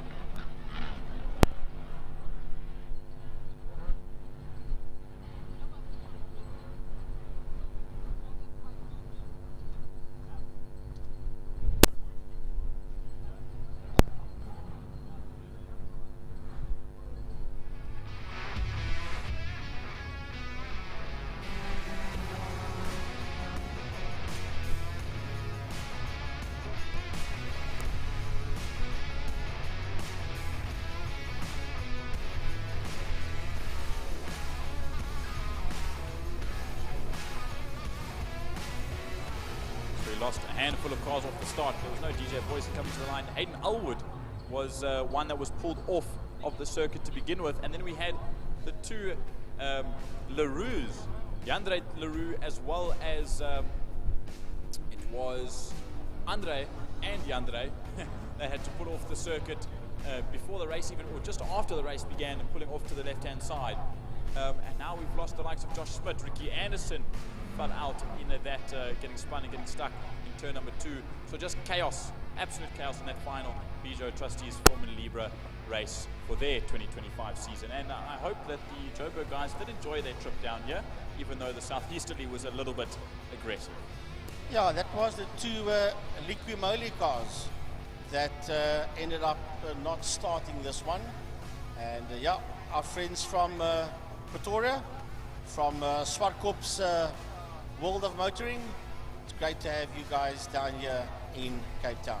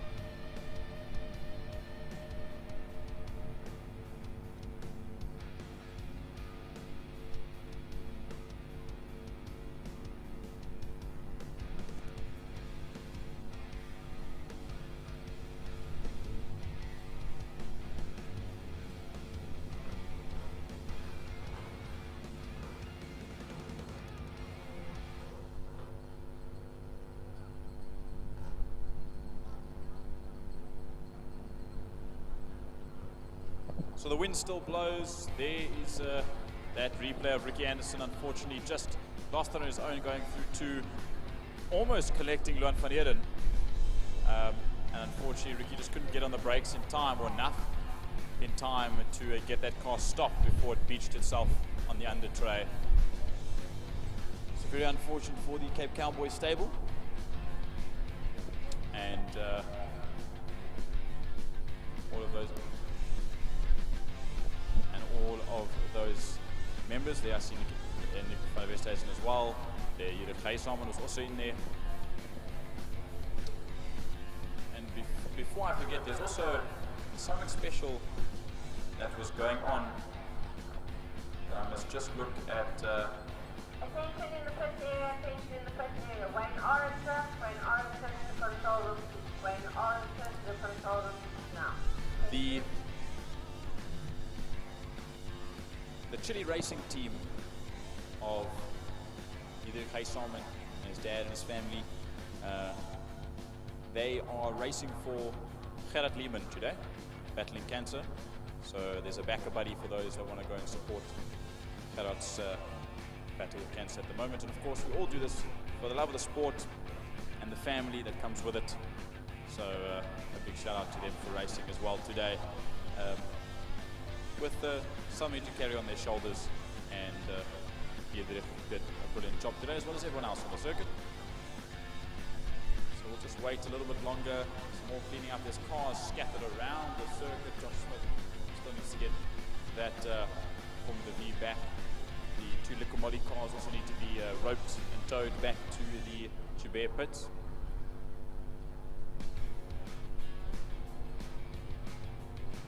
And hopefully we'll get back underway shortly as the sun sort of tucks its way behind the clouds. However, the wind does not stop, and I doubt it's going to stop until the end of this race day.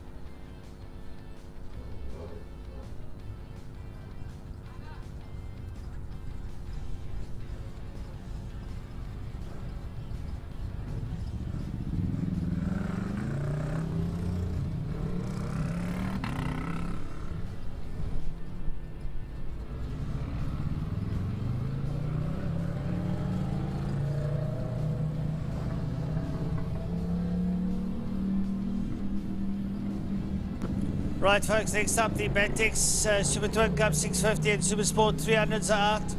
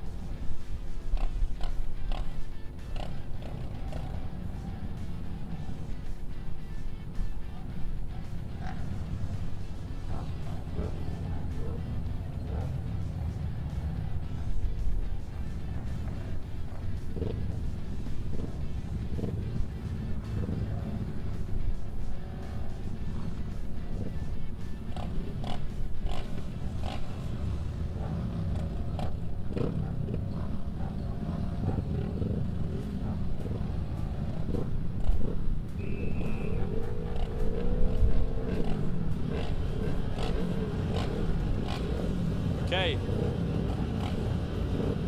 Commentate on this Batex Super Twin Cup 650s and Super Sport 300s. Final race of the day. The revs climb, the board is out. We wait, the light is on, the light is out, and away they go down towards the third line. We head in the combined class of Super Twin Cup 650s, and Max Munton, who started right at the front, has been dropped down 3 places already. Troy Tonking up there, as well as Abigail Bosson, Nicholas Hutchings, and Adrian Solomon as they run out of Block Point Corner now and down towards Castrol. Troy Tonkin already away there. Can Nicholas Hutchings stay with him? We'll have to wait and see. Solomon's in there, Abigail Bosson, and Max Bunton has had a torrid start. He's down to P5. There seems to be an issue. He's losing track with everybody. And somebody's put their bike down. There's a rider down in turn 2. He has gone down quite heavily and he's slumped on the top.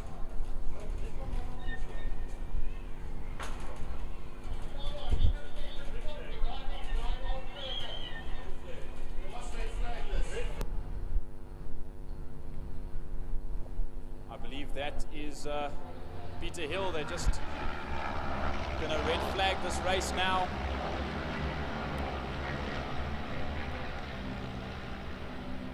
They're just going to move that bike off circuit. They'll rush the other emergency vehicles down towards turn number 2.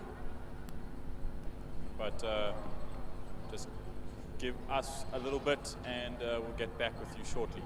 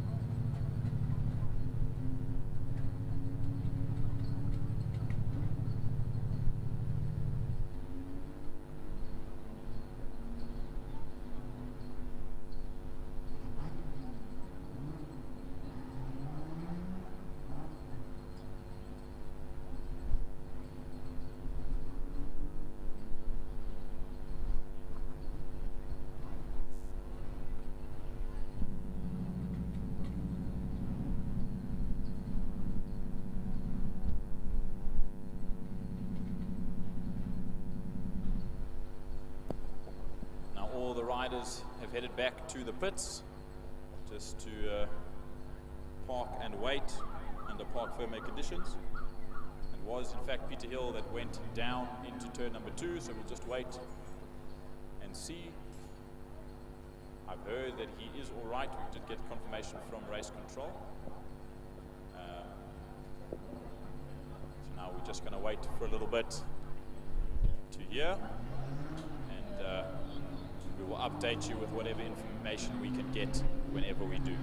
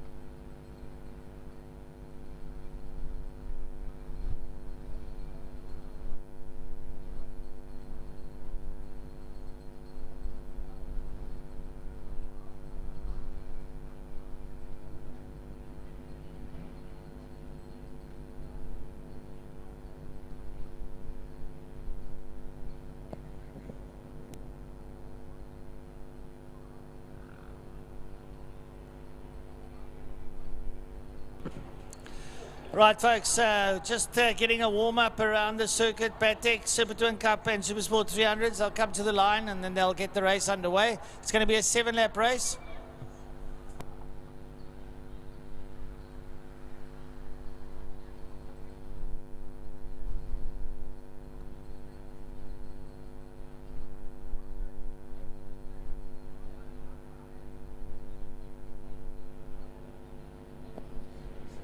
Make their way around Sorrel Sweep. Look at the sand that's blown off the sand traps, the gravel traps, and across the track. Good thing these riders don't wear open visored helmets, or open face helmets rather, because you were getting pelted with sand. You're getting sand blasted, if you will, in the face. And I wouldn't be surprised if some of these bikes and cars need a little bit of polishing after this, with all the sand blasting they've been ensuing all day. Final corner they will come as they make their way down towards the start finish line. Look, we've got a couple of cameras that are just positioned out of place. Weaving to the line, Abigail Boston, Alvin Mostert. She ended up coming not finishing race number 1. She pulled into the pits before that race ended. She's out for race number 2. The wind picks up and then it dies down. It picks up again. Hopefully it dies down while they race. Max Munton on ball ahead of Troy Tonking and Nicholas Hutchings. Then it's Abigail Boston, Adrian Solomon, and then Lance Jonas. Out of the way goes John Green.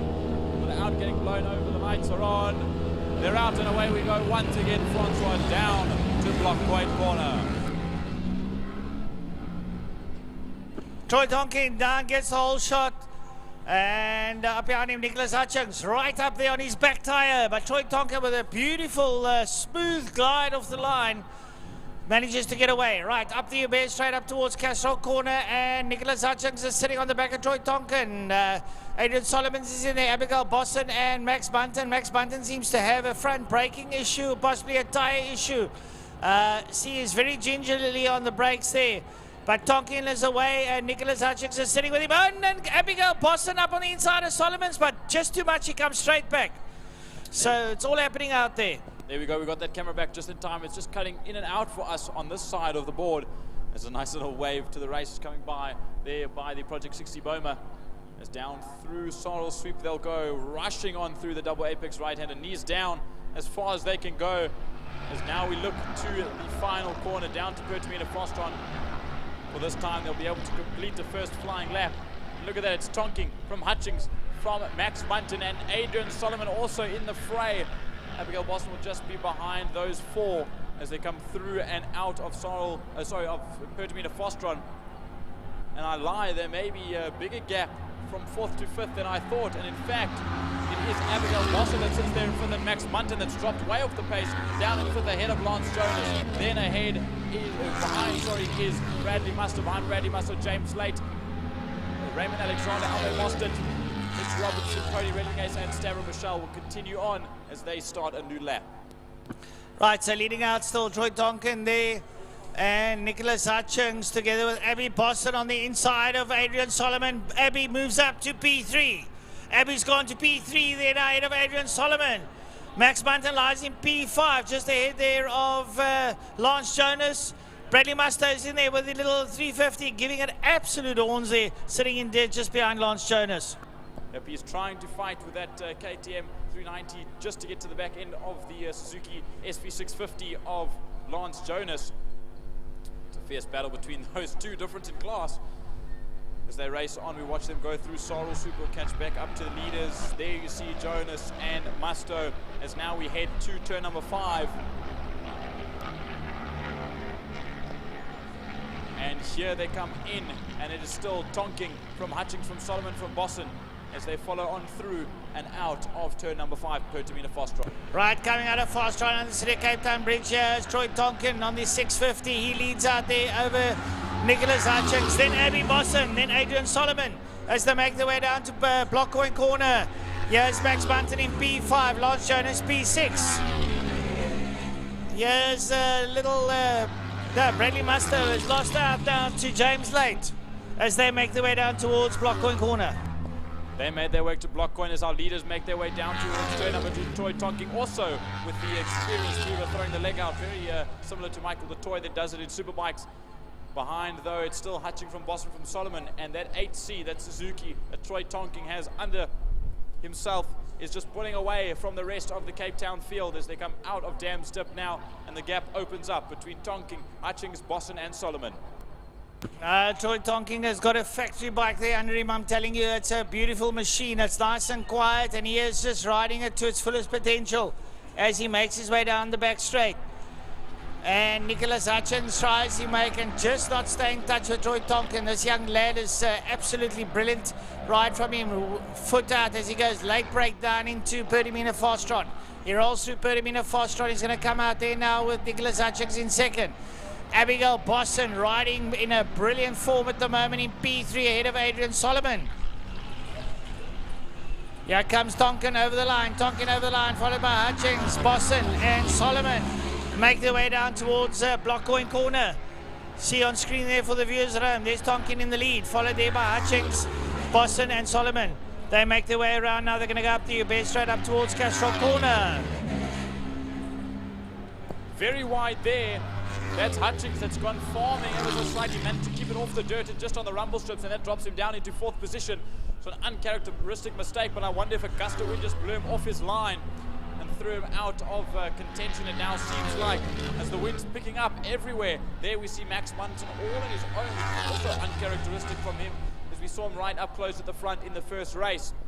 And we watch them go down through Dam Stip, the lowest point in the circuit, where all the water drains to on a rainy day. Luckily, it's a sunny day, but a very windy one at that, so all the sand will probably be compiling down there from across the track. As now we watch up the Tygerberg Straight, down through Sorrel Sweep, and up the Killarney Straight towards Pertamina Frostron, turn number 5. As here, coming into view, there's Tonking. Behind Tonking, it will be Boston, Solomon, and then Hutchings. Nicholas Hutchings is going to have to work quite hard now to get back into the standings to get his foot in the podium. That's for sure. Troy Tonkin commanding from the front, not letting anyone impose upon him at the moment. But Abigail Boston is riding lovely, sitting in P2 at the moment. She's gapped a little bit over Adrian Solomon. Up behind Adrian Solomon's Nicholas Hutchings, who's trying his utmost to come back, using the wind behind him down towards Block Coin Corner. There they're on screen. You can see the gaps are widening. Abigail Bosson riding a beautiful race here at the moment up behind Troy Tonkin as she tries to reel him in. They are getting ever so slightly closer between those two. Abigail Bosson is pulling away from Adrian Solomon at the moment. However, Nicholas Hutchings is catching up to the back end of the Paul King ULAG bike. The number 4 of Adrian Solomon. Max Munton still sitting there just on his lonesome. As the rest of the field, the front end of the field rather, comes out of Dan's Zip turn number 3 through towards Sarl Sweep. And as we look now, a 1:22.3.22. Now, Beagle was a 1:21.1 this morning that Troy did in race number 1 when the conditions were slightly less windy than they are. But we look down the field ever so slightly just on the leaderboard, and we see James Lake leading out in the 300s class ahead of Bradley Musto, Raymond Alexander, Mitch Robinson, and the rest of the 650s that slot in between them as they get down towards turn number 5. Nicholas Hutchings is managed to regain position number 3. Here comes Tonkin up towards the line, cross the line. Abigail Bosson lies in second place. Nicholas Hutchings is starting, he's on a move. He's got his head down, he's getting the job done. He's in P3, he's going to try and reel in Abby Bosson, but Abigail is not hanging around, and it's going to be a bit of work for him. Max Munton crosses the line. Absolutely. As they will make their way down towards Castro Corner, and there goes a paper bag, luckily above the circuit. The wind's just carrying everything all over the place now. And luckily, I think that bag stopped up against the tires, but we carry on regardless of that. And down we go into Damstep once again, and Troy Tonkin just storming away. Still no fastest lap. However, fastest lap from Nicholas Hutchings, a 1:22.271. So he's definitely on the pace at the moment, but not enough to catch up to those ahead, that being Abigail Bosson, that is 1.5 seconds ahead of Nicholas Hutchings at this moment. Troy Tonkin doing exceptionally well. Abigail Bosson, Tonkin will be starting his last lap when he comes up over the line. Abby doing well down there in Pertamina Fostron. Can she hold out for second? We've got a lap and a bit to go. They come out of Pertamina Fostron up towards us. Here's Tonkin on the SV Suzuki, and he is quietly getting on with the job as he crosses the line. Last lap for him. Here's Abigail Bosson. She crosses the line. Nicholas Hutchings and Adrian Solomon. That's the front 4 on their final lap. Yeah, but it was 1.6 a lap ago. Now it's 1.9, or close to 2 seconds between Abigail Bosson and Nicholas Hutchings as Max Bunton comes across the line. A whole 12.5 seconds off the pace of Adrian Solomon that sits in that 4th spot. So Max Munton out of the question at this point in time with 1 lap left to go for your leader. Troy Tonkin making his way out of Castrol turn number 2. He'll come into frame just there on that Suzuki 8C, and he just makes his way around to come and make a 2 for 2 for his weekend down to Cape Town. Not the weekend that him and his dad would have wanted. They wanted to be on their 600 in the Superbikes class, but 2 wins regardless will do. He's doing a sterling job, and it's a really great showing coming out of Troy. He makes his way down for the last time today in Pertamina Fostron Corner. Abigail Bosson there in second, and Nicholas Hutchings in third. I do believe the checkered flag is beckoning. Indeed it is. Here they come. A couple of the pack markers. Mitch Robinson crosses the line, but ladies and gentlemen, put your hands together. Troy Tonkin, 2 out of 2, down in Cape Town. He'll take that, I'm sure. Followed here by Abigail Bosson, a great ride from the young lady, and a good ride here out of Nicholas Hutchings, followed by Adrian Solomon. Yep, a very brilliant ride from the young lady indeed, from the Project 60 stable, to come across the line in 2nd spot ahead of Nicholas Hutchings after that slide off that Nicholas had, and then Adrian Solomon to sit there in 4th spot. Now Max Munton comes across the line. Was 12.5 seconds, now 13.7. So maybe just not too comfortable in the wind for Max and just taking it easy. As next up, Lance Jonas, the chairman of the club, in fact, coming across the line for his first race back in quite some time. Into the 300s, James Late on his Kawasaki 400 across the line to take victory in class. 7th overall ahead of Bradley Musto, that's coming up in 2nd position. and a brilliant result from Brady as well today.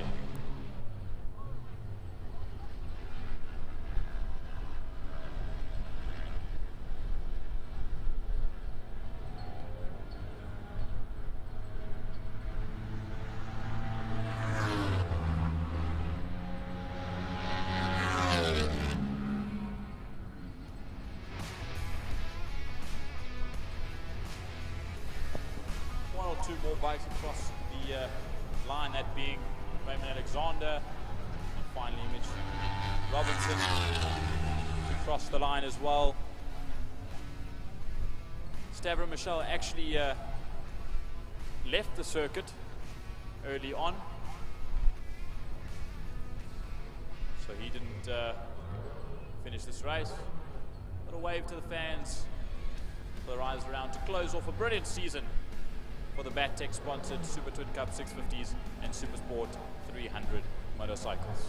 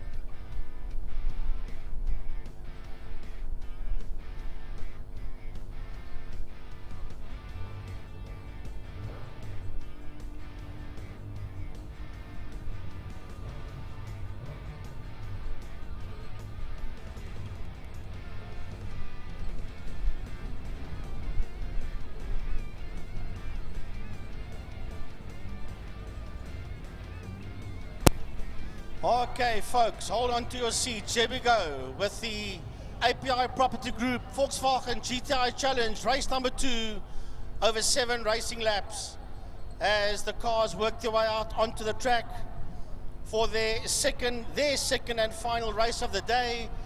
There are quite a few more races to go before we end the day. We're approaching 5:15, so we're going to have to get a bit of a move on. as the classes A, B, and C challenge cars roll out of pit lane onto the circuit in what's going to be another breathtaking race for GTI Challenge. We've had it for Clubman's today, we've had it for all the classes today, and the Formula Libres, wow, wasn't that something special to see them all out there. But here we go with the second race of API Property Group GTI Challenge as they roll out onto the track. Ooh, and how was that race number 1, Frank Eunice? It was something absolutely spectacular, and hopefully most of the cameras are sort of up to the spec that they need to be. I just picked up the Jetta 2 going through a shot there of Brett Roach. So Roachy has got that car back out on track again. Yeah, I was sad to see him pull it off in before race number 1. But hopefully all is sorted. I think it was his radiator. Yes, it was his radiator that was leaking on the grid. Yeah. After their restart. Correct. So hopefully they've maybe just chucked an egg in there or some stop leak or something just to.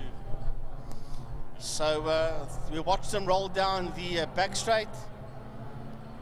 Class A, we've only got what, 6 cars out there in Class A. Class B is stacked with quite a few cars. That's 2 Class A cars you see working. That's Ryan van Heerden and Ollie Hintenhuis. That's the 2 cars on screen there. Ian Cup got a DNF in race number 1.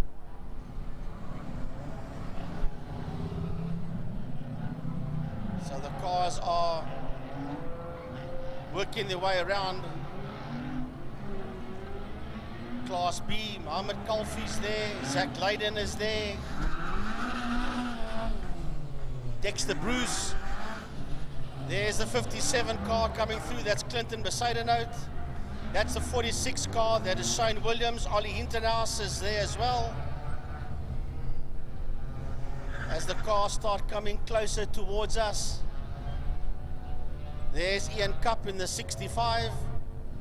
And then behind Ian Cup, we'll have the Class B cars lining up to get their race underway.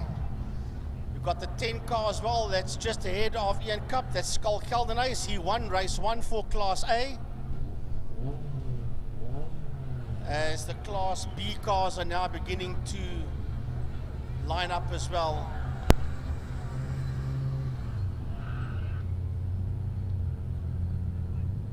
As the B cars start moving into position.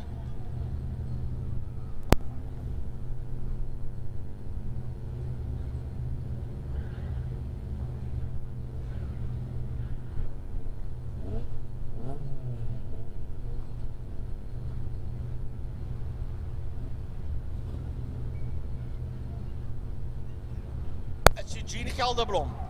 It is a 93 car of Eugene Gelderblom, and then he has got Donnie Sundenberg Jr.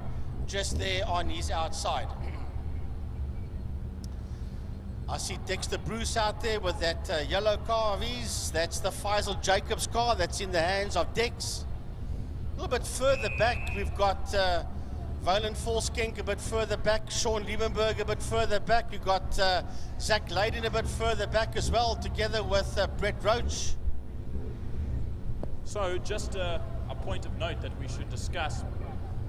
Skull Keldernace, it's official as of last round, and now he has won the Class A championship for the 2025 season. Yeah. Unofficially, or officially, unofficially. As they get underway and down towards turn number 1. The Class B's was won by Mohammed Kalfi as of today, as they set off down towards Clubman corner turn number 1. But Class D is still undecided, so there's still a race for Class C championship as they get underway, and it's 3 wide as the API Property guys almost make it 4 cars straight out of the gate. 1, 2, 3, and 4. And there I see Adriano Ferroni rushing on through to try and get to the front. Now Devon Dreyer is the one that's leading that lot through there, or was leading it. Is Devon Dreyer. As we go to the Class A cars, that's the Class B cars. That is going through. That's Eugene Gelderblom. Gelderblom is getting it sideways, working his way out of turn number 2 as they work their way down. He's got Mohammed Kalfi in there as well. Here comes the API Property cars. Dreyer, Schroeder is in the house. We've got all 3 the API property cars that are sitting in the top 3 with Ross Schroeder, Devin Dreyer, Daniel Muna. They're all in that fight as we go towards turn 5. Fostron for the leaders heading down towards Fostron corner. Look at the pace. Oliver Hintenhouse up into pole position, into first place at the moment with that looks to be Shane Williams around the outside, but Ollie will hold him off as now they'll join back on and they'll slot back into place, and it's still Oliver Hintenhouse from Shane Williams. We'll just see who's behind Shane. Is that Clinton Mercedes? No, it is. Behind Shane and Simon Clinton is Skull Caldenace, then Ryan Van Heerden, and then Ian Cup just waiting in the wings. There's a big lockup from Clinton Mercedes not going into turn 1. Class B is heading under the Castrol Bridge and has been led there by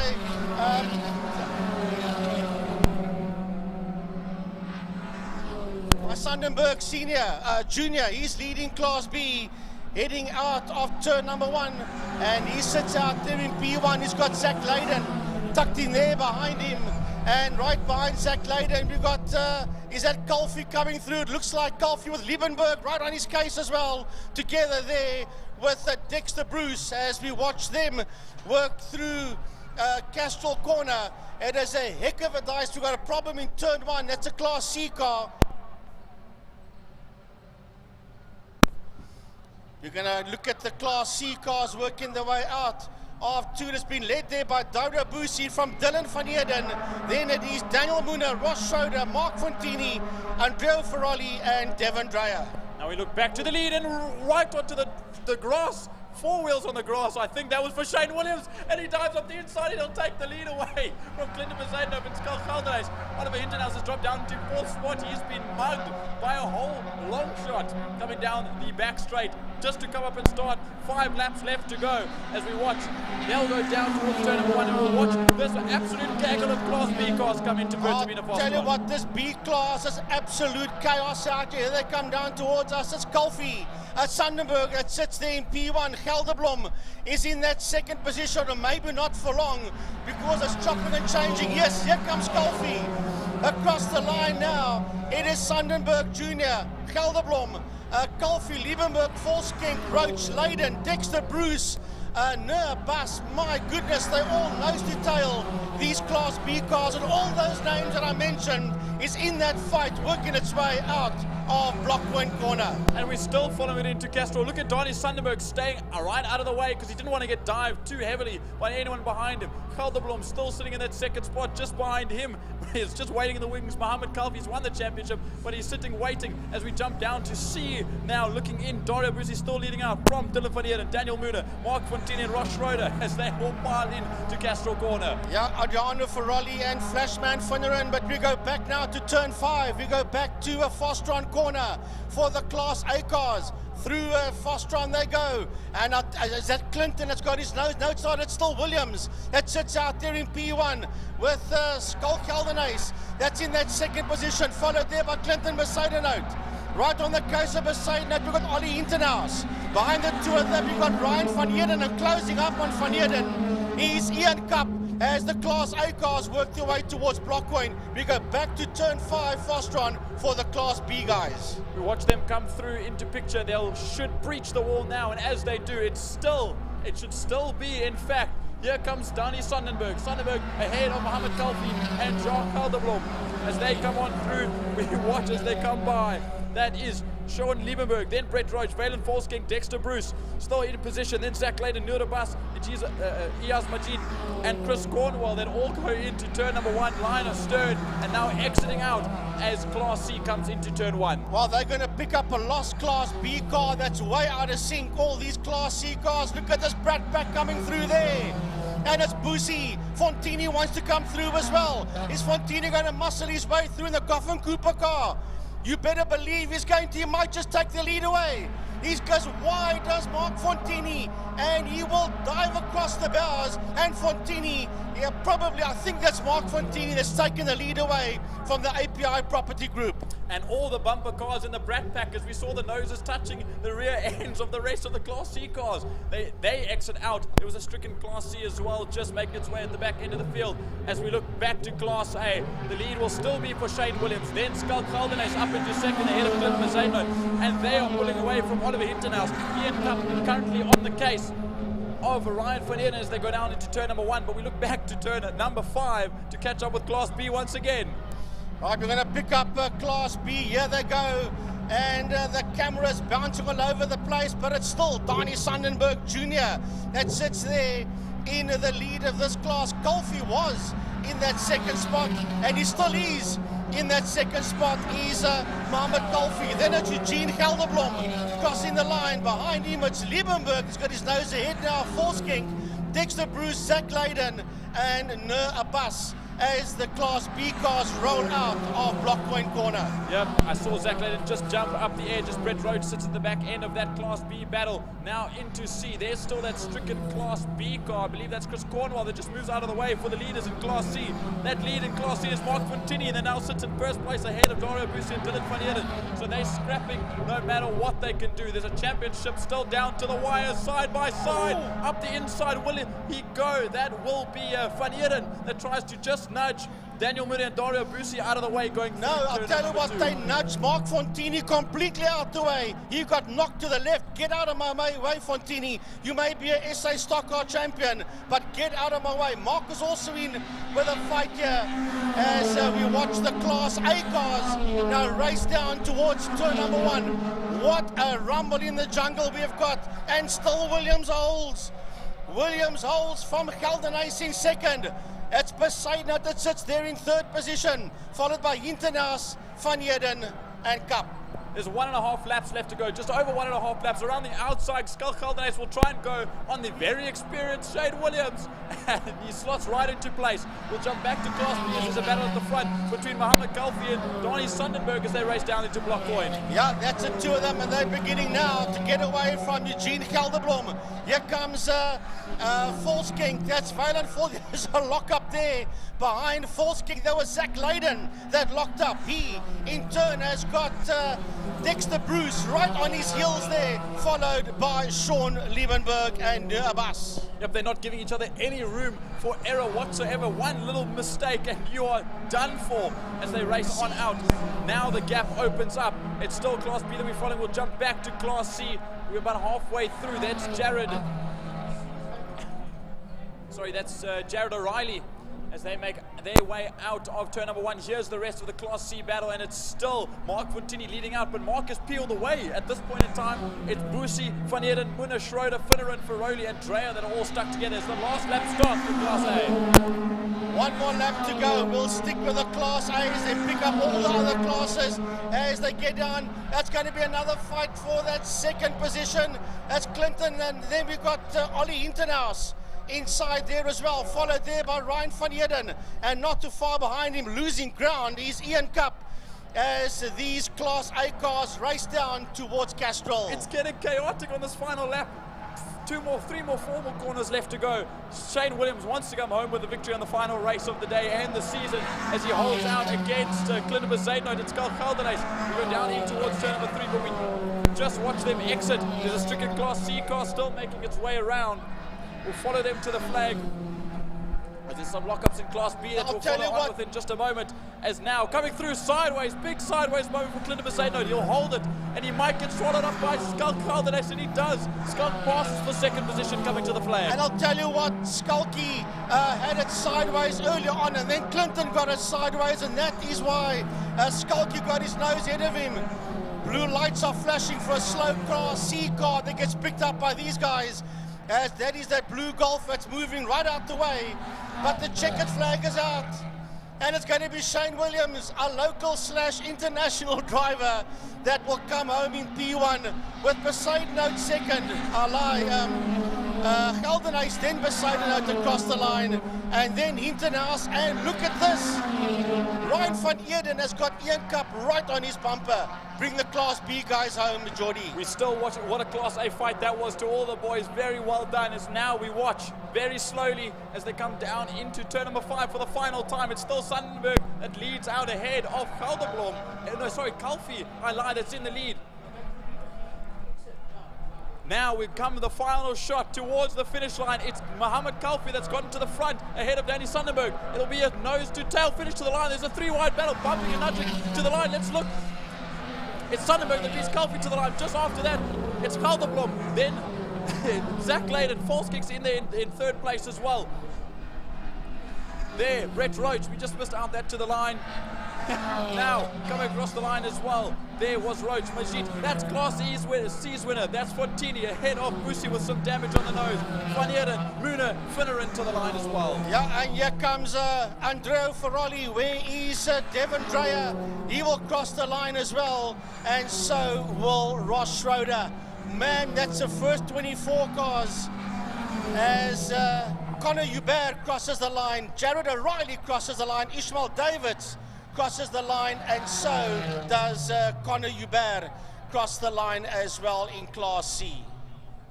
What a way to end API GTI Challenge. I know, Frank Eunice, you like to say it, we both need to lie down in a dark room with a big, nice, cool fan on our faces right now. Anything. And some nerve tablets as well. Replays of a couple of lockups here in Class C. Wow, I'll tell you what, it's been nothing but phenomenal, today's racing. With all its ups and all its downs, a couple of cars going farming there. That's the Incledon Polo of Zach Layden in the replay. And I'll tell you what, the wind, not only are the biker guys battling, the wind is throwing the cars around as well. I mean, you drive on the N1 and you pick up a crosswind, your car or bucky, whatever, is all over the place. So not just the biker guys that are battling, it is the car guys as well. And that's also causing all sorts of spins out there. Lucky that didn't cause a collision. But wow, that is Majid, yes, because he was the last car across the line in Class B at the checkered flag. That's a replay of it, and right behind him was Mark Fontini, who was your C-Class winner. Well, they did say they're swapping the superbikes, and they are swapping the V8 Masters and Formula Supercars around. But man, that was great stuff.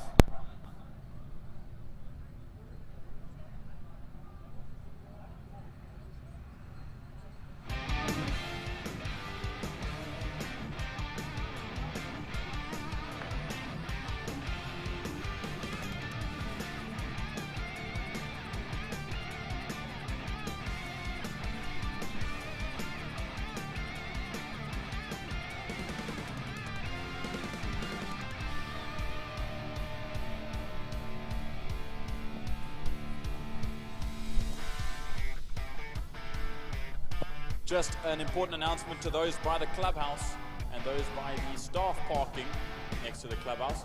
There's a Subaru Forester in metallic gold, part of the Subaru Fun Club, registration CAA 35769. If it's possible to move your vehicle, because we have some people that need to leave that premises.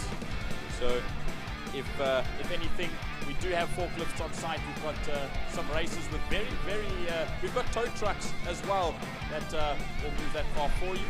If you don't comply with us very soon, so please, owner of a Subaru Forester CAA 35769, please let them know and move that car out of the way as soon as possible. Thank you.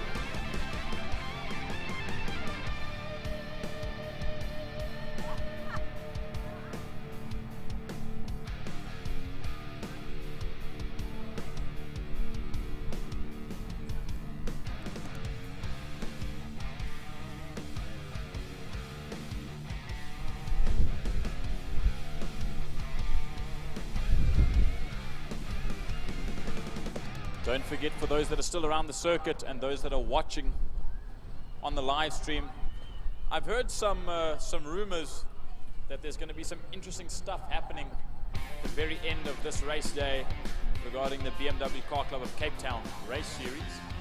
So stay for the final race of the day. Just enjoy the camaraderie of what Killarney is and all the racing that's left to finish off our season, because I know that the BMW Car Club of Cape Town Race Series guys will put on an absolute show, as they have all year.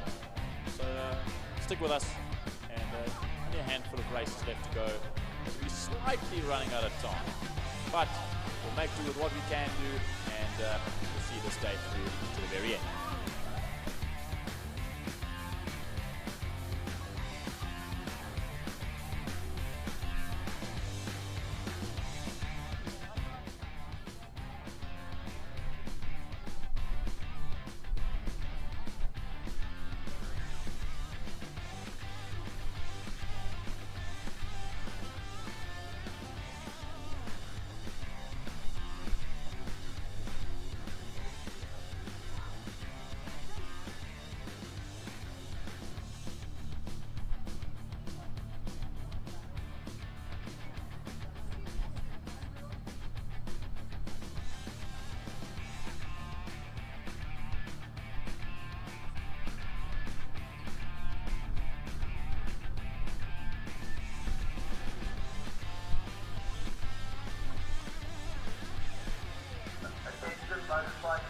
Motorcyclists, race for you.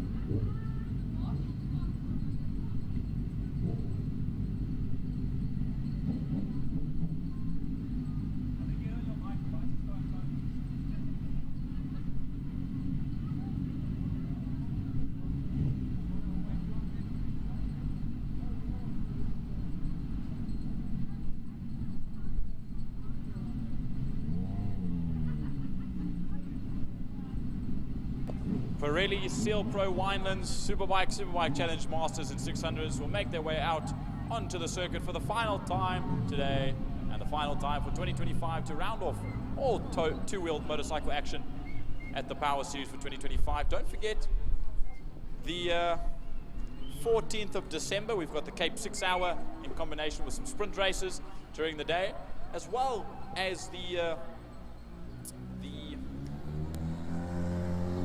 8-hour endurance 150cc race that is happening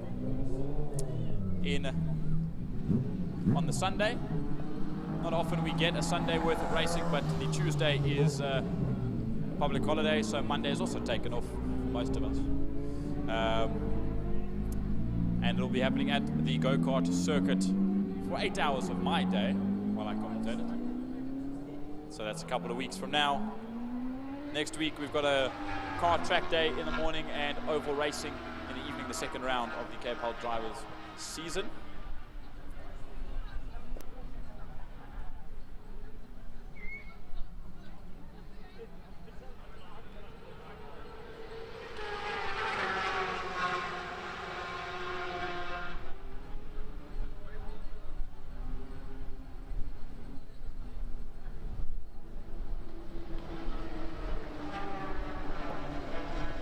Still picking up by a hectic amount as the riders bring their hectically hectically powerful 1000cc and 600cc superbikes to the line. The first being Michael the Toy and Ronald Slammett.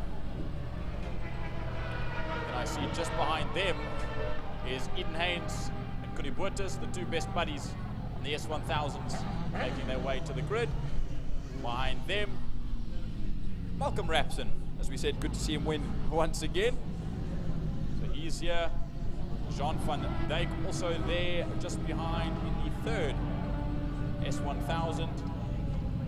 I see as well Lubalo Nsana on his ZX10, and Wayne Arendse also on his ZX10.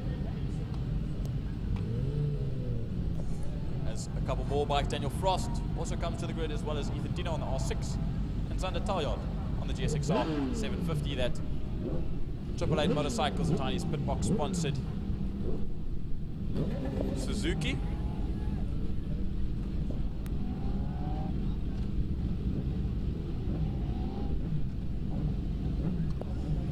And of course, Wayne Arendse, once again a big thanks to him, I'm sure, for his new sponsor on board, EVA, Eagle Vision Association. Dylan Anderson also in there. Landy Wald, Honda Wing George, and Motorwise. A couple of bikes back on the grid. Francois, would you like to take them away? Well, I'd like to just take a couple of the bikes, but never mind. Here we go. Right, let's wait for the lights. 5-second board up. Lights on, and we go racing. Slamet gets a good start. Ronald Slamet gets a great start off the line. I think he'll get the whole shot. He had pole in this one. Is that no, it's Michael de Toy up behind him by the look of it. Michael de Toy up there in second place. No, it's Kuni Boertes.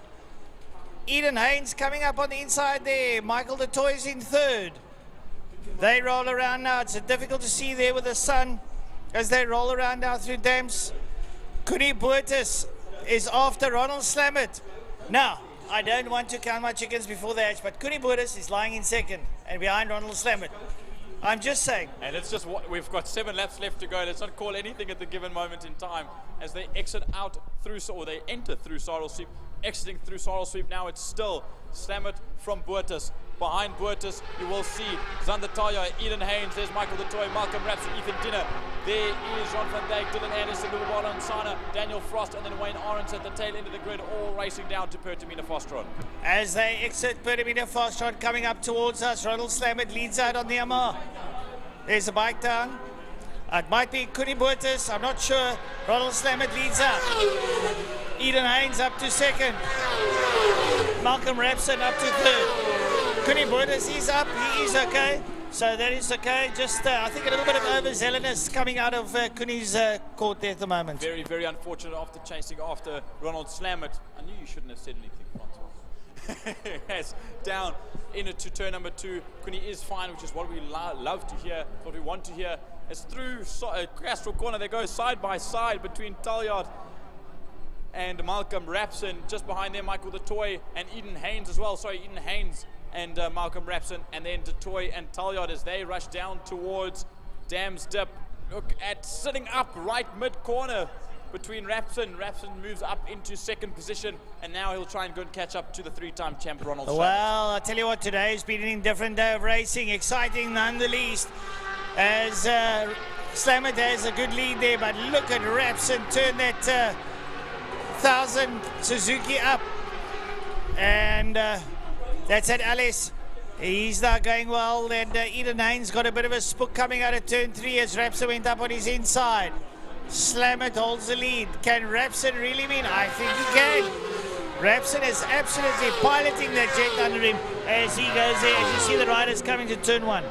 Yep, so it's Slamet from Rapson, from Haynes and de Toy, Talyard, Dina and Van Dijk are chopping and changing as Jean Van Dijk moves up into 6th spot, Dina in 7th. Then it's Dylan Anderson, Lubabalo Nsana, Daniel Frost, Wayne Arendse. And of course, we lost out Kuni Boertes on that previous lap, and Sean Mackerel did not make it out onto the circuit, unfortunately. So now we'll watch them follow through Castro Corner. They go down through the Lundstem Kink. We'll see the next corner. There they are. And we'll wait for Ronald Slamet to come into picture. It was 2.2 seconds between Slamet and Rapson, and now the gap should be closing. How's about this, Francois? Between the top 2, there's 5 Western Province Championships. Indeed there is, and there's a couple of Masters Championships too there for Rapson, but Rapson is chasing Slamet hard. That LS is absolutely moving. Malcolm Rapson is on a fly, and as a matter of fact, he's crept up right behind Slamet. Rapson is there with Ronald Slamet, and Malcolm Rapson is coming, and he's coming hard for Ronald Slamet. Malcolm Rapson absolutely rocketing down the main straight down towards Blockhoy Corner. Down in they go, and there's less than a bike length. There is roughly a bike length as they go into turn 1, block point corner. Now the gap opens up ever so slightly. You'll see what it looks like. Malcolm Rapson with a 1:14.394, currently the fastest lap of this race so far with 4 left to go. Malcolm's just going to sit and wait for the opportunity to get on by.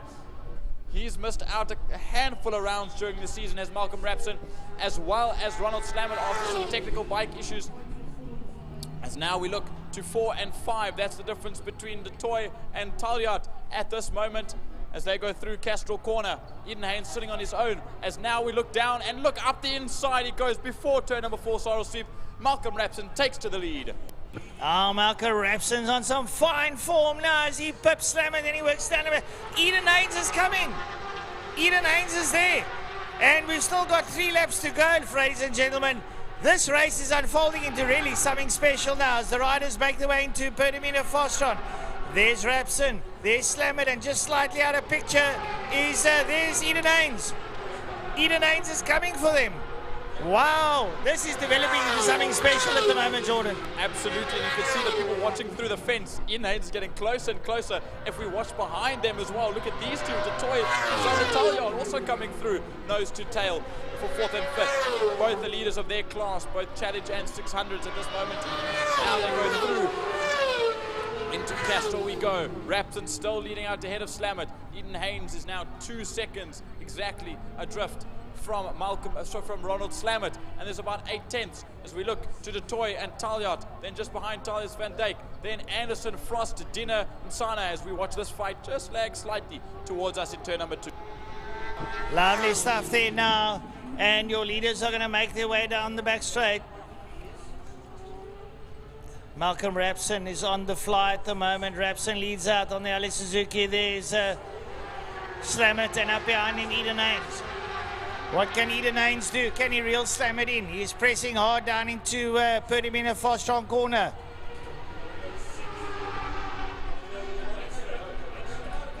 Right, so there, up behind them.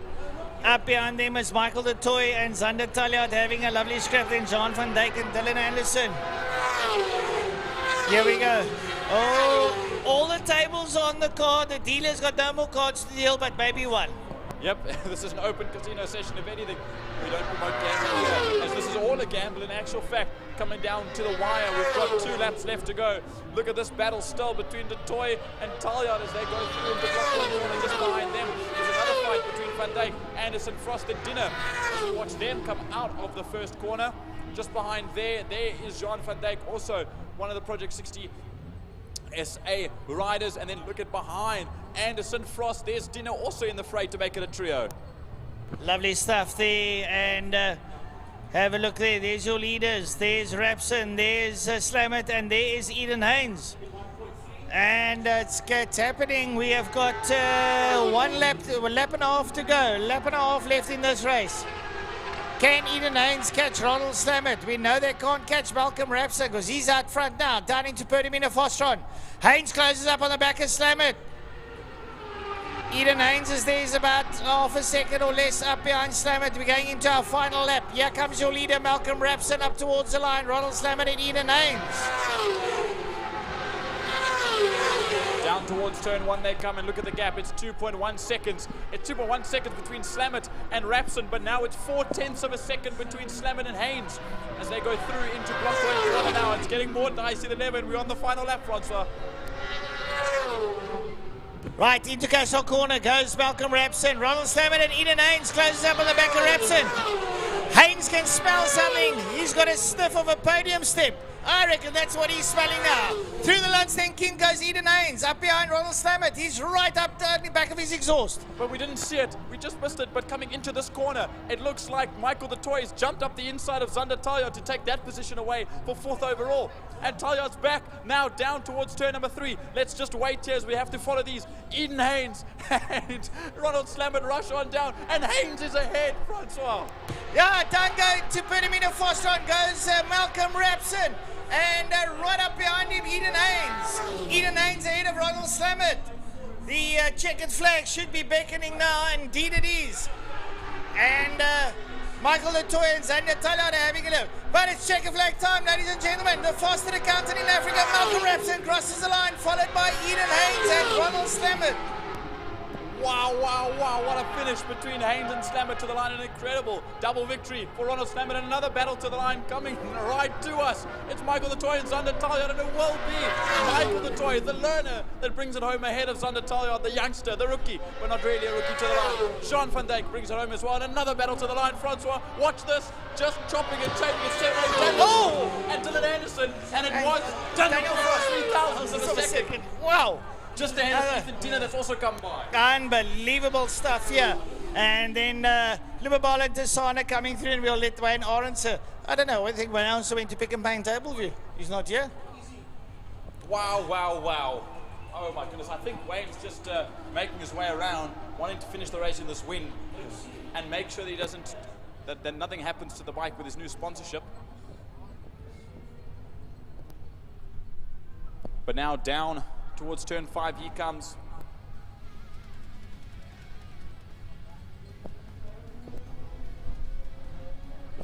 And coming towards the line, the chairman of the motorcycles, Wayne Arendse, brings it home in 11th spot, 5th in class. Very, very well done. And it was a 1:14.394 for Malcolm Rapson. That's the fastest lap of the Pirelli Seal Pro 1 Superbike Challenge 600s and Masters, to finish off an incredible two-wheel season for all three classes, and specifically for the Superbikes. Yeah, and I feel sorry for the guys out there with the two wheels. It must be very, very difficult.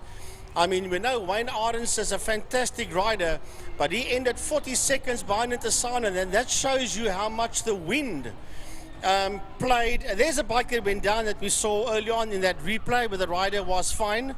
It just shows you how much the wind is playing around with these competitors out there, and it's tough for each and every single rider out there. And I salute every single one of them for braving these windy conditions out there.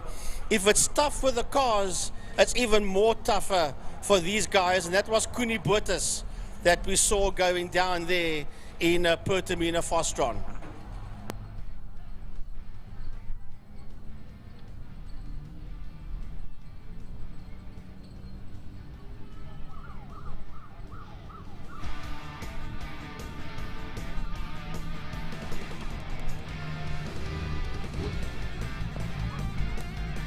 Look just to the competitor of the day, final. You're running out of time to vote. Third place, Adrian Solomon and Glenn Phillips. Sit in third spot, Sam DeBlanche in second, and James Late still leading out. The rider from the Supersport 300s class. We'll wait for the next and semi-final race of the day, penultimate race of the day, 10 to 6. 10 to 6. Ooh, cutting it close. Yeah, we'll be okay. Is the Pirelli Seal Pro, Pirelli V8 Masters plus prototype. And the one prototype. And the Caltron Supercars to bring us the penultimate race of their day and their season. Well, as I look across to the Gibert pits, I see all the V8 Masters and the Lone Soul V8 prototype of Jason Ibbotson that is there in the pit lane. Obviously down here to our right hand side we have got all the Caltron Formula supercars that are waiting to go out. Uncle Bubby in 96 is Dakar Racing or GTI Challenge, same, good race, and some great recovery drivers from the drivers that avoided the walls and obstructions. Yeah, I agree with you, but not, if you think that was good, Uncle Bobby, spare a thought for the biker guys. I really salute them for taking on this Gale Force Southeaster today. But that's what we do in Cape Town. 4 wheels or 2 wheels, wet or dry, the riders and drivers don't back out. They may slow the pace down a bit, but they will never ever back out of a fight, that's for sure. So here we go. Supercars are now rolling out as well behind the Pirelli V8 Masters and prototype. Yep, they'll make their way around now. As the supercars make their way out of their pit to the circuit to do their warm-up lap and then organize themselves on the grid before we get underway for 8 racing laps of a nice combined grid of cars.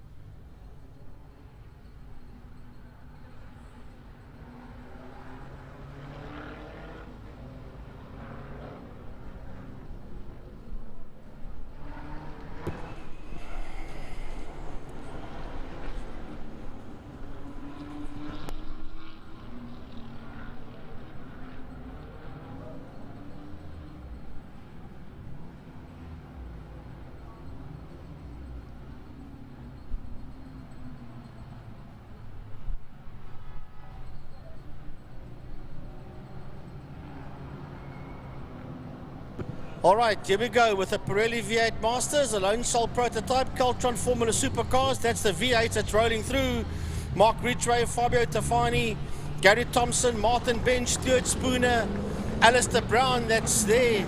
Alistair just limped across the line early on, but he is out there, even though his transponder didn't pick him up. But that red car is there. Tian Berger, Sean Moore, all of them are in there, as well as George Evans and Jason Ibbotson, as the supercars also roll on through. Pick up the Formula Supercars working their way through Block 1 corner.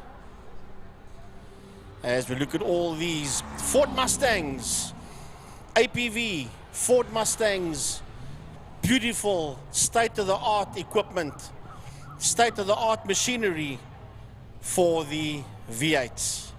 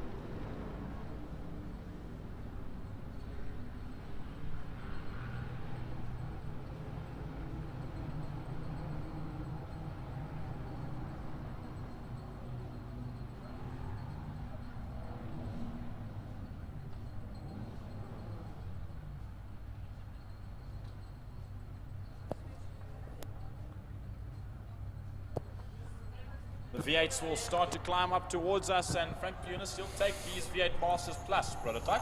Okay, I will take them off the line, no problem. The sound of Rolling Thunder, Mark Ridgway and Fabio Tafani are side by side. Then it's Thompson and Martin Bench as the lights go off, and away they go, racing down towards a Block 1 corner. But I'll tell you what, the little guys, as I like to call them, these supercars are right in there behind them, and they do not let these V8s intimidate them at all. And not a huge gap they left themselves as well, so hopefully by the end of this race, the V8s might not even get by them. As it is Andrew Moffat that leads out ahead of Glenn Phillips, and Glenn Phillips had that issue in race number 1 where he broke the prop shaft, so they managed to fix that number 33 car and get it up and running once again. As now they run on through, we see the tail end of the supercars field, and the V8s run down into Dam's Dip. Yeah, through Damps, the V8s go, working up the hill towards the Tygerberg Straight. And it is Ridgway that sits out there. P1 Tafani is in that second position. Then it is Thompson and Bench that are right in there with them as they go down the back. So the cars are snaking. Thompson's car was walking around underneath him. Then we've got Alistair Brown, and here comes Sean Moore. Moore's having a squeeze up on the inside of Brown. The two of them are side by side as they race down towards Pertamina Fastron. And I may have called it too soon for the supercars, but Glenn Phillips is slowing right down the back straight. But we look on, they'll leave turn number 5 and will join turn number 5 once again. There, we'll just wait as the first supercar of Andrew Moffat makes his way out of Pertamina Fastron. Just behind him, we'll just have a look. It will be Brad Fenner. Behind Brad Fenner is Carl Halleck. So the two Hobo Racing boys are now making their way down in second and third as they head down, and we jump back with the V8 Masters. Yeah, unfortunately we still got this camera problem, but it's Mark Ridgway, Fiber Tafani, Alistair Brown sits there on his outside as they come through. Then it is Thompson. Behind Thompson it is Moore, followed there by Martin Bench and Stuart Spooner as the V8s just plough their way through the Lundstem Kink and into Damstep. The V8s don't let anyone by as we keep on the same shot, and it's still Andrew Moffat that leads out with a nice healthy gap between himself. Then it's Bradley Fenner. Behind Bradley Fenner, Carl Halleck, and then it is Nashvin Schloss, Robin de Vos, and then Pierre Pino and Shane Muscombe. We obviously didn't have a starter, that being Leon Chetty, and a non-finisher being Glenn Phillips that pulled off the circuit on this first lap. All right, the V8 Masters are now making their way into Pertamina Fastron. Look at these 5 cars. There is nothing. It's Ridgway, it's Stefani. Behind him, it's Alistair Brown. Look at these cars snaking around. Then it is Sean Moore, and right behind Moore, it's Thompson as they race across the line. Then it's Bench Spooner as they all come diving down into turn 1, block 1 corner. Around they go as the leader will come down into turn number 1 for the supercars, but we'll follow these guys into turn number 2. Now you see the V8s enter turn number 2, Castle Corner, and there coming around is the last V8, and that is Tian Berger, as we'll stay here and wait for these supercars to round that first corner. And there it is, coming out of block point is Andrew Moffat. Moffat sits just ahead there of Brad Fenner, who's just ahead of Carl Halleck. Then it is Schloss, Pinar, and De Vos, and then Muscombe off that hits in with Sean Moore in race number 1. He's a little bit ways away in currently 17th. Right, the V8s are working their way down that backstraight. Listen to that sound of rolling thunder as these V8 Masters, they are nose to tail, these guys. And have a look, we've got a challenge for second, and Sean Moore goes through. Sean Moore goes up into that second position, demoting Fiber Tafani down to third. Behind Tafani, we've got Alistair Brown. Behind Brown, we have got the 17 car of Thompson. Then we've got the prototype of Iverson that has made his way past 2 V8s. And behind Iverson, you've got Bench, Spooner, Evans, and Tian Berger. I wonder if that's not the same Tian Berger with a yellow BMW at E36. It's Berger's auto repair, or... Then it's the same guy, yeah? It is that same Tian that is racing both classes, well, Rallycross and V8 Masters. So good on him for racing something a little bit different than on and off the dirt. As there we see, there is Andrew Moffat still leading out a good gap away. It is currently a gap of 4 seconds between himself and Brad Fenner. Behind Brad Fenner still Carl Halleck, but that gap is opening up. But it's Schloss from Pinar, from De Vos that are all racing to catch up to Carl Halleck in that third spot and maybe get the chance on the podium. We got a challenge for the lead in the V8s going down the back straight, and Sean Moore. Moore's got the inside line for turn number 5 for Foster, and Moore takes that lead away there from Mark Ridgway as they work their way out of Pertamina Fastron, and he's going to extend that lead because now Ridgway has got Fabio Tafani on his bootlet as well as they work their way through. Crossing the line now is Gary Thompson, then it's Ibbotson, then it's Bench, followed there by Spooner, George Evans, and we're still waiting for Tian Berger to go into turn 1 into block coin. Yep, there we joined back with Andrew Moffat coming into Pertamina Foster on turn 5. We've got 4 laps left to go, or 3.5 for the V8 Masters. They've already started their lap. Andrew Moffat hasn't come to complete this lap yet, and then he'll make it 4 more to go. Behind him, there's Brad Fenner, not that far off the pace, which is brilliant to see from that number 9 car. Just behind him, that's that Vision Fin and Hobo Racing car. And Pro Automation as they head down towards Blockcoin corner. Then it's Carl Halleck. Behind Carl Halleck, Nashreed Schloss. Then it's Pienaar. Then it's DeVos, Boscombe. And then Phillips and Chetty are no longer in this race.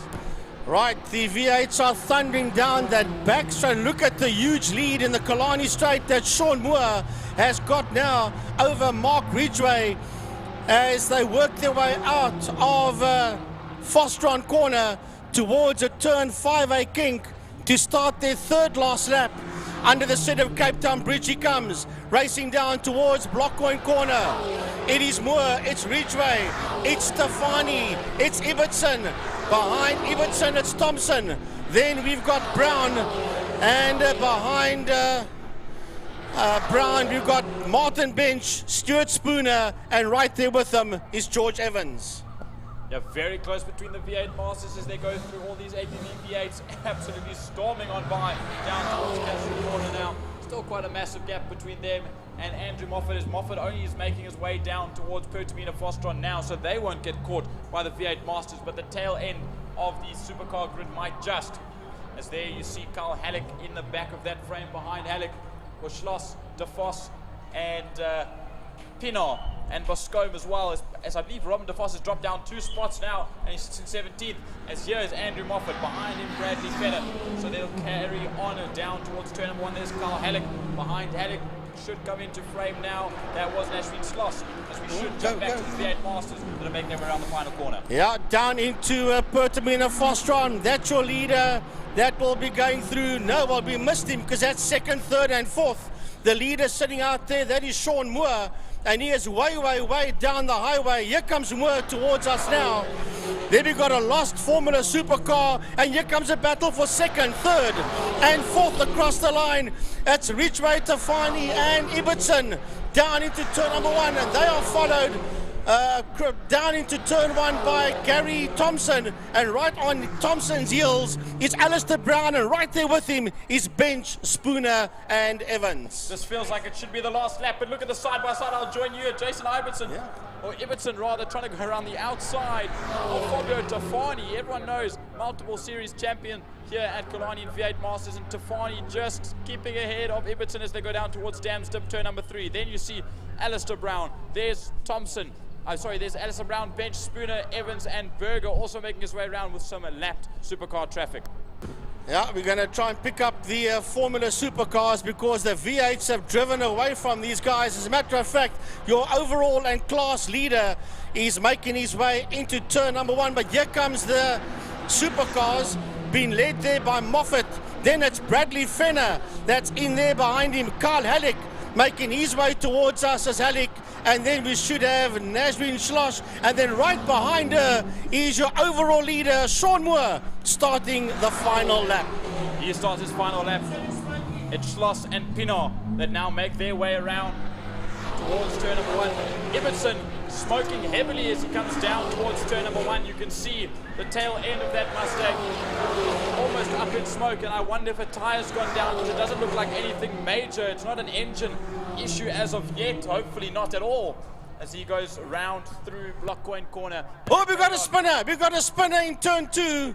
We've got a spinner exit of Castrol corner with the sun setting. We'll try and pick up with that ease, but otherwise we'll pick it up on the radio as to which supercar spun in Exeter Castrol corner. I've just had a look, and it looks to be the Hobo Racing, the blue and green car of Carl Halleck, as the smoke gets even worse for Jason Ibbotson and has ruined his chances of another podium today.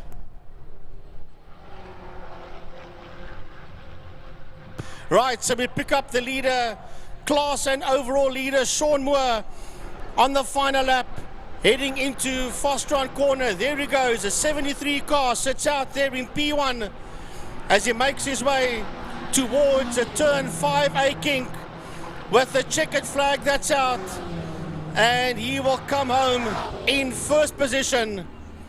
It's a demanding, commanding win with Mark Ridgway second and Fabio Tafani crossing the line in that third position. Then it will be Gary Thompson that will finish in fourth. Here comes Alistair Brown across the line. And right behind him, a Spooner, Bench, and Evans right on the case of him as they finish their race. And of course, a big upset for Jason Ibbotson that's coming around the final corner. Here comes Shane Boscombe, the third finisher, as he'll just have to pull off the circuit. Well, Jason Ibbotson, a bad end to the days. Here comes Tian Berger. We missed two of our supercars going by. That was Pierre Pinot, who came home fourth in class, I believe, if I could just have a look through there, ahead of Nashreen Sloss to the line, and Shane Boscombe in fifth in class. As we look, here's Robin De Vos. De Vos coming around, or coming along, and taking victory, taking sixth place honours in the supercars class, with Carl Halleck obviously losing out on this race. But there's Andrew Moffat still rolling around. They've got a corner left to go between himself and Bradley Fenner to come across the line. Yeah, here comes your winner of the supercars on the lead lap. Well done there to Andrew Moffat. He did a personal best on the last lap, and so did Bradley Fenner. They've got green times. He comes home in P1, and right there behind him is Bradley Fenner, 3.4 seconds behind Moffat is Fenner. Not a bad way to end the 2025 season for the Pirelli V8 Masters and Jason Ibbetson's prototype and the Caltron supercars. They can all give themselves a pat on the back for an incredible year of racing and bringing both the numbers up in both classes. And it's only Moffat and Fenner that ended on the lead lap. All the other supercars were lapped by the V8s. Right, two more races on the program, superbikes.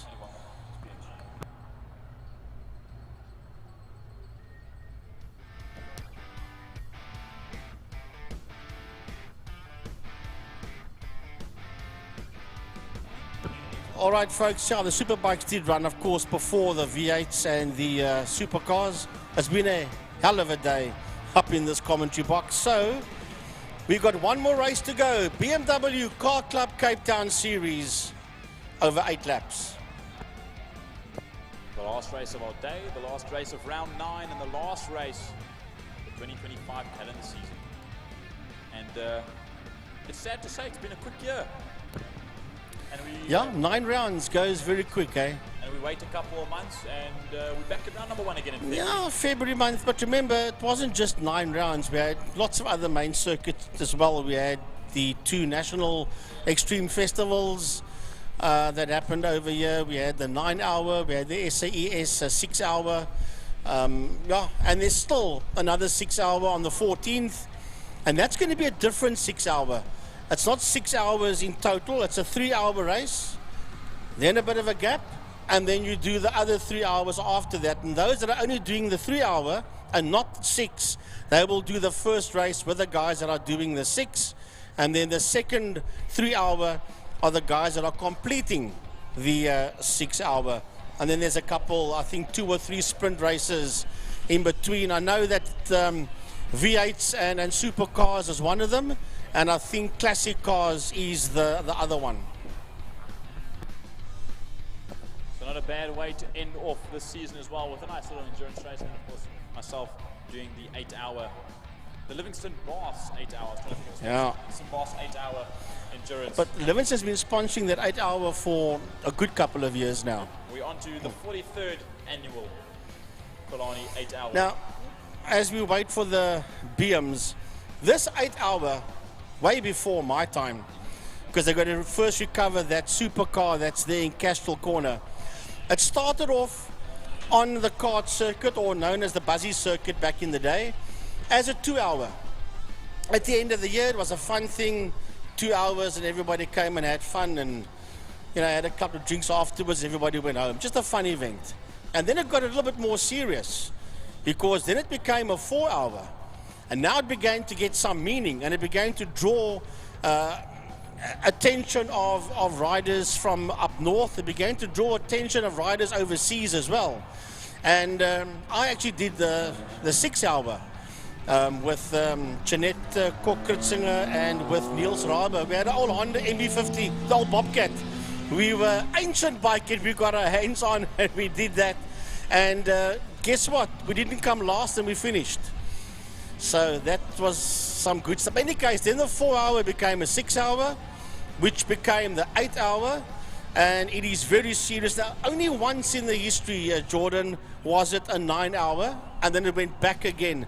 And that was that weekend that we had the 9 hour enduro on the main circuit as well. And then they had the, they went into the evening. It ran in conjunction with the SAES 9 hour here. And have you ever seen short circuit bikes with headlights? Well, they had to put headlights on the karting circuit. That was the one and only time that it was the 9 hour. Bit of history there for you folks at home that maybe wanted to know where the origin of the short circuit Livingston Baths 8 hour comes from. Well, that's a little bit of information. As the BMWs roll out onto the circuit for the final Power Series race, brought to you by Line Property Management for 2025.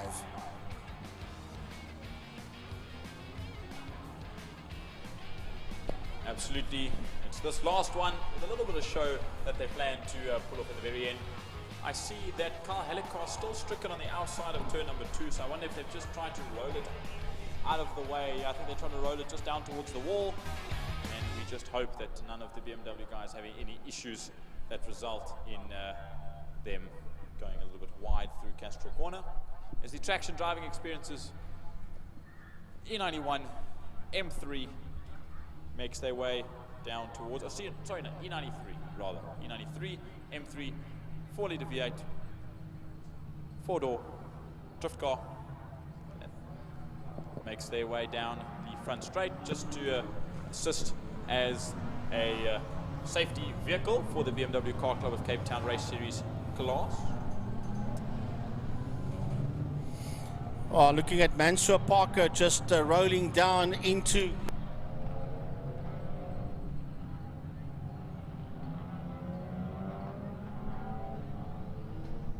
as they work their way out of Fostron Corner.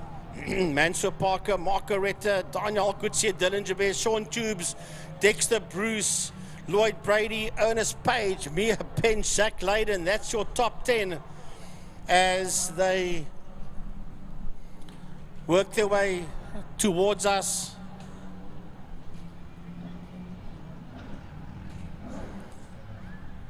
If they all come up to position, slot into place, and I lied once again, sorry guys, all you BMW purists, it's an E90 M3, the 4-door.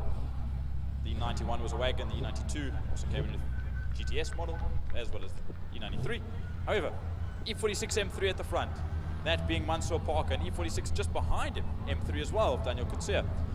Then we see all standard 3 to 8i E36s of many different formats, the likes of old touring car specs, as you'd see Mark Aretta's old Dion Joubert tribute, just behind him. Dylan Joubert in that bright, sort of a bright blue, beautiful blue, in that new bodied, very similar to Neander Toys E36, that big engined 1,000 horsepower car. Just behind Sean Tubes in another standard 3 to 8, and then a 1M, a 1 Series Motorsport of Dexter Bruce and E90 as well of Lloyd Brady, and the rest of the field continues down. Yeah, from Ernest Page all the way down. Ernest is in P9, Bench, Zach Layden, Levy, Kwesi Swanepoel, Sebastian Swanepoel, the father-son combination is in the house as well. They were there for race 1 also. So, and to think that this class is just a little bit more than, what, a year, just under a year and a half old. Absolutely, a year and about 2 or 3 months. As we hear the turbos and the NA cars head off down towards turn number 1. You know, Frankie, I think it's quite a little fun fact that I don't believe, and I may be wrong, I don't believe there's a single other motor besides inline sixes that are on this grid. Well, you know more about car engines than what I do, so if you say that, then I'll go with you on that one. Someone proved me wrong, but I'm pretty sure that's correct, as we see all these turbo and NA cars come towards us. And look at that, all the Bavarian mark that makes their way down towards us. There's Mia Bench, there's Zach Layden as well, Ibrahim Levy. And I lie, sorry. It's on the screen, on our timing screen, it says Anwar Levy is in the boxy BM. Ibrahim Levy was in that BM in race number 1. However, if you look to the back of the grid, Ibrahim Levy is set to be in the other E46 M3 Turbo, the same one that is the sister car of Mansour Parker's at the front end of the field. So maybe just giving a chance to let Ibrahim drive that beast on the final race of the year. Well, we've got a lovely shot of the BMW Car Club Cape Town Series cars working their way up the Tygerberg Straight towards Sarl Sweep, turn 4. This camera wasn't working for 90% of the day. It's only coming to its own a couple of races ago. Due to power failures and wind and all sorts of things that's caused chaos here at Killarney International Raceway today. As Francois Butler just says it in the background, the wind has died down completely for this final race. Well, not completely. No, well, not completely. A good percent. It's died down for this final race of the day. So hopefully these big spoiled, big turbo cars don't have too much slip and slide with the wind at their noses and their tails. Even our monitors stopped flashing here as well. That's just because the wind has died down a little bit. And as I so say, I give the monitor the commentator's curse, because there it goes and does the same thing again. Right, Jordan, take them off the line. Here they come for the final race of the 2025 season. Down to the start-finish line they go. Mansour Parker takes them away. It's 25 cars on the grid. And down towards Block Point corner they go. Mansour Parker, ahead of Margareta and Daniel Kutsia into Block Point turn number 1. Right, through turn number 1 they go now, working their way out of turn number 1. It's Mansour Parker that sits out in the lead. He has got Margareta in that 2nd position. Then he's got Daniel Kutsia in that 3rd spot, followed there by Dylan Hubert. On the case of Dylan Hubert is Dexter Bruce. Then Sean Tubes is coming through as well. And in that pack somewhere there's Ernest Page as they try to make their way. Lloyd Brady is also in there. He's just been overtaken there, Brady, as they make their way through the Lundstem kink towards turn 3 Damstep. There was dust flying in turn number 2, and I may have cursed it as well as Yolanda Ferree went right off, or I lied, that may have been Marius Ferree that went right off right in front of Carl Halleck's supercar that he just missed, and he joined the circuit now cleanly as we carry on down through Sarl Sweep. We'll look to the lead. Mansour Parker peeling away currently from Margareta and Daniel Kutsia that are having a ding-dong battle between themselves in 2nd and 3rd. Then I see Dylan Jubert, behind Dylan Jubert, Dexter Bruce, then Sean Tubes, Ernest Page, Zach Layden, Anwar Levy, and the rest of the field makes their way into turn number 5. Right, out of Pertamina, Fostron they go. Mansour Parker sitting out there in P1. He's still got Retta and Daniel Kutsia. They're trying to get away from this fight for 4, 5, 6, 7, and 8. And here comes Daniel Kutsia. He sits on the outside of Margareta as they make their way into turn number 1 into Block Point. But Retta will have the line, and he holds the line coming out of Block Point. There was a tiny little bit of a lockup from Daniel Kutsia that just dropped him behind Margareta once again as the rest of the field heads off into into turn number 1, Holes Hook. No, Block Point. There's so many names. It's Zach Layden using the Rallycross line as he knows best from Cape Rallycross, and around the outside he goes onto the circuit. They join once again, and through Castrol Corner will go. There's Sean Tubes. There is Lloyd Brady, Mia Page, Sebastian Swanepoel. I see Mark Gray in there as well, and the Ferrees as they all exit down towards Damstep now. Right, we go back to the front 3. That's working their way out of Saddle Sweep. Down the back straight they go. Mansour Parker, Margareta, Daniel Kutsia. And the front end of Daniel Kutsia has gone. The bumper of that BMW is not there. Well, as Jordy was saying, he didn't start with it. That's why I'm saying it's not there. Obviously, it'll help with a bit of airflow, not having it over there. So here they come down towards us under the City Cape Town Bridge. It is Mansour Parker, followed by Margareta and Daniel Kutsia. Then we've got a big gap before we see Dylan Hubert come towards us, and he has got Dexter Bruce right on his bootlet as they head into Block Point. If it's nose to tail in the Class C between Dexter Bruce and Dylan Hubert. Stay with us. Now look at this. It's Page, Levy, Swanepoel, and Layden, all Class D cars that are fighting up. Now through block coin they go. It was the Class E. There's Cedric Berger. There's Ibrahim Levy. There is Anu Michaels as well. They're all rushing on through block coin as the rest of the field comes in. Right, so we'll go back to the leaders that's now making their way towards turn number 4. Up the hill they go towards Saddle Sweep. That is Parker, Retta and Kutsia as they work their way through Saddle Sweep. Down the back straight they go, heading towards turn number 5, heading towards Pertamina Fostron, and there are big gaps now between first, second and third before we now see Dexter Bruce that is ahead of Dylan Hubert. Yep, so that gap opening up as well between Bruce and Jabir at this moment in time as they head down towards Pertamina Fostron once again. But we look behind. Here's this Class E battle between Page. There's Layden involved, Anwar Levy rather, as well as Sebastian Swanepoel. Now they're chopping and changing. I also see that Gary Manwaring looks to be in that fight as well on the back end of that 4-car trade as the cameras are chopping and changing down towards block point turn number 1 we go.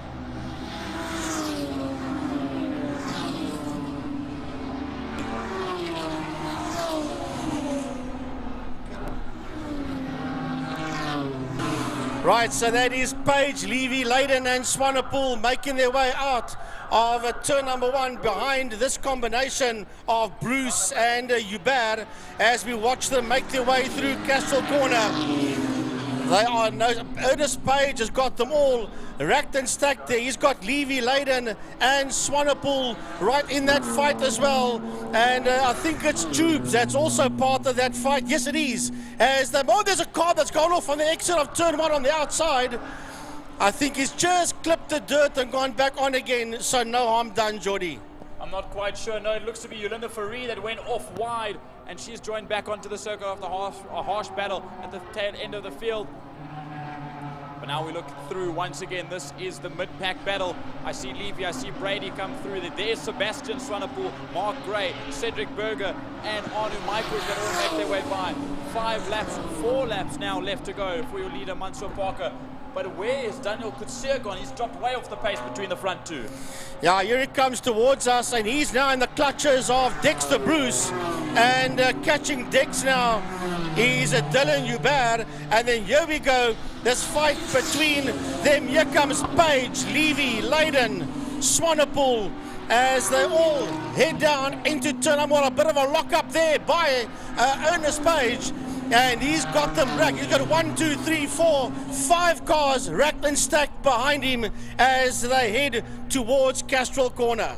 Yep, there's still a battle there between Dexter Bruce and Daniel Kutseva. We'll keep to this. I also looked at that is Gary Manwaring's E46, but on the list it said Percy Swanepoel is driving that car. So that's also good to see the father and son of the Swanepoels in there as well. As Sebastian a couple places down from there, also fighting it out amongst the Class E's and F's. As we watch down towards Damstep, now through towards Sorrel Sweep we go. We watch them come up. There is Dexter Bruce and Daniel Kutsia, Dylan Jabir. Now here's Class E. Right, here comes Class E. Oh, somebody's gone off. That's a Levy. That's Anwar Levy in the boxy BM. That has gone off there, and he rejoins again, but he will lose a lot of ground. He'll be overtaken there by Lloyd Brady, will Levy, as this group heads now towards turn 5, towards Pertamina Fostron. And there's a challenge, and Swanepoel is challenging Page as they work their way out of Fostron. Now we look back to one, and here's this battle between Kutsia and Bruce at this moment in time. Daniel Kutsia will go up the inside of Dexter Bruce, but just behind them we'll see this Class E battle also come into frame, and here they come. There it is, there's Page. There is Abraham Levy now that just slots between Page and Percy Swanepoel, then Zach Layden, just behind Zach Layden, Sean Tubes as they rush down the Tigerberg Straight. Dylan Jabir pulls off the side of the circuit. Yeah, and then we've got Brady and the other Levy. Remember that when he went off, he was overtaken there by Lloyd Brady, as Jordy was saying. That is the 444 BMW of Dylan Hubert that's in trouble there in turn 2, Castrol Corner. There's Sebastian Swanepoel and Mark Gray that we just saw a nip of before the screen changed. But look at this, a 5-car battle, very slidey there from the 4th car in the train. Couldn't quite, I think that was Zach Layden that was sliding about. There it is. There is Levy and Ibrahim, that is. Page Then it's Kwesi Swanepoel. Behind Kwesi Swanepoel, it will be Zach Layden and Sean Chu that join back up down towards the final corner. 2 laps left to go for the leaders. Right, here the leaders come, making their way into turn number 1, and it's close. Out of block going corner, it's close. It is Mansour Parker. He's a second, 1.09 ahead of Marco Retta. That's 2 cars in your shot there. That's going up the Joubert Straight towards Castrol Corner. And they nose to tail out of Castrol Corner, these 2. And they have now got a lap and a half to go as they work their way out of Damstip. Down through Damstip, there is Dexter Bruce and Daniel Kutsia. There's still that yellow flag out there for Dylan Joubert-Stricken E36. I heard from Emil Tiny Brunt that there was a fuel pressure issue earlier on. I wonder if it's stricken again, as now there is Ibrahim Levy ahead of Ernest Page. Then it's Kwesi Swanepoel in that 3rd spot in E-Class. Behind there's a battle side by side as we move on to the next shot. And down into Damstip they go, is coming up towards us. Now that fight you were talking about was between Zach Layden and Sean Tubes, as the 2 of them are side by side, and Tubes gets the better of him. Then we've got Lloyd Brady coming through and Anwar Levy. And now crossing the line, we don't have the camera angle for it, so we'll have to watch them come across the line to start the final lap. Is Mansour Parker starts his final lap now, just ahead of Marco Retta. Less than a lap to go for these 2 at the front. Right, out of block coin they come. We've got a couple of back markers, 1 back marker ahead of them as Parker and Retta. There was a second, 1.010 between Parker and Retta when they started the final lap, working their way out of Castrol Corner. Through the Lundstem kink they go as we get them as they work their way out of Damstip. Yep, they'll keep running. There's some more nudging and bumping between the Class E, but we'll follow this front 2 to the line as 2 more corners left to go. And it's Mansour Parker getting trailed there in the Turbo S54 E46 with Marco Retta in the NA. Very powerful E36 down towards the final corner. There are quite a few back markers ahead of them, but they will not come into play as we see Parker and Retta work their way through.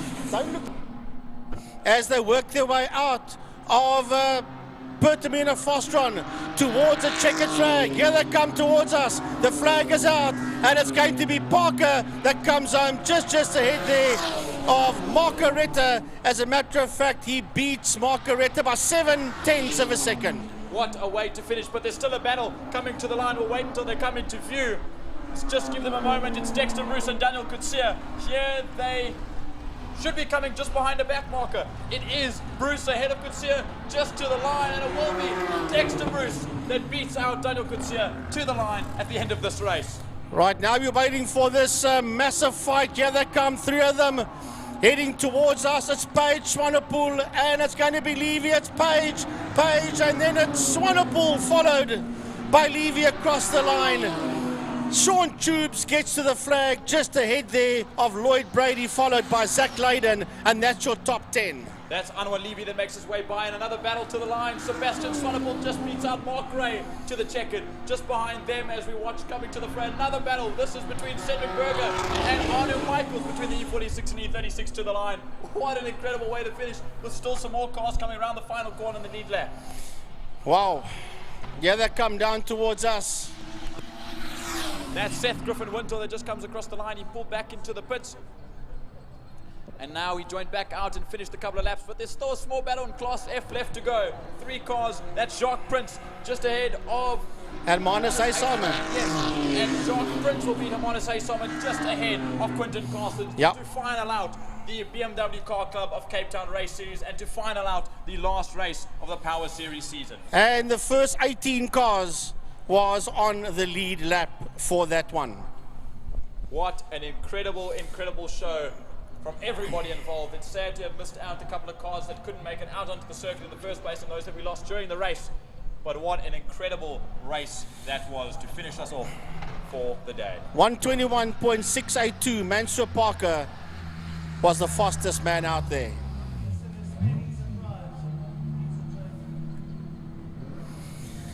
Wow, what a day we've had Yes, we are a half an hour late, but it's not the end of the world. As the BMW guys, you see them slowing down coming out of Castrol Corner. And the top 3 drivers of the day, we'll see it when there's Glenn Phillips 3rd, Sam Blanche 2nd, and James Late will win the racer of the day.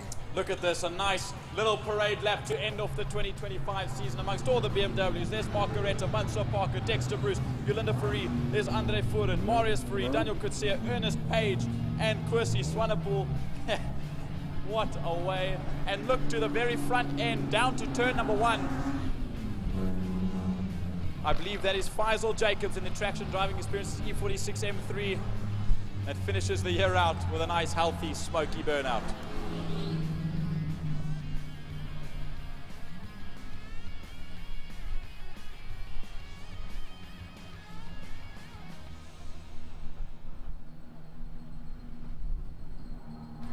Everyone's going to get a chance to go. The last race of the year for them and the last race of the day gives them the chance for the BMWs to slide some donuts around, some burnouts to finish off. Cameramen there. As Mansour Parker gets away. Next up, Dexter Bruce. I think it's going to run up until 7 o'clock when the guys are done. Well, we are a half an hour late, so maybe their little show, they need to put on ice for now. But you know what? We're done up here for 2025. We'll let the BMW guys entertain you. This is a class that's just over a year old, and man, have they come to the party big time in 2025. And I look forward to, Jordan, you've got a North versus South Libre challenge. I want a North versus South BMW challenge. Once in Zwartkops and once in Killarney. It is absolutely coming to Cape Town, and I know the guys will bring truckloads of BMWs down to really show who's got the fastest BMWs in South Africa. And what a way to end off the season. I don't think there's much else for us to say as they enjoy and we enjoy from the side of the circuit. From myself, Jordan JT Hubert, what a year it's been. Thank you to all my commentary colleagues here upstairs, Francois Butler on the other side of the room, and Frankie Younis next to me, as well as Gary Fleming, that is obviously away. And then Emil Tiny Brunt for helping us throughout the entire season. What a year it has been. Well, I tell you what, it's been quite a challenging year, and for the times that I've been here at Killarney, it's been absolutely a blast. Unfortunately, we do run multiple calendars as commentators, so we're all over the show. As you see, Gary's not here today. And, well, it's been an absolute pleasure and a privilege to be at Killarney for the main circuit and the Power Series. Big shout out to Clint Ridden of Line Property Management for sponsoring it, together with the likes of Porsche City of Cape Town, Smile 90.4, and all the other associate sponsors. We all hope to see you back on board for 2026, which I believe is going to be a bumper year. From me, Francois, signing off. See you at prize giving. Yeah, and I want to say thanks to all the media people out there, the camera, the photographers, and everybody from IMUSAT. And I think, Jordan, the biggest thank you that we've got to give today is to this young man that's sitting here in front of us. Jacques, wat is jou van? Jacques Barnard, a man that I don't know how the heck he kept his cool today with all the power failures, all the cameras giving problems. He never stressed, he never panicked. Jacques, vir my, na jou, ek skud jou hand, meneer. Baie dankie. You are a superstar, young man. Well done, thank you. To the marshals, big thanks to them as well. Our medics, our officials, everyone involved, all of the vendors here, everyone that gets everything running, the club, the timekeepers, every single person from or attached to Killarney for an incredible 2025 season. There's a couple more different events till the end of the year. As we said, the Cape 6 Hour, the short circuit 8 hour, and a couple more rallycross and oval events as well. But from myself, Jordan, JT Hubin, this is, I don't know if you've got one more word to say, Frank Younis. That is us signing out for the 2025 season. Yeah, Thank you very much. For myself, bye-bye everybody, God bless. And don't forget the 6 hour and the 8 hour on the 14th, and then we'll see you next year. God bless everybody, bye-bye.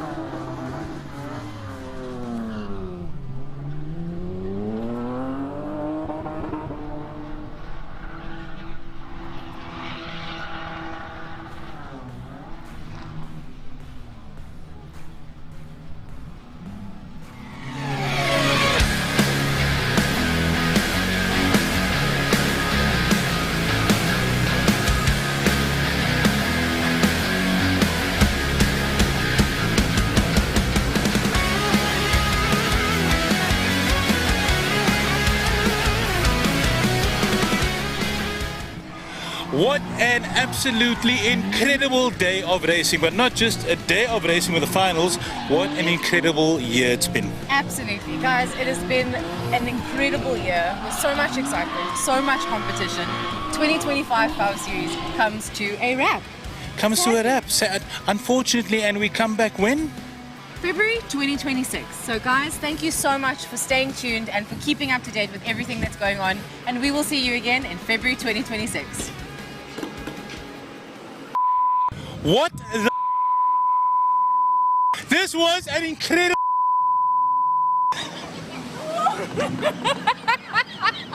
I did not expect that.